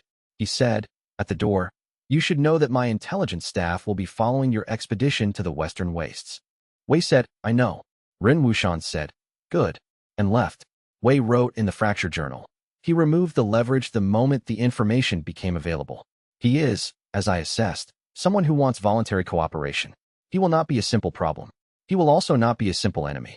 He told Tan Beihe to book travel provisions for 3 within 12 days. Chapter 78. The last good faith offer. Madame Voss Qinglan sent a message the following morning. It was not through legal representatives. It was not through organizational channels. It was a personal message, in her own handwriting, delivered by the same courier who had delivered her previous personal communications, the one with the plain wax seal. She asked for a meeting. The location was a tea house 2 streets from the governance hall, at mid-morning, which was a public enough location that no one could mistake the nature of the meeting and she could not be accused of anything that required a private venue. He went. She was already there when he arrived, at a corner table with a tea service and the particular composure of someone who had decided this would be a professional conversation and was holding to that decision in advance. She wore no organizational markings. She looked, in the morning light of the tea house, like a senior practitioner conducting private business rather than the head of a continental commercial organization whose founding charter had just been partially voided. He sat. She poured tea for both of them, which he took as a signal that this was not going to be a hostile meeting. She said, "You won the hearing." "Yes. The prohibition is void. My filing is dismissed. The syndicate's legal position is significantly weakened." She said this the way she said everything, precisely, without performative emotion. "I've spent 40 years building the syndicate's institutional framework. I understand when a legal situation has reached its terminal point." He waited. She said, "I'm making you one offer. I will make it once and in good faith. After today, the good faith is withdrawn, and what remains is whatever remains." He said, "I'm listening." He thought about this.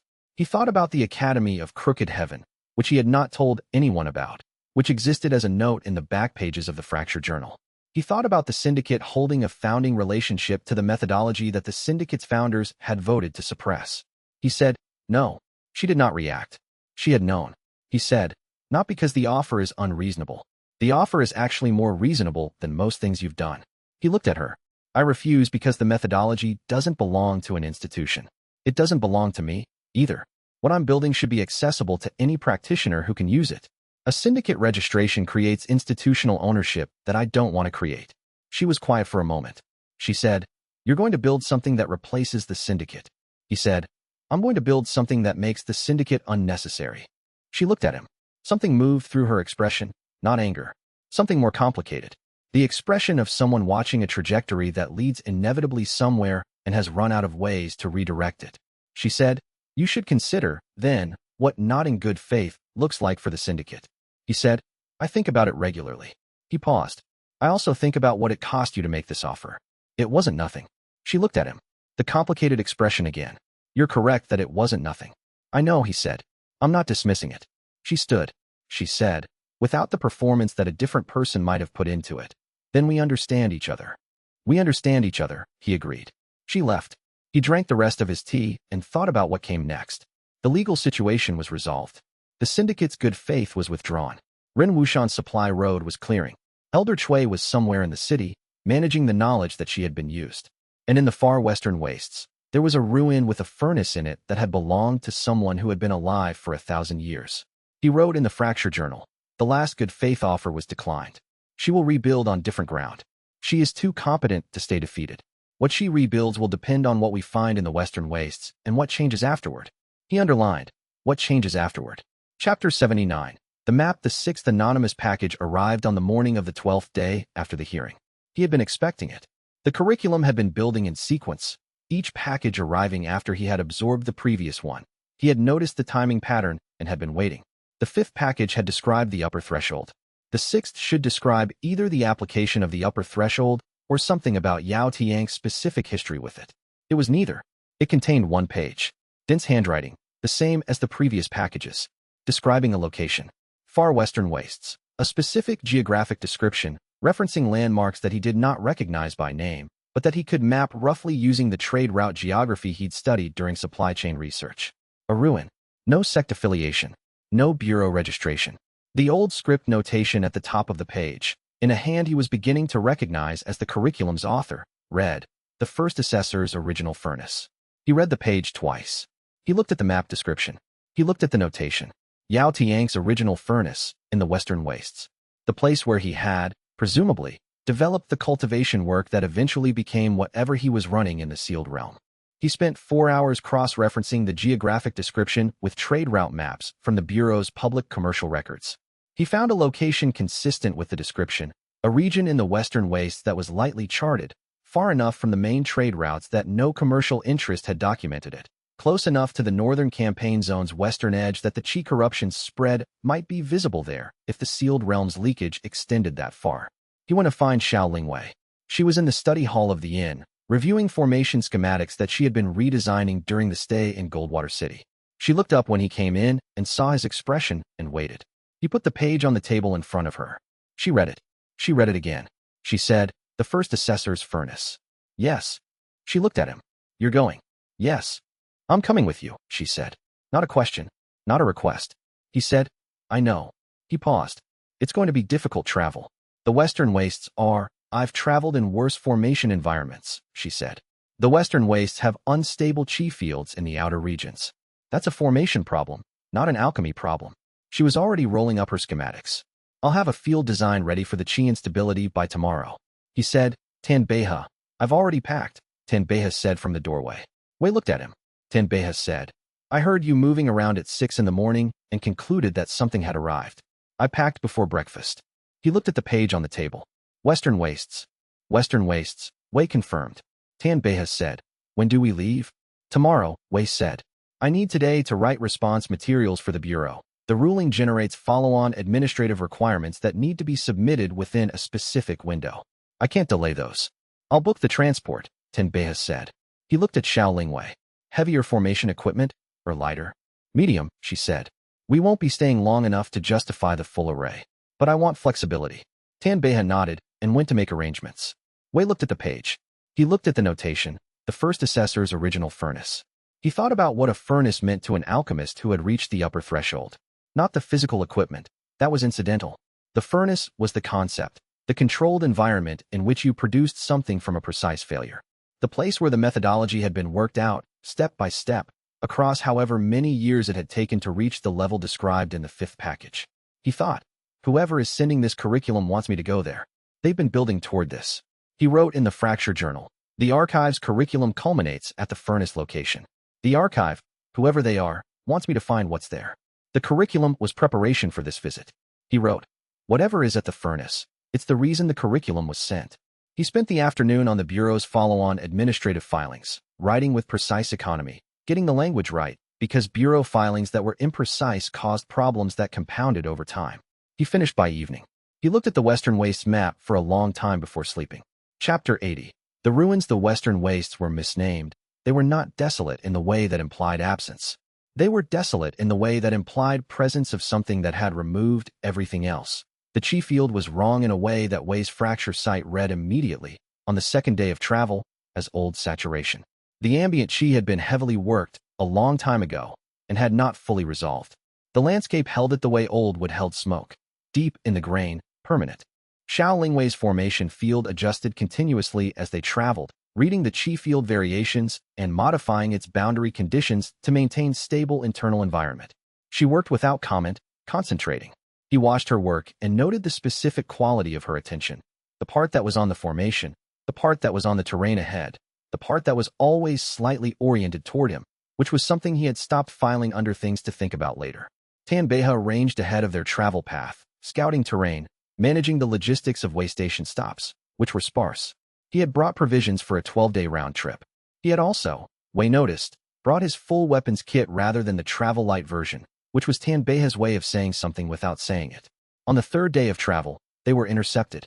The intercepting force came from the north, not aggressively, not with combat positioning, but with the particular organized quality of a military unit that was configured for escort rather than engagement. 12 cultivators in Northern Army formation, with the specific banner configuration that indicated command group status rather than frontline combat. Wei stopped their party. The leading figure from the intercepting unit came forward alone. He was a senior officer. Wei could tell from the rank markings and from the way he moved, which was the way of someone accustomed to being in authority in difficult terrain. He said, we received word of your expedition. Grand Marshal Ren Wushan directs us to escort your party to the ruins. Tanbeha was at Wei's shoulder. He said, very quietly, your call. Wei considered the escort offer. Ren Wushan had told him openly that military intelligence would be following. The escort was not a surprise. The question was whether accepting it changed the dynamics of what they found.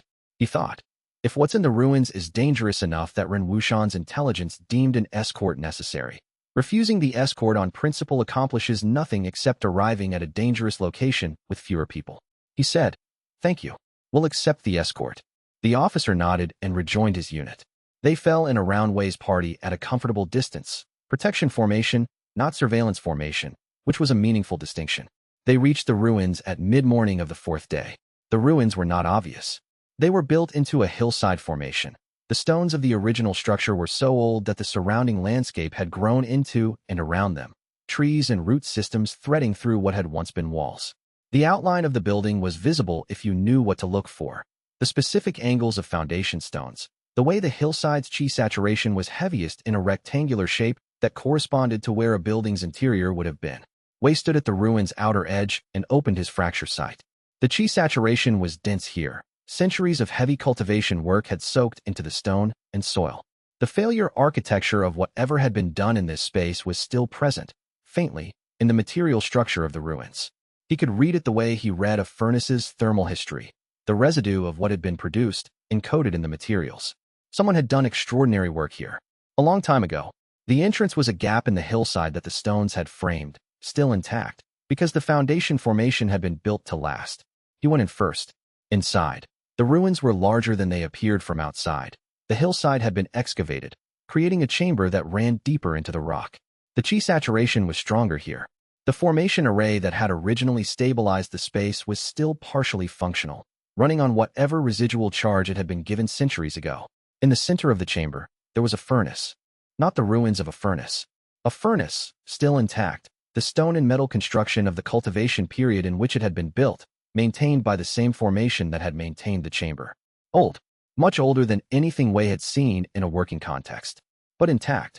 Before the furnace, there was a figure, sitting in the posture of a practitioner in deep rest, not meditation, which had an active cultivation quality that Wei's fracture sight would have read immediately, but genuine rest, the particular absence of active cultivation circulation that came from someone who had been still for a very long time.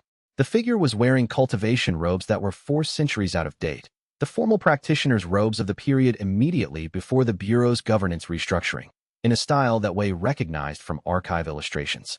The figure was a man of indeterminate age. He looked neither old nor young in the way that very advanced cultivators sometimes looked neither, the specific effect of a cultivation base that had stabilized above the normal aging curve. He was alive. The fracture site confirmed it immediately. The faint, steady chi circulation of a cultivation base at rest, running below active threshold. Wei stood in the entrance of the chamber for a long moment. He smelled something. The chamber had a specific ambient quality, the complex combination of centuries of cultivation work, stone dust, old formation materials, the particular mineral smell of the western waste soil. But underneath all of it, there was something else. A smell he could not identify. A compound quality that he had encountered before, specific, distinctive, unlike anything in his current reference catalog, and had not been able to identify because it was unlike anything he had ever consciously encountered. He had encountered it once. In the jade vial from his early years at Misty Peak, a relic piece that had smelled of something the vendor had been unable to identify and that he had never resolved. The same smell. He stood in the chamber entrance. Behind him, he heard Xiao Lingwei's quiet intake of breath. He heard Tanbei's weight shifting into a ready position. He looked at the figure before the furnace. After a long moment, the figure's eyes opened.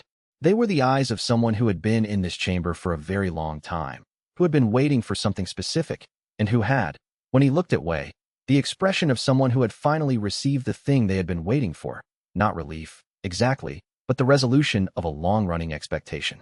The figure said, in a voice that was clear and steady despite whatever depth of time it came from, "You found it." Wei looked at him. He thought about the jade vial. He thought about the curriculum.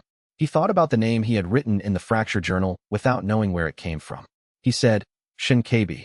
The figure looked at him with something that was entirely, unmistakably, the precursor to a smile. "Sit down," Shinkabi said. "There is a great deal to tell you." Chapter 81. What Shinkabi waited for. Shinkabi had been in this ruin for 432 years. He said this with the particular straightforwardness of someone who had stopped performing any response to the number. 432 years was simply a fact. The way the chamber's depth was a fact, and the furnace's original construction period was a fact. He was accustomed to it. Wei sat across from him on the stone that had once been a bench, the surface worn smooth by what he estimated was centuries of occupation, and watched him with the precise attention he gave to everything that was providing him with new information. Shinkabi was a man who looked to be in his late middle years, which meant nothing at the cultivation levels he had likely reached. His face had the specific quality of someone who had spent a great deal of time thinking and not enough time interacting, which produced a kind of intensity that was not quite social, but was not quite withdrawn either. He looked like someone who had been waiting to have a conversation. "The curriculum," Wei said. "You sent it." The packages, yes, Shinkabi said. Through a relay system I established over several centuries. Each station passes material without knowing the full chain. I can introduce packages at various points in the chain to adjust the apparent source. He paused. Fong Delin received the first set directly from a relay point near Goldwater City. He forwarded it, which I anticipated. He's scrupulously clean in his methods. I knew he would forward it in a way that was unimpeachable. You've been observing Fong Delin. I've been observing the Bureau's senior administration for most of the past century. I look for practitioners who are both capable and genuinely honest.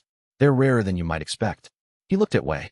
I identified you approximately 3 years ago, when the inner sect's public record noted a disciple whose pill failure rate was statistically impossible in the standard direction. Wei said, "You've been watching that long." "I've watched many practitioners over 4 centuries, Shinkabi said. Most of them were not suited for the curriculum. They were skilled, sometimes genuinely talented, but they were advancing toward the crooked heaven doctrine's upper threshold without understanding the shape of where they were going. He paused. You were different. You analyzed your failures. You didn't apologize for them. You treated them as data. He looked at the furnace. That's how Yao Tiang's original practitioner worked. The one he erased. I documented what I could of their approach before the records were removed. What you're doing is the same methodology, arrived at independently. Wei thought about the fragment, the single surviving page from a treatise that should have been longer. Who was the original practitioner? Shinkabi said, a woman named Huajani. She was my master's contemporary. They were aligned sect members in the period before the syndicate was founded. She discovered the methodology independently, wrote the treatise, and my master, before he became what he is, was one of the people she showed it to. He paused. He spent 2 decades understanding what it could do, and then he spent the next 100 years eliminating every trace of it, because by then he understood where it led, and where it led was towards something that would prove his own path was insufficient. Wei said, he was afraid it would show that perfect cultivation was a false ceiling. He was afraid he'd spend 1,000 years on the wrong path, Shinkabi said, which is a more specific fear. He looked at Wei. I stayed because I had to document what I knew before I died, and then I didn't die, and eventually I concluded that staying was the task. He said this without self-pity or particular drama. I have been waiting for someone who could do what needs to be done. I had concluded you were that person approximately 18 months ago. What needs to be done? Wei said. Yao Tianke needs to be confronted, Shinkabi said. Not killed. He is not the kind of problem that's solved by killing, and at his cultivation level it would require more than anything available to anyone. He needs to be confronted with the fundamental error in his path. He needs to experience genuine imperfection in a way that his cultivation base cannot correct. And only someone practicing the crooked heaven doctrine at sufficient advancement can engineer that experience deliberately. Wei looked at him. What's his current cultivation level? Apex, undying, Shinkabi said, which was the theoretical ceiling of the cultivation system. He said it the way Wei said, interesting, as a matter of pure observation. He reached it approximately 2 centuries ago. His cultivation base is, by any standard measurement, perfect. Wei sat with this for a moment. He thought about perfect stability and microthermal variance, and the principle that every system had failure points if you looked at the right resolution. He said, interesting. Shinkabi looked at him. Something moved across the ancient practitioner's face. Not quite amusement, not quite recognition, but in the register of both. He said, yes, that's exactly what she said when she first understood the full scope of it. Huajani. He paused. She would have liked you. They sat in the silence of the chamber. The furnace's formation array maintained its low, steady ambient field. Outside, Wei could hear Tanbei's weight on the stone at the entrance, stationed, as always. Xiaoling Wei was somewhere to the right, running a preliminary assessment of the chamber's formation structure. Ren Wushan's escort was outside, far enough to provide space, close enough to be useful. He thought about everything Shinkabi had told him. He thought about Yao Tianke and the sealed realm and the Qi corruption spreading into a war zone, and a 1,000-year-old practitioner who had reached the apex of a system and was afraid of someone proving it wasn't the apex. He said, I'll need to understand the full upper threshold before this is possible. Yes, Shinkabi said. I know. That's why the curriculum. He stood, with the careful deliberateness of someone who had been sitting in one position for a long time and was not going to rush the standing. Shall we begin the final portion? Wei looked at the furnace. He thought about the jade vial smell, finally explained. He thought about the 4 centuries this man had spent in this room waiting. Yes, he said. Chapter 82. The shape of the fear they worked through the night. Shinkabi did not have pages to give him. The curriculum had covered what could be transmitted through indirect channels. What remained was the part that required presence, the direct demonstration of the methodology's upper application levels, which xianxia could show through the furnace and through careful qi-guided instruction in ways that the packages could not.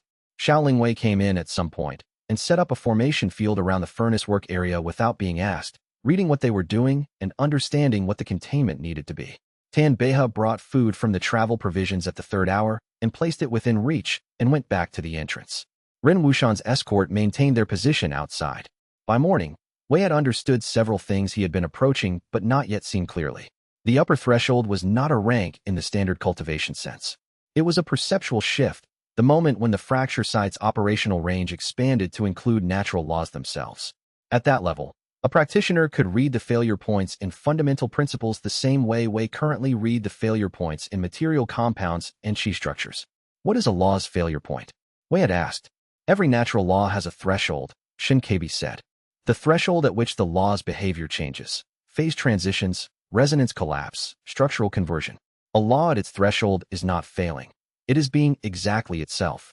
But if you introduce a precise perturbation at exactly the right moment, the threshold event produces something the law was not designed to produce. He paused. Controlled failure applied to natural laws produces phenomena that cannot occur any other way. Wei had spent an hour working through the implications of this. In the late morning, when the light from the entrance gap had shifted to illuminate the center of the chamber, xianxia began the explanation Wei had been waiting for since the name Yao Tianke had first appeared in his research. My master came from a lineage that valued perfect cultivation above all things, xianxia said. The idea was that perfect qi control, sustained across every moment of practice, produced an unassailable cultivation base.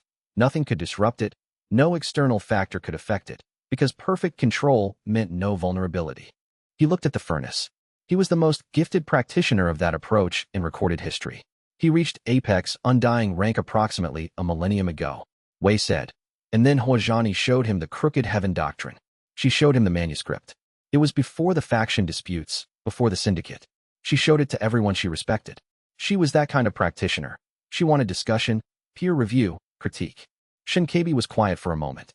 He read it and recognized immediately that if the methodology was valid, his entire path was insufficient. Perfect cultivation has a fixed ceiling.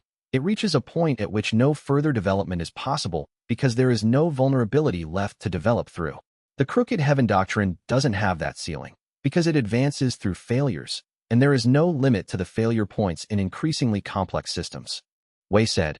He was afraid he'd invested a millennium in a dead end. He recognized that he had. xianxia said. He was at apex undying. He could not go further using his method.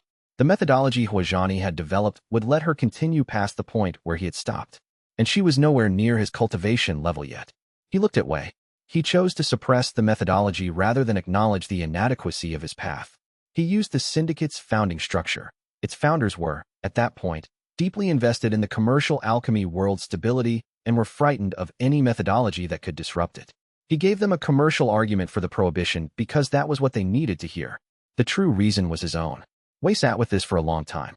He thought about Yao Tianke spending 1,000 years maintaining a perfect cultivation base at the apex of a system that had no further development available. He thought about the sealed realm and the qi corruption and the cultivation work that was leaking into the war zone. He thought about what someone at apex undying rank would do with 1,000 years of enforced stasis. He said, he's been trying to find a way past the ceiling. xianxia looked at him. Yes. He's been using a version of the crooked heaven doctrine's principles in his own cultivation work. The ambient qi corruption that the Northern Army is experiencing is the side effect of his attempts to engineer controlled failures in his own perfect cultivation base to produce a path past the apex. He paused. He has been trying to do deliberately what Huazhani's methodology would have done naturally. He doesn't have the framework. He has the raw power, but not the understanding. So the work is generating enormous collateral disruption. Wei said, he needs someone who has the framework. xianxia said, he has known you existed since the Continental Council hearing. He has been aware that you are advancing toward the upper threshold. He wants to understand what you understand. He paused. He is not, I think, intending to be malicious. He has simply been operating for so long in isolation that he has lost the ability to account for the consequences to others. Wei thought about what Elder Chui had testified. The question of what that power becomes is not answered. He thought about what Yao Tianke was trying to do with 1,000 years of experience and apex undying rank and no framework. He said, "He's not a weapon. He's a practitioner who is stuck." "Yes," Shinkabi said, "and he is going to be very dangerous to unstick, because he will interpret any attempt to interfere with his cultivation work as an attack on his path." He looked at Wei steadily. "You are the only practitioner currently alive who has the specific understanding of the crooked heaven doctrine necessary to engage him on his own terms." Wei looked at the furnace. He thought about how you engineered a controlled failure in something that had spent 1,000 years perfecting itself against all possible failures. He said, "Interesting." Shinkabi said, "That is what I have been waiting 400 years to hear someone say." Chapter 83. Ren Wushan's reason. Ren Wushan came into the chamber on the morning of the second day. He did not barge in. He sent a message through Tan Beiha asking if the time was appropriate. Wei appreciated this. He said yes. Ren Wushan sat in the position across from where Shinkabi was standing near the furnace, and he looked at the ancient practitioner with the specific expression of a commander who had received intelligence he had not expected and was recalibrating quickly. He had been briefed. Wei had asked Tan Beiha to give him the summary version the previous evening. He had absorbed it. He was here for the specific question that remained. He said to Wei, "The corruption source is Yao Tiang's seclusion work." "Yes." "And the seclusion realm is positioned beneath the northern battleground." "Yes." Ren Wushan was quiet for a moment. Then he said, "I need to tell you something that I haven't shared with anyone outside the command staff." He looked at Wei steadily. "The Northern War started because of a territorial dispute over the mountain passes. That's documented. That's accurate. But the dispute was accelerated by something the Western faction's cultivators had begun to notice 4 years ago. Their cultivation bases were experiencing random micro-failures in the forward positions. Not significant enough to disable anyone, but enough to affect battle performance. They concluded it was a Northern Army technique. A weapon. Wei said, "It wasn't." "It wasn't," Ren Wushan said. "Our cultivators were experiencing the same thing. We concluded it was their weapon. Both sides have been fighting a war that was, in part, triggered by a mutual misunderstanding about the source of what they were experiencing." He paused. "I figured this out approximately 8 months ago, after my intelligence staff had spent 2 years ruling out every other possible explanation. There is no weapon. There is a source of ambient chi corruption that both sides interpreted as enemy action." He said this with the controlled steadiness of a man who had been managing an enormous frustration for 8 months and had decided that the way to manage it was to be very, very controlled. Wei said, "Both sides are fighting a war over a phenomenon that neither of them caused." "Yes." Ren Wushan looked at the furnace. "I cannot stop the war by telling my command council that it started because of a misunderstanding. Military institutions don't de-escalate that easily. There are 4 years of casualties, 4 years of territorial claims, 4 years of political positions that require the war to have been justified." He looked at Wei. "The only way this ends is if the chi corruption stops. If the corruption stops, the symptom that started the misunderstanding disappears, and there is at least a path to negotiations that both sides can walk without losing face." Shinkabi said, from near the furnace, "You need the seclusion work disrupted." "I need the seclusion work disrupted," Ren Wushan confirmed. He looked at Shinkabi directly, for the first time, the look of a soldier encountering something that was outside his tactical reference frame and making a rapid decision about how to engage with it. "You've been in this ruin for 4 centuries. "Yes," Shinkabi said. "And you've been sending material to Wei Zhenfang to prepare him for this." "Yes," Ren Wushan said. "Why didn't you go yourself? If you've been here for 4 centuries watching this situation develop, why wait for someone else?" Shinkabi said, "Because I am not the practitioner who can do this. I preserved what I could of the methodology. I cannot advance within it. My own cultivation path diverged at the point where I chose to stay here rather than continue, and that divergence is permanent." He paused. "I waited because I needed to wait for someone who could. Wei Zhenfang is the first practitioner in 4 centuries who meets the requirements." Ren Wushan looked at Wei. Wei said, "I'm not ready yet. The upper threshold, I haven't reached it. I understand it better than I did 2 days ago, but understanding and reaching are different." He looked at Shinkabi. "How long?" Shinkabi considered this. "If you advance at your current rate, and if the remaining material I have for you is absorbed effectively, months. Several months, at minimum." Ren Wushan said, "The corruption is accelerating. It's been accelerating for the past year. My intelligence suggests Yao Tianke may have detected that the prohibition was voided and may be intensifying his seclusion work in response." Wei thought about the prohibition being voided, and what that removal of a 1,000-year legal structure would mean to a practitioner who had written it. He thought about someone in a sealed realm, running cultivation work that he had built an entire institutional apparatus to prevent anyone from threatening, and then watching that apparatus's foundational document be formally declared void in a continental public hearing. He said, "He knows."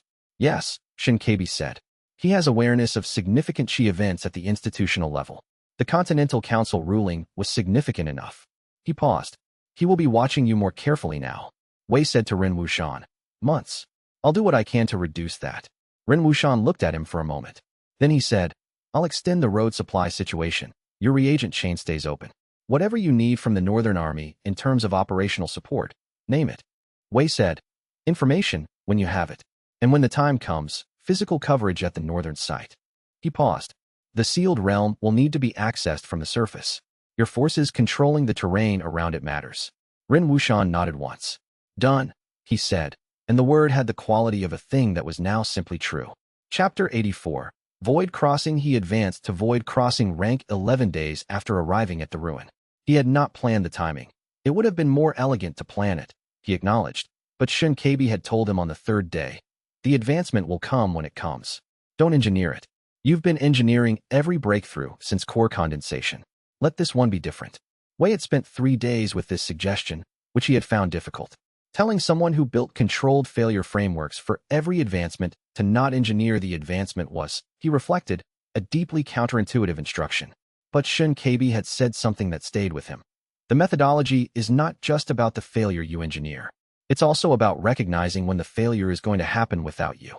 On the 11th day, he was sitting in the chamber reading a document Shinkabi had produced from a sealed storage container in the back wall. Materials that predated the syndicate's founding, from the period when Huazhani was still alive, covering the early practitioner's own advancement log, when he felt the cultivation boundary. Not like a wall he was approaching, like a threshold he'd already reached and was standing at the edge of without having noticed the approach. He set the document down. He looked at Shinkabi, who was watching him from the other side of the chamber. Shinkabi said, "Don't plan it." He did not plan it. He felt the threshold and stepped across it, which was not how any of his previous advancements had worked. They had been engineered, constructed, approached from the right angle, triggered at the precisely chosen moment. This one was simply entered, like walking through a door that had been standing open. What happened next was the most extreme physical experience of his cultivation practice. The advancement was not a controlled expansion. It was 3 stages at once, his Qi capacity expanding through a sequence that should have taken months of careful cultivation work compressed into a span of time that he estimated, afterward, as between 30 seconds and 3 minutes. He had no reliable sense of duration during it. He had only the sensation of his cultivation base changing at a rate that was significantly beyond what his physical body's Qi circulation system was designed to accommodate in a single session. He was on his hands and knees on the stone floor when it finished. He looked at his hands. His Qi circulation was moving at a speed that felt 3 times faster than it had before the advancement. His fracture site opened without his actively choosing to, because his cultivation base had reorganized itself in a way that made fracture site the default state rather than an actively maintained extension. The chamber resolved into extraordinary detail. The furnace's formation structure was visible to him at a level he hadn't been able to access at spirit domain rank. The stone walls' Qi saturation, centuries of cultivation work, was legible as a narrative, events and sessions and discoveries embedded in the material memory of the rock. Shinkabi was watching him. He said, 3 stages. 3 stages simultaneously, Shinkabi confirmed. The rebound from the unengineered threshold crossing was larger than a standard advancement because you weren't directing the energy. It went where it went. He paused. "I have not seen that in 4 centuries of observation." Wei said, "Reckless? The most reckless deliberately or non-deliberately engineered failure I have witnessed," Shinkabi said, with the specific dryness of someone making a precise statement that happened to be funny. "You should sleep." He tried to stand. His legs informed him that they were not interested in this plan. Tanbeha was there in the time it took for Wei's leg assessment to complete. He was simply present, hands under Wei's arms, getting him upright with the easy economy of someone who had been waiting for this possibility and had positioned himself accordingly. "I've got you," Tanbeha said, in the tone he used for things that were simple facts. "Thank you," Wei said. "Stop thanking me. Save your energy." Tanbeha got him to the sleeping area they'd set up in the chamber's side room. "Sleep. We'll debrief when you wake up." Wei slept for 18 hours. When he woke, the fracture site was still open and the chamber was still resolving in extraordinary detail, and the advancement was still real, and his cultivation base was running at 3 tiers above where it had been 11 days ago, and the entire thing felt, more than any of his previous advancements, like something that had simply happened rather than something he had done. He wrote in the fracture journal, void crossing. 3 stages simultaneously. Non-engineered threshold crossing. Shinkabi is correct that this was reckless. I'm not certain I could have engineered it. The pathway wasn't legible from spirit domain perspective. It may have needed to be non-deliberate. He thought about that. He added, this is the gap operating at its own level. Chapter 85. Pei Zhonghan returns. He arrived on the 12th day, which was the morning after Wei woke from the advancement sleep. Tan Beihe announced him at the chamber entrance with the particular expression he used when something happened that was not in the operational plan, but was not hostile. Measured neutrality, waiting for Wei to set the response tone. Pei Zhonghan is outside, he said, with travel gear and no sect markings. He asked, specifically, if you had any work that needed doing. Wei set down the document he'd been reading and thought about Pei Zhonghan's departure from Misty Peak, which he'd filed under things that had been honest. I'll be stronger when I come back. He believed it then. The time that had passed was approximately a year. He said, send him in. Pei Zhonghan looked different. The difference was not primarily physical, though he had changed there too. He was thinner, more angular, the easy authority of his inner sect years replaced with something that had been harder to acquire. The difference was primarily internal, visible through fracture sight in the quality of his cultivation base. It had been genuinely developed, not just maintained. He had been working. He stood in the chamber entrance and looked at Wei, and then at Shun Kabi, and then at the furnace, and then back at Wei, and his expression was doing the particular thing that Wei had catalogued as Pei's version of reckoning. The face of someone who had arrived somewhere unexpected and was deciding what it meant. He said, I tracked you through the Goldwater City lodging records. The tournament result was public. The Continental Council hearing was public. After the hearing, the travel records for the Western Wastes route showed. He paused. A small party with 1 registered formation practitioner. I followed the trail. Wei said, what do you want? Pei Zhonghan said, I want to be useful. It was the most honest thing he'd said to Wei in over a year, which was consistent with the pattern Wei had noticed. Pei was honest in direct proportion to how stripped down the situation was. All the performance fell away when there was nothing left to perform for. Wei said, why? Pei looked at him. Because I spent the past year training seriously for the first time in my life, he said. And I discovered that when I wasn't working to maintain a position, I was actually very good at several things that weren't conventional alchemy. And because I read the tournament results and the Continental Council ruling and concluded that whatever you're doing is something I want to be part of. He paused. And because I owe you something. Not an apology. I'm not going to apologize for who I was. I was what I was for reasons that made sense to me at the time. But I owe you something for consistently treating my hostility as data rather than a personal insult. Wei looked at him for a long time. He thought about his journal entry from the morning of Pei's departure. If he returns stronger, he'll be better positioned to understand it.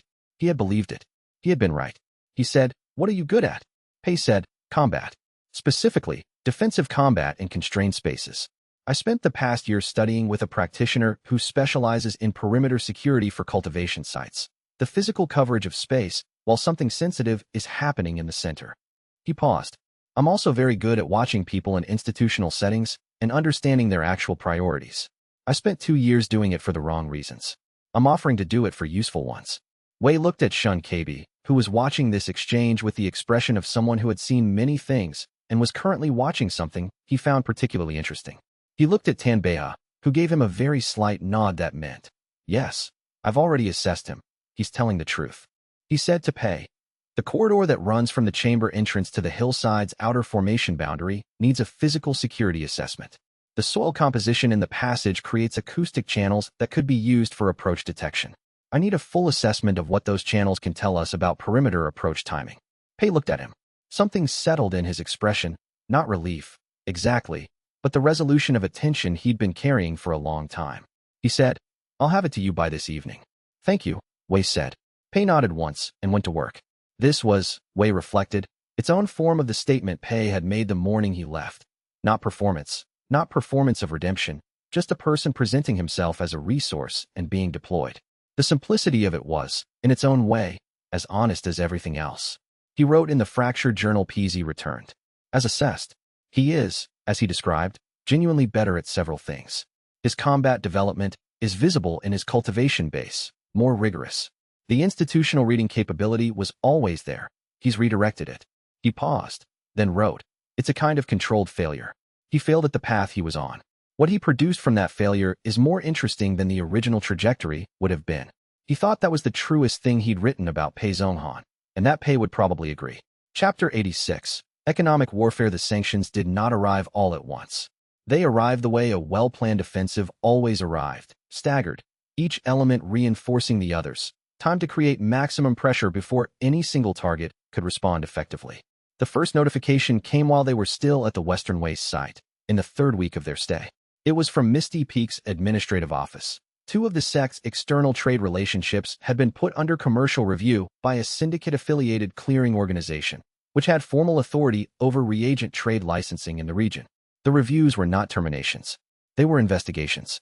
They would take 3 months, during which the trade accounts would be frozen. The second notification came the following week. Wei's primary alternative reagent supplier, which he had established after the original supply disruption, had received notice that their main distribution license was under review. The specific mechanism was different from Misty Peak's. It went through a different syndicate affiliate, a maritime trade organization that held licensing authority over the supplier's primary shipping route. Also not a termination. Also an investigation. Also 3 months of frozen accounts. The third notification came from Liang Ruiyu. She sent a message, direct, not through administrative channels. The message described a commercial review notice issued to her clinic's pharmaceutical supply accounts, 3 of which were critical to her practice. The review was legitimate. The syndicate affiliates involved had genuine licensing authority. The clinic could operate for approximately 6 weeks on existing supplies before needing to suspend services. Wei read this while xianxia was explaining a specific aspect of the upper threshold that required sustained attention. He read it twice. He set it down. He finished the session. Then he went to sit in the chamber's side room alone and read the message 3 more times. He wrote in the fracture journal, "The sanctions are perfectly constructed. Each one goes through a legitimate licensing authority with actual enforcement powers. None of them are technically illegal. None of them target me directly. They target everyone around me.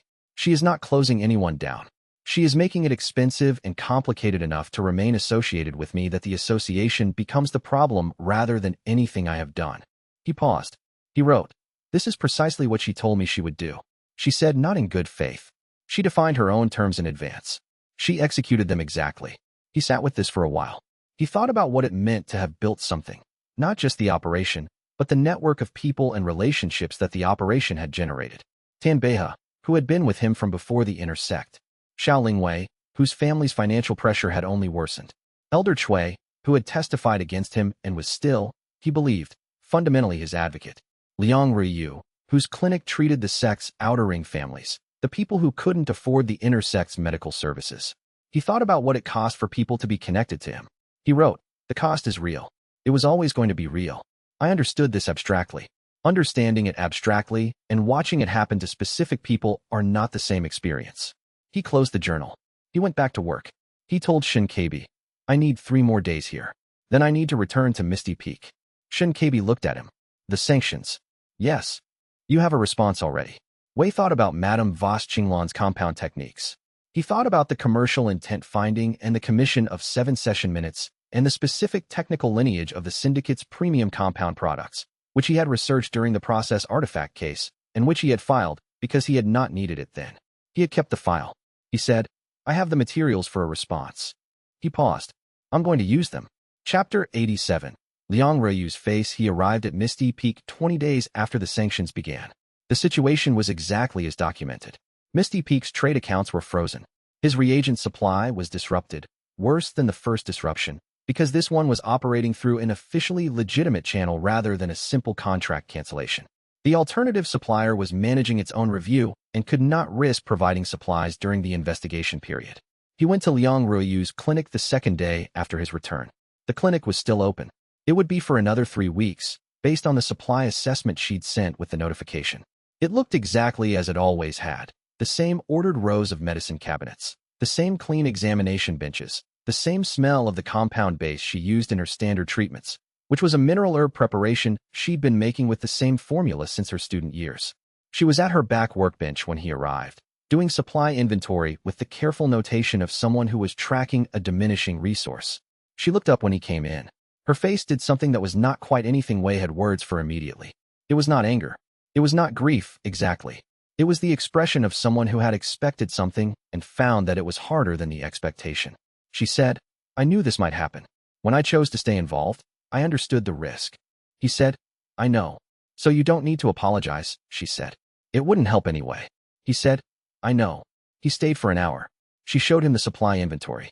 They talked about the specific compounds that were most critical and which could be extended with careful rationing and which couldn't. She had already been doing this. The inventory notation was precise and the rationing plan was efficient. She had been managing this for 3 weeks before he arrived and would have continued managing it without complaint regardless of whether he came. He did not say, "Interesting." He did not analyze the situation. He sat in the clinic with her and helped with the inventory, and when there was nothing more to do on the inventory, he sat with the fact that Liang Ryu's face had done that thing when she saw him, and that he had caused the situation that produced that expression. He was not good at this kind of sitting. He was good at sitting with problems that had next steps. This was sitting with something that didn't have a next step that would fix the feeling. He sat with it anyway. He had started to understand, somewhere in the 3 seconds of the soul opening advancement, that there was a difference between solving things and being present for things. The clinic was not a problem he could solve with a tracer compound or a better legal argument. The cost had already been paid. What he could do was be there, which was a different category than what he usually did with difficulty. He stayed until Liang Ryu said, "Go do what you need to do. Don't let this sit on you. I know who you are. I've known since we were children." He looked at her. She said, "The pharmacy will survive. It'll be difficult. It'll be expensive. I'll need to reduce services for a while." She looked at her inventory. "But it will survive.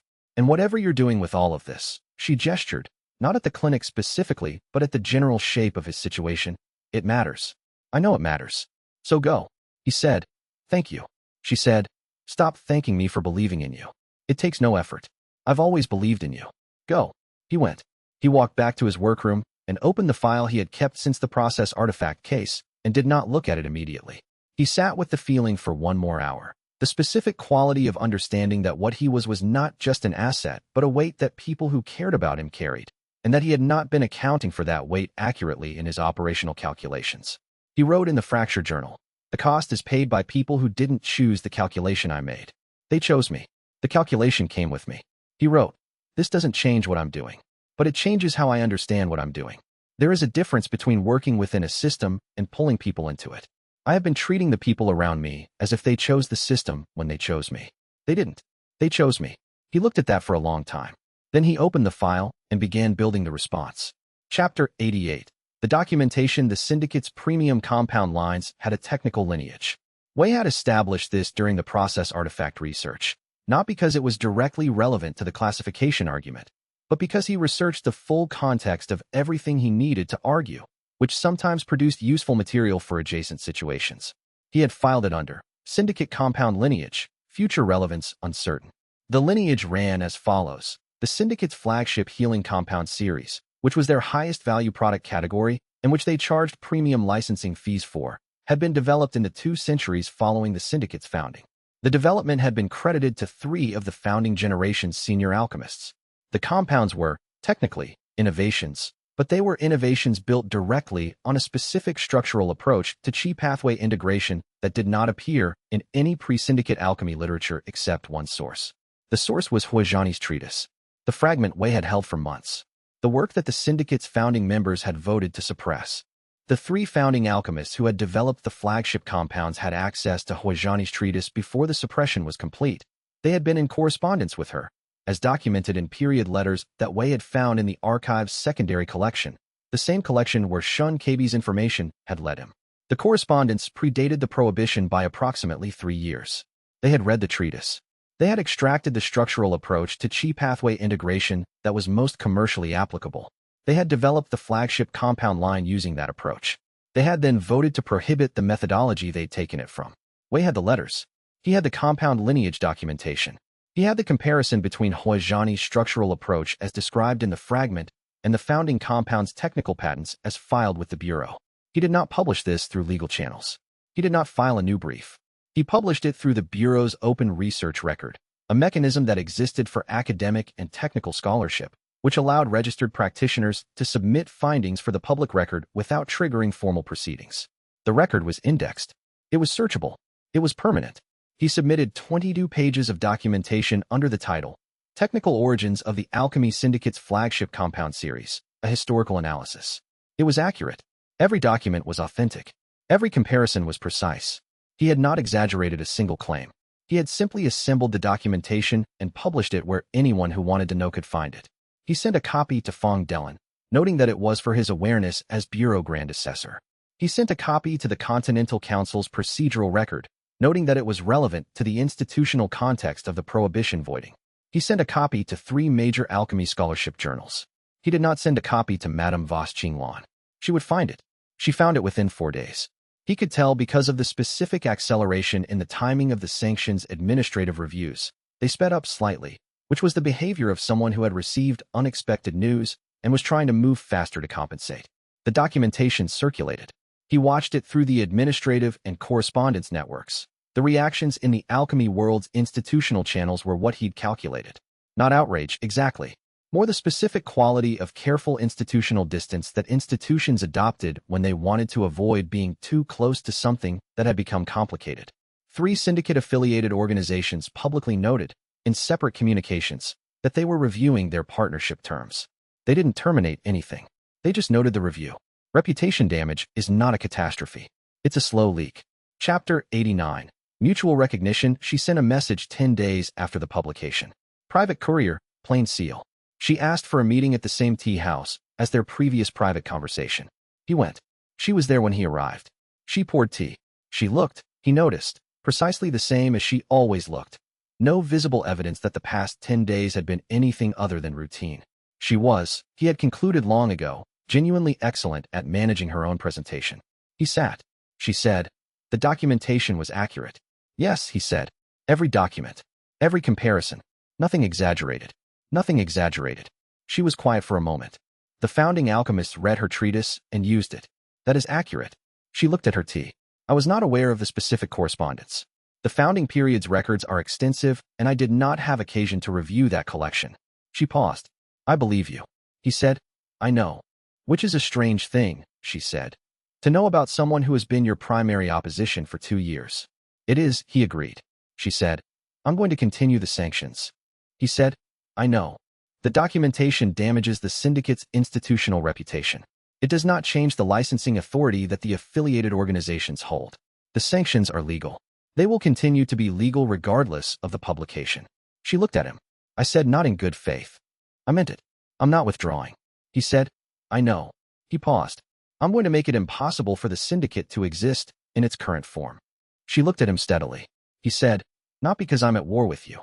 Because the current form is built on a foundation that can't hold. The prohibition was the keystone. It's void. The founding compound lineage is now documented. The commercial intent finding is public precedent. The structure that made the syndicate what it is was built on institutional capture and suppression of a methodology it had already stolen from. He paused. That structure doesn't survive contact with accurate documentation. She was quiet for a long time.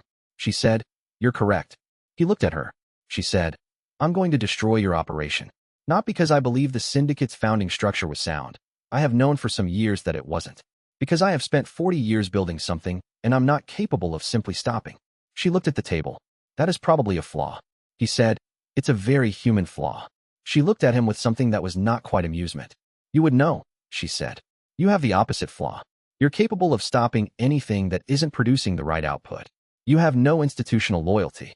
He thought about Tan Beha sitting outside doors. He thought about Xiao Lingwei's hand on the formation field during stage 4. He thought about Elder Chui's testimony. He said, I have other kinds of loyalty. She looked at him. I know, she said. I noticed. She finished her tea. We understand each other. We understand each other, he confirmed. She stood. She said, the situation will end when one of us can't continue. She paused, as if deciding something. Then she said, for what it's worth, and I don't know what it's worth, the practitioner you're looking for in the Western Wastes. I know he exists. I've known for some time. Some of the syndicate's oldest records include references to someone in that region. She paused. He sent me information once. About your advancement. I concluded he was trying to use me, which was correct, but that doesn't mean the information was wrong. Wei looked at her. She said, what you're doing matters. I still intend to oppose it. But I'm capable of holding both those things. She left. He sat with his tea. He thought about what it looked like to be someone who was genuinely opposed and genuinely respectful simultaneously, and found that he understood it better than he had expected. He wrote in the Fracture Journal, MVQ, told me the syndicate's situation is unsustainable, still committed to the current strategy. Informed me that she received information from the archive's curriculum source and concluded correctly that she was being used. That is accurate judgment. She is a more complete picture than I initially modeled. He underlined that last line. Chapter 90. Continental Scale. Ren Wuxian's message arrived 3 weeks after Wei's return from the Western Wastes. The message was brief and urgent, which was unusual for the marshal, who tended toward careful language. The corruption is accelerating. Cultivator base failures now happening in the rear positions, not just the front. Need your analysis. Come to the northern staging ground. Wei arrived at the staging ground 5 days later. Tim Beha came with him. Xiao Lingwei stayed at Misty Peak. The sanctions were creating operational problems that needed someone managing them continuously, and her formation expertise was critical for maintaining the sect's internal qi circulation systems while the external supply chain was disrupted. Pei Zhonghan stayed at the Western Wastes with Shun Keibi, not at Wei's specific direction, but by Pei's own assessment that Shun Keibi needed a present body to handle the physical operations of remaining in a ruin for extended periods without degenerating into something that a 4th-century recluse would not notice was degenerating. The northern staging ground was a military installation 3 days' travel from the sealed realm's estimated surface position. Ren Wuxian met them at the command center, which was the temporary construction of a military operation that expected to be in position for an extended period, solid, efficient, without permanence. He took Wei to the observation post that his intelligence staff had established on the elevated terrain above the main battleground. From there, Wei could see the corruption. He had not expected to be able to see it with his eyes. He had expected the fracture site to be necessary. But the corruption was visible. A shimmer in the air above the forward positions, like heat distortion but without the heat. The specific visual artifact of qi field instability at high concentration, which his fracture site could now read in extraordinary detail at void crossing rank. He extended the fracture site. The corruption structure resolved into something he had not expected. It was not random. It was not ambient leakage in the formless sense that leakage implied. It was patterned. The pattern was complex, more complex than anything Wei had designed, more layers and interaction effects than any compound structure he had worked with. But it was patterned, and patterns had architecture, and architecture had failure points. He watched the pattern move across the battlefield landscape. He watched the way it interacted with the cultivator's qi bases, not attacking, exactly, touching, introducing microperturbations at specific points in the cultivator's circulation systems. The perturbations were at the threshold level, just large enough to cause technique failures, just small enough not to collapse the cultivation base entirely. It was, he understood, exactly what he would design if he were trying to produce a specific failure output at scale. Someone was engineering controlled failures on a continental scale. The scale was completely beyond anything he had attempted. The methodology was recognizable. Yao Tianke was awake. Not emerging, not physically present. This was a qi projection, the extension of his cultivation base outward from the sealed realm, reaching into the surrounding environment at a level of precision and scale that required apex, undying rank to sustain. He was not doing this by accident. The pattern was too deliberate, too specifically calibrated for the perturbation to be casual leakage. He was testing something. Wei stood at the observation post and watched the pattern and understood. Yao Tianke had been aware of him since the Continental Council hearing. He had been watching Wei's work. He had been learning from it. The corruption in the battlefield was not an accident of seclusion cultivation work. It was Yao Tianke running experiments at scale, taking what his instruments had observed of Wei's methodology and applying it at the level of qi landscape manipulation. He was figuring out how Wei's method worked. Wei said to Ren Wuxian, "He's studying my technique." Ren Wuxian looked at him.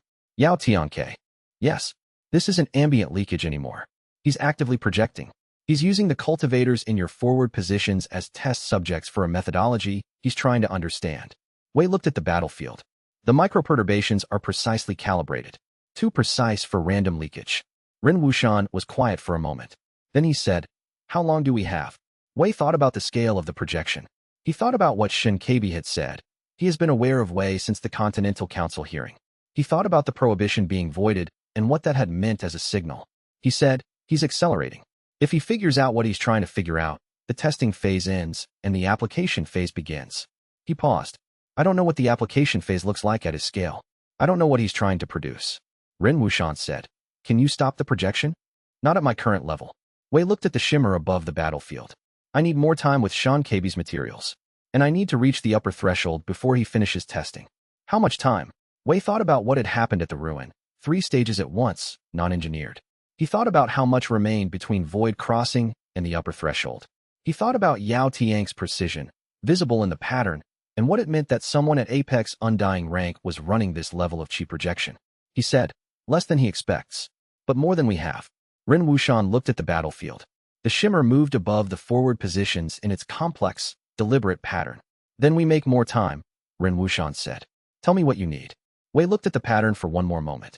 He thought about Yao Tianke, somewhere beneath that landscape, running controlled failures at continental scale, trying to understand a methodology that had been trying to erase itself from the record for 1,000 years. He thought, interesting. He pulled out the fracture journal and began writing. Chapter 91. What it looks like the emergence happened 11 days after Wei arrived at the northern staging ground. He had been working at the observation post daily, not analyzing the projections pattern, which he had already mapped sufficiently in the first 3 days, but studying its behavior over time. The pattern changed. It was not static. It evolved. Small adjustments in the perturbation timing, variations in the depth of the chi field penetration, shifts in the target selection that were not random, but that he couldn't yet interpret as deliberate targeting. He was cataloging the evolution when the emergence began. The shimmer above the forward positions intensified first, not dramatically, but measurably, the way a lamp flame intensifies before the oil runs out. He noted this at the 3rd hour of the morning watch. Within 20 minutes, the intensification had spread. The shimmer was no longer localized above the forward positions, but was expanding across the entire visible battlefield, moving in the particular direction of the wind but also against it, which meant it was not atmospheric. He extended fracture sight. The pattern had changed completely. Where it had been subtle, microperturbations at threshold level, precise and calibrated, it was now something larger. Still patterned. Not random.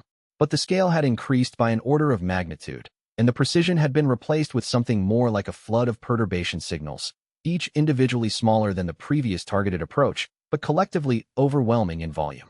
He watched the first wave hit the forward positions. He had read about technique failures before, had caused them deliberately in controlled alchemy settings, had observed what happened when a compound failed at the wrong moment. He had not seen what it looked like when a cultivation technique failed at the critical moment of execution in an active military engagement. It looked like this: a cultivator beginning a defensive formation seal, the chi flow moving along the established channels toward the technique's activation point, and then the perturbation arriving at exactly the threshold that caused the chi flow to reverse. The reversal was not violent. It was precise, just enough disruption to collapse the technique's activation without triggering the feedback damage that a more violent disruption would cause. The cultivator was left standing, uninjured, with a failed technique and a cultivation base that required several minutes to restabilize. In a battle, with opponents who were also experiencing technique failures, both sides collapsing on each other because neither could execute reliably. Wei watched this for approximately 90 seconds before he had to look away. He had thought about the weaponized version of his methodology. He had told Ren Wuxian that the mathematics were different.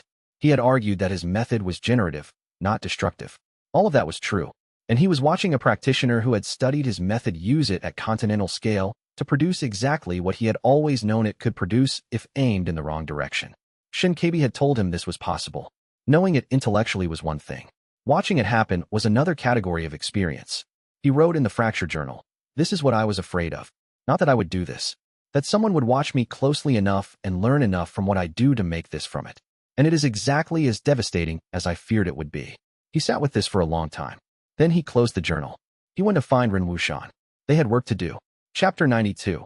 Contact. He was at the observation post on the 4th day after the emergence began when Yao Tiang's chi projection found him. He had been aware, in the abstract sense that fracture sight provided when operating at void crossing range, that the projection was doing something different in the vicinity of the observation post. The pattern had shifted slightly. The large-scale perturbation across the battlefield continued unchanged, but there was a subsidiary thread in the projection's architecture that had been reorienting over the past 2 days, moving with the slow deliberateness of something that was searching. He had noted it. He had kept working. The thread found him at the 7th hour of the morning. It arrived not as a physical sensation, but as a chi field contact, the specific quality of another cultivator's energy making intentional contact with his own cultivation base. He had felt this before in formal setting, the deliberate chi handshake of cultivation practitioners establishing channels for communication or assessment. This was similar in structure but enormously different in scale. The chi contacting his base was not the equivalent of a practitioner reaching out to make contact. It was the equivalent of a mountain leaning against him. His fracture site engaged automatically, not as a deliberate response, but as a reflexive one, the cultivation base's default protection mechanism activating in response to incoming energy. The fracture site resolved the incoming chi field into something legible, not chaotic, not hostile in the crude physical sense, but invasive. It was reading him. The projection was attempting to map his cultivation base's structure, analyzing him. He found this, in the moment of contact, clarifying. He was not being attacked. He was being studied. Yao Tiang's chi projection was doing to his cultivation base what Wei did to reagent structures when he first encountered something new, reading the structure to understand how it worked. He let the fracture site run its assessment of the incoming chi. What he found was extraordinary detail. The incoming chi field was the most complex structure he had ever analyzed. Thousands of layered interaction effects, each one building on the previous in a hierarchical architecture that had the recognizable signature of many centuries of iterative development. This was not a methodology assembled in a human lifetime. This was something built over centuries of refinement, each generation of practice adding nuance to the previous one.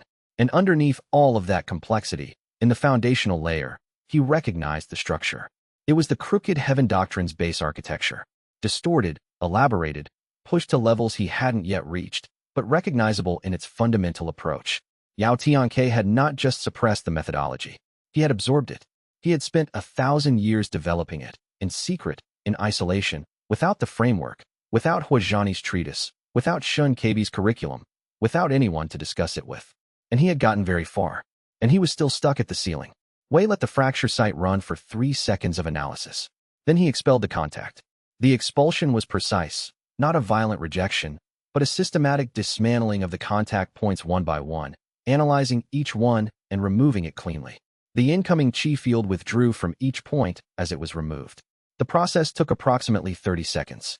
When it was done, his cultivation base completed something. He recognized this as an advancement because he had now experienced enough advancements to know what they felt like. This one was quiet. No harrowing collapse, no involuntary expansion, no sensation of dissolution. Just a clean click of something settling into a new configuration. Heaven fracture rank. The level at which his fracture site, per Shun Keibi's descriptions, would begin to operate at the boundary of natural laws rather than just material and chi structures. Shun Keibi, who had been at the observation post for the past 3 days, was standing nearby.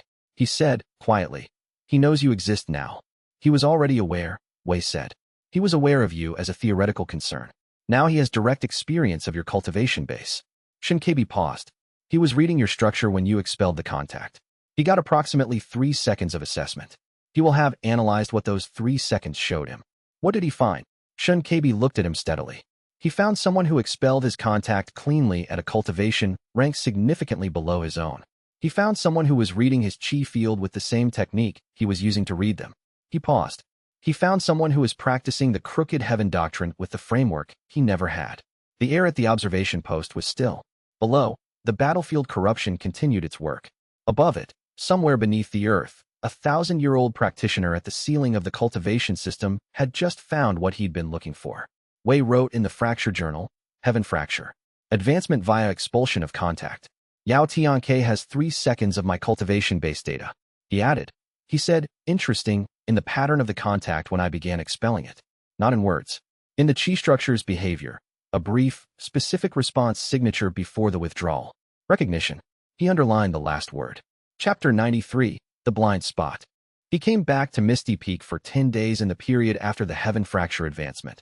There were operational necessities, and Xiao Lingwei had been managing them alone since his departure for the northern staging ground.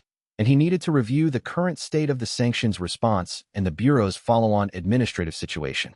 He also needed to see her. He arrived late afternoon and found the sect in the specific state of a place that was being managed carefully under difficult conditions. Everything functioning, nothing easy. Xiao Lingwei was in the formation hall, working on the chi circulation system repair that the supply disruptions had made necessary. She didn't hear him come in. He stood in the doorway for a moment and watched her work. She was recalibrating the formation's primary input node, a technically complex process that required holding the field's boundary conditions stable while adjusting the node's resonance, which was the kind of work that most formation practitioners found too demanding to do solo. She was doing it with the focused precision he had always found extraordinary, her hands moving through the chi field with the particular certainty of someone who had been doing this long enough to know where all the edges were. He watched for a while. Then he went to his workroom and set up the furnace. He knew something she didn't yet, because the fracture site at Heaven Fracture Rank had resolved the formation hall structure in extraordinary detail when he'd stood in the doorway. He had seen it clearly. The formation had a blind spot in the northeast corner, where a secondary input node was slightly out of resonance with the primary node cycle. Not enough to cause failure. Enough to create a vulnerability that would, over time, compound. He had noticed it 3 days ago on his arrival and had been thinking about it since. He produced a calibration compound, a small batch, simple failure sequence, the kind of work he could do while thinking about something else. The compound needed to precisely bridge the resonance gap between the two nodes, operating as a passive stabilizer in the chi flow between them. It was straightforward alchemy. He was done in 40 minutes. He walked back to the formation hall. She was still working on the primary node. She heard him come in this time and looked up. She saw the compound in the collection vessel in his hand. She looked at him for a moment. He looked at her. Then she looked at the compound. She said, "Northeast corner.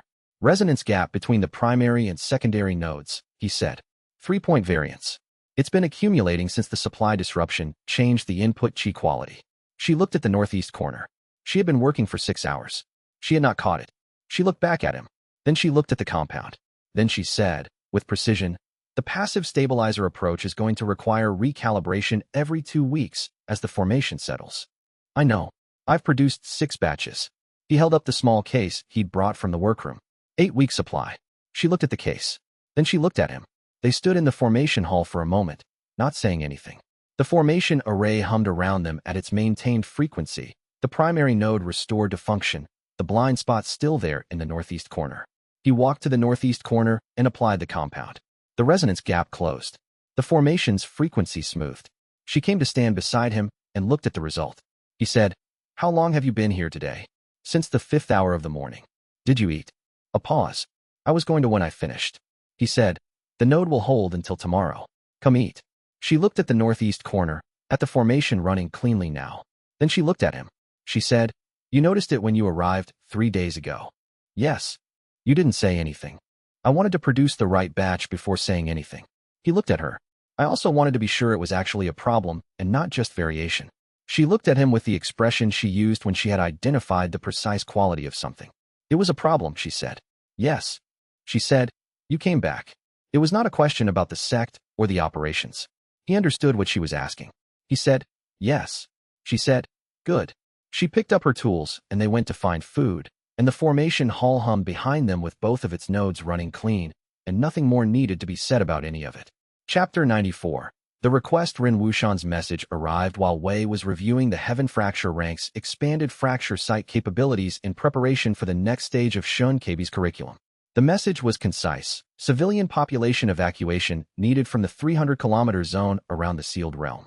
The corruption intensity is making extended residence medically dangerous. We have 48 hours before the military situation forces the evacuation routes to close. He read it and thought about what he knew about the Qi corruption's mechanism, the pattern of perturbations that Yao Tianke was generating at scale. He thought about what could disrupt it. He thought about a compound that could introduce a specific counterperturbation into the Qi field channels at sufficient density to collapse the projection's distribution pattern. He had been thinking about this for 3 weeks, in the way he thought about difficult problems, not continuously, but persistently, returning to it when his current work reached a natural pause. He had 17 pages of notes toward it in the fracture journal. He went through the notes. The compound was theoretically achievable. The failure sequence required was more complex than anything he had previously produced. 23 stages, each one building on the previous, with 3 critical threshold crossings that needed to be hit within precise windows. The failure at each threshold needed to produce a specific byproduct concentration, and the byproducts needed to interact with each other across the stages in ways that accumulated toward the final output rather than canceling. He had never run a 23-stage sequence. His longest previously was 14 stages, during the tournament's final round preparation. The compound, if produced correctly, would disrupt the projection's distribution channels by introducing counterperturbations at the frequency band Yao Tianke was using. Not forever. The projection could adjust its frequency, and Yao Tianke would eventually compensate. But for a window of time, the channels would collapse. 48 hours, if the compound concentration was sufficient. Possibly less. The cost, A 23-stage continuous failure sequence at his current rank would exhaust his cultivation base's active capacity completely. He had run through the numbers. He would be incapacitated afterward, not injured. Exhausted in the specific way of someone who had depleted every available chi reserve, which required complete rest for 48 hours minimum before any active cultivation work was possible. He would be unable to work, unable to use the fracture site, unable to respond to anything for 2 days after producing the compound. He wrote to Ren Wuxian, "I can produce a compound that will collapse the corruption channels for approximately 48 hours. That's your evacuation window. The production will incapacitate me for 48 hours afterward. I'll need security on my position during that time." Ren Wuxian replied within an hour, confirmed. "When can you be at the northern staging ground?" Wei wrote, 3 days. He went to tell Tan Beihe. Tan Beihe listened to the full description of the compound, the production timeline, and the 48-hour incapacitation. He was quiet during this. When Wei finished, Tan Beihe said, "You've already decided." "Yes." "Then what are you telling me for?" "Because you'll be guarding my position during those 48 hours, Wei said. "You should understand what you're guarding and why." Tan Beihe said, "I understand it." He paused. "I want Pei Zhonghan there as well. He's with Shun KB. He can come back for 3 days. Tan Beihe looked at him steadily. "If you're going to be incapacitated at a military staging ground while Yao Tiang's chi projection is active, I want 2 of us." Wei considered arguing that this was not necessary. He considered whether it was true that it was not necessary. He concluded that it was probably not necessary and that Tan Beihe's judgment about security redundancy was more reliable than his own. He said, "Send for Pei." "Already did," Tan Beihe said. "While you were reading the message." Wei looked at him. Tan Beihe said, "You've been working on this compound for 3 weeks. I've been watching you." When Ren Wuxian sent the message, I knew what the answer would be. He picked up his weapons kit. "I'll have the travel provisions ready tomorrow morning." Wei went back to his notes and spent the remaining time before departure running through the 23 stages one more time. Chapter 95. 14 hours. He began the production sequence at the 2nd hour of the morning. Tan Beihe and Pei Zhonghan were outside the production room, a secured space at the staging ground that Ren Wuxian's staff had established for the specific purpose of this operation, with military formation barriers at the perimeter and 2 observation posts on the adjacent terrain. Inside the room, Wei had the furnace from the staging ground's alchemy supply, which was lower quality than his own equipment, but within the tolerance range his calculations required. He had mapped the furnace's formation crystal variants before beginning. He had calibrated the reagents. He had reviewed the 23-stage sequence for the last time, and had specifically, for the first time in his career, not written a backup sequence, because there was no backup sequence. If any of the 3 critical threshold crossings failed, the compound would degrade into something that would not do what was needed, and there would not be time or cultivation capacity to attempt again. He lit the pilot flame and opened the fracture site. Stages 1 through 6 proceeded cleanly. The specific quality of clean at this complexity level was different from what clean felt like at lower complexity. It was not smooth, it was controlled. Every variance point showing up where his model predicted it, every byproduct accumulating at the predicted concentration. He was not relaxed. He was completely focused and had been since the 2nd hour of the morning, and he would remain completely focused until it was done. Stage 7. Stage 8. At Stage 9, the first critical threshold crossing. He had reached cultivation threshold crossings before, the specific moment in an advancement sequence where the chi boundary shifted. He had experienced them at the soul opening, core condensation, and each subsequent rank. A compound's threshold crossing was different. It was a structural transition in the material being produced, not in himself. He was the observer and operator, not the substrate. But at heaven fracture rank with the fracture site active and a 23-stage sequence running, the distinction between observer and observed had become thinner than he'd expected. He felt the stage 9 threshold crossing as though the compound structure and his own cultivation base were briefly in resonance, not merging, but recognizing each other at the same frequency. The crossing succeeded. The byproduct concentration from stage 9 was exactly what the model required. Stage 10, 11, 12. The second critical threshold at stage 15. He held the sequence at stage 14 for 3 minutes, running continuous micro-adjustments to bring the accumulated byproduct concentration to the precise level required for the stage 15 crossing. This was the part he had been most uncertain about in his notes. The accumulation required a precision of hold time that he had never needed to manage before. He held it. His hands were steady because he needed them to be steady, which was not the same as them being steady because the situation was comfortable. Stage 15. The second crossing. Clean. He continued. Stages 16 through 22. The cultivation base was running at capacity, Every available chi reserve engaged in maintaining the fracture site's operation at the resolution needed to manage the sequence at this complexity. He was not thinking about anything except the sequence. Not the incapacitation coming afterward, not xianxia, not the evacuation routes. Just the sequence. Stage 23. The third critical threshold. He took one breath. He felt the cultivation base at maximum engagement, the fracture site showing him every detail of the compound's current state with extraordinary clarity, the final threshold visible ahead in the structure's development. Not a wall, not an obstacle, a gate. He had designed it. He knew exactly where the gate was and what it took to walk through it. He walked through it. The compound resolved. He looked at it in the collection vessel. The specific shimmer of the counterperturbation interaction the compound would generate, visible to fracture site as a complex chi pattern that would interact destructively with Yao Tiang's projection frequency. He had produced exactly what he'd designed. He set the vessel in the containment carrier. He said, "Done." His voice sounded, to him, quite distant. Tanbeha came in before Wei had finished the thought of calling for him. He looked at Wei. Then he looked at the vessel. Then back at Wei. He said, "Sit down." "I need to sit down," Tanbeha said, with the tone he used for facts that were simply going to happen. Wei sat down. This was, he found, easier than standing. The compound was deployed by Ren Wushan's alchemy core over the next 3 hours, a coordinated distribution across the 300-kilometer zone, dispersed through the chi field channels using a dispersal method Wei had specified in advance. He did not see any of this. He was on a cot in the secured production room with Tanbeha at the door and Pei Zhonghan outside, and his cultivation base running at approximately zero functional capacity. He was not asleep. He was simply not capable of most things.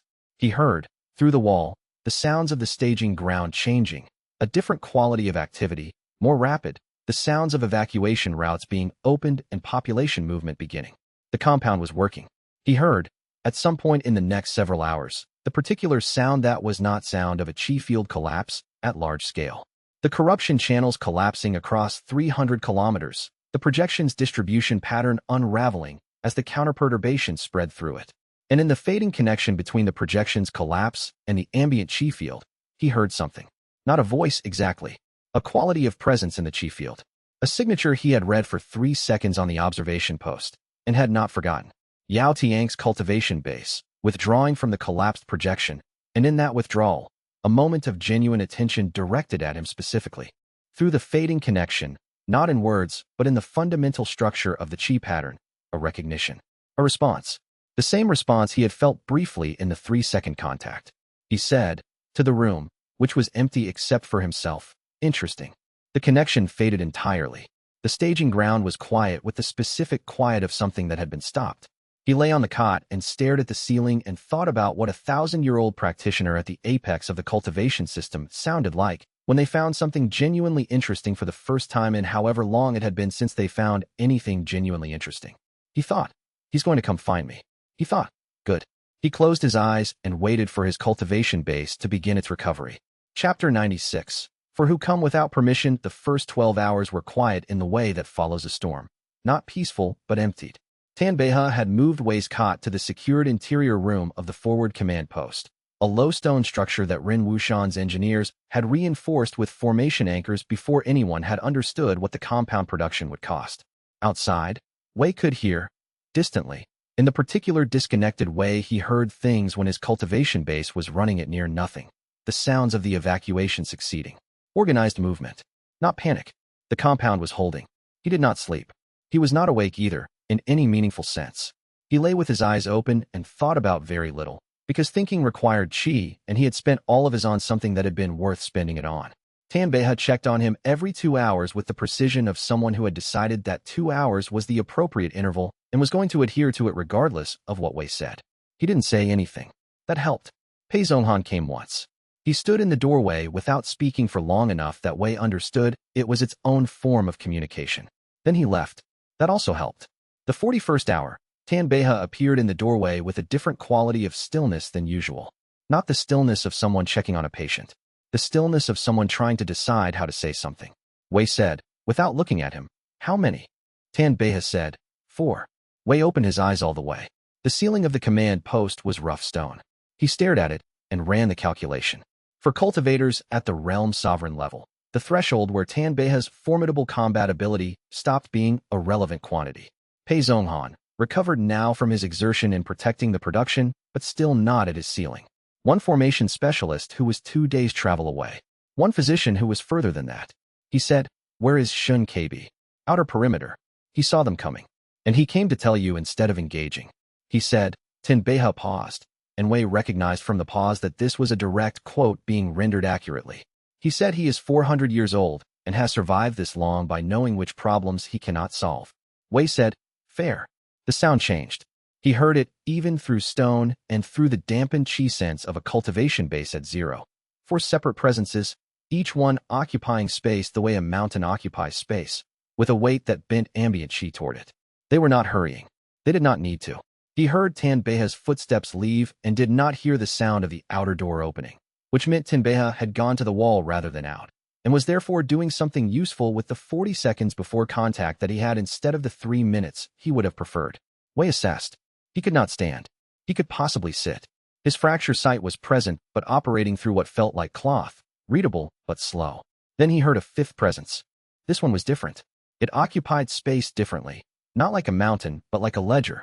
Precise, bounded, accountable to itself. He had spent 17 months understanding Madame Voss Qinglan's particular quality of attention, and he recognized it the way he recognized the smell of reagents. Immediately, without needing to think about it. She had not been summoned. He had not told anyone to contact her.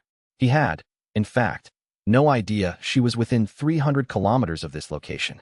She said, to the 4, in a tone that Wei had heard her use in Continental Council hearings and not once in any other context. "Explain your authorization." One of them said something he couldn't make out through the stone. She said, "That is not what I asked." The next 40 minutes were not quiet. He tracked it through sound and through the diminished but functional thread of his fracture sight. 4 realm sovereigns attempting to advance and being interrupted, not by matching force but by methodical placement. Madame Voss Qinglan did not fight the way Tanbeha fought.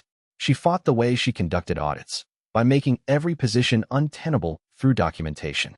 Her formation knowledge was not equal to Shaolin Wei's, but it was old, and old formations had a patience to them that newer ones didn't, and she had built her defense in the 12 minutes between seeing them coming and their arrival. Tanbeha fought with her in the spaces she opened. Pei Zhonghan covered the eastern approach.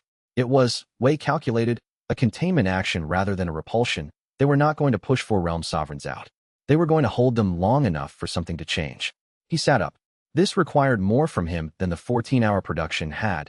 In a different way, his body had stopped cooperating as a matter of principle and had to be reminded that it did not, in fact, get to make unilateral decisions. He made it to the door. He held the doorframe. He looked at the situation outside. Madame Voss Qinglan had taken a strike to her left side at some point in the previous 40 minutes. She was still standing, still placing her defense, still talking to the 4 with a precision that Wei recognized as the verbal equivalent of her formation strategy. Every word occupying exactly the space that required the other party to respond, buying seconds by making the response unavoidable. She was bleeding. She did not appear to have noticed. He said, from the doorway, "Madame Voss Qinglan." She did not look at him. She said, "You're awake. 2 hours early. Then help." He reached for the secondary kit that Tanbeha had staged at the door, because Tanbeha had staged things at the door before leaving, because Tanbeha was the person who thought about secondary kits. He extracted 2 compounds. He set one in the dispersal frame over the doorway. He held the second. He said, to the 4 realm sovereigns, with the amount of chi reinforcement he could manage at his current capacity, which was not much but was enough to be heard clearly, "I'll ask you to leave." They stopped advancing. Not because of the words. Because they had been sent to retrieve him, and he was standing, and therefore the retrieval had succeeded in its first condition, which was him being conscious. One of them said, "Lord Yao requests your presence." Wei said, "I know. I'll send him an answer in 30 days. There was a pause that contained a very particular quality of uncertainty. These 4 had not been given a protocol for this. He triggered the dispersal compound. It filled the air between them and the structure with something that was not a weapon and not a barrier, and was exactly what it looked like. A strong sedative compound deployed in low concentration. Not enough to affect a realm sovereign. Enough to make the air smell like a pharmacy, which was a specific and deliberate message. He said, "Tell him I'll be in touch." They left. Not quickly. Realm sovereigns did not leave quickly, as a matter of principle, but they left. He held the doorframe for another 30 seconds to make sure. Then he turned to the second compound and crossed to where Madame Voss Qinglan was now.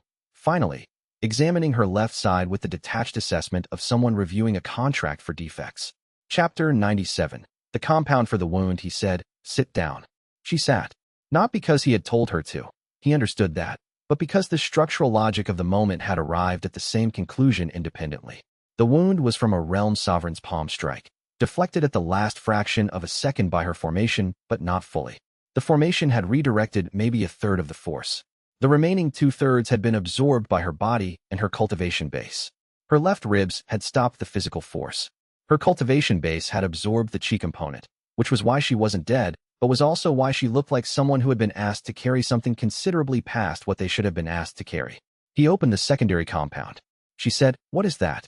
He said, "Something that will reduce the internal pressure on your chi meridians in the affected zone within approximately 8 minutes. She looked at it.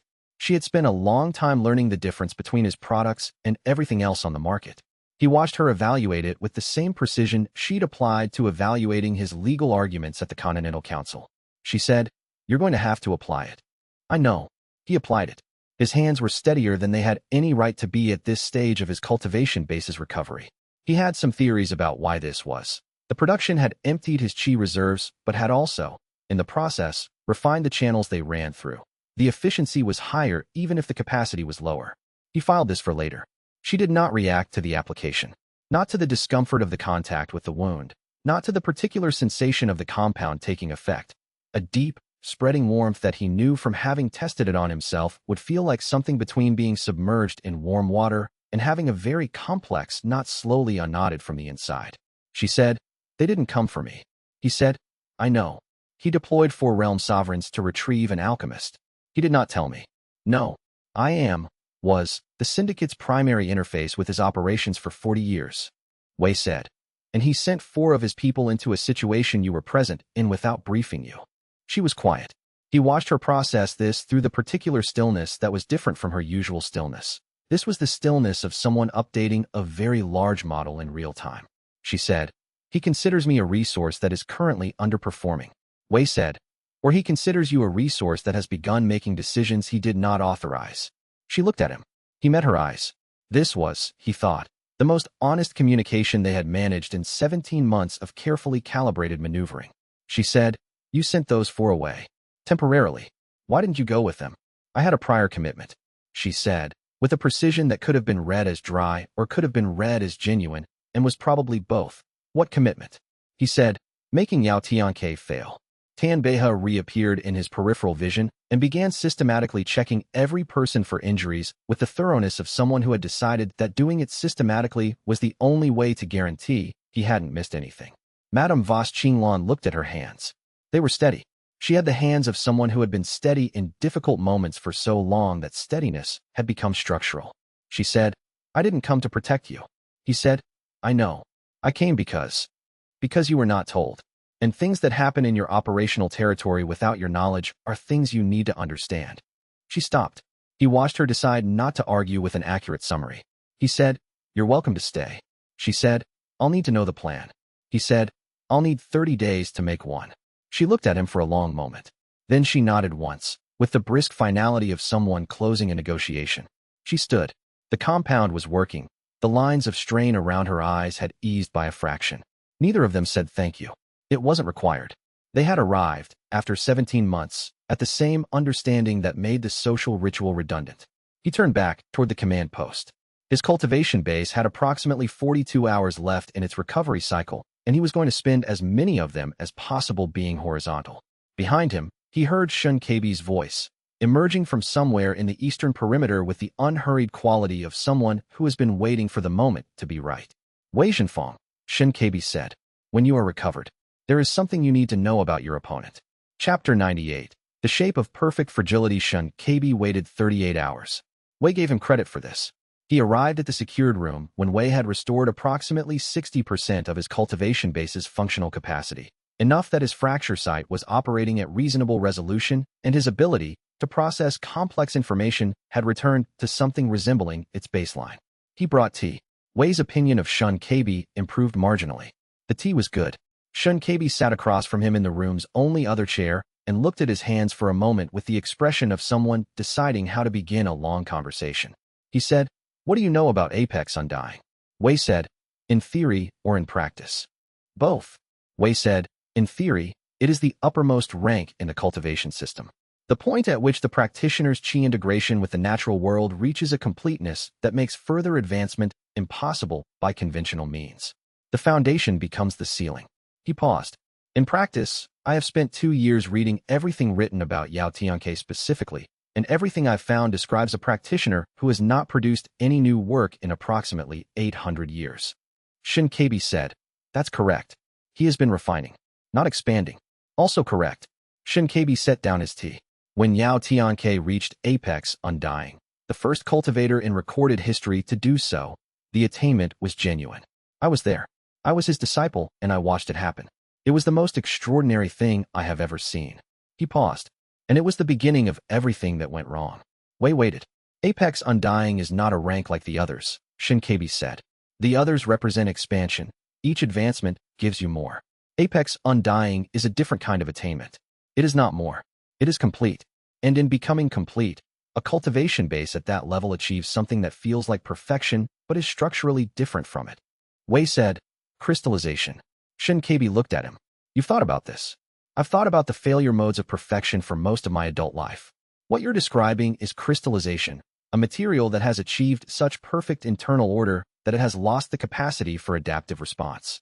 It is extremely strong. It is also brittle. Shinkabi said, yes. The word landed in the room with the weight of confirmation rather than information. Wei had run the calculation in theory. Hearing it confirmed was different from having calculated it. He said, how brittle? Shinkabi said, one genuine, uncontrolled failure would collapse his entire cultivation base. Wei was quiet for 3 breaths. He said, define collapse. Not dissolution. Not destruction. Shinkabi chose his words with care. The crystalline structure would fracture at the deepest integration points. He would survive. He would not lose his cultivation. The qi is too thoroughly integrated for it to dissipate entirely. But the integration pattern that constitutes apex undying, the specific architecture of his attainment, would shatter. He would need to reconstruct his cultivation base from the realm sovereign level. Approximately half a century of work. For a practitioner who has been in continuous cultivation for 1,000 years. Yes. Wei thought about what it would feel like to be reduced by 500 years of accumulated work. He thought about it with more precision than was comfortable, because he understood in a specific way that most people didn't what it meant to build something over time and understand exactly what it cost. He said, he has spent 1,000 years making sure there is no uncontrolled failure anywhere near him. Everything he has done, the crooked heaven prohibition, the purge of fractured Tao practitioners, the syndicate, the corruption of the Northern War's qi field, all of it, has been elimination. He is not trying to defeat his opponents. He is removing every possible source of the thing that could crack him, Wei said. And then I produced a compound that disrupted his qi projection on a 300-kilometer front. Shinkabi said, you introduced an uncontrolled variable into his extended cultivation field for the first time in 8 centuries. And he said, interesting, and came to find out what I am. Because understanding you is the next phase of elimination, Shinkabi said, and then stopped, because Wei had gone very still. Wei Zhenfang. Wei said, no, I understand. He was looking at a specific point in the middle distance that wasn't a point in the room, but a point in a calculation. He's not coming to destroy me. If he wanted to destroy me, he would send 100 realm sovereigns, and it would be finished in an afternoon. He's coming to study me. Because if he understands the mechanism, he can make himself proof against it. He wants to understand controlled failure well enough to inoculate himself. Yes, Wei said, very carefully. Then the problem isn't defeating him. The problem is not letting him understand me long enough to build a defense. Shinkabi said, the problem is understanding him first. Wei looked up. Shinkabi had the expression of someone who had been waiting 400 years for a specific kind of person to ask a specific kind of question and was monitoring the approach of that question with patient attention. Wei said, tell me everything you know about his structure. Shinkabi refilled both of their teacups and began. Chapter 99. What he needs. He asked the question on the 4th day. The camp had reorganized by then. Ren Wushan's forces had consolidated the evacuation, the corruption channels had remained collapsed, and a strange new equilibrium had settled over the forward position. Madame Voss Qinglan had established herself in a commandeered officer's tent and was apparently working. Nobody asked what she was working on, including Wei, because he understood from the quality of her focus that she was doing something that required her full attention, and interrupting it would be neither productive nor advisable. Pei Zhonghan had, without being asked, organized a perimeter rotation. Wei noticed this and filed it. Pei had arrived asking to be useful and had spent the intervening time finding the specific form that usefulness took without requiring direction. Tanbeha was doing what Tanbeha always did, which was be present in exactly the ways that mattered without calling attention to it. On the fourth day, Wei sat with Shun Kabi in the morning light at the edge of the command post's outer wall and asked the question that had been forming since the night of the retrieval team. He said, "What does Yao Tianke need from me?" Shun Kabi had been watching the horizon. He turned. He said, "That's different from what does he want?" "Yes." Shun Kabi was quiet for a moment. Wei waited. He had learned, over 4 sessions of extended conversation with Shun Kabi, that the old man's pauses were not hesitation but processing. He was building the answer from its foundation rather than retrieving something already assembled. Shun Kabi said, "He wants to contain you. Understand your mechanism. Build a defense against it and eliminate the threat you represent. That's what he wants. What he needs," another pause. "What he needs is to be wrong." Wei said, "Say more." "He has been right about everything for 1,000 years, Shun Kabi said. "Not in the arrogant sense. He has been genuinely, factually correct. His model of cultivation has been accurate. His predictions have been accurate. His decisions have been accurate. He has achieved the ceiling of the system using a path of his own design, and every validation he has received has reinforced the same conclusion, that the path of perfect cultivation is the right path, and all other paths are error." He paused. "What he has never experienced is being wrong in a way that made something better." Wei said, "He needs to experience a failure that produces a result. Not just experience it. Understand it. In his bones. In the structure of his cultivation." Shun Kabi looked at him with the expression of someone who had been waiting to say this exact thing for a very long time. He has studied imperfection theoretically for 1,000 years. He has never encountered a practitioner who could introduce it in a controlled way and show him the output. You are the first being he has ever met who might be able to demonstrate, not argue, demonstrate, that his entire foundational premise is incomplete. Wei said, "He doesn't want to be demonstrated to. He wants to study me to prevent it." "Yes, those two things are in conflict." Wei said, "He sent 4 realm sovereigns to retrieve me. He wants me contained and studied under controlled conditions. And you declined." Wei said, "I declined." He looked at the horizon. He thought about a 1,000-year-old practitioner at the apex of the system who had achieved everything the system offered and had been crystallizing in place for 8 centuries, slowly and methodically removing everything that could crack him. He thought about what it would be like to have never been wrong. Not never failed. He was certain Yao had failed, in the technical sense, many times. But never wrong. Never had the experience of a failure producing something the success couldn't have reached. He thought about the 3-second contact during the heaven fracture advancement. The withdrawal. The word in the chi pattern. He said, "Interesting." Shun Kabi said, "Yes." That was his response to you. "No," Wei said. "That's my response to the problem." He picked up his fracture journal from where it had been sitting beside him and opened it to the current working section. The entries from the previous 2 weeks were dense with observations about chi corruption patterns and disruption compound mathematics. He turned to a blank page. He wrote, "What Yao Tianke needs, a demonstration he cannot study in advance." He wrote, "What that requires, a failure he cannot predict." He wrote, "What he cannot predict, me." He looked at what he'd written for a moment. Then he wrote, 30 days. He said, "I need 30 days. Shun Kabi said, "For what?" Wei said, "To build the framework. I can't make him fail with a single compound. His cultivation base would adapt. But if I can create a situation saturated with imperfections at enough levels simultaneously," he stopped. "I need everyone." Shun Kabi said, "You have everyone. I need 30 days to design it properly. You won't get 30 days from Yao Tianke." Wei said, "I know." He closed the journal. He stood up, and his cultivation base, 70% recovered now, moving toward 80, supported this without complaint. He said, "He's going to come ask me for my answer." Chapter 100. 30 days, he came 3 hours later. Not the retrieval team. Not an emissary. The chi projection manifested in the open ground before the command post at the 9th hour of the morning. And this time, it was not the diffuse field presence Wei had encountered in the corruption channels or the brief direct contact of the advancement moment. This was a full manifestation, a presence given form. Yao Tiang's chi signature shaping itself into a figure that stood on the ground with the specific quality of something that had decided to be here. He looked old the way a mountain looked old. Not decayed. Ancient in the sense of having been formed by processes that had nothing to do with recent history. His robes were the formal style of 4 centuries past, and he wore them with no awareness that they were unusual, which was its own form of information. He looked around the camp. Tan Beha had not moved from his position near Wei. Pei Zhonghan had appeared on the perimeter with the quiet presence of someone who had decided to be visible.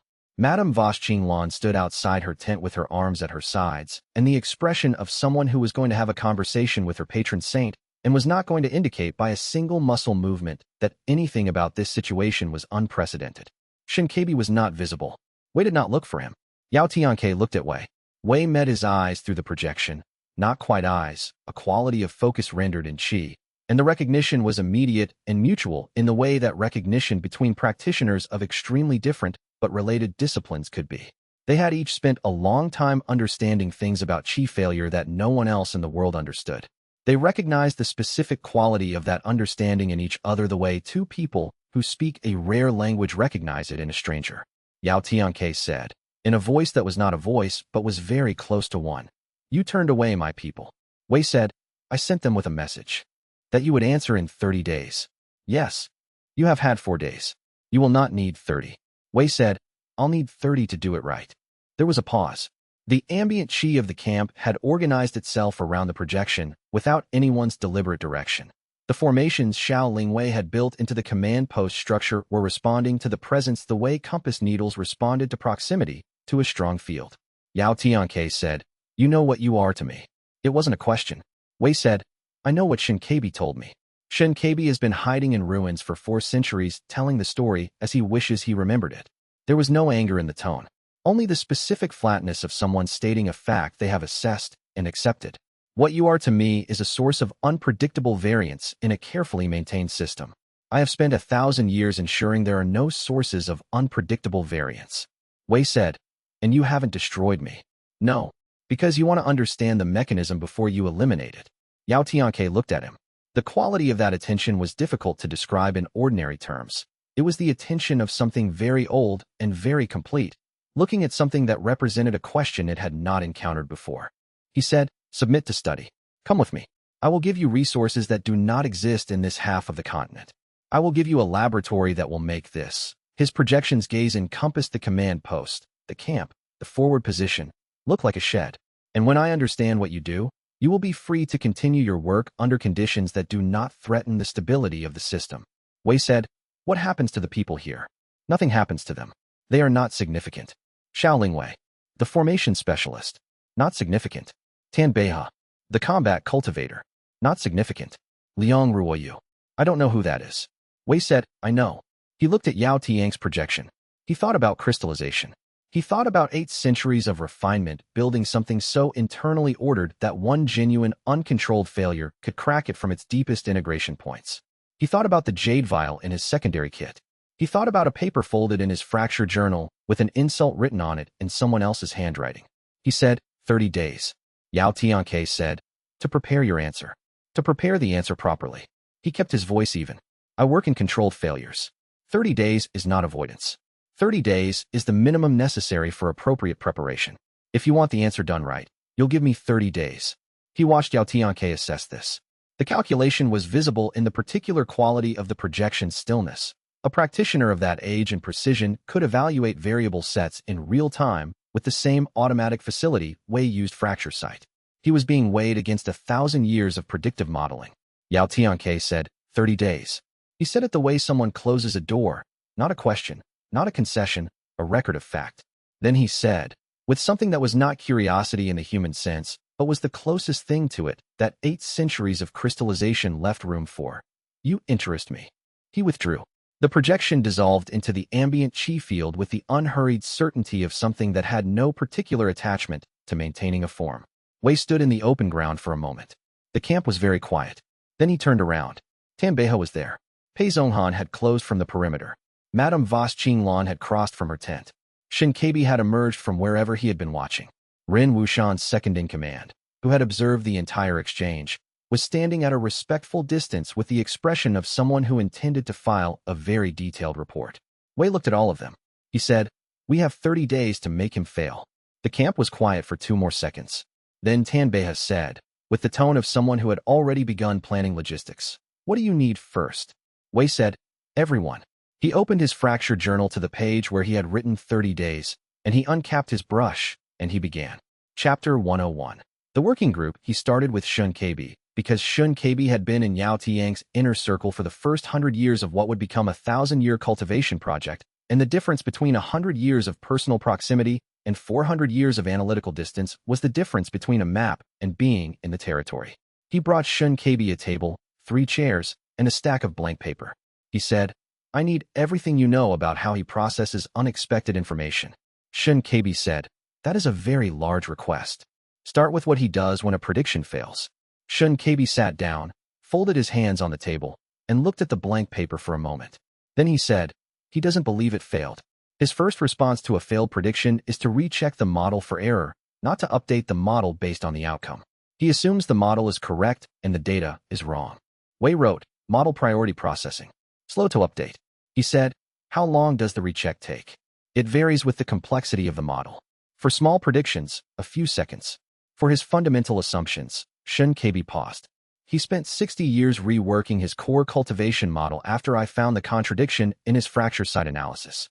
By the time he finished the recheck, I was gone and the contradiction had become a feature rather than an error." Wei wrote, "Window of vulnerability exists during recheck. Duration scales with model complexity." He said, "I'll need this in as much detail as you can give me." xianxia said, "It's going to take most of the 30 days. "Good. That's what 30 days is for." He brought Xiaolingwei next. She was already working when he found her. She had commandeered the eastern wall of the forward post's main hall and was covering it with formation notation that Wei could read well enough to understand she was not designing defensive structures, but mapping interaction fields. He said, "What are you building?" She said, without turning from the wall, "A field saturation formation. Multiple nested layers with different failure modes at each depth." She paused. "I started it 2 days ago." Wei looked at the notation. She had anticipated 4 of the 7 framework elements he had been designing independently. He experienced a specific sensation that he had learned, over the past year and a half, to identify as the kind of surprise that made something better rather than worse. He said, "You started before I asked. You were going to ask." She turned. Her eyes went to his fracture journal, which was open to the page with the framework outline. She read it. "You're missing the 5th layer." He said, "What's in the 5th layer?" She turned back to the wall and picked up her brush. "I'll show you." For the next 8 hours, they worked side by side at the wall. She drew. He annotated. She corrected the annotations where his understanding of formation theory was insufficient, and he corrected her annotations where her knowledge of failure mode chemistry fell short. It was the most productive 8 hours either of them had spent in the previous month, and at the end of it, the framework had a 5th layer that Wei's over-engineered version had never accounted for because he had been designing in isolation. He filed this. Tan Beha appeared at the door at sunset with food, assessed the situation, set the food down, and said, "Pei Zhonghan is managing external perimeter and has it under control. xianxia's materials are secured. What do you need tomorrow?" Wei said, "Logistics for a 30-day intensive working session. Supply lines that don't rely on any syndicate-adjacent vendors, security rotation that can maintain without drawing from anyone we can't spare, and a courier system to Misty Peak that doesn't route through the bureau relay stations." Tan Beha said, "Done."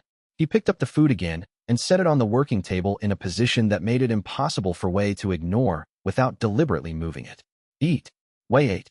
Xiaolingwei ate without looking at the wall, which meant she was still working in her head.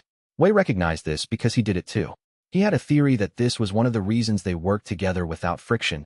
They had the same relationship to continuous partial attention. He said, "Madame Vos Qinglan." Xiaolingwei said, "She's been in her tent since yesterday." "Working? On what?" She didn't say. Wei said, "I should talk to her."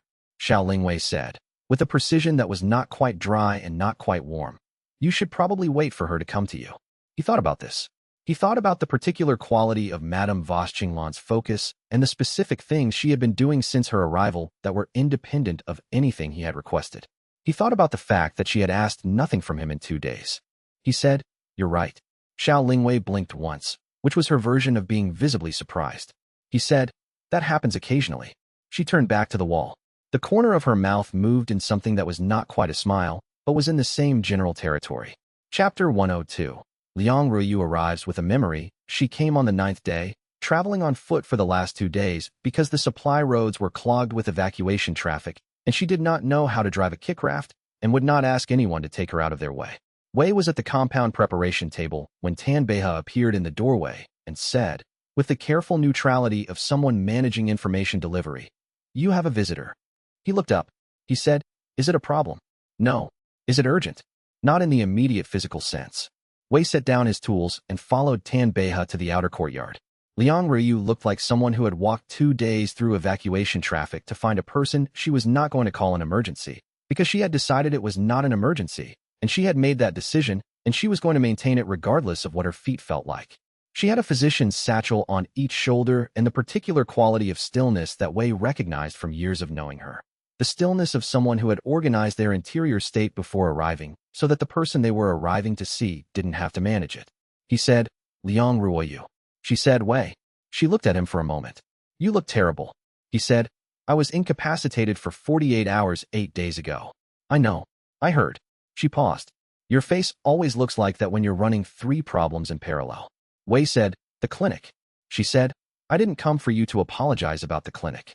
"I know. But the clinic closed," she said, with a matter-of-factness that cost her something he was not going to miss even if she presented it cleanly. "My patients found other arrangements. I referred the urgent cases. I have my satchels." She moved both shoulders slightly, indicating the satchels. "I came because I remembered something." He stopped. She said, "When we were children, do you remember the harvest ritual?" He said, "Vaguely. The one for bad years. When 3 harvests in a row failed and the village was low, they would light the failure incense at the west shrine and say the prayer." Wei said, "The prayer for good failure." "Yes." She looked at him with the expression of someone who had been working up to saying something specific for 2 days of walking. "I remembered last week that the incense wasn't ordinary incense. I remembered the smell. And then I remembered that my grandmother told me once, she was the one who maintained the ritual, that the incense was made from the ash of failed pill batches that the old alchemist upstream would leave at the shrine edge. The batches that didn't work. The residue." Wei was very still. She said, "Someone left controlled failure residue at that shrine. The prayer worked with it. The ritual worked with it." She paused. "I don't know why I remembered now." He said, "Do you remember what the incense smelled like?" She closed her eyes. She said, "Bitter. And something underneath that was almost sweet. Like something that wanted to be sweet, but couldn't quite make it." He had a compound in his secondary kit that smelled exactly like that. He had produced it accidentally at 17 as a byproduct of a ritual incense base that had failed during a production run, and he had kept the residue because the smell interested him and he had not been able to replicate it since. He said, carefully, "There was someone before me." She opened her eyes. She said, "I thought so too." He turned. He walked back inside. He went directly to his fracture journal and opened it to the framework section and wrote, "The ritual predates Yao's prohibition. The village failure prayer compound predates the continental alchemy classification system. Someone designed that compound. Someone new. Before Shinkabi. Before the first assessor. Before any of it." He looked at what he had written. He wrote, "Find the origin. Or, note that there is one." He wrote, "This is not the 30-day problem. This is after." He put the journal down and went back outside. Liang Ryu was still in the courtyard, talking to Tan Beihe, who had, Wei observed, already determined which of the guest quarters she would use, and was in the process of arranging it without having been asked. He said, "You're staying." She said, "If I'm useful." He said, "You're the only physician here and the only person who can tell me what that incense smelled like from direct memory." She said, "Both of those things are probably useful." He said, "Yes." She followed Tan Beihe toward the quarters. Wei stood in the courtyard for a moment in the thin afternoon sun, thinking about a village shrine and a grandmother maintaining a ritual and an upstream alchemist leaving his failed batches as offerings. He thought about the specific kind of discovery that happened not because you looked for it, but because someone remembered. He thought, "I cannot engineer this kind of finding. This is the kind that finds you." He thought, "Interesting." He went back to the compound table. Chapter 103. The question she asked Madame Voschinglan came on the 14th day. She did not knock on the doorframe of Wei's working room, which had become the unofficial center of the planning operation, because she was not someone who knocked on doors as a form of social announcement. She arrived in the doorway in the way she arrived everywhere, present, accountable, occupying exactly the space she intended to occupy. Wei had been working for 6 hours straight on the framework's 3rd layer, and his notes had developed a density that would have been incomprehensible to anyone who hadn't spent the previous 2 weeks watching them accumulate. Liang Ryu was at the far end of the room, testing a compound variation for him. Shinkabi was not there, having gone to his private corner of the eastern wall for what he called the work that requires quiet. and what Wei had come to understand as a kind of 4 centuries-long journaling practice that Shun Kb maintained with the discipline of someone who had decided that documentation was its own form of survival. Madame Voss Qinglan looked at the room. She looked at Wei. She sat down in the chair across from his working table, which was where the chair was, and she put her hands flat on her knees and looked at him with an expression he did not immediately categorize. She said, "I have something to ask you." He set down his notes. He looked at her. She said, "When you designed all of this," she gestured, a precise movement that indicated not just the room, but the entire history of his work she had spent 17 months studying. "Were you doing it for the knowledge of what the failures could produce? Or because you enjoy watching things break?" The room was quiet. Liang Ruyu did not look up from the compound, but her hands had stilled. Wei said, "That's not a strategic question." She said, "No. Why are you asking it?" She said, without changing her tone. "Because I spent 40 years maintaining a system built by someone who I thought was pursuing perfect cultivation for the sake of understanding. I am revising that assessment, and I am trying to determine whether you are the same kind of thing in a different register." He looked at her. She was completely serious. She was asking for her own reasons, in a way that had nothing to do with their 17 months of opposition and everything to do with a 40-year investment she was in the process of reevaluating at fundamental depth. He said, "I'll answer in 2 days." He did not avoid the question because he didn't know the answer. He avoided it because he had never said the answer out loud before, and saying it out loud was different from knowing it, and he was not going to say it until he was sure he was saying it correctly. He spent 2 days completing 3 compound variations, mapping the framework's 5th layer in collaboration with Xiaoling Wei, and writing 4 pages in his fracture journal that he crossed out, reconsidered, and rewrote twice. On the morning of the 2nd day, he went to Madame Voss Qinglan's tent. She was already awake, working at a portable correspondence desk, writing something he recognized as a formal syndicate document. The handwriting and the paper weight were both distinctive. He said, "Both." She looked up. He said, "I designed for the knowledge. The byproduct, the unexpected result, the thing the failure produces that success can't. That's what I'm after. That's the intellectual purpose." He paused. "And I enjoy watching things break. I have always found the moment of failure more interesting than the moment of completion. I did not decide this. It is simply true." Another pause. "I have not resolved whether the second part is acceptable." She was very still. He said, Yao Tianke went the opposite direction. He found the moment of failure intolerable and spent 1,000 years eliminating every instance of it he could reach. He looked at the document she was writing. "I am aware that enjoying something and using it well are different categories. The question of whether someone who enjoys breaking things should be trusted to decide what breaks is one I don't have a complete answer to." She said, "But you're asking it." "Yes." She said, "He never asked it." Wei said, "I know." She was quiet for a moment. Then she said, with the brisk precision that meant she had processed what she needed from a conversation and was moving to the next phase, "I'll have the syndicate intelligence on his historical movements assembled by tonight." He said, "Thank you." She said, "It's useful to know who you're working with." He went back to his room. He sat down. He picked up his notes. Liang Ruyu, who was there, said without looking up, "Better?" He said, "Different."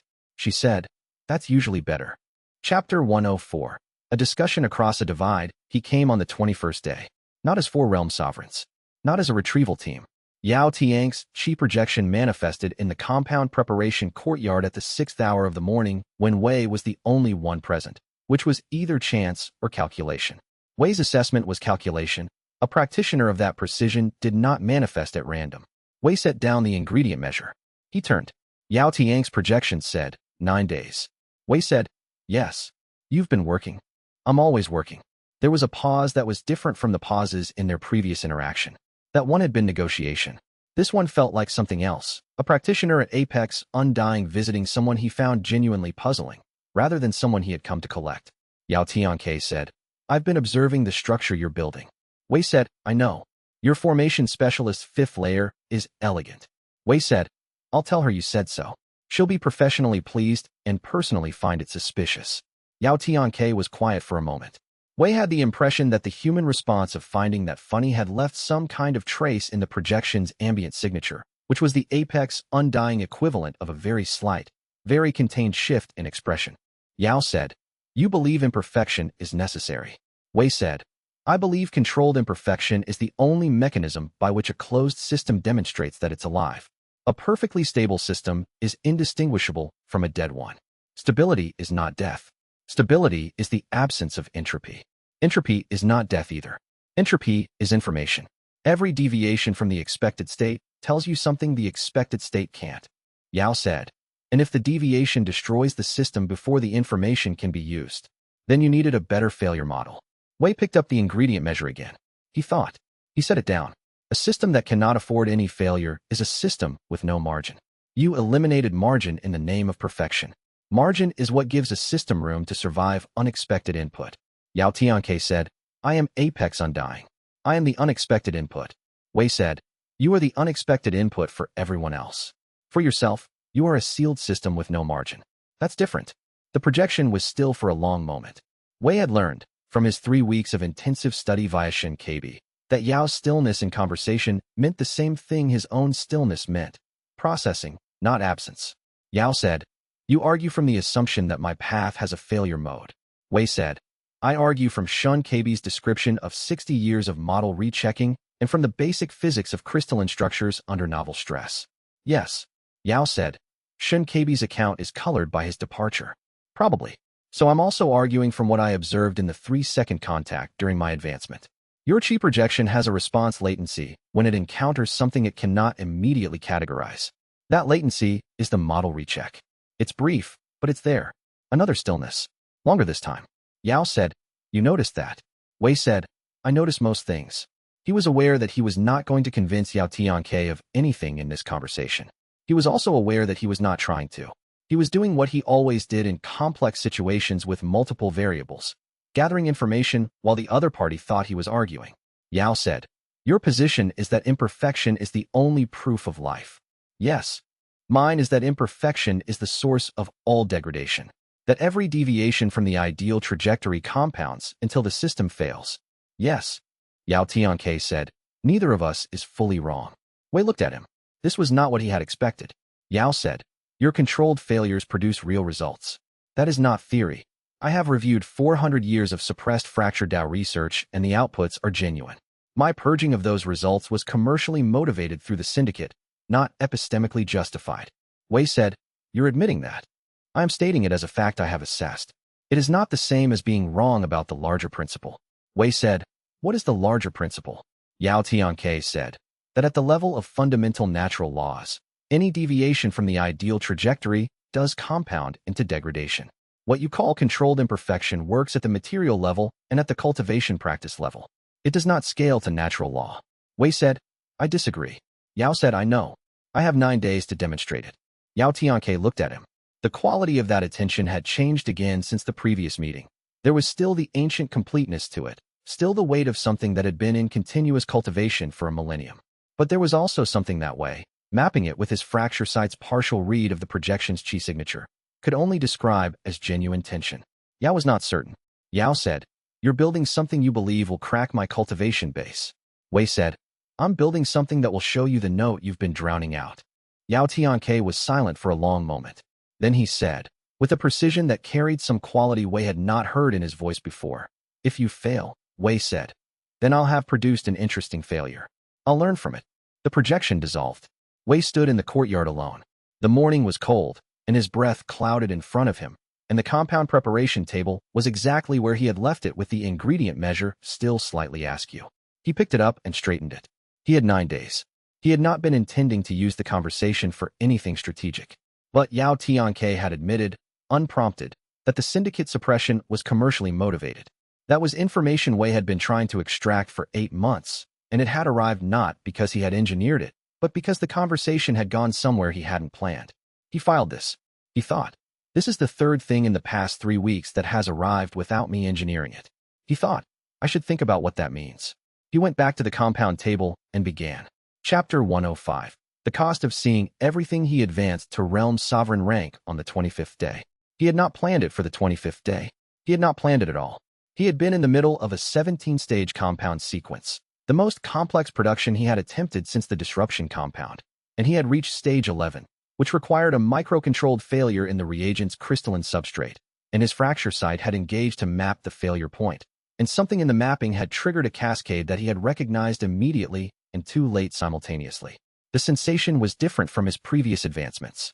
Void crossing had felt like expansion, his chi reaching further, the way lungs expand to take more air. Heaven fracture had felt like resolution, something that had been almost right becoming correct. Realm Sovereign felt like his fracture site, changing the fundamental object of its attention. Previously, it had mapped materials. It had mapped chi patterns, cultivation structures, formation arrays, compound reaction cascades. It operated on things. For approximately 4 seconds, it operated on everything. He saw, not with his eyes, which had closed during the advancement, every flaw in the room. Every flaw in every person in the room. Not structural flaws. Not weaknesses in the aggressive sense. The places where every system around him was not quite at its theoretical ideal. The slight tension in Tanbei's left shoulder that he had been carrying since the fighting 2 weeks ago, and that he would not mention. The formation array that Xiao Lingwei had built into the north wall of the room, which was perfect by every standard measurement, but had one interaction point where 2 layers were a fraction misaligned, and she knew about it, and she was waiting for the right moment to correct it. Shen Keibi, visible through the wall in the direction Wei's fracture site, was expanding. 400 years of accumulated careful adaptation, each choice having layered over the last in the Wei sediment layers, each layer carrying the faint record of what it had covered. He saw further. He saw outside the compound. He saw the fault lines in the formation of Ren Wushan's remaining forces, not military fault lines, but human ones, the places where people were exhausted, or grieving, or holding something they hadn't processed. He saw the chi landscape of the region, the slow healing of the corruption channels, the irregular recovery patterns that mapped to the specific way Yao's control had degraded. He saw. He shut it down. Not deliberately. His cultivation base contracted the fracture site's new range with an automatic response that he had not chosen, but that his body had apparently decided was necessary, because 4 seconds at that range had produced an informational load that was currently sitting in his chi pathways like a stone in water, present, distinct, and considerably heavier than the medium around it.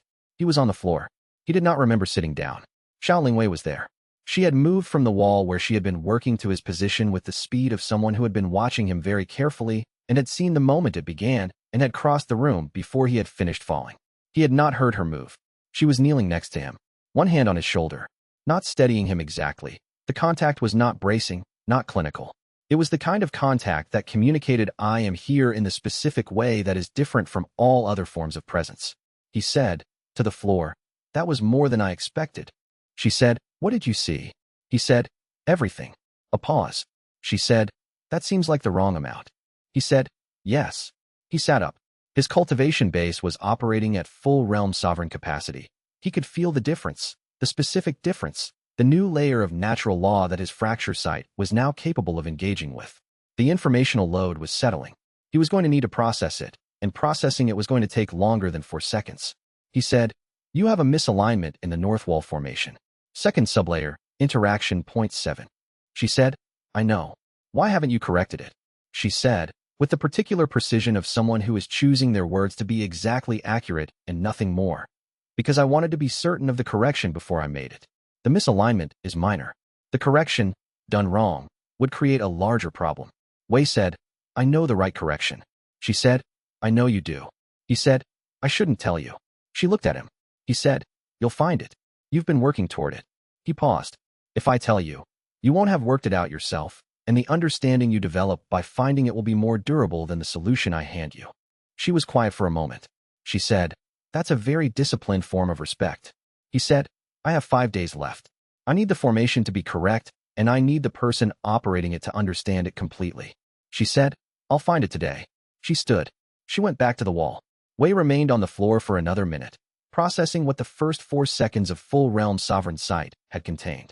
He was going to be very careful about opening it again until he understood the threshold better. He had built the framework on the assumption that he could engage with natural law level structures using fracture sight at this rank. He could. He had not accounted for the fact that at natural law level, the sight didn't filter, it showed everything simultaneously. This was a problem. This was the kind of problem that would affect the framework's final execution. He sat on the floor and thought about it, and understood, slowly, that he had designed the framework's climax around a capability he had never actually used before. He had been so certain of the theory that he had not considered the possibility that the practice would have a cost he hadn't modeled. He had, in other words, over-engineered the framework around an assumption. He said, to the room, to no one in particular, I need to revise the framework's final stage. From across the room, Xiao Lingwei said, without turning from the wall, I wondered when you'd get there. He looked at her. She said, You designed it assuming you could see the target structure at full resolution during a crisis. I didn't think you could. I didn't tell you because I wanted to see how you'd solve it when you found out. He said, that was your own version of letting someone find the answer themselves. She paused. She turned. She said, yes. He got up off the floor. He went to his table. He opened his fracture journal. 5 days. He had 5 days to redesign the framework's final stage around a fracture site he now understood was more powerful and considerably more demanding than he had assumed. He wrote, the framework needs a narrower target. Not everything. One point. The right point. He wrote, find the right point. He uncapped his brush. The room was warm with the specific warmth of sustained work, and Xiao Lingwei had turned back to the north wall, and somewhere outside Tenbeihe was running logistics with his characteristic precision, and Wei had 5 days and a problem that was better than the one he had thought he had. He began. Chapter 106. What he lost when he won. The answer to the narrower target arrived at the 3rd hour of the 26th morning, and it arrived not from the framework itself, but from Madame Voss Qinglan's assembled intelligence.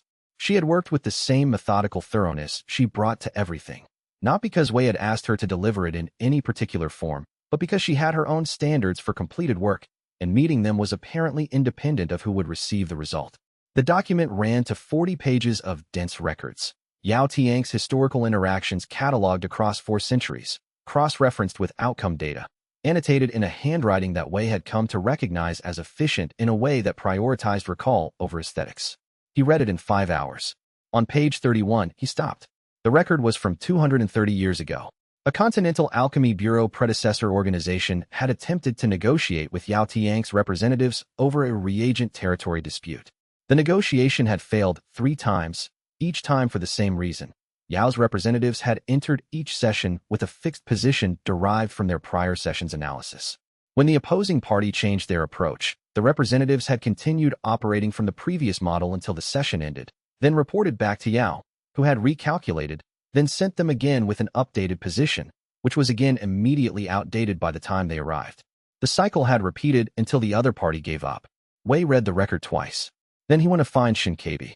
He found him in the eastern courtyard, writing in his own journal with the patient attention of someone who had been doing this for 400 years and understood that the act of writing was itself a form of cultivation. Wei said, when Yao Tianke miscalculates, when something in the physical world deviates from his prediction, does he update the model or recheck it first? Shinkabi looked up. He said, I told you this in our first session. I know. I need confirmation on a specific question. When he rechecks, is the recheck in real time, or does it require him to withdraw his active cultivation attention to perform? Shinkabi was quiet for a moment. He said, the latter. Wei said, he has to reduce his active engagement to run the recheck. Yes, it's a fundamental property of the apex, undying state. The cultivation base at that rank is so thoroughly integrated that any significant model update requires the practitioner to partially withdraw from active environmental processing. He was more flexible before he reached apex undying. The integration that makes him invulnerable in direct confrontation is the same integration that makes model updates costly. Shinkabi paused. I watched this happen in our first century together. Every time he was wrong about something genuinely unexpected, there would be a period of, I always thought of it as a held breath. He would go still. The projection of his presence would pull slightly back, and then he would return with the corrected model and proceed as if the deviation had never occurred. Wei said, how long is the held breath? For small deviations, moments. For things that genuinely violated his model's fundamental assumptions, Shinkabi paused. 60 years. Wei said, I'm not giving him 60 years. I'm giving him seconds. He went back to his room. He sat down and opened the framework outline. He crossed out the last stage, the version he had designed around full fracture site saturation of Yao's entire cultivation field, and began again from the single point that the realm's sovereign advancement had shown him it could actually handle without collapsing. One point. The right point. What he needed was not to overwhelm Yao's capacity for correction across 100 variables simultaneously. That had been the over-engineered version.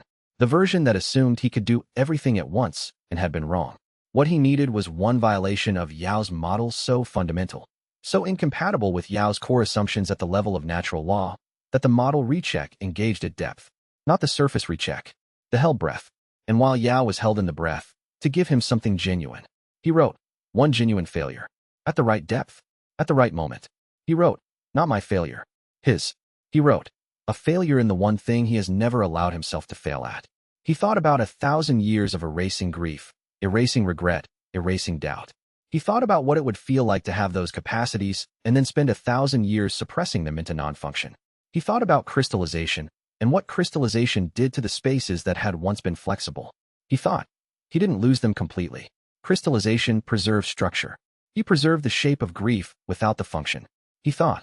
The model will recheck when the shape activates and finds nothing to run. When the mechanism is there, but the pathway is sealed. He wrote, the target is the seal. He looked at what he had written. He thought about the jade vial in his secondary kit. He said, to the empty room. Interesting. He went to find Liang Ruoyu. Chapter 107. The plan in its simplest form 4 days before the deadline. Wei gathered everyone and explained the plan. Not the full framework. The full framework was 60 pages of compound theory, formation notation, and fracture site mechanics that would have taken 4 hours to present and would have answered every question except the one that mattered. He presented the shape of it. The principle. He said, Yao Tianke cannot adapt in real time. He calculates forward from a fixed model, and when the model is wrong, he has to pause his active engagement to update it. That pause is our window. Ren Wuxian said, how long is the window? Wei said, unknown. Depends on the depth of the violation. If I reach the right target, the right depth in his cultivation model, long enough. And if you don't reach the right depth, Wei said, then it's shorter and we work with what we have. Tan Beha said, from his position near the door, what do you need us doing during the window? Nothing that requires his direct attention. The framework is not a combat operation. If his forces engage us during the window, they'll pull him back from the recheck before it completes. He looked at Ren Wuxian. Can you hold his forces in a containment action, not engage offensively, just prevent them from reaching our position, for a period that might run between 30 seconds and several hours, without knowing in advance which? Ren Wuxian said, that's a difficult brief. Wei said, yes. Ren said, we can do it. Pei Zhonghan said, from the right, what's the actual mechanism? The formation, the compound, what does it do? Wei said, Xiao Lingwei's formation creates a field in which no static cultivation model can maintain predictive accuracy. Too many variables, all of them operating through their imperfection modes simultaneously. The compound I'll produce opens the channel to the target point in Yao's cultivation base, the seal on the functions he erased. And my fracture site, operating on that one point at the right depth, introduces the failure. He paused. The failure is not violent. It's not a weapon, in the ordinary sense. It's a demonstration. I'm going to show him what failure feels like when it produces something. The room was quiet. Liang Ruoyu said, he might not receive it. Wei said, he might not. His cultivation base might reject the contact before the demonstration completes. The seal might be too deeply integrated to crack. He paused. These are the failure modes I've modeled, she said. And if they all occur simultaneously, he said, then I've produced an interesting failure. I'll learn from it. She looked at him with the expression of someone who recognized a phrase being used honestly rather than as performance. Madame Voss Qinglan said, what is your confidence?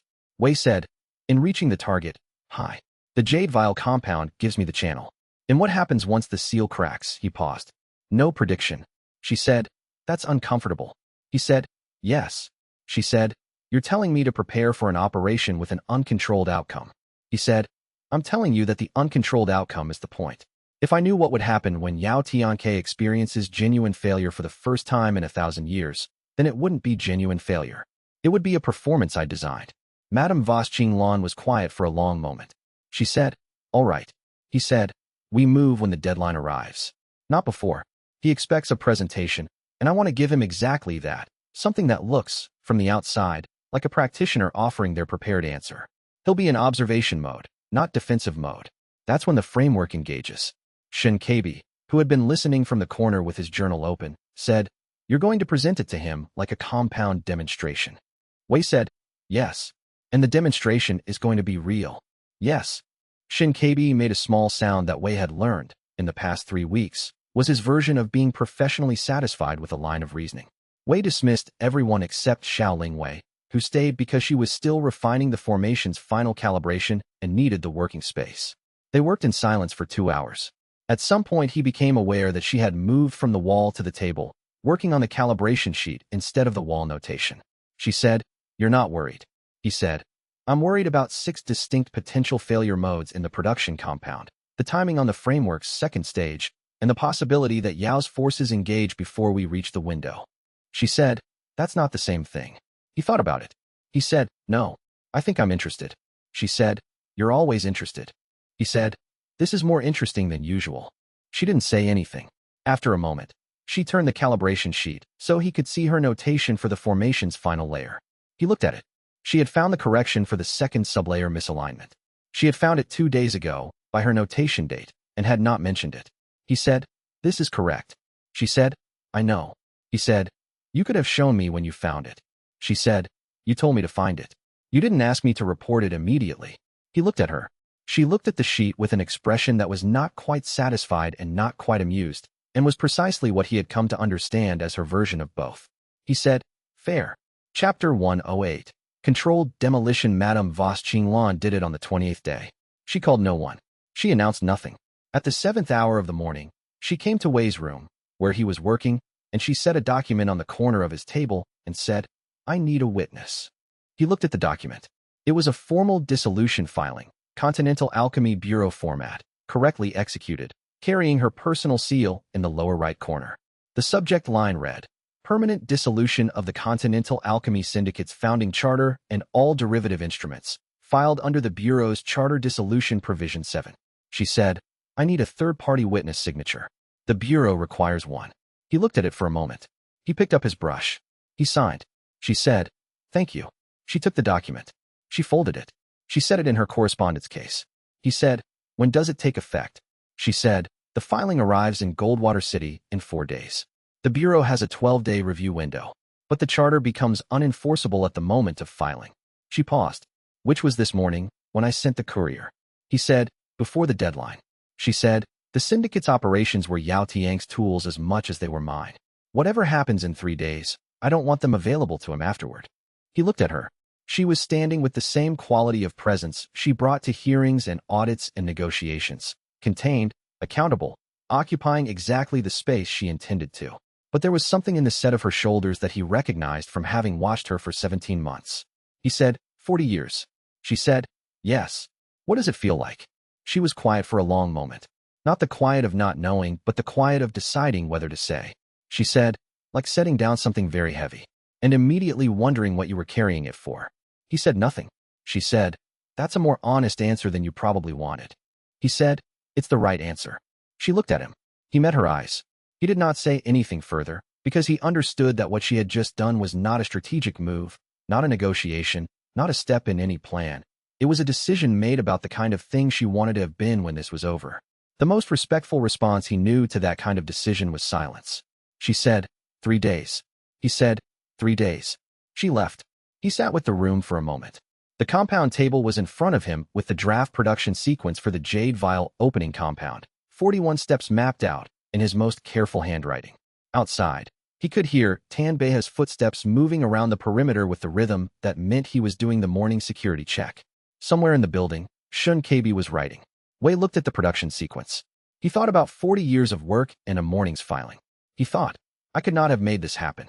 Madame Voss Qinglan dissolved her own organization. She did it because she decided to, not because I needed her to. He filed this alongside the other things that had arrived without his engineering. He picked up his brush and went back to the 41st step of the production sequence. Chapter 109. The book he's been writing. Shun Kabi came on the 29th day. Wei was in the final preparation stage. Most of the compound work was complete. Xiao Lingwei's formation was calibrated. Tanbeiha had the logistics running so smoothly that Wei had stopped checking them, because checking them was no longer necessary. He had, for approximately 4 hours, run out of things to do that would actually improve the framework. He was sitting at the table with his fracture journal open and was writing, not working. Writing in the way he had written since he was 17, the undirected accumulation of observations and notations and half-formed theories that was the private infrastructure of how he thought. Shun Kabi knocked on the doorframe. Wei said, "Come in." Shun Kabi sat down. He set his own journal on the table.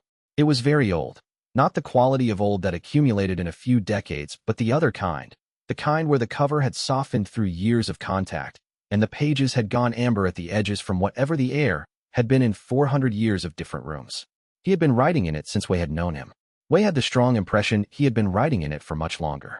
Shun Kabi said, "I want to ask you something before tomorrow." Wei said, "Ask." "I have been writing our story." Wei looked at him. Not with surprise. He had suspected something like this since week 2 of the working session. when he had noticed that Shun Keibi's journaling volume was increasing at a rate that correlated precisely with the rate of interesting things happening. But hearing it stated directly was different. He said, "How much of it?" "From the beginning," Shun Keibi said. "From when I first found the fragment of your tournament results in the Bureau records and sent the first anonymous fragment. I have documentation of every stage. The commission hearing, the Continental Council ruling, the Western Wastes expedition, everything since. Cross-referenced where possible with other sources." He paused. "It is not a flattering account in all respects. It is accurate." Wei said, "What do you intend to do with it?" Shun Keibi said, "Make it the founding text of the Academy of Crooked Heaven." Wei looked at him. "A practitioner who wants to learn fractured Tao will need to understand not just the techniques, but the why of it. Why it was suppressed. What it cost to bring it back. Who paid the costs." He paused. "I want to write the book that every first-year student reads. The one that tells them what they're stepping into." Wei said, "I haven't founded the academy yet." Shun Keibi said, "I know. I'm asking permission for what comes after." Wei thought about this. He thought about documentation, about the fracture journal, about Madame Voss Qinglan's 40 pages of intelligence, about Grand Assessor Fong Delen's personal research files that had been their conduit for years, about everything that had ever been recorded about the Crooked Heaven practitioners and then erased. He thought about the village ritual that Liang Ryu had remembered from childhood. He thought about how much of the knowledge that mattered existed only because someone had refused to let it disappear. He said, "Wait until after we see how it ends." Shun Keibi said, "The ending might not be what you intend." Wei said, "I know. If tomorrow goes wrong, if tomorrow goes wrong." Wei said, "Then write that version. Write exactly what happened and why it failed and what could have been done differently." He paused. "A book that only describes success is a book about performance. A book that describes a genuine failure and its causes is a book about learning." Shun Keibi looked at him for a long moment. He said, "You understand why I've been following you." Wei said, "I understand that you have been waiting a long time for someone to give the Crooked Heaven Doctrine story an ending that doesn't end with suppression." "Yes, I intend to give it one. But write the true version regardless." Shun Keibi closed his journal. He stood. He said, "The account I've written is very long." Wei said, "Good." Shun Keibi left. Wei sat for a moment, then looked back at his fracture journal. He had been writing in it since he was 17. He thought about the first entry, a production failure, a residue he couldn't explain, a note that said this is wrong but also interesting. Find out why. He found the page. He read it. Then he closed the journal and put it in his inner pocket, where it would be tomorrow. Chapter 110. What hope looks like in a crystallized face. They arrived at the 6th hour. Not Yao Tianke himself, his forces first. 15 realm sovereigns materialized across the perimeter of the forward position in a pattern that Xiao Lingwei's formation read and reported through a subtle qi vibration she had calibrated specifically for this. Wei felt it as a slight change in air pressure, like the moment before a storm when the wind stops entirely. Then the heaven fracture cultivators, 100 of them, by Shun Keibi's estimate, positioning in the air above the perimeter in a formation Wei recognized from Madame Voss Qinglan's intelligence files as standard apex-level escort doctrine. Not aggressive, constraining. Ren Wushan's forces, who had been staged since the previous night, moved into their holding positions without being told. Wei heard the creak of formation anchors being driven, the sound of cultivators taking stance, the specific silence that fell over a military unit preparing to hold position indefinitely. He was in the courtyard, at the compound table that he had moved outside at sunrise. Tan Beha was at his left, 2 steps back. The position he had occupied in every consequential moment since they were 19 years old, not because Wei had placed him there, but because Tan Beha had decided that was where he should be. Xiao Lingwei was at the north wall of the courtyard, her hands open at her sides, the formation running through her at a level of integration that had taken her 3 weeks of calibration, and that Wei understood was costing her a sustained attention that looked effortless because she had decided effortless was how she was going to present it. Pei Zhonghan was at the east gate. He had said nothing since breakfast. He looked very focused, and Wei thought he had grown, in the past months, from someone who was performing competence into someone who was simply competent. Madame Voss Qinglan stood at the outer wall with her hands at her sides. She had filed the dissolution yesterday. She had nothing left to dismantle. She was here as a witness, which was its own kind of weight. Shun Keibi was somewhere he could see without being immediately visible, which was his preferred position in any situation involving Yao Tianke. Liang Ryu was in the inner hall with the secondary compound kit, which was where Wei had asked her to be because he wanted a physician with access to the kit if anything went wrong with the opening stage, and also because she was the person he trusted most to make independent assessments under pressure. Wei stood at the compound table with the jade vial in front of him and 41 preparation steps complete, waiting. He had been awake since the 4th hour. He had not been working. He had been sitting at the compound table in the dark and thinking about nothing in particular, which was something he had learned in the past year to do.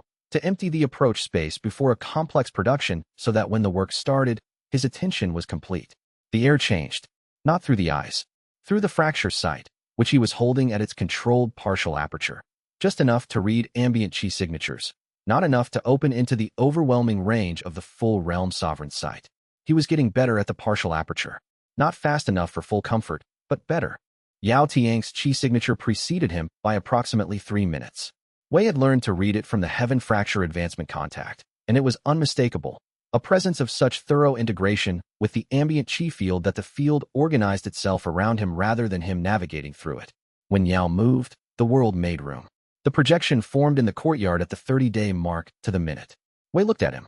Same ancient robes, same quality of occupying space.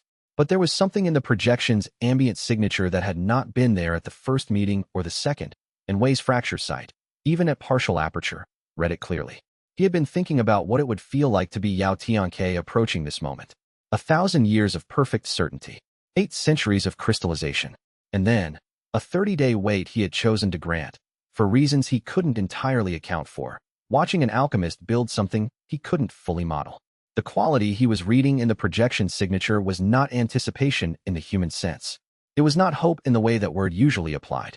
It was the specific structural pattern of a system that had been static for centuries encountering something it could not yet predict, and the encounter producing, in the spaces where hope had once been, the shape of what hope had left behind. An empty space that remembered what filling felt like. Yao Tianke looked at Wei. He looked at the compound table. He looked at the jade vial. He said, "You've prepared your answer." Wei said, "Yes." He looked at the courtyard. He looked at the people in it. Tan Beihe, Xiao Lingwei, Pei Zhonghan, the others. He looked at them with the same assessment he had applied at their previous meeting, when he had called them not significant. He said, and this time the word not significant did not appear. They stayed. Wei said, "They're part of the answer." Yao Tianke looked at him. The empty space that remembered hope. He said, "Show me." Wei picked up the jade vial. He uncapped it. The smell in the air changed. Bitter, almost sweet, something that had been waiting for a very long time to become something else. He said, "This may take a few minutes." He began. Chapter 111. The most complete failure he had made the compound over the final 3 days in addition to the framework preparation, which had pushed his sleep to 4 hours per night and his cultivation base to its functional ceiling.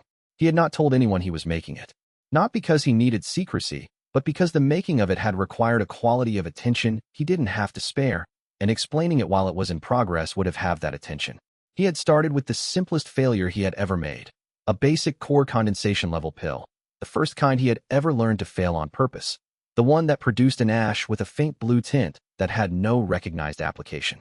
He had failed it, collected the ash, and added it to the vessel. Then the next simplest. Then the next. He had worked forward through 20 years of production history, producing each failure type from memory in its correct form, collecting each byproduct. What he was building was a distillation, not of the byproducts themselves. Most of them were incompatible, and combining them directly would produce nothing but heat and neutralization.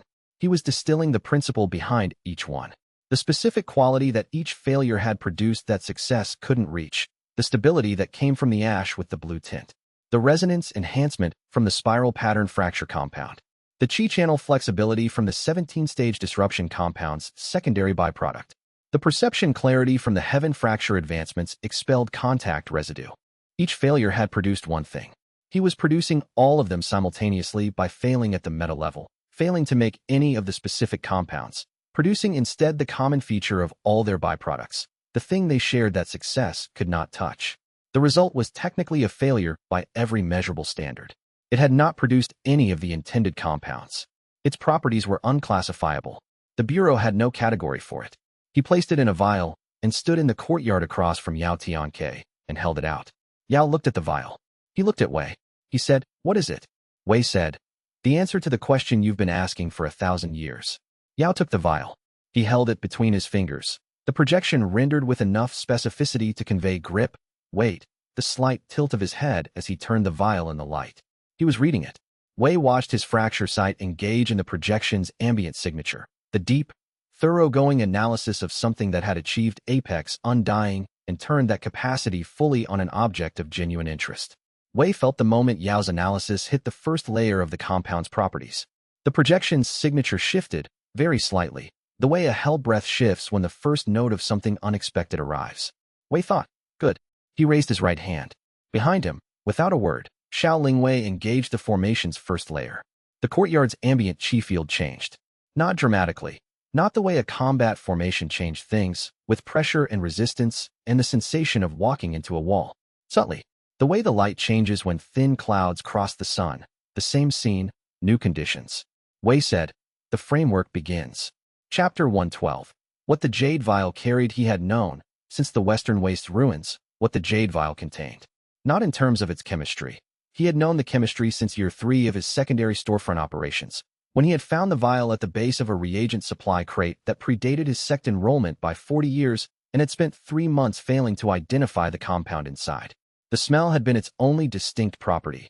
Bitter, almost sweet, something that wanted to be sweet and couldn't manage it. What he had known since the ruins was what that smell meant. When Shun Kabi had walked out of the dark toward them, Wei had smelled it. The same compound, not in the jade vial, but on Shun Kabi's robes, the faint residue of something that had been near him for 400 years in a ruin that had been Yao Tiang's original work site. Not Shun Kabi's smell. The smell of the place. The ruins preserved chi trace, embedded in stone and in Shun Kabi's robes from 4 centuries of proximity. Yao Tiang's original chi signature, from the period before crystallization, from the decades when he had still been capable of being wrong. The jade vial had been produced in that ruin. Produced by someone.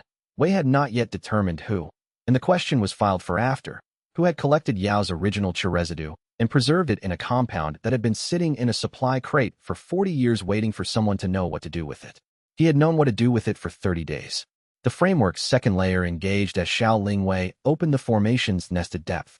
The formation field was not a combat formation. It was a chi resonance environment, a space where the relationship between cause and effect was saturated with controlled imperfections at enough levels that no static predictive model could keep pace. Not a field that prevented action. A field that introduced variables. Variable after variable. Each one small. Each one genuine. Each one not quite what any prior experience would predict. Yao Tiang's projection stood in it, and his analysis continued. Wei could read in the signature the recursive pattern of calculation, projection, verification, microcorrection. He was tracking the field, updating, maintaining his model. He was very good at this. He had been doing it for 1,000 years. But the updates were coming faster than the previous model could have generated them, because the field was genuinely surprising, because Xiao Lingwei's design was genuinely creative in ways that Yao's model of how Wei thought had not fully anticipated. His projection signature showed the strain of it, subtle, deep, the way strain shows in something very strong under sustained unexpected load. Wei opened the jade vial. He let the compound settle into the formation's third layer. Not a forceful application, a distribution, the way a scent distributes through air. The compound carried Yao's own original chi signature. The frequency of his cultivation base from before crystallization, from the period when he had been capable of genuine doubt, recorded in the molecular structure of a compound that had been waiting in a ruin for as long as the seal had been in place. He aimed his fracture sight at the one point. Not everything. One point. The seal on Yao's perception of his own capacity for genuine failure. The spiritual lock he had placed on himself 1,000 years ago to maintain cultivation clarity. The lock that had prevented him from feeling the things that feeling would have disrupted. The lock had been applied to a function that still existed structurally. The function had been preserved, as crystallization preserved structure. The pathway had been sealed, not the room it led to. He applied the compound to the seal. Not a forced application. Not a weapon. He introduced Yao's own original chi signature, who he had been before crystallization, as the key to a lock that Yao himself had made. He felt, through the fracture sight's connection to the target point, the moment the lock encountered the key. Yao Tiang's projection went absolutely still. Not the stillness of calculation. The stillness of something that has just received a genuine piece of information for the first time in a very long time and does not yet know what category to place it in. Wei held the fracture sight steady. His hands were on the compound table. The jade vial was empty. Around him, the formation was running at full calibration, Xiao Lingwei's attention sustaining it with a focus that he could feel at the edges of his awareness like someone holding a door open against a strong wind. The projection's ambient signature shifted. It was a very small shift, a crack in something very large. But Wei's fracture sight was specifically, precisely designed to read cracks. He read, the function behind the seal activating for the first time in a millennium. Waking. Finding no pathway because the pathway had been sealed. Finding the seal now compromised. Finding, with the specific quality of something that has been waiting for the mechanism to reactivate, the beginning of the experience it had been built to process. He had wondered, during the 30-day preparation, what the first thing Yao Tianke would genuinely doubt would be. He had thought, probably the certainty that controlled failure could not produce something real. He had been wrong.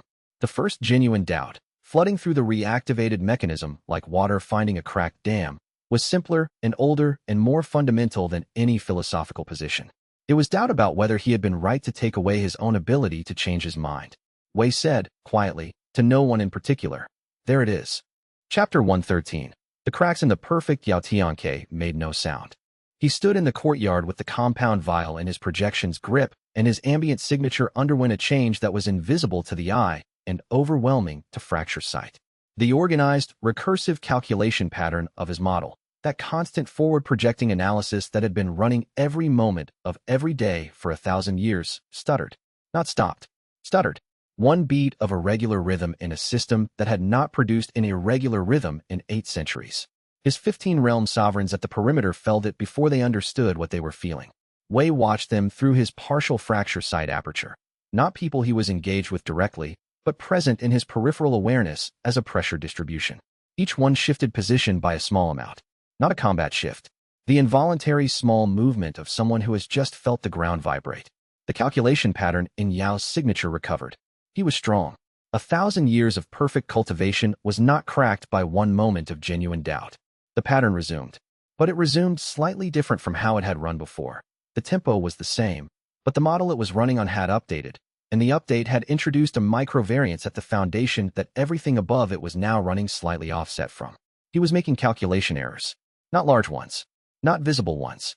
But he was projecting forward from a model that was fractionally misaligned from the field it was trying to predict, and every projection was arriving slightly wrong, and the correction cycle was now running behind the variance generation, which meant the gap was widening. Wei watched this process with the specific attention of someone who had spent 20 years learning to read exactly this kind of cascade. He thought, the foundation shifted. Everything built on the foundation is now slightly off true. He knows it. He is recalculating.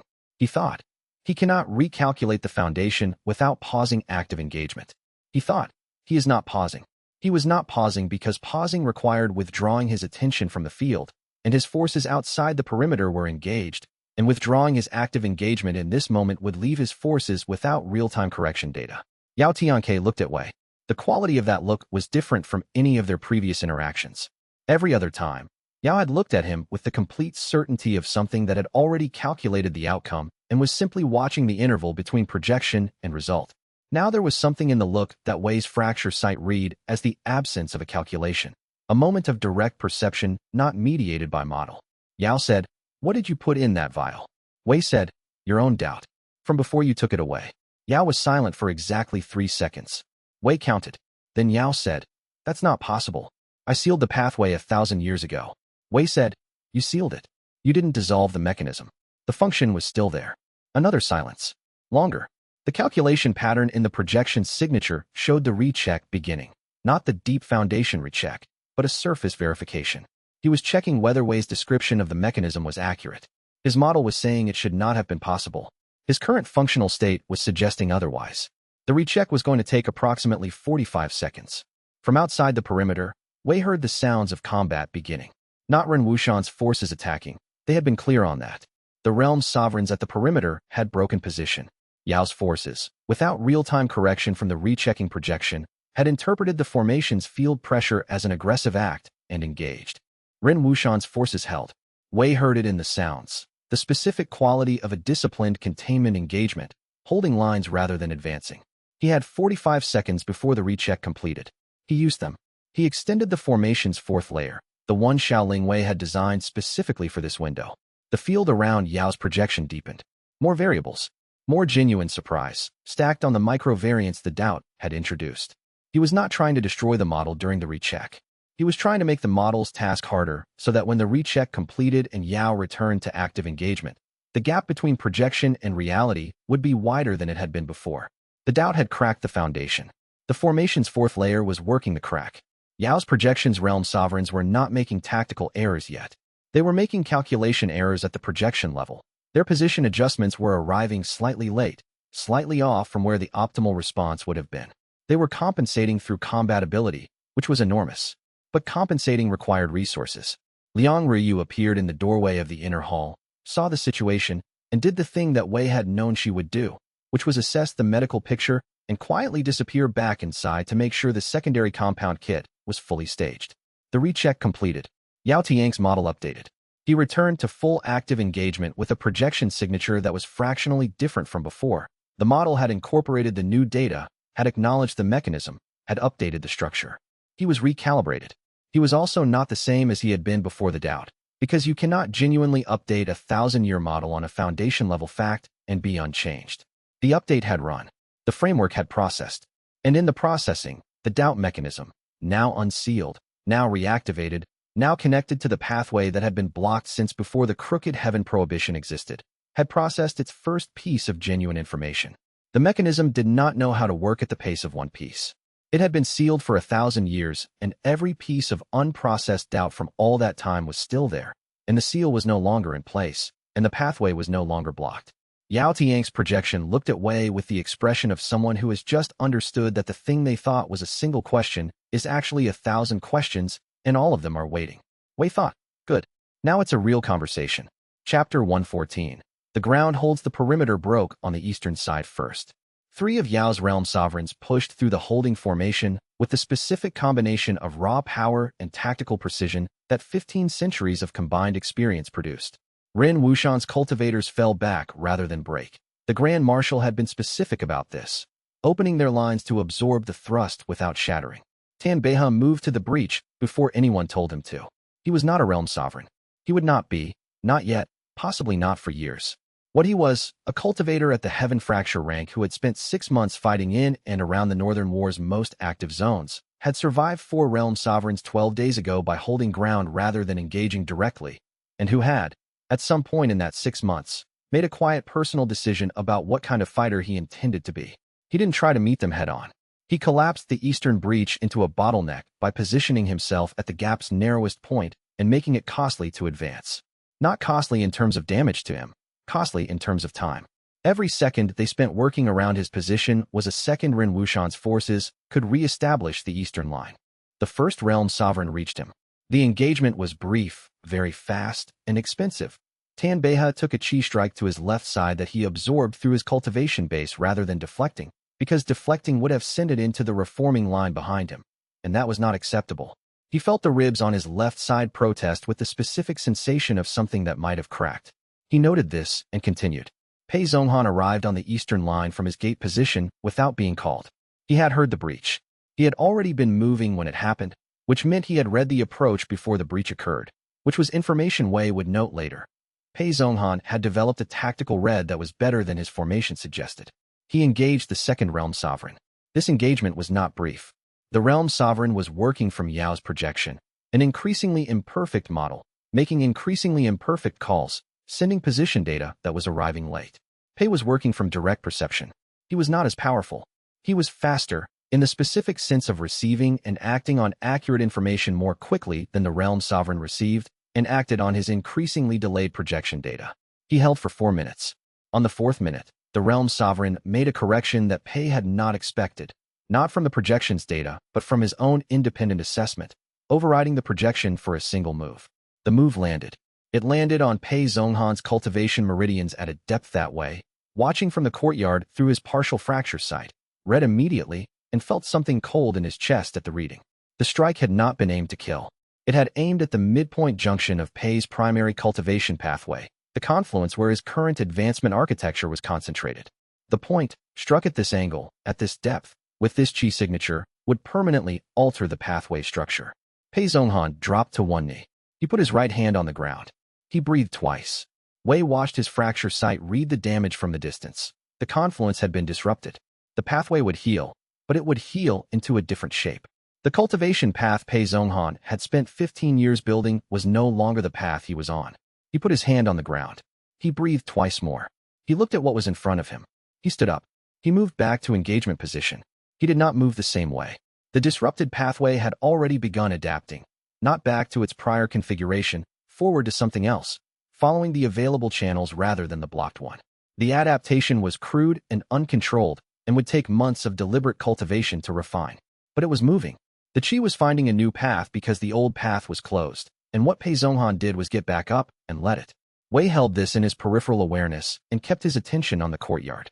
The framework was running. The formation was at full depth.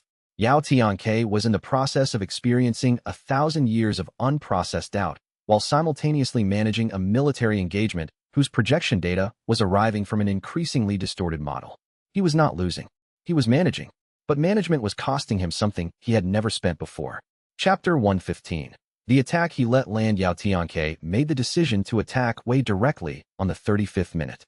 Wei saw it coming in the projection signature, the calculation resolving to a specific course of action with the particular quality of something that has run the alternatives and rejected them. This was not impulsive. This was Yao at his most deliberate. He had determined that the most efficient path to ending the framework was eliminating Wei's ability to sustain it. He was correct. Without Wei's active fracture site connection to the target point in Yao's cultivation base, the compound would dissipate, and the doubt mechanism would eventually reseal. The formation without Wei as its operational core would become a passive field, still useful, but no longer adaptive. Killing Wei would end it. Yao was not attempting to kill him. What he launched was a suppression strike. Apex Undying Rank Qi directed at Wei's cultivation base, with the specific intent of overwhelming it temporarily, reducing Wei to a state of incapacitation without permanent damage. The kind of strike you used when you wanted to stop someone and study them afterward. Wei felt it coming 3 seconds before impact through fracture sight. 3 seconds was not enough time to avoid it. It was enough time to prepare for it. He dropped his defensive formations. All of them. Tanbeihe, visible at the eastern breach, made a sharp involuntary movement toward him and stopped because there was nothing Tanbeihe could do about an Apex Undying level Qi strike. He opened his fracture sight fully. Not the controlled partial aperture. Not the 17-point targeting he had spent 30 days refining. All of it. The complete realm's sovereign range, with all its overwhelming informational load. Every imperfection in every system in the surrounding kilometer, flooding his Qi pathways at once with the same impossible weight it had carried the first time he'd opened it in his room on the 25th day. But this time he knew what was coming. The strike hit.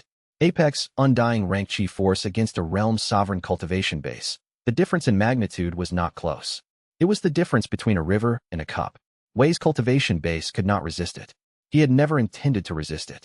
What he did instead, as the force hit, he allowed it to pass through the open fracture site pathways rather than concentrating it at the cultivation base's surface. The strike dispersed through the full range of his sight rather than compressing at the impact point. It still overwhelmed him, his Qi pathways lit with the specific burning sensation of sustained overload, the same sensation as the 30-degree too hot furnace run that he had learned to work through as a student because it was the only furnace available on the 4th floor. He worked through it. He was on his knees. He had not lost consciousness. His hands were on the compound table, and the table was the only reason he was not further down.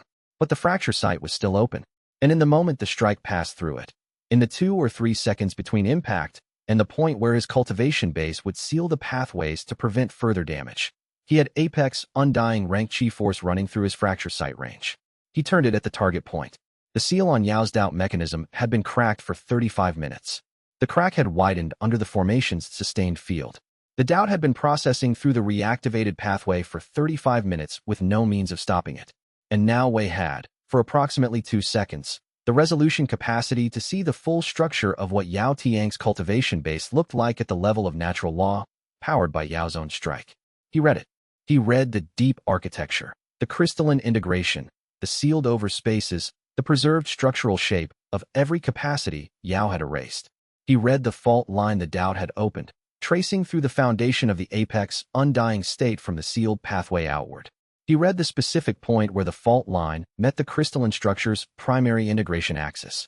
He thought, in the 2 seconds he had before his Qi pathway sealed, that's the right point. That's exactly the right point.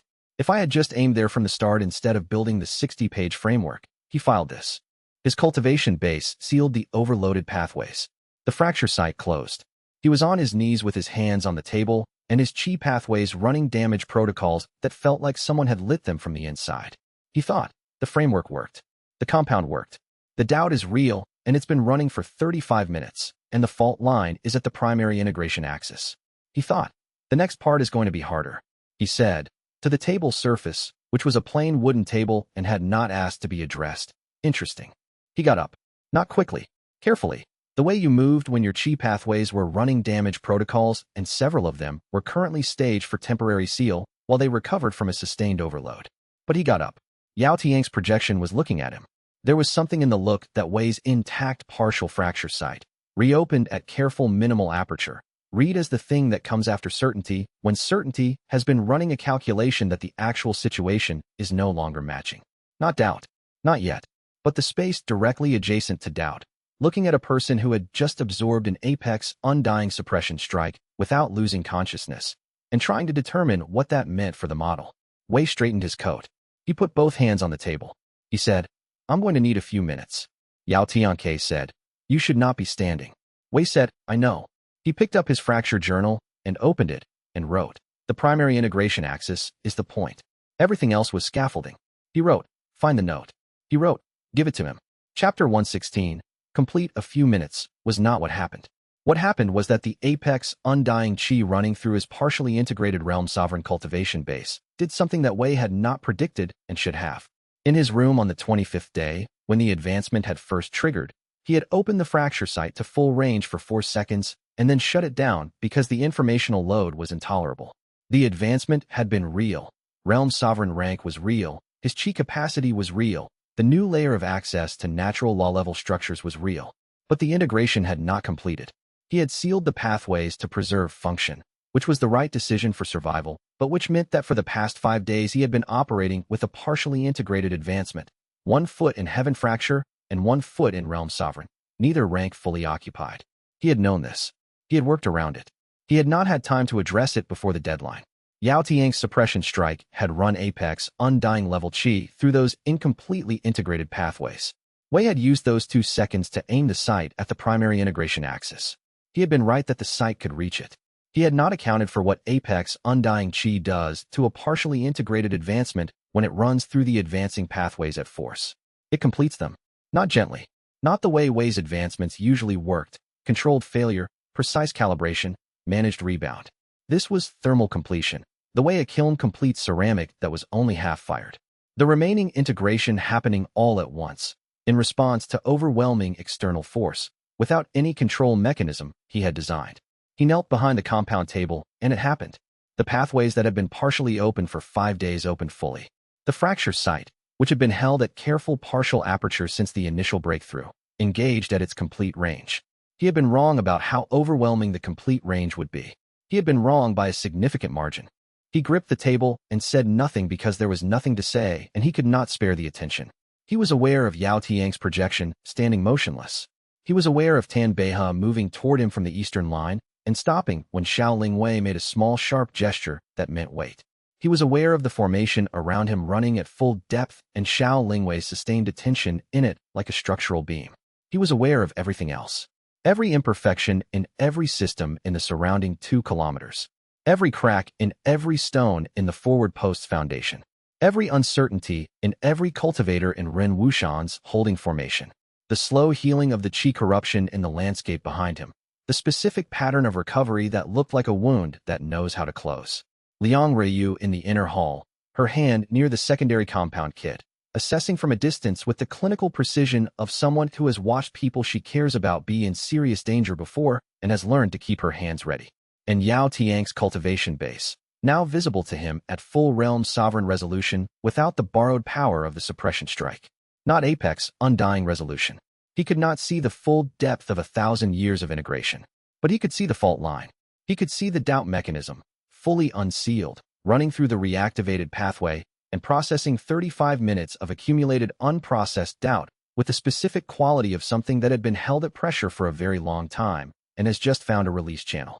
He could see the primary integration axis, the specific point where the fault line met the crystalline structure's deepest layer. He could see the note, not metaphorically, in the structure of Yao Tiang's cultivation base, preserved in the crystalline architecture the way a pressed flower preserves its shape in the pages of a book. The specific chi resonance pattern of what Yao Tiang's cultivation had sounded like before he began purging imperfection, before the prohibition, Before crystallization, the note the music had been trying to drown out for 1,000 years. He thought, there you are. He thought, that's what I needed. The fracture site settled. Not closed, settled. The informational load stopped being overwhelming and became a condition. His cultivation base completed its integration with a final adjustment that he felt as a deep, full-body sensation, like something clicking into place that has been slightly wrong for so long you had stopped noticing the wrongness. Realm sovereign rank. Fully integrated. Complete. He looked up at Yao Tiang's projection. His fracture site was now reading Yao's cultivation base at the same level that Yao's cultivation base processed the world. Not stronger. Not more precise. Compatible. Wei said, I found what I was looking for. Yao Tianke said, that should not have been possible under those conditions. Wei said, I know. I'll understand why later. Chapter 117. Two cultivators. One question, he told Yao Tianke what he had seen. Not everything. Not the fault line's depth. Not the specific nature of the node. Not the processing state of the doubt mechanism. But the existence of it. The preserved chi resonance. What it meant. He said, before you placed the crooked heaven prohibition, before you began purging imperfection, your cultivation base had a specific signature. A sound, if you prefer that frame. You haven't heard it in 1,000 years because you spent 1,000 years replacing it with silence. He paused. It's still there. In the crystalline structure. Preserved. Yao Tianke was silent. Around them, the situation had reached a specific equilibrium. Yao's forces had pulled back from active engagement when the suppression strike landed, waiting for an outcome signal. Ren Wushan's forces held. The perimeter was intact. No one was moving. Yao said, the original signature deteriorates under advancement. It is replaced by the integrated state. This is fundamental to cultivation theory. Wei said, for every other kind of advancement. Not for crystallization. Crystallization preserves. That's what it does. It stops development in exchange for structural permanence. The original signature is in there exactly as it was because nothing has been allowed to change it. Yao Tianke looked at him.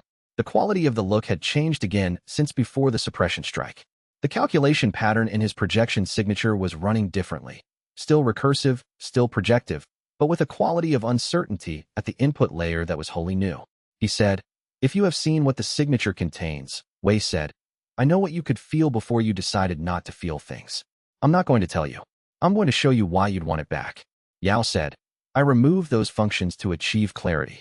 You removed them to stop the noise. But the noise was information. Emotional state is not information. It is interference.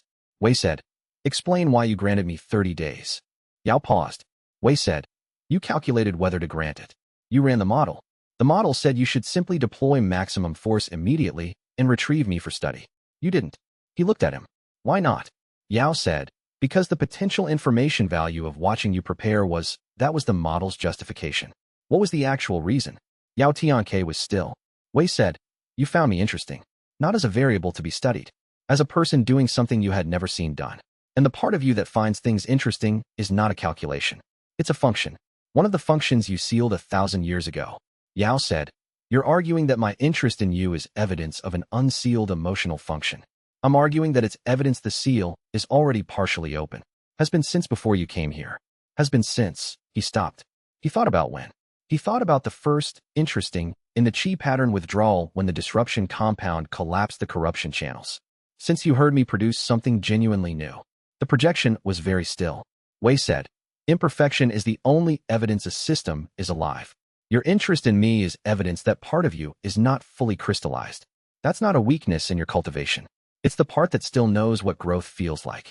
Yao said, you are very skilled at framing evidence to support a predetermined conclusion. Wei said, yes, it's a flaw. I've been informed of this. Something in the projection's signature shifted. Wei's fracture site, at its new compatible resolution, read it clearly. The doubt mechanism, processing for nearly an hour now, had reached a specific point in its backlog. Not a crisis point. A recognition point. The point where the thing being doubted was not an external proposition, but an internal one. Yao Tianke said, I don't know what I would find if the pathway was fully open. Wei said, I know. That uncertainty is not something I have experienced in a long time. Wei said, I know. Yao said, you are asking me to experience it deliberately. Wei said, I'm asking you to consider that the thing you're experiencing right now, the uncertainty, is not a failure of your cultivation. It's information. Your cultivation base is telling you something about a question you haven't finished asking. Yao Tianke said, and you believe you know what the question is. Wei said, I believe you know what the question is. You've been working on it for 1,000 years without being able to complete it because you sealed the mechanism you needed to ask it with. Chapter 118. The final layer. Xiao Lingwei had been waiting for Wei's signal for 47 minutes. She had not moved. She had not spoken. She had held the formation at full depth calibration for 47 minutes with the specific quality of sustained attention that most cultivators could not maintain for 20. Wei had watched it in his peripheral awareness throughout the confrontation with Yao Tianke, the slight shift of her weight at the 40-minute mark, the almost imperceptible adjustment in her breathing pattern that meant she had recalibrated her foundation position without changing her visible stance, the fine tremor in her right hand that was not fatigue but precision load. She was the most technically disciplined person he had ever worked with. He looked at her. He tilted his head left by a fraction of a degree. She engaged the final layer. What Xiao Lingwei, Madame Voss Qinglan, and Liang Ryu had built together. In the 8 days of Wei's planning session during which he had been designing the compound work and had, in the specific way that was also his flaw, not fully specified the final layer before assuming he would get to it, was something that had no name in the alchemy classification system or the formation classification system. Xiao Lingwei had designed a formation architecture that did not create a bounded field but a distributed resonance. Not a boundary that separated inside from outside. A condition that saturated the entire region without walls, like temperature, like humidity, like the specific quality of light just before a storm. What the resonance did, it introduced genuine, unpredictable variance into the ambient qi field at the level where cultivation models processed environmental input. Not large variance. Microvariance. The kind that was individually imperceptible but cumulative across a sustained exposure. Madame Voss Qinglan's contribution. She had 40 years of syndicate records on the specific compounds used to maintain large-scale qi field stability in contested regions. She knew, better than anyone, exactly what kind of microvariance caused the most compounding model errors over time. She had contributed that specification to the final layer. Liang Ryu's contribution, a physician's compound, derived from the failure incense residue Wei had given her to analyze, that when dispersed in the ambient qi field amplified the resonance in the specific frequency range corresponding to the emotional function mechanisms that crystallized cultivation had preserved but sealed. It was not a weapon. It was a resonator. It made the sealed spaces more audible to the mechanisms that had forgotten how to listen. Liang Ryu deployed the compound from the inner hall doorway without announcement, because Wei had told her his signal would be the left tilt of his head, and she had been watching for it, without looking like she was watching for it. The final layer engaged. Yao Tianke felt it immediately. His projection signature underwent the now familiar pattern of rapid recheck, but this time the recheck was not running on a single variable. The final layer was touching the model at 43 points simultaneously, each one a genuine microvariance, each one requiring individual verification, the 43 rechecks generating cross-interactions that required additional rechecks. It was not overwhelming by design. Overwhelming would have triggered his defensive withdrawal. It was precisely calibrated to be exactly at the limit of what his model could track. By Xiao Lingwei's calculation, by Voss Qinglan's specification, by Liang Ruoyu's amplification frequency, and by the fact that his doubt mechanism had been running for an hour and was now generating its own interference in his model's input layer. Not because anyone had forced it, but because the mechanism, once unsealed and running, was doing exactly what it had been built to do. Noticing things. Flagging uncertainty. Asking whether the model was correct. Yao Tianke was inside a field where no perfectly static cultivation model could maintain predictive accuracy, and his model was not perfectly static anymore. He looked at Wei. Wei met his eyes. He said, quietly, "You're inside it." Chapter 119. The first uncalculated decision. Yao Tianke stood in the final layer's field for 11 minutes. Wei watched. He did not speak. He did not advance the framework. He had done what the framework was designed to do, and the rest was not his to engineer. This was not easy. He was aware of a strong internal pull toward doing something more, adding another compound, adjusting the formation, finding the next variable to introduce. He was aware of recognizing this pull as his flaw and consciously setting it down. He waited. Yao Tian's projection signature was doing something Wei had never read in it before.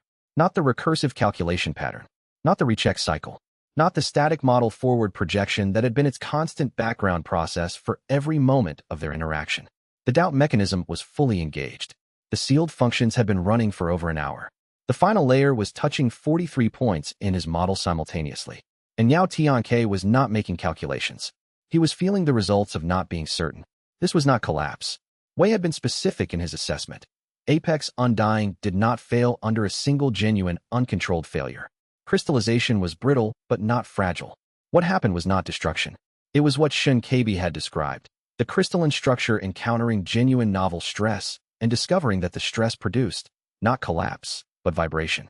The thing crystalline structures do when something strikes them correctly. They ring. Wei watched it happen in the projection signature. The fault line that the doubt had opened was transmitting through the primary integration axis and through the foundation of the apex undying state, not as collapse, but as resonance. The note that the cultivation had been suppressing for 1,000 years, finding its frequency in the fault, beginning to sound. Yao Tianke looked at his projections hands. He looked at Wei. He looked at the courtyard, the compound table, the formation-marked walls, Tan Beihe standing at the eastern line, Pei Zhonghan on the ground by the gate with his hand pressed to his disrupted meridians and his eyes open, and his expression holding something that had never been there before. Xiao Lingwei at the north wall with her hands open and her formation running, Liang Ryu in the doorway. He looked at Shun Keibi, who had emerged from his position at some point during the confrontation and was standing at the courtyard's edge with his journal open and his brush moving. He said, "You did this." Wei said, "You did this. We just gave you the opportunity." Yao Tianke was quiet for a long moment. He said, "I need to leave." Wei said, "I know. This is not a concession. I know. I need to process what is happening in my cultivation base before." He stopped. The stopping was itself significant. Yao Tianke did not stop mid-sentence. He calculated his sentences before beginning them. Something had interrupted the calculation. "Before I can engage further." Wei said, "Take whatever time you need." Yao Tianke looked at him. In the projection's ambient signature, Wei read the thing he had been looking for since the beginning of the confrontation, the thing that 1,000 years of crystallization had preserved the shape of without the function. Now the function was running again, for the first time in a millennium, and it was looking at a person who had just done something genuinely unexpected and was producing a response that was not calculation. He said, "You are very annoying." Wei said, "I've heard that." Yao Tian's projection dissolved. It did not withdraw the way it usually withdrew, with the unhurried certainty of something detaching from a situation it had assessed and resolved. It dissolved with the specific quality of something that has more to process than it currently has capacity for, and is removing itself to create space. His forces received the signal instantly. 15 realm sovereigns and 100 heaven fracture cultivators disengage from the perimeter in the single coordinated motion of a formation obeying a clear directive. Within 4 minutes, they were gone. The courtyard was quiet with the specific quality of a room that has just been in the presence of something very large and is slowly returning to ordinary scale. Wei put his hands on the compound table. His chi pathways were running on their damage protocols. His fracture site was stable at its completed integration level. His left knee, he observed, was shaking slightly. This had apparently been happening for some time, without his conscious awareness, which was the kind of information his body tended to forward on a slight delay when it understood that mentioning it during the relevant period would have been unhelpful. He straightened. He said, "Is everyone? Pei Zhonghan needs medical attention," Tan Beihe said, from the east gate, in the tone that was not calm but was performing calm so that the situation could be managed. Liang Ryu was already moving. Chapter 120. What he writes next. He sat alone for 2 hours. Not in the working room. Not at the compound table. In the outer courtyard. In a chair that Tan Beihe had placed in the section where the afternoon sun reached, which was the section that had the longest warmth remaining in it now that the day was tipping toward evening. Wei suspected the chair had not been there before and had appeared through Tan Beihe's logistical management without announcement, which was the usual mechanism. Pei Zhonghan's disrupted meridians were being assessed by Liang Ryu. Tan Beihe was managing the post-operation debrief with Rin Wushan's second-in-command. Xiao Lingwei had sat down in the working room and was, for the first time in 30 days, doing nothing, sitting with her hands in her lap and her eyes closed in the specific quality of stillness that was not sleep but recovery. Madame Voss Qinglan had returned to her tent and was apparently writing. Shinkabi had not stopped writing since the confrontation ended. Wei sat in the sun. Yao Tianke had withdrawn. He had not conceded. He had not been defeated. He had made a genuinely uncalculated decision for the first time in 1,000 years. The decision to stop and process rather than continue and control, and he had gone to do it. Wherever he processed things. Wherever a practitioner who had been in seclusion for 8 centuries went when they needed to think. He had said, "I need to process what is happening in my cultivation base before I can engage further." He had not said, "before I can engage." He had said, "before I can engage further." Further. Wei turned this over in the sun for approximately 20 minutes and arrived at the same conclusion he had arrived at on the 14th minute. Yao Tianke was not done. He was recalibrating. And when he returned, however long it took, whether it was days or decades, he would return to engage further, not to capitulate. This meant one thing. The confrontation had not ended. It had reached a pause. And in the sealed realm that Shun Kabi had described, the place where Yao's cultivation had been sitting beneath the Northern War's battleground, slowly corrupting the land while he worked on something, there was still the purge he had been attempting when the doubt began. Still the attempt to excise what the framework had unsealed. If he completed the purge, he would return crystallized deeper than before. Wei thought about this for a while. The sun moved. His shadow lengthened across the courtyard stones. He reached into his inner pocket and took out his fracture journal.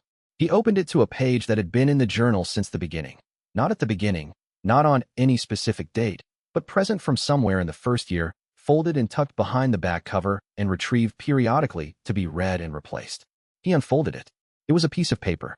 Not his handwriting. The handwriting was someone else's, from a year and more ago, written in the specific tight-stroke style of someone who was performing certainty rather than feeling it. The text read, "Even your failures are crooked. You will never produce a straight outcome in your life." He had kept it because it was accurate. He had kept it because accuracy, even from someone who meant it as dismissal, was worth preserving. He had kept it because there was something in the word crooked that he had not, when he received it, fully understood yet. He read it now and understood it completely. He picked up his brush. Below the insult, in his own handwriting, he wrote, "Crooked Heaven Fracture. Application in 17 steps."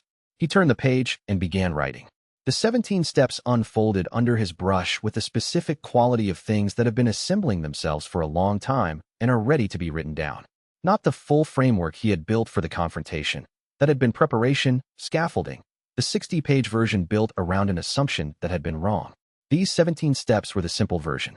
The version he had glimpsed in the 2 seconds of Apex undying level sight before his pathways sealed. The version that aimed at the primary integration axis directly, without the formation field and the formation alchemical hybrid and the 30-day preparation. The version that could work in a sealed realm, at the level of natural law, on the deepest fault line of a 1,000-year cultivation base.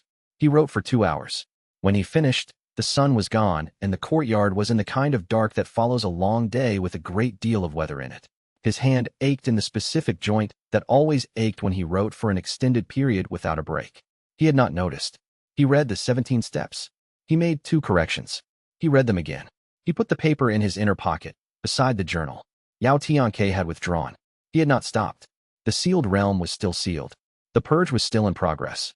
Wei sat in the dark courtyard and thought about the difference between a confrontation that had ended and a confrontation that had reached a pause. He thought about the specific quality of the doubt mechanism he had watched run for an hour and a half in a cultivation base that had not experienced genuine doubt for 1,000 years. He thought about what was happening in that sealed realm right now, in the hours since Yao had withdrawn. The doubt, fully unsealed, running through an undisturbed environment, encountering the full backlog of everything that had been waiting for the pathway to open. He thought, he's going to come out of there different, one way or the other. He thought, I need to make sure it's the right way. He put the journal away. He stood. His left knee had stopped shaking.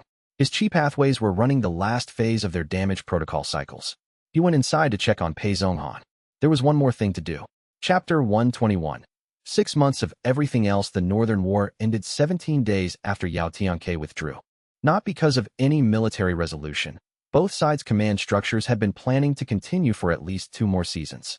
It ended because the chi corruption that had been degrading both sides' cultivators for 3 years cleared overnight, and with it cleared the primary tactical advantage that had made the Northern Front's endless attrition tolerable. Without the corruption forcing cultivators on both sides into unpredictable combat failures, the casualties of continued engagement became too legible. Grand Marshal Ren Wuxian filed for armistice at the 16th hour of the 17th day. The opposing command, having independently arrived at the same calculation, accepted. Ren Wuxian's second-in-command sent Wei a formal notification of the armistice signing. The message contained one additional line, in handwriting that was not the second-in-command's. The ground is already regrowing. I did not expect that. RWA kept the message.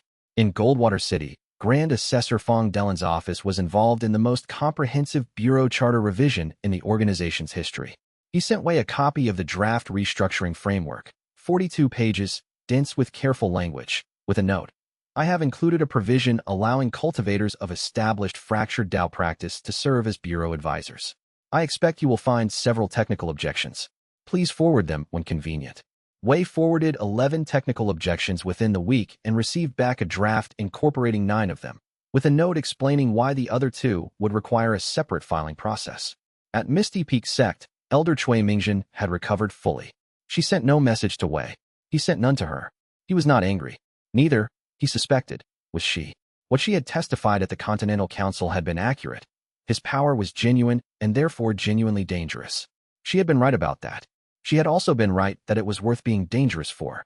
He thought they probably both understood this and were giving each other the space to understand it without requiring a conversation about it.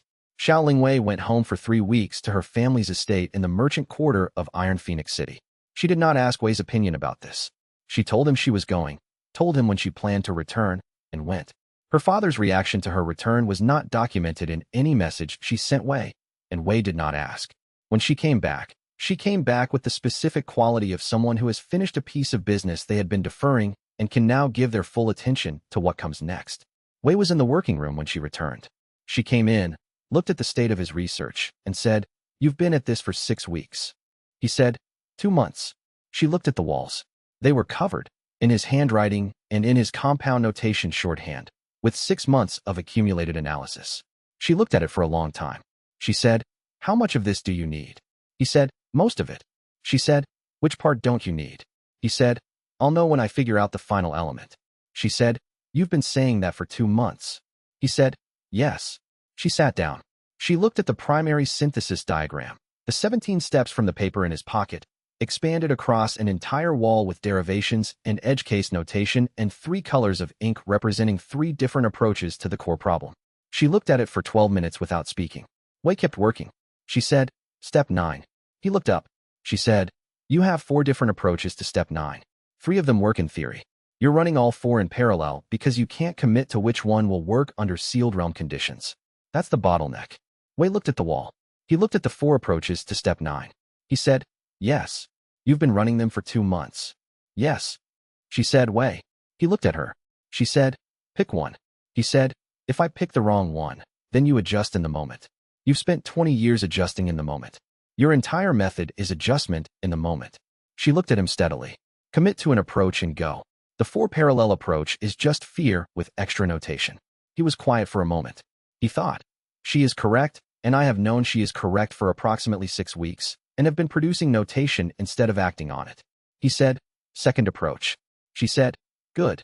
He crossed out the 1st, 3rd, and 4th approaches. The wall immediately looked different, simpler, not in the sense of less thought, but in the sense of a decision made. He looked at the 2nd approach. He said, "This is going to require Dao embodiment." She said, "I know." He said, "I haven't advanced to Dao embodiment yet." She said, "I know. That's why it took 6 months." Chapter 122. What Shin Kabi found. Shin Kabi came to him on the 154th day after Yao Tiang's withdrawal. He had been doing his morning production run, the disciplined daily practice that he had maintained through all 6 months, 2 hours of compound work, each batch a controlled failure, each failure producing something useful, the practice as much about maintaining cultivation form as about the products. Xiao Lingwei was at the north wall, working on a formation modification that she had decided required complete reconstruction rather than adjustment. Tan Beihe was not present. He had taken Pei Zhonghan to the nearest Bureau Healing Center 3 weeks ago for the 3rd assessment of his disrupted meridian pathway, which was healing in a direction that puzzled the Bureau's physicians and interested Tan Beihe for reasons he had not fully articulated. Shun Kabi appeared in the doorway with the particular expression he wore when he had information he had been verifying before presenting. He said, "I have something." Wei said, "Give me 4 minutes." He finished the current stage of the production run. He set the vessel. He turned. Shun Kabi said, "He's returned to the sealed realm." Wei was still. Not to emerge. To attempt a cultivation purge. Shun Kabi chose his words with care. "The process I described to you. The attempt to excise the doubt mechanism at depth. At apex, undying rank. Performed in a sealed environment of his own construction." He paused. "I have been monitoring the sealed realm's external chi signature for 6 months. What I detected this morning is consistent with the preparation stages of an apex-level cultivation operation of extreme scale." Wei said, "How long does the preparation stage take?" "Approximately 30 days. Maybe 40. And then," xianxia said. Then he attempts the purge. If he succeeds, if he excises the mechanism cleanly, without triggering the uncontrolled failure Yao's brittle cultivation base is vulnerable to, he emerges with the doubt mechanism removed. Permanently. The seal would not be the previous one. This would be excision, not sealing. The function would be gone. Wei said. He would be more crystallized than before. Yes. The doubts I unsealed would be processed and then removed rather than integrated. He would emerge with all the knowledge of the confrontation and none of the functional capacity to act on what it revealed. Wei said. And if the purge fails uncontrollably? xianxia said. The energy release of an uncontrolled failure at apex undying rank, in a sealed realm position beneath a contested geological zone. He paused. The land impact radius would be substantial. I have estimates. I won't give you numbers because the numbers are not the point. The point is that the risk is not theoretical. Wei said, how many people in the radius? xianxia said, enough that it matters. Wei sat with this for a moment. He thought. He went into the realm to undo what the confrontation did. He has been in there for 5 months running the doubt mechanism through its backlog and has reached a point where he's decided the answer to doubt is removal. He is now running out of time because Yao Tianke has chosen the one response that eliminates the possibility of a different outcome. He thought, I have 30 days. Maybe 40. He thought, I need Tao embodiment. I have never attempted to advance a rank on a deadline I didn't choose. He thought, interesting problem. He said, thank you. He went to his research wall. He looked at the second approach to step 9. He said, I need to begin the advancement preparation. xianxia said, from the doorway, Wei Zhenfang. Wei looked at him. xianxia said, the crooked heaven fracture. You've been designing it for 6 months. Yes. You know how to do it. Yes. Then why? Wei said. Because I need Tao embodiment to do it at the level of natural law. And the only way to reach Tao embodiment in time is to design an advancement that I am certain will work. And designing something I am certain will work takes. He stopped. He stopped because he had heard what he was saying. He looked at the wall. He looked at the 6 months of notation. He looked at the 4 approaches to step 9 that Xiao Wei had made him cross out yesterday. He said, to himself, with the specific quality of someone discovering that they have been demonstrating their flaw for 154 consecutive days. I've been over-engineering the advancement. xianxia said, yes. Wei said, I have 30 days. xianxia said, yes. He crossed to his fracture journal. He opened it. He wrote, advancement design, simplest version. What is the irreducible minimum? He began writing below that line, and this time he was not permitted to add derivations. Chapter 123, The Crooked Heaven Fracture. He explained it once. To all of them, in the courtyard, on the 22nd day before what xianxia's monitoring estimated was the purge window. Not because he wanted to. Because Grand Assessor Fong Dellen had arrived the previous day, traveling from Goldwater City without announcement, which was characteristic, and had walked into Wei's working room, looked at the walls, looked at the 17 steps, and said, walk me through the mechanism. I may be able to help with the legal element. Wei had not been aware there was a legal element. There was a legal element. The crooked heaven fracture, as Wei had designed it, required introducing a controlled failure into the law of perfect cultivation at the level at which the law operated on a sealed realm's internal chi field. This was not a cultivation technique in the standard sense.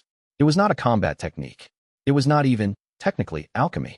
Fong Dellen had pointed out that it might be classified as a modification of natural law through deliberate alchemical intervention, which was a category that the Bureau's new charter was actively legislating, and which currently had a provision requiring a filing of intent before any application. Wei had looked at him. He had said, the purge window is 22 days away. Fong Dellen had said, I can file the intent this evening and have provisional approval by morning. I am the Bureau Director. That is within my authority. He paused. I am telling you because I wanted you to know there was a legal element that you had not designed for. Wei had been quiet for a moment. Then he said, I've been designing for 6 months and didn't notice a legal component. Fong Dellen said, you're not a lawyer. No, I am. He paused. Or functionally adjacent to one. He filed the intent that evening. Approval arrived by the following morning. He gathered everyone the next day. He said, the crooked heaven fracture requires 3 conditions to be met simultaneously inside Yao Tiang's sealed realm. First, the doubt mechanism must be active and processing, which it is. Second, the primary integration axis must be accessible through the fault line we created in the confrontation. Third, a controlled failure must be introduced at the law of perfect cultivation's operational layer with enough precision to produce a specific byproduct rather than an uncontrolled release. Tan Bei has said, What's the byproduct? Wei said. A 1-second window during which Yao Tiang's cultivation base experiences genuine, uncontrolled imperfection. Not a failure of the apex, undying rank. A failure of the crystallization, a momentary return to a state that can adapt. Pei Zhonghan, who had said almost nothing in the past week, said, 1 second. Yes. And in that second, Wei said, he feels what his cultivation has been drowning out for 1,000 years. The note, the thing the music was suppressing. He paused. We're not trying to defeat him. We're trying to show him the answer to the question he's been asking. Madame Vos Qinglan said, and the uncontrolled failure risk. The continent scale release. Wei said, the fracture is not the uncontrolled failure. The fracture produces a controlled 1-second window of imperfection. The risk is if the fault line I target propagates further than the primary integration axis before it resolves. If it propagates to the cultivation base's full depth at apex, undying integration. He paused. The fracture site will be monitoring the propagation in real time. I stop it before it exceeds the target depth. She said, and if you can't, he said, then someone else needs to be ready to evacuate everyone in the radius. Ren Wuxian said, from the back of the gathering with the quality of someone who had been listening and making calculations of his own. I have forces positioned for that. They have been positioned for 30 days. Everyone looked at him. He said, I have been following Shen Kei's monitoring data since the 3rd month. I did not mention it because Wei Jinfeng would have incorporated it into a new planning document and spent another month on notation. Wei said, that's fair. Ren Wuxian said, what do you need from my forces? Wei said, hold the radius perimeter. Don't engage anything that comes out of the realm unless it's a chi release wave. Done. Fong Delan said, I would like to observe. Wei said, I know. I am coming regardless of whether you want me to. Wei said, I know. He looked at the assembled group. Xiao Lingwei at his left, Tin Beihe at his right, Pei Zhonghan with his altered cultivation pathway running its new course and his eyes holding that new something. Liang Ruiyu with her physician's satchels already packed. Shen Kei with his journal. Madame Vos Qinglan with her arms at her sides and her expression accounting for the situation. Ren Wuxian, a soldier who had stopped a war by watching the thing he was fighting evaporate. Fong Delan, a bureau director who had spent 40 years protecting the institution's principles from inside and was not going to miss the day those principles were vindicated. He said, we go in 8 days. That gives me time. Tan Beihe said, for what?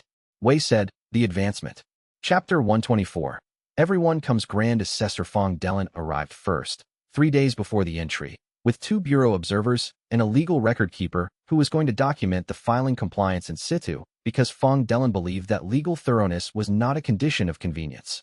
He had aged, Wei observed, in the comfortable way that people who have spent 40 years doing work that aligned with their values aged, not worn down but settled, the way a good tool settles into its best use.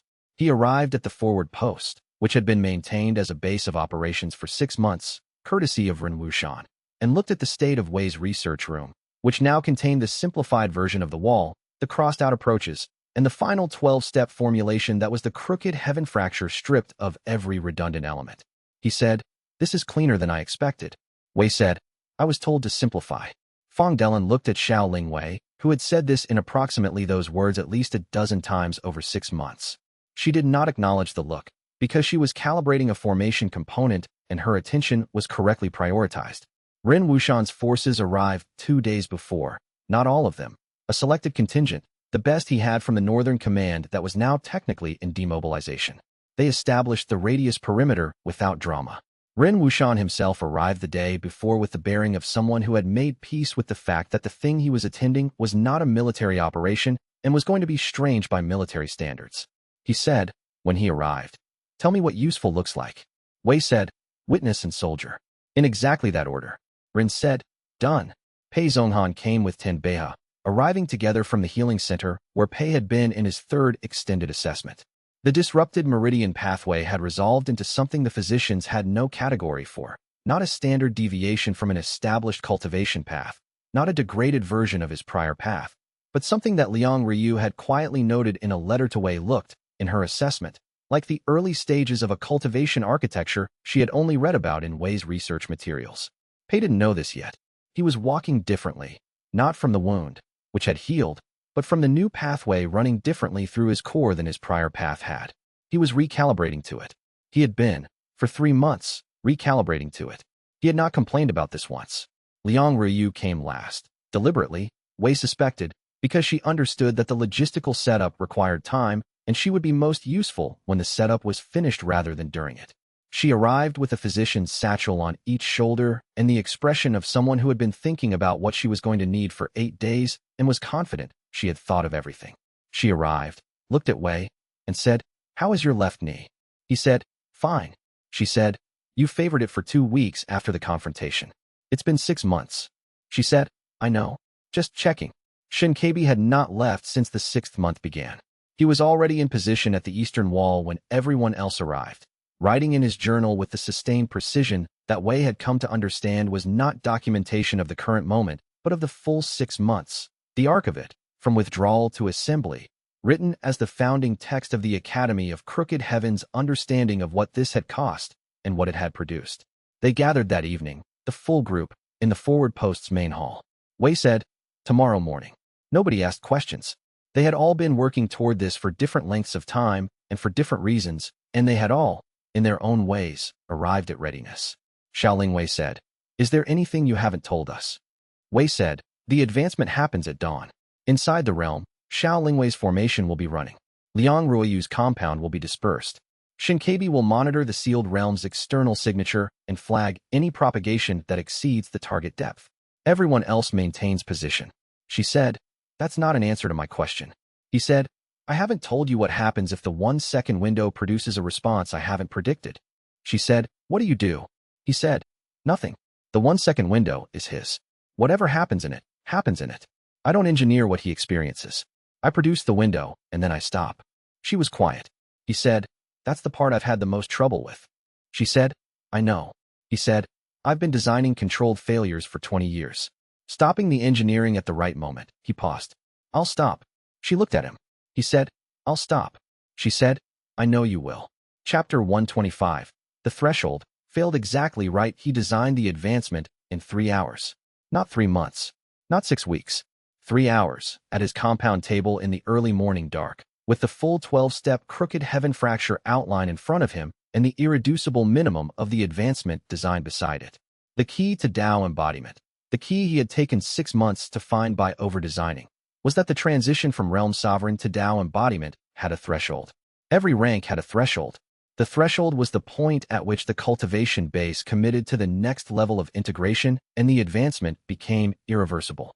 For every other rank in Wei's history, the threshold had been crossed by accumulation.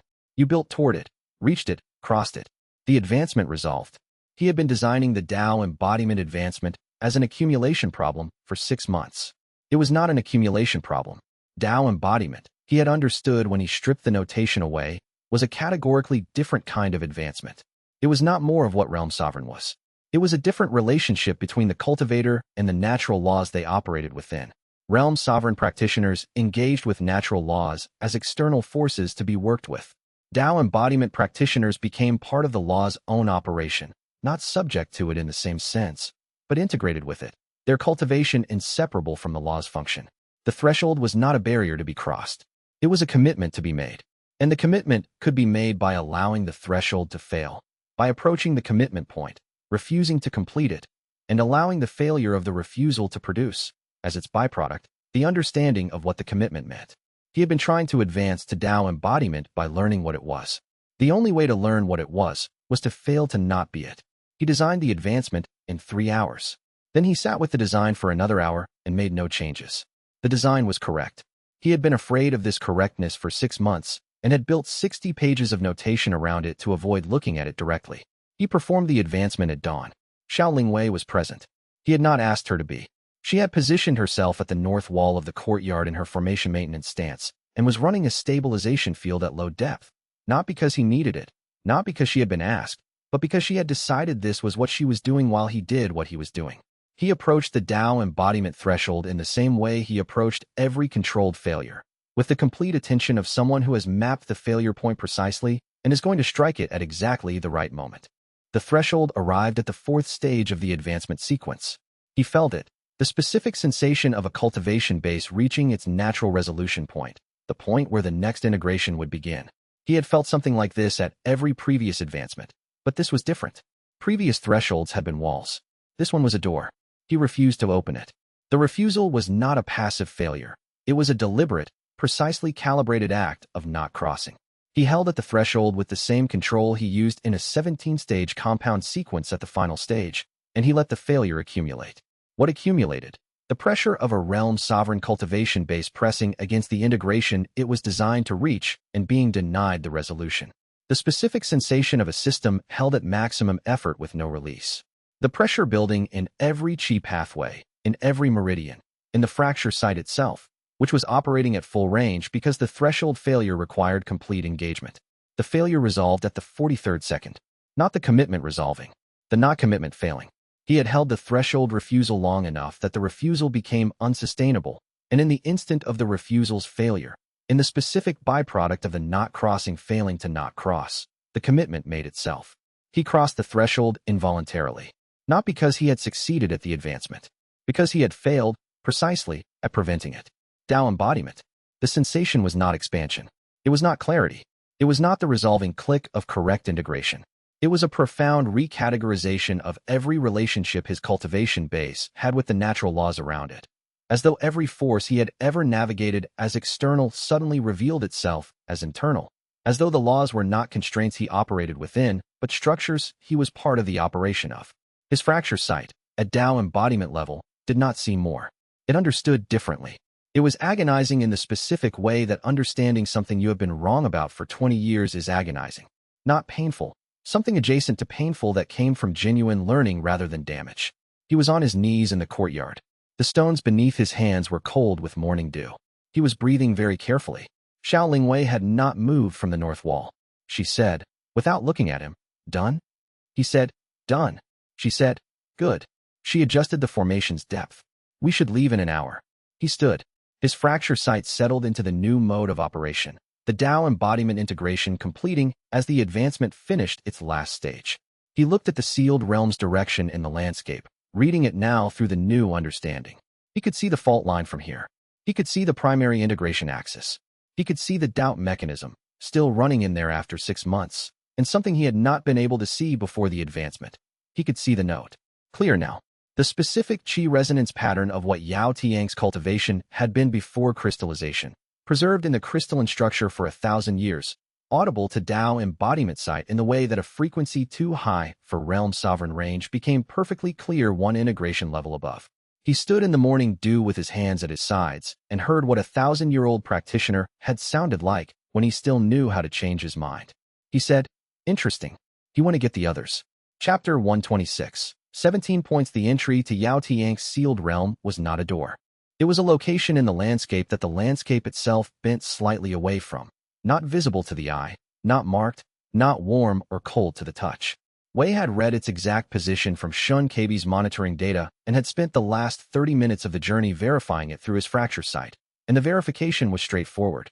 The sealed realm was exactly where the data said it was, and it was maintained by cultivation at a depth and consistency that he could read from the outside the way you read a structural load in a building by watching which stones bear the weight. He stopped at the boundary. He said, "The entry will recognize the Tao embodiment contact. The realm's maintenance architecture responds to cultivation level. It's designed to keep out everything below the designer's threshold. Yao's threshold is apex undying. I'm at Tao embodiment." He paused. "That's close enough that the boundary will respond but won't automatically reject. It will treat the entry as a boundary violation and begin correction procedures. We'll have a window." Tan Bei has said, "How long?" Wei said, "Unknown. The correction procedures operate on Yao's active attention. He's focused on the purge." He looked at the boundary. "Long enough." Ren Wushan, who had come to the boundary with the group and would remain outside it with his forces, said, "Signal if you need evacuation support." Wei said, "We will." He looked at the group. Xiao Lingwei with her formation components. Tanbei, Pei Zhonghan, Liang Ruoyu, Shun KB with his journal in his inner pocket, and the specific expression of someone who has been waiting 400 years for this particular morning. Madame Vos Qingluan, Fong Delan, who had brought his legal record keeper and had the expression of someone who intended to document every element of what was about to happen for the Bureau's historical archive. Wei pressed his Tao embodiment cultivation against the boundary. The boundary pushed back.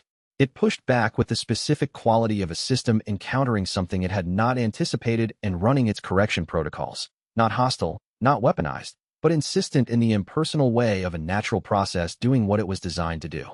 He pressed. The boundaries correction protocol was Yao Tiang's cultivation at one remove, the realm maintenance running on standing orders rather than active direction. Wei's fracture site. At Dao embodiment resolution, read the standing orders clearly. They were extraordinarily thorough. They were also at the specific frequency of his approach, almost perfectly static. Almost. He found the microvariance. There was always a microvariance. There were, upon close examination, 17 of them. There were always 17. He had mapped 17 in Yao's projection at the Continental Council hearing. He had mapped 17 in the corruption channel field.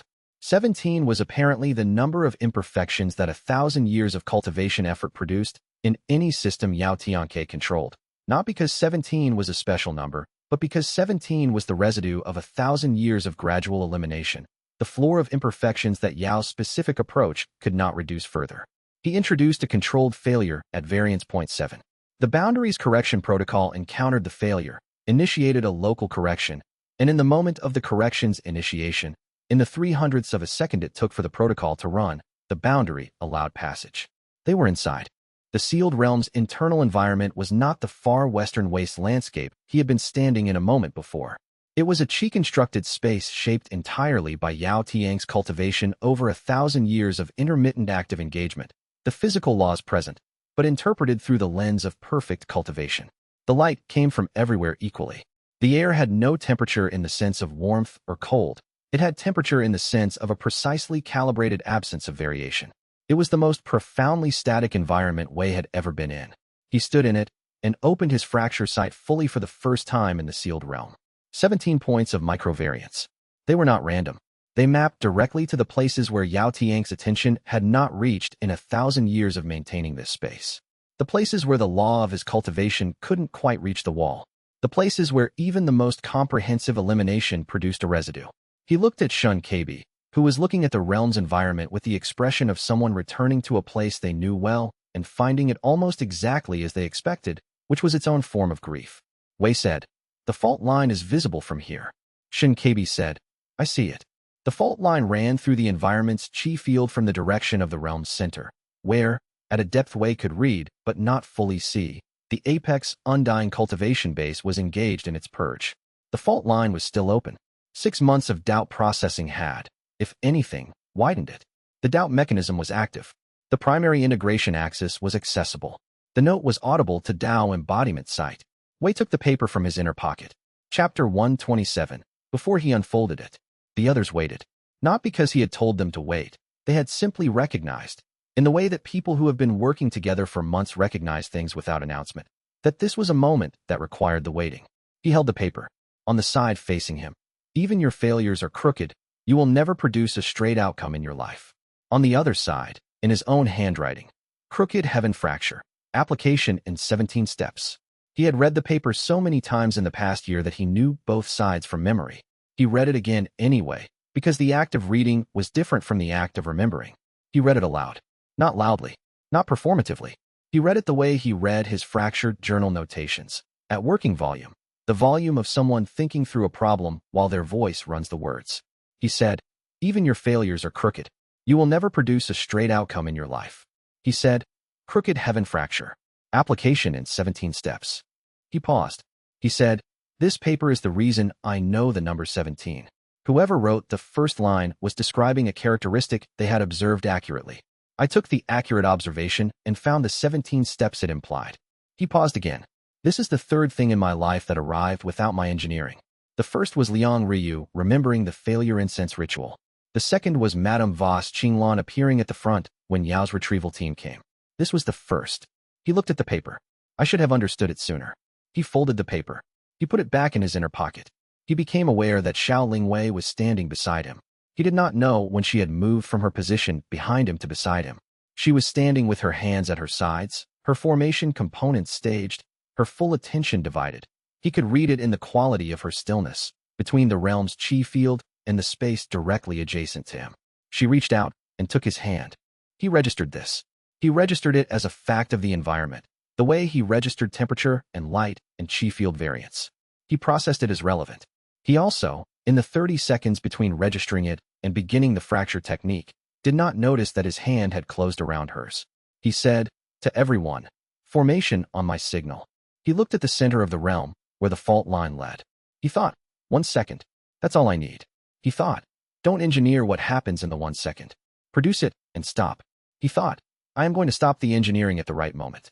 He thought, she's holding my hand. He thought, I'll think about that afterward. He said, now. Chapter 128. The introduction of failure into the law itself. Xiao Lingwei engaged the formation. Not the full battle formation, they were not fighting. What she engaged was a resonance architecture. The version she had spent 6 months refining from the design that Liang Ryu and Madame Voss Qinglan had contributed to, a distributed field, no boundaries, a condition rather than an enclosure. The sealed realm's static chi field accepted it because the field introduced no new force and challenged no existing structure.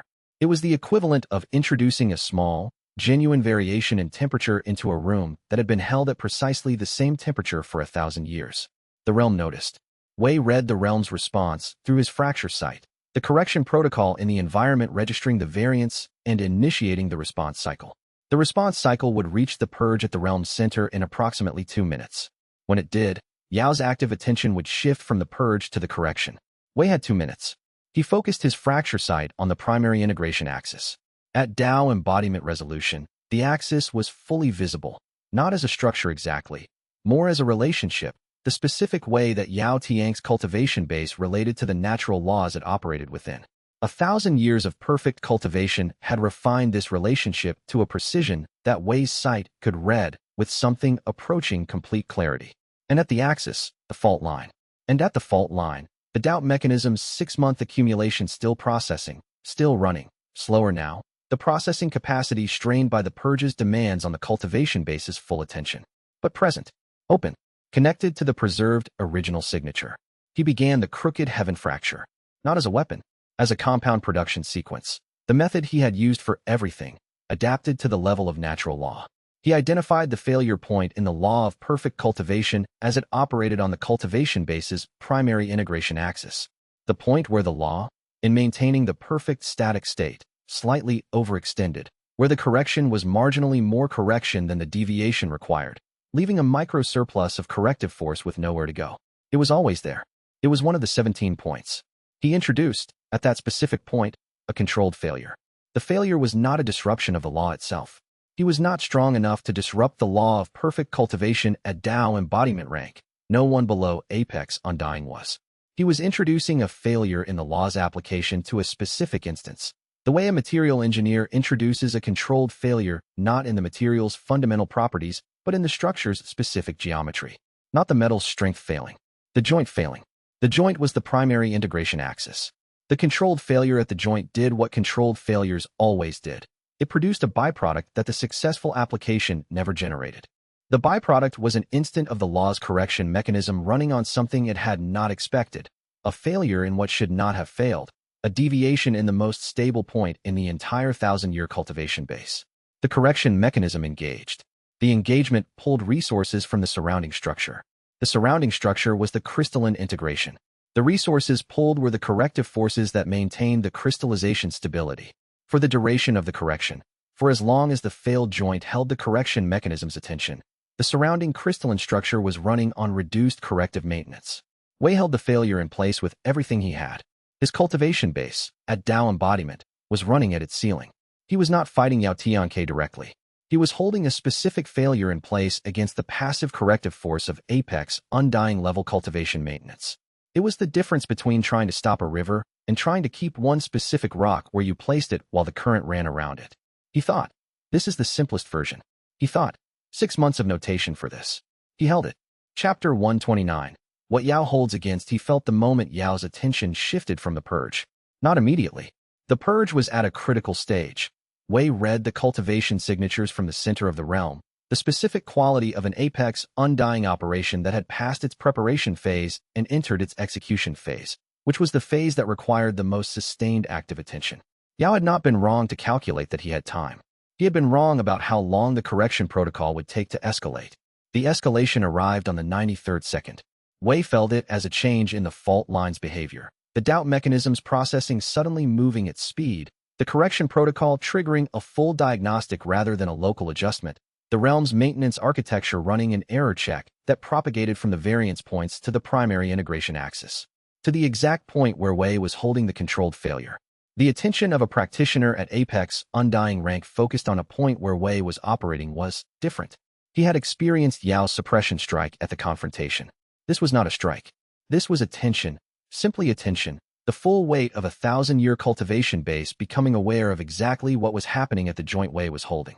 The corrective force at the joint increased by an order of magnitude. Wei held. His cultivation base was not going to win a force contest with apex, undying attention. He knew this.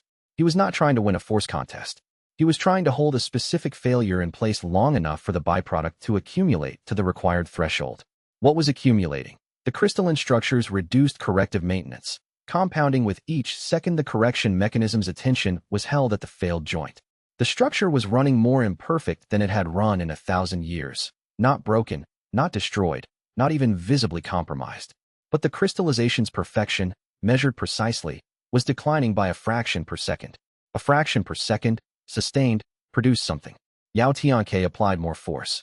The realm destabilized, not catastrophically, not the way it would destabilize in an uncontrolled failure, but the way a structure destabilizes when two forces of very different magnitudes are acting on a single point. Wei felt it in the formation field. Xiao Lingwei's resonance architecture bending under the pressure, not breaking.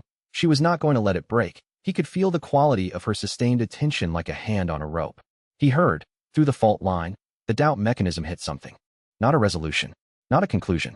A specific piece of information that the mechanism had been running through its backlog for 6 months and had finally reached. The moment, 1,000 years ago, when Yao Tianke had decided that the thing he was losing was less important than the thing he would gain. The mechanism had reached the decision point.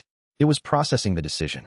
The processing produced something in Yao's cultivation base that was not doubt about a philosophical position. It was something much older and much simpler. It was doubt about whether the decision had been right. Wei felt it through the fracture sight, the quality of it, arriving in the structure of the cultivation base the way a harmonic arrives in a vibrating string, not loud, but present, undeniable, altering the resonance of everything it touched. He held the failure. Yao applied everything he had to the correction. Wei said, to himself, to the stone-cold static air of the sealed realm, hold. He held. Chapter 130. 1 second. The 1-second window opened at the 98th minute. Not because Wei produced it. Not because the controlled failure overwhelmed the corrective force. It never did, could not have, was never designed to. The window opened because Yao Tiang's cultivation base, in processing the doubt mechanism's evaluation of the 1,000-year-old decision, reached a moment that Shun Keibi had described as a held breath. A model update of fundamental depth. Not the surface recheck. Not the 60-year recalculation.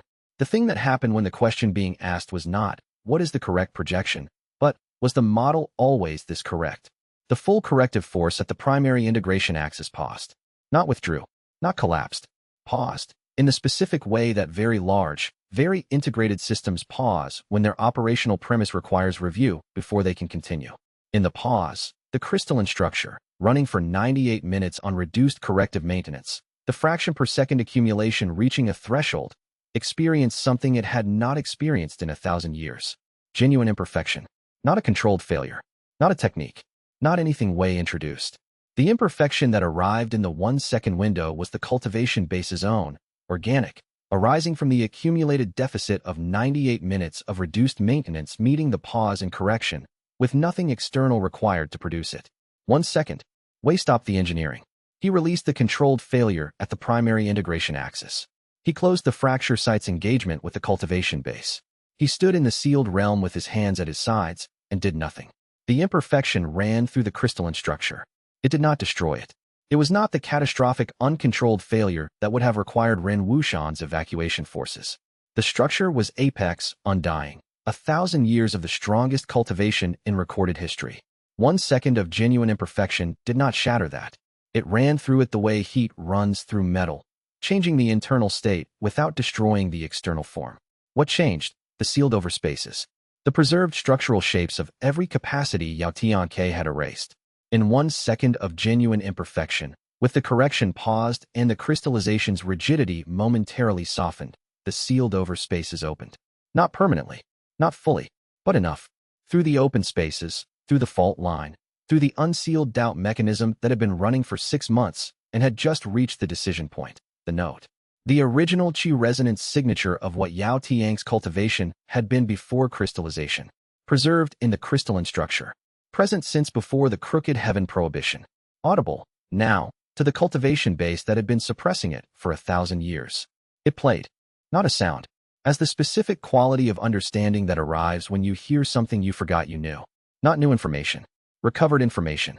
The experience of the cultivation base encountering its own original state. What growth had felt like, what genuine doubt had felt like, what the decision to eliminate all imperfection had cost in the moment it was made, before the mechanism that registered costs was sealed away. 1 second, the correction resumed. The corrective force stabilized. The pause ended and the apex, undying cultivation base returned to its managed state. But the 1 second had run. Wei stood in the realm and felt the quality of the aftermath through his fractured sight. Not damage. The cultivation base was intact. Not improvement. The structure was unchanged. Something that was neither damage nor improvement. The structure had heard the note, and hearing it, it had remembered what the music had been trying to drown out. Yao Tiang's cultivation base, the most precise, the most complete, the most thoroughly integrated in recorded history, was not the same as it had been before the 1 second. Not weaker, not broken, awake to something it had been asleep to for 1,000 years. Wei let out a breath he had been holding for the entirety of the 98th minute. His cultivation base was running at its ceiling. His hands were steady. His fracture sight was clear. He became aware, again, that Xiao Lingwei was beside him, that his hand was holding hers, that it had been holding hers since before he gave the signal to begin. He had not noticed. He noticed now. He said, to the still, perfect, no longer quite as static air of the sealed realm, there. Somewhere at the realm's center, at a depth Wei could read, but not see directly, the purge had stopped. Not completed. Stopped. Something had interrupted it. Wei thought. He felt the 1 second. He thought. He stopped the purge to think about what it meant. He thought, I should give him time. He did not say any of this aloud. There was nothing to say. He stood in the sealed realm with the note still resonating faintly through the fault line and the imperfection resolved, and Xiao Lingwei's hand in his, and all of them present, and all of the last 7 years of his life arriving at the specific quality of completeness that was different from success. He had not made Yao Tianke fail. He had introduced a failure precise enough to make the law of perfect cultivation produce, as its byproduct, 1 second in which Yao Tianke could hear what it was like to be imperfect. He had done exactly what he was designed to do. He said, very quietly, interesting. Chapter 131. What returns at once they waited for 23 minutes in the sealed realm before he came. The realm was different now. Still in the way it had always been still. The perfect qi regulation, the absence of variation. But underneath the stillness, something had changed in the structure. Wei could read it through his fracture sight. The corrective force at the primary integration axis was running at full capacity again. The sealed-over spaces had returned to their closed state. The crystallization was intact. But the resonance at the fault line was different. The note had played. The structure had recorded it. The realm could not pretend it had not happened. At the 23rd minute, Yao Tianke came from the center. Not a projection. Physical presence, which meant something Wei had not seen before, which was Yao Tianke moving through his own sealed realm without the mediation of a qi projection. Apex undying at full manifestation. The realm's static qi field organized itself around him not as a correction, but as an accommodation. He came, and he stood, and he looked at them. His face was not the face Wei had seen in the projection. The projection had carried something approximating expression, the subtle signature of calculation rendered into something face-like. This was the actual expression of a practitioner who had, in the last 23 minutes, experienced the return of something they had not experienced in 1,000 years. The grief was not subtle. It was not hidden. It was present the way grief is present in someone who has been given no time to prepare for it, and has no mechanism for managing it, because the mechanism was the first thing they had removed. Yao Tianke stood in his sealed realm with his grief showing on his face, and did not speak. Wei did not speak. This was the moment. This was the specific moment the outline said he would not say interesting. He knew it before it arrived. He had been practicing not saying it for 23 minutes. He said nothing. No one said anything. The grief did not have a shape that speech could approach. It was the product of 1,000 years of accumulated self-denial reaching the mechanism that would have processed it, all at once, with no buffer and no distribution channel, because the buffer and the distribution channels had been sealed along with everything else. The machinery for handling grief had returned and found 1,000 years of backlog waiting. Wei thought about what it felt like to be handed 1,000 years of grief with no infrastructure for processing it. He thought about what it would feel like to understand, at the same moment the grief arrived, that the decision to avoid this had been the cause of everything you had done for 1,000 years, and that everything you had done for 1,000 years had been a direct consequence of running from something you were now holding in your hands. He watched Yao Tianke stand with it, not collapsing, not breaking, but not managing it either, not the way a practitioner at Apex Undying was supposed to manage everything, simply holding it, the way anyone holds something very heavy when there is nowhere to put it down. Liang Ruoyu moved, not toward Yao. She understood the limits of what a physician could do in a moment like this. She moved to stand at Wei's other side, which was the thing she knew how to do that was available. Tan Beihe did not move. He stood where he had been standing and looked at Yao Tianke with the expression he wore when he was witnessing something that required him to witness it fully. Shen Kabi had opened his journal. His brush was moving. He was not looking at the page. Yao Tianke made a sound that was not language. Not a cry, not a sob. Something that had no category in ordinary human communication because the person making it had not made any sound like it in 1,000 years, and the mechanism for making it was, like everything else, returning all at once. Wei said nothing. This was the hardest thing he had done in a very long time. He was very good at doing things. This required not doing anything, which was a different skill. He stood with Xiao Lingwei's hand still in his, and said nothing. After a while, Yao Tianke said, "I remember." Wei said, "I know." Yao said, "I remember what I decided to stop feeling." Wei said, "Yes. I didn't know how much of it there would be." Wei said, "No, that's the thing about not feeling things. You don't get to know what it adds up to until you start feeling them again." Yao Tianke was quiet for a moment. He said, "This is what you have been doing. This is what your entire method produces. You take the thing that accumulates when you refuse to let yourself fail, and he paused. You let it accumulate until it becomes something useful." Wei said, "Yes." Yao said, "You are very annoying." Wei said, "That's the second time you've said that." Chapter 132. Choosing to leave the sealed realm began to dissolve 40 minutes after Yao Tianke arrived from the center. Not because of any action Wei took. Not because of any decision Yao made. Because the realm's maintenance architecture ran on Yao Tianke's perfect control, and for the 40 minutes of his grief's first return, his control had been engaged with something other than maintaining the realm. Wei had been watching the dissolution begin through his fracture site for approximately 15 of those 40 minutes. He had not mentioned it because mentioning it would have moved Yao's attention from the grief to the logistical problem, which would have been a harm. At the 38th minute, Shun Kabi said quietly to Wei, "The external boundary is degrading." Wei said, equally quietly, "I know. We'll need to leave." "I know." Shun Kabi did not speak again. He continued writing. Wei said, at the 40th minute, to Yao Tianke, "The realm is dissolving." Yao looked around. The perfect chi field had developed a texture that it had not had 20 minutes ago, not quite turbulent, but the beginning of the kind of variance that preceded structural dissolution in sustained chi constructs. Yao said, "Yes, we should leave." Yao looked at the realm. He looked at the center of it, the place where the purge had been running, where the apex, undying cultivation operation had been staged, where 1,000 years of accumulated self-correction had been working toward the excision of everything the 1-second window had returned. He said, "The purge was close to completion." Wei said, "I know. If I had finished it, the doubt mechanism would have been permanently removed." "Yes." Yao said, "I stopped it because I heard the note." Wei said, "Yes." Yao was quiet for a moment. The realm's dissolution was progressing. The boundary at the far edges had thinned to the point where Wei could see the actual landscape of the far western waste through it, the brown rock and the dry scrub and the thin winter light coming in from a sky that had no carefully regulated temperature. Yao Tianke said, "I'm going to let the realm dissolve." Wei said, "All right. This is a decision." He said it with the specific quality of someone noting something for themselves rather than explaining it to a listener. "I am choosing to let it dissolve rather than correcting it. I have not chosen rather than controlled something in," he paused, "in a very long time." Wei said, "I know." Yao looked at him. There was something in the look that was not calculation and not grief, and was something Wei's fracture site read as the thing that comes after both, when both have been processed enough to leave room for something else. Attention. Genuine, unmediated attention, not run through a model. He said, "After you." They walked out of the dissolving realm together, Yao Tianke choosing to walk where Yao Tianke had always previously determined.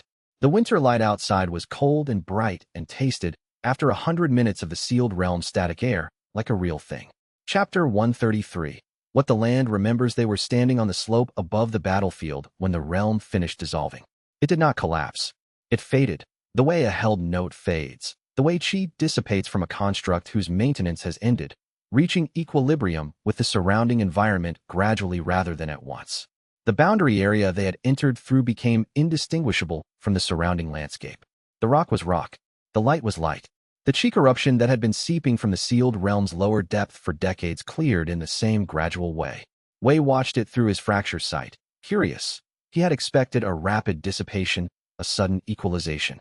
What he observed instead was slower, the corruption withdrawing through the chi field channels like water receding from flooded ground, retreating not because it was being forced out, but because the source had ended and it was finding its natural level. 3 adjacent regions had been agricultural dead zones for as long as anyone present had records. They had been agricultural dead zones because the chi field corruption had made sustained cultivation of the land impossible. The corruption interfered with growth at a fundamental enough level that nothing managed.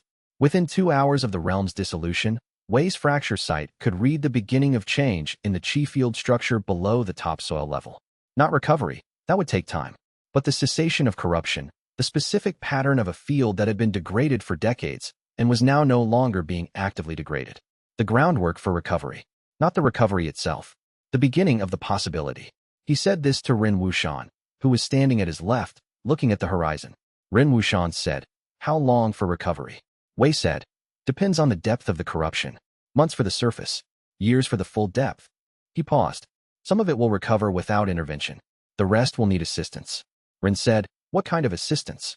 Wei said, "I have 3 compounds in development that should accelerate chi field restoration in corrupted soil. None of them are complete yet." Ren was quiet for a moment. He said, "I have agricultural engineers looking for work now that the Northern Army is demobilizing." Wei said, "Send me their contact information." Ren Wuxian was quiet for a long time, looking at the horizon where the battlefield had been, where the ground was now simply ground again, brown and winter cold and recovering.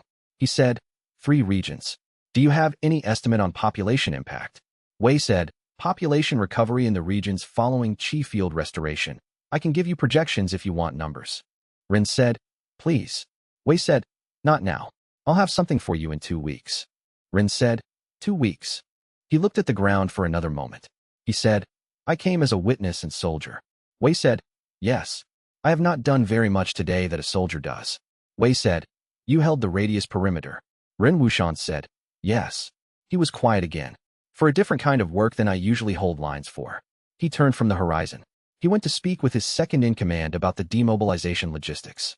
His second-in-command met him with a stack of documents, and Ren took the stack without looking at it, because he knew what it contained, and he walked away from the dissolution site toward the practical work that came after things ended. Wei watched him go. He thought. He came as a witness. He did the thing a witness does. He was present, and what he witnessed happened in front of him, and he is going to carry it. He turned to find Yao Tianke standing behind him. Yao was looking at the landscape, the 3 regions, the winter sky, the particular quality of a chi field in the early hours of its recovery from sustained corruption. He was looking at it the way Wei looked at a production table where something had just been made, with the attention of someone reading the result. He said, "I was not aware the corruption had spread this far." Wei said, "It spread gradually. The realm was old." "Yes." He was quiet. "I should have. The harm was not deliberate." Wei said, "I know. That doesn't mitigate it." Wei said, "No?" Yao Tianke said, "I don't know what the correct response to a harm that was not deliberate but was foreseeable is." Wei said, "I'm not sure there is a single correct response. But starting with I should have seems like the right direction." Yao looked at him. Something in the look had changed since the sealed realm. The ancient quality was still there, the weight of 1,000 years. But the calculative precision that had been in every look before was sharing space with something else. The something else was new enough that it did not yet have a settled quality. He said, "Where do you go from here?" Wei said, "I was going to ask you the same thing." Chapter 134. The last conversation, they spoke for 3 hours. Not the way their conversations had gone before. Not the structured philosophical confrontation, not the negotiation over 30 days, not the formal exchange in the sealed realm. They sat on the slope above the recovery site in the thin winter light, and they talked the way Wei talked when there was nothing to prove, following the thread wherever it went, correcting each other when the reasoning was imprecise, agreeing where the evidence required agreement. Yao Tianke talked about the first 100 years of his cultivation, not the perfect path version, the real version, the one Shinkabi had been alive for. The years when he had still been capable of being wrong, when the fractured Tao had not yet been his enemy, because he had not yet decided it was. Wei talked about the residue in a vial that had smelled like something he couldn't identify for 3 years, and about a paper with someone else's handwriting on it, and about a village ritual that Liang Ryu had remembered from childhood that had been using controlled failure compounds as offering materials for generations before anyone called it fractured Tao. They talked about the village ritual for a long time. Yao Tianke had not known about it. He had spent 1,000 years eliminating every source of controlled failure he could find and had not found this one because it had not been in any classification system or any record he had access to. Someone had been keeping the practice alive in a village far enough from the cultivation world that the syndicate's attention had never reached it. Yao said, "Someone designed that compound." Wei said, "Yes. Before me. Before my prohibition. Before the first assessor. Before any of the records I've been able to find." Yao said, "I spent 1,000 years believing I was eliminating a threat. There were people who carried it who never knew they were carrying it." Wei said, "Yes." There was a long pause. Yao said, "What are you going to do?" Wei said, "Document the fractured Tao as completely as I can. Everything I know and everything Shun KB knows and everything that can be recovered from what was suppressed. And establish an institution where cultivators who advance through controlled failure can study and practice without being erased." Yao said, "A school. An academy. The Academy of Crooked Heaven." Yao was quiet for a moment. He said, "You will not let me study there." Wei looked at him. He thought about a 1,000-year-old practitioner who had spent a millennium as the reason the fractured Tao was suppressed. He thought about the grief that had been on Yao's face in the sealed realm, and about the purge that had not been completed, and about the doubt mechanism running its full backlog, and about what a practitioner at Apex Undying could contribute to the study of controlled failure if they actually wanted to understand it. He thought about what it would mean to have the person who created the Crooked Heaven prohibition become a student of the practice it prohibited. He said, "You may apply." Yao Tianke was still. Wei said, "The wait list is currently empty. The institution doesn't exist yet. When it does, the admission process will involve a demonstration of genuine engagement with controlled failure methodology. You'll need to show your work." Yao said, "I have 1,000 years of cultivation that was designed to produce perfect outcomes." Wei said, "Then you'll need to learn a different approach." Yao Tianke looked at him with the expression that Wei's fracture sight read as the specific quality of someone encountering a challenge that would take a very long time and finding, for the first time in a very long time, that this was not a problem. He said, "I will consider it." Wei said, "Take your time." Yao Tianke rose. He stood for a moment looking at the recovery ground below, where the chi field was beginning its slow return to what it had been before corruption. He stood with the specific quality of someone who is about to go somewhere and knows it, and is spending the moment before going correctly. He said, "Wei Zhenfang." Wei said, "Yes. I owe you an acknowledgement that I was wrong." Wei said, "I know. That's not the same as receiving it." Wei said, "True." He paused. "Then, I receive it." Yao Tianke inclined his head. A small movement, precise, with the weight of someone who had not performed that gesture in a very long time and was doing it deliberately. He left. Not the way the projection had left, not dissolving, not withdrawing. He walked down the slope, across the landscape, into the distance at the unhurried pace of someone who is going somewhere specific and is not in a hurry to get there. Chapter 135. What comes after ending the academy took 8 months to build. Not because the construction was slow, Xiao Lingwei's formation work was efficient, and the site she had selected in the mountains above Goldwater City had the kind of naturally imperfect geological foundation that she described as exactly what formation work should have to negotiate with. The 8 months were because Wei refused to rush it. He said, when Tan Beha asked about the timeline, "A building that was constructed in a hurry carries the shortcuts in its structure. This one will be deliberate." Tan Beha said, 8 months is not that deliberate." Wei said, "I have students waiting." He did, in fact, have students waiting. The list had begun accumulating 4 months before the building existed, after Grand Assessor Fong Delin formally inscribed the fractured Tao as a recognized cultivation discipline, and the announcement reached the parts of the cultivation world where practitioners had been working in isolation for years, certain that the thing they were doing was dangerous, but unable to stop doing it, because it was also the thing that worked. Xiao Lingwei was the first person Wei asked. He asked her on the 3rd morning after the sealed realm's dissolution, at the compound table in the forward post that had been their base for 7 months, while they were both having tea. He said, "I want you to be the Academy's founding formation master." She said, "I know." He said, "You knew before I asked." Liang Ryu did not join the Academy directly. She returned to medicine, to the region where her clinic had been, to the patients who had found other arrangements and found that the other arrangements were not what her clinic had been. The academy funded the clinic's reopening without announcement. The funding appeared as an administrative allocation in the academy's budget and was processed by the administration that Madame Voss-Qinglan had helped Wei design with the specific efficiency of someone who has spent 40 years running a continental organization. Pei Zhonghan came to Wei 3 weeks before the academy's opening. He had been working, for the 8 months since the sealed realm, with a cultivation consultant that Liang Ryu had identified, a practitioner who specialized in disrupted meridian pathways and had spent decades mapping how disrupted pathways found new routes. The consultant had confirmed what Liang Ryu's letter had suggested. Pei Zhonghan's disrupted cultivation architecture was following channels that had no precedent in the standard cultivation classifications, but which had significant overlap with the recovery patterns documented in the earliest research on fractured Dao cultivation.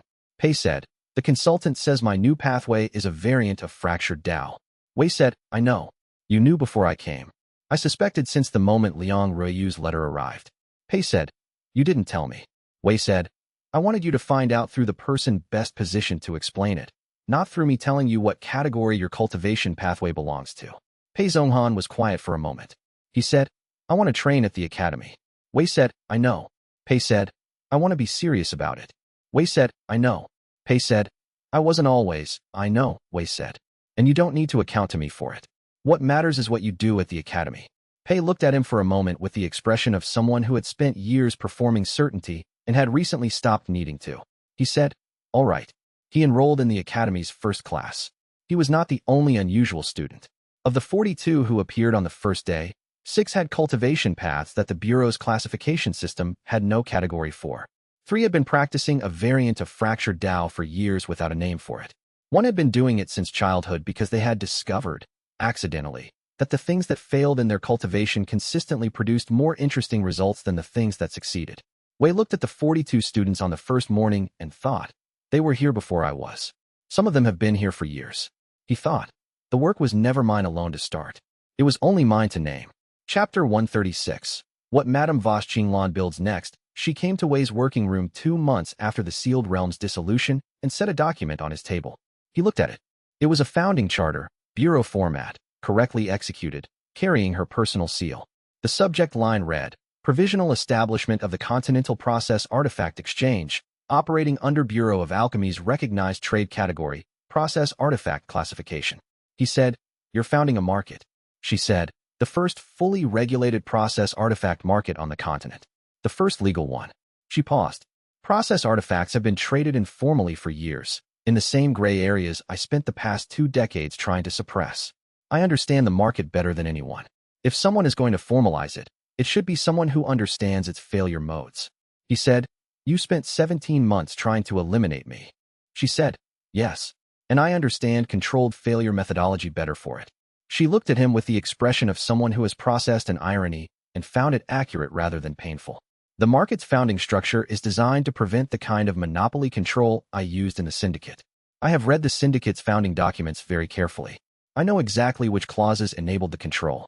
None of them will appear in this charter." He said, "You're building it to be robust against yourself." She said, "I'm the most likely person to attempt to abuse it.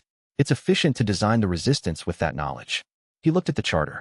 The drafting was precise, the kind of precision that came from 40 years of administrative expertise applied to the problem of its own prevention. He said, "What do you need from me?" She said, "A founding advisor's signature. The Bureau requires at least 2 founding advisors for a new trade category. Fong Delan is the other." Wei signed. She picked up the charter. She said, "I've also hired Shinkabi to write the market's founding text." Wei looked up. Not a legal document. A historical one. The account of how process artifacts came to be a recognized category. What they are, where they came from, why they were suppressed, what it took to bring them back. She paused. "He will write it as he has always written things. Accurately, including the parts that are unflattering to me." Wei said, "Why?"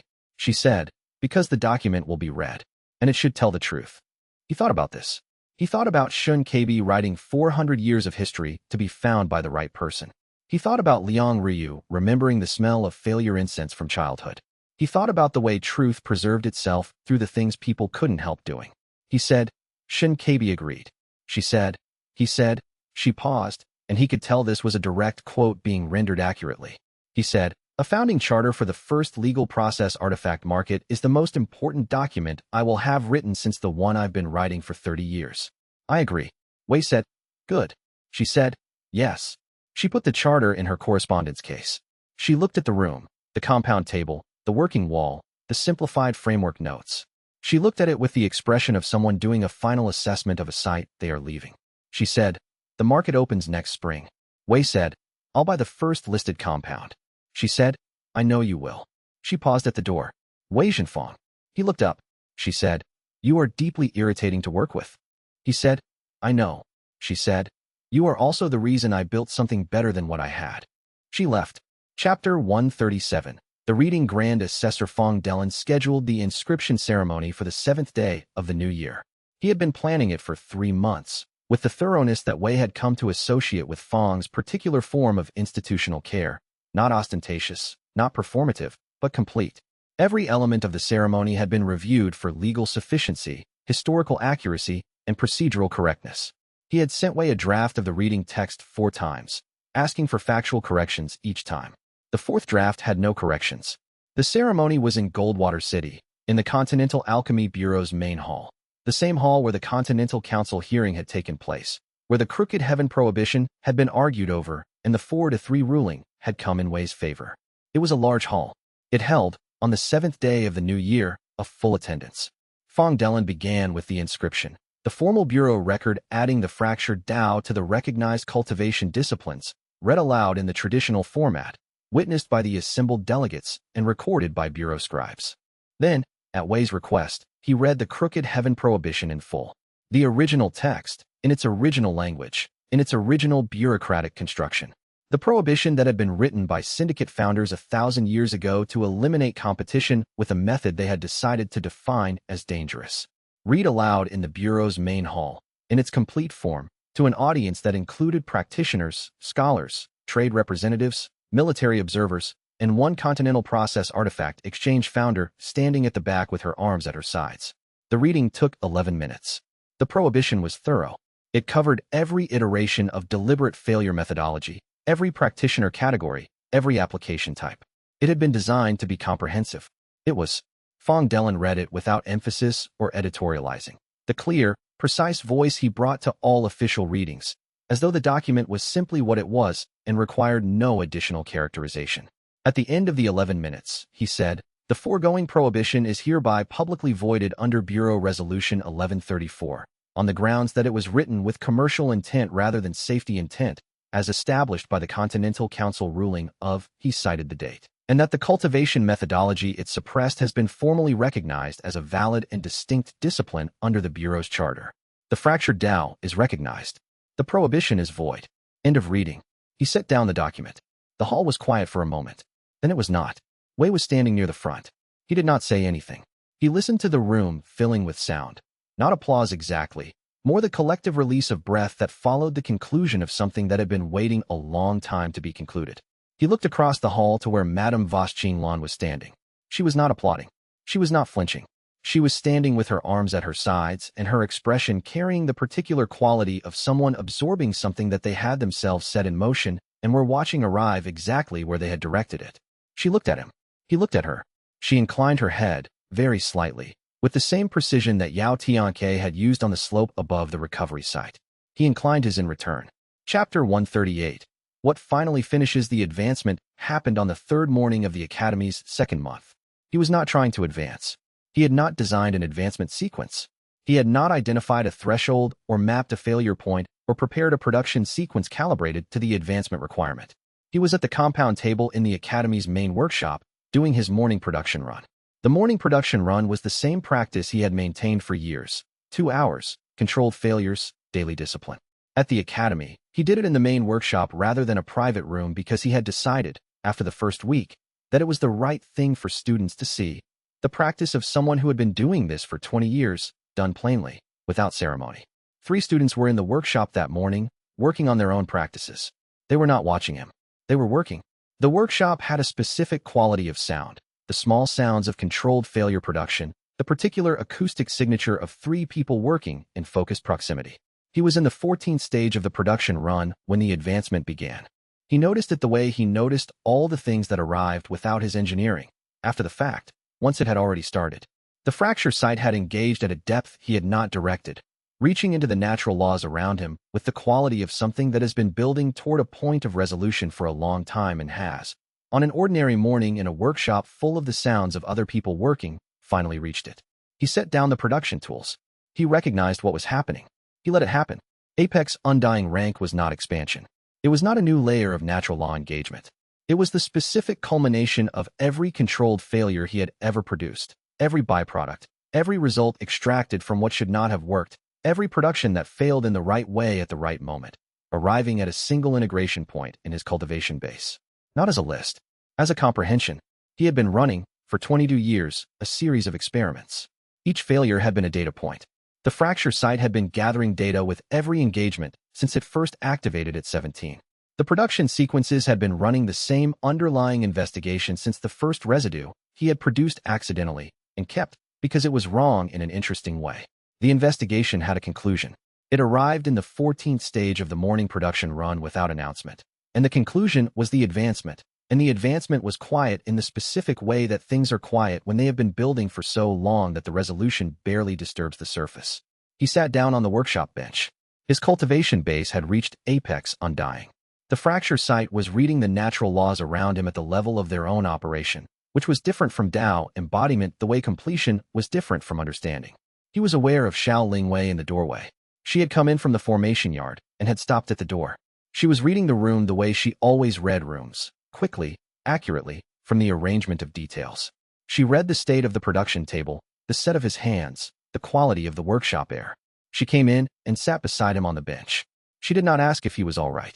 She did not say anything. She sat beside him with a specific quality of presence that was different from all other forms of presence, which Wei had understood the theoretical basis of for over a year and had not fully processed the practice of. He said, "It feels like finishing a calculation." She said, "A 22-year calculation." Yes. He looked at the production table. The 14th stage was still staged, the vessel waiting. "I should finish the run." She said, "The run will keep." He said, "I know, but I want to finish it."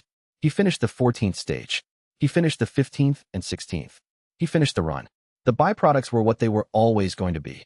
3 compounds, 2 of which had known applications, and 1 of which was new. He looked at the new one. He said, "Interesting." Xiao Lingwei said, beside him, "Tell me." He told her. She listened with the attention she brought to everything that warranted it, which was most things. At the end, she said, "That has applications in the formation field I've been developing." He said, "I know." She said, "You knew before you told me." He said, "I suspected. You confirmed it." She looked at him. He looked at her.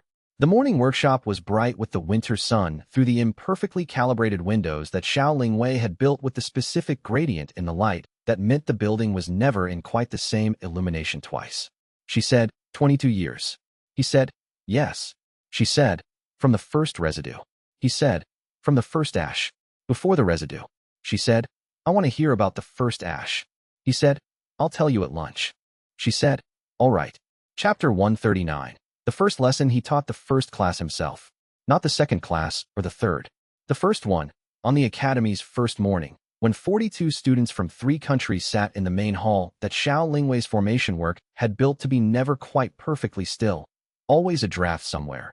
Always the slight gradient in the light. Always one formation layer calibrated to be a fraction below the stable threshold so that the building itself was always in a condition of managed imperfection.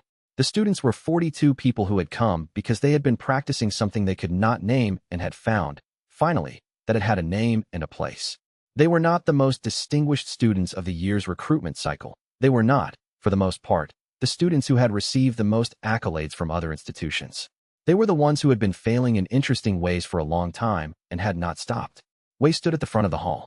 He said, "Before we discuss success, show me your most interesting failure." The hall was quiet for a moment. Then a hand went up. Then another.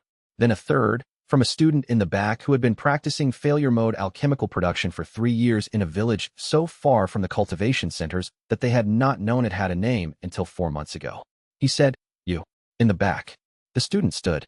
She said, "I tried to produce a stability compound for 6 months and kept producing an instability compound instead. Every time I corrected for one variable, a different one produced the failure. I thought I was doing everything wrong." Wei said, "What did the instability compound do?" She said, "I didn't know for a long time. Eventually I tested it. It disrupts calcified qi formations in healing. Things that are too stuck to move. The instability breaks the calcification without disrupting the surrounding structure." Wei said, "You invented a compound that no one has produced before. You invented it by failing to produce something else." He looked at her. "What does that suggest to you?" She said, "That I was trying to make the wrong thing." Wei said, "What were you actually trying to make?" She was quiet for a moment. She said, "I was trying to make the thing that needed making." Wei said, "Yes." He looked at the 42 students. Pei Zhonghan was in the third row.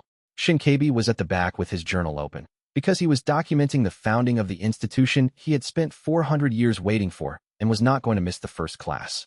Fang Delin had sent a formal letter of congratulation, which was displayed on the hall's east wall.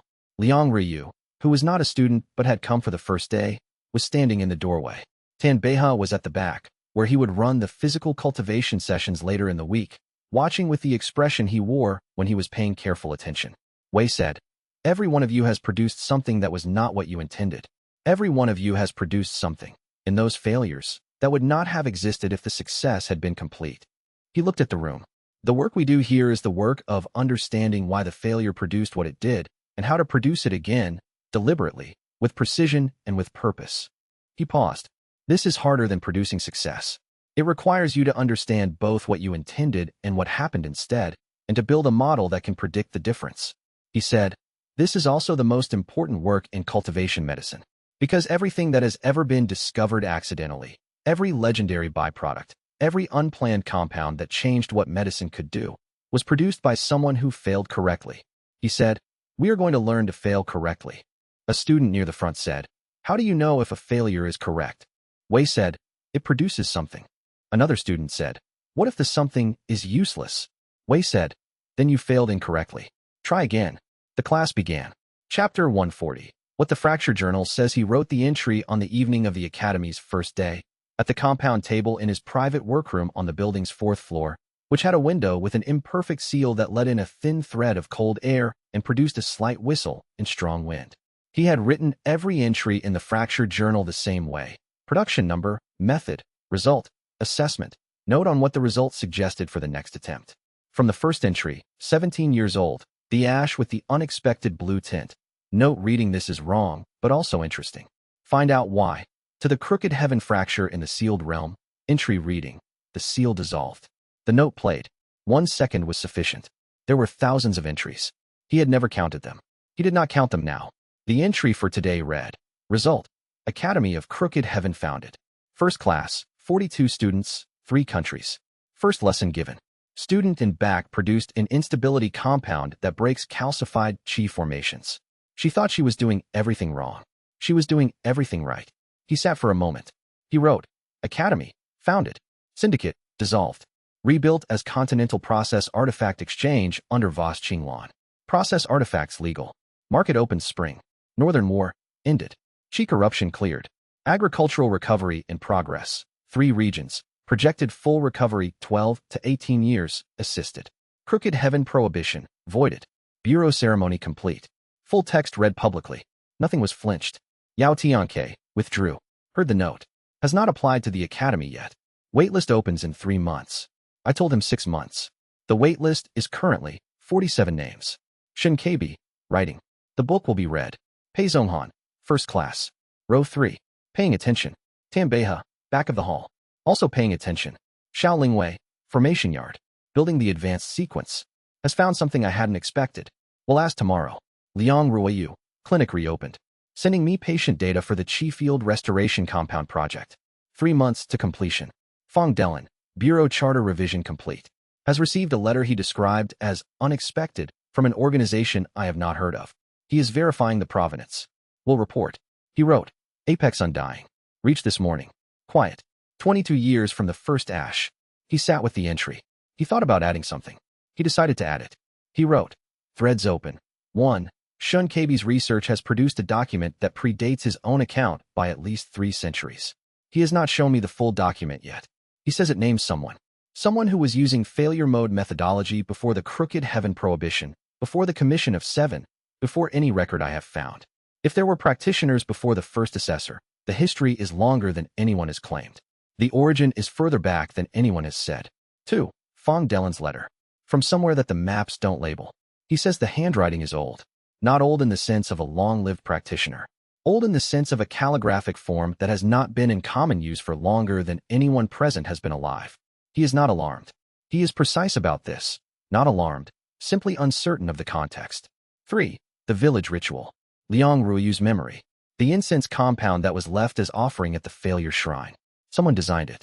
Someone carried the practice far enough from the cultivation world that 1,000 years of suppression never found it. How far back does the practice go? Who taught the person who carried it? Where did the village ritual come from before the village had a record of it? He wrote, "The work was never mine alone to start. It was only mine to name. There were others before me. There may be others still." He set down the brush. He sat for a while. The thread of cold air from the window's imperfect seal moved across the back of his hand, and the candle on the table bent slightly in it. And the room was warm with the specific warmth of a building that had been lived in for the first day of what would be a long time. He thought about 17, an ash with a blue tint, and a note that said, "This is wrong but also interesting. Find out why." He had been finding out why for 22 years. He closed the fracture journal. He opened it again. He wrote, on the line below the thread entries, at the very bottom of the page, "Interesting." He closed it. He went to find Xiao Lingwei.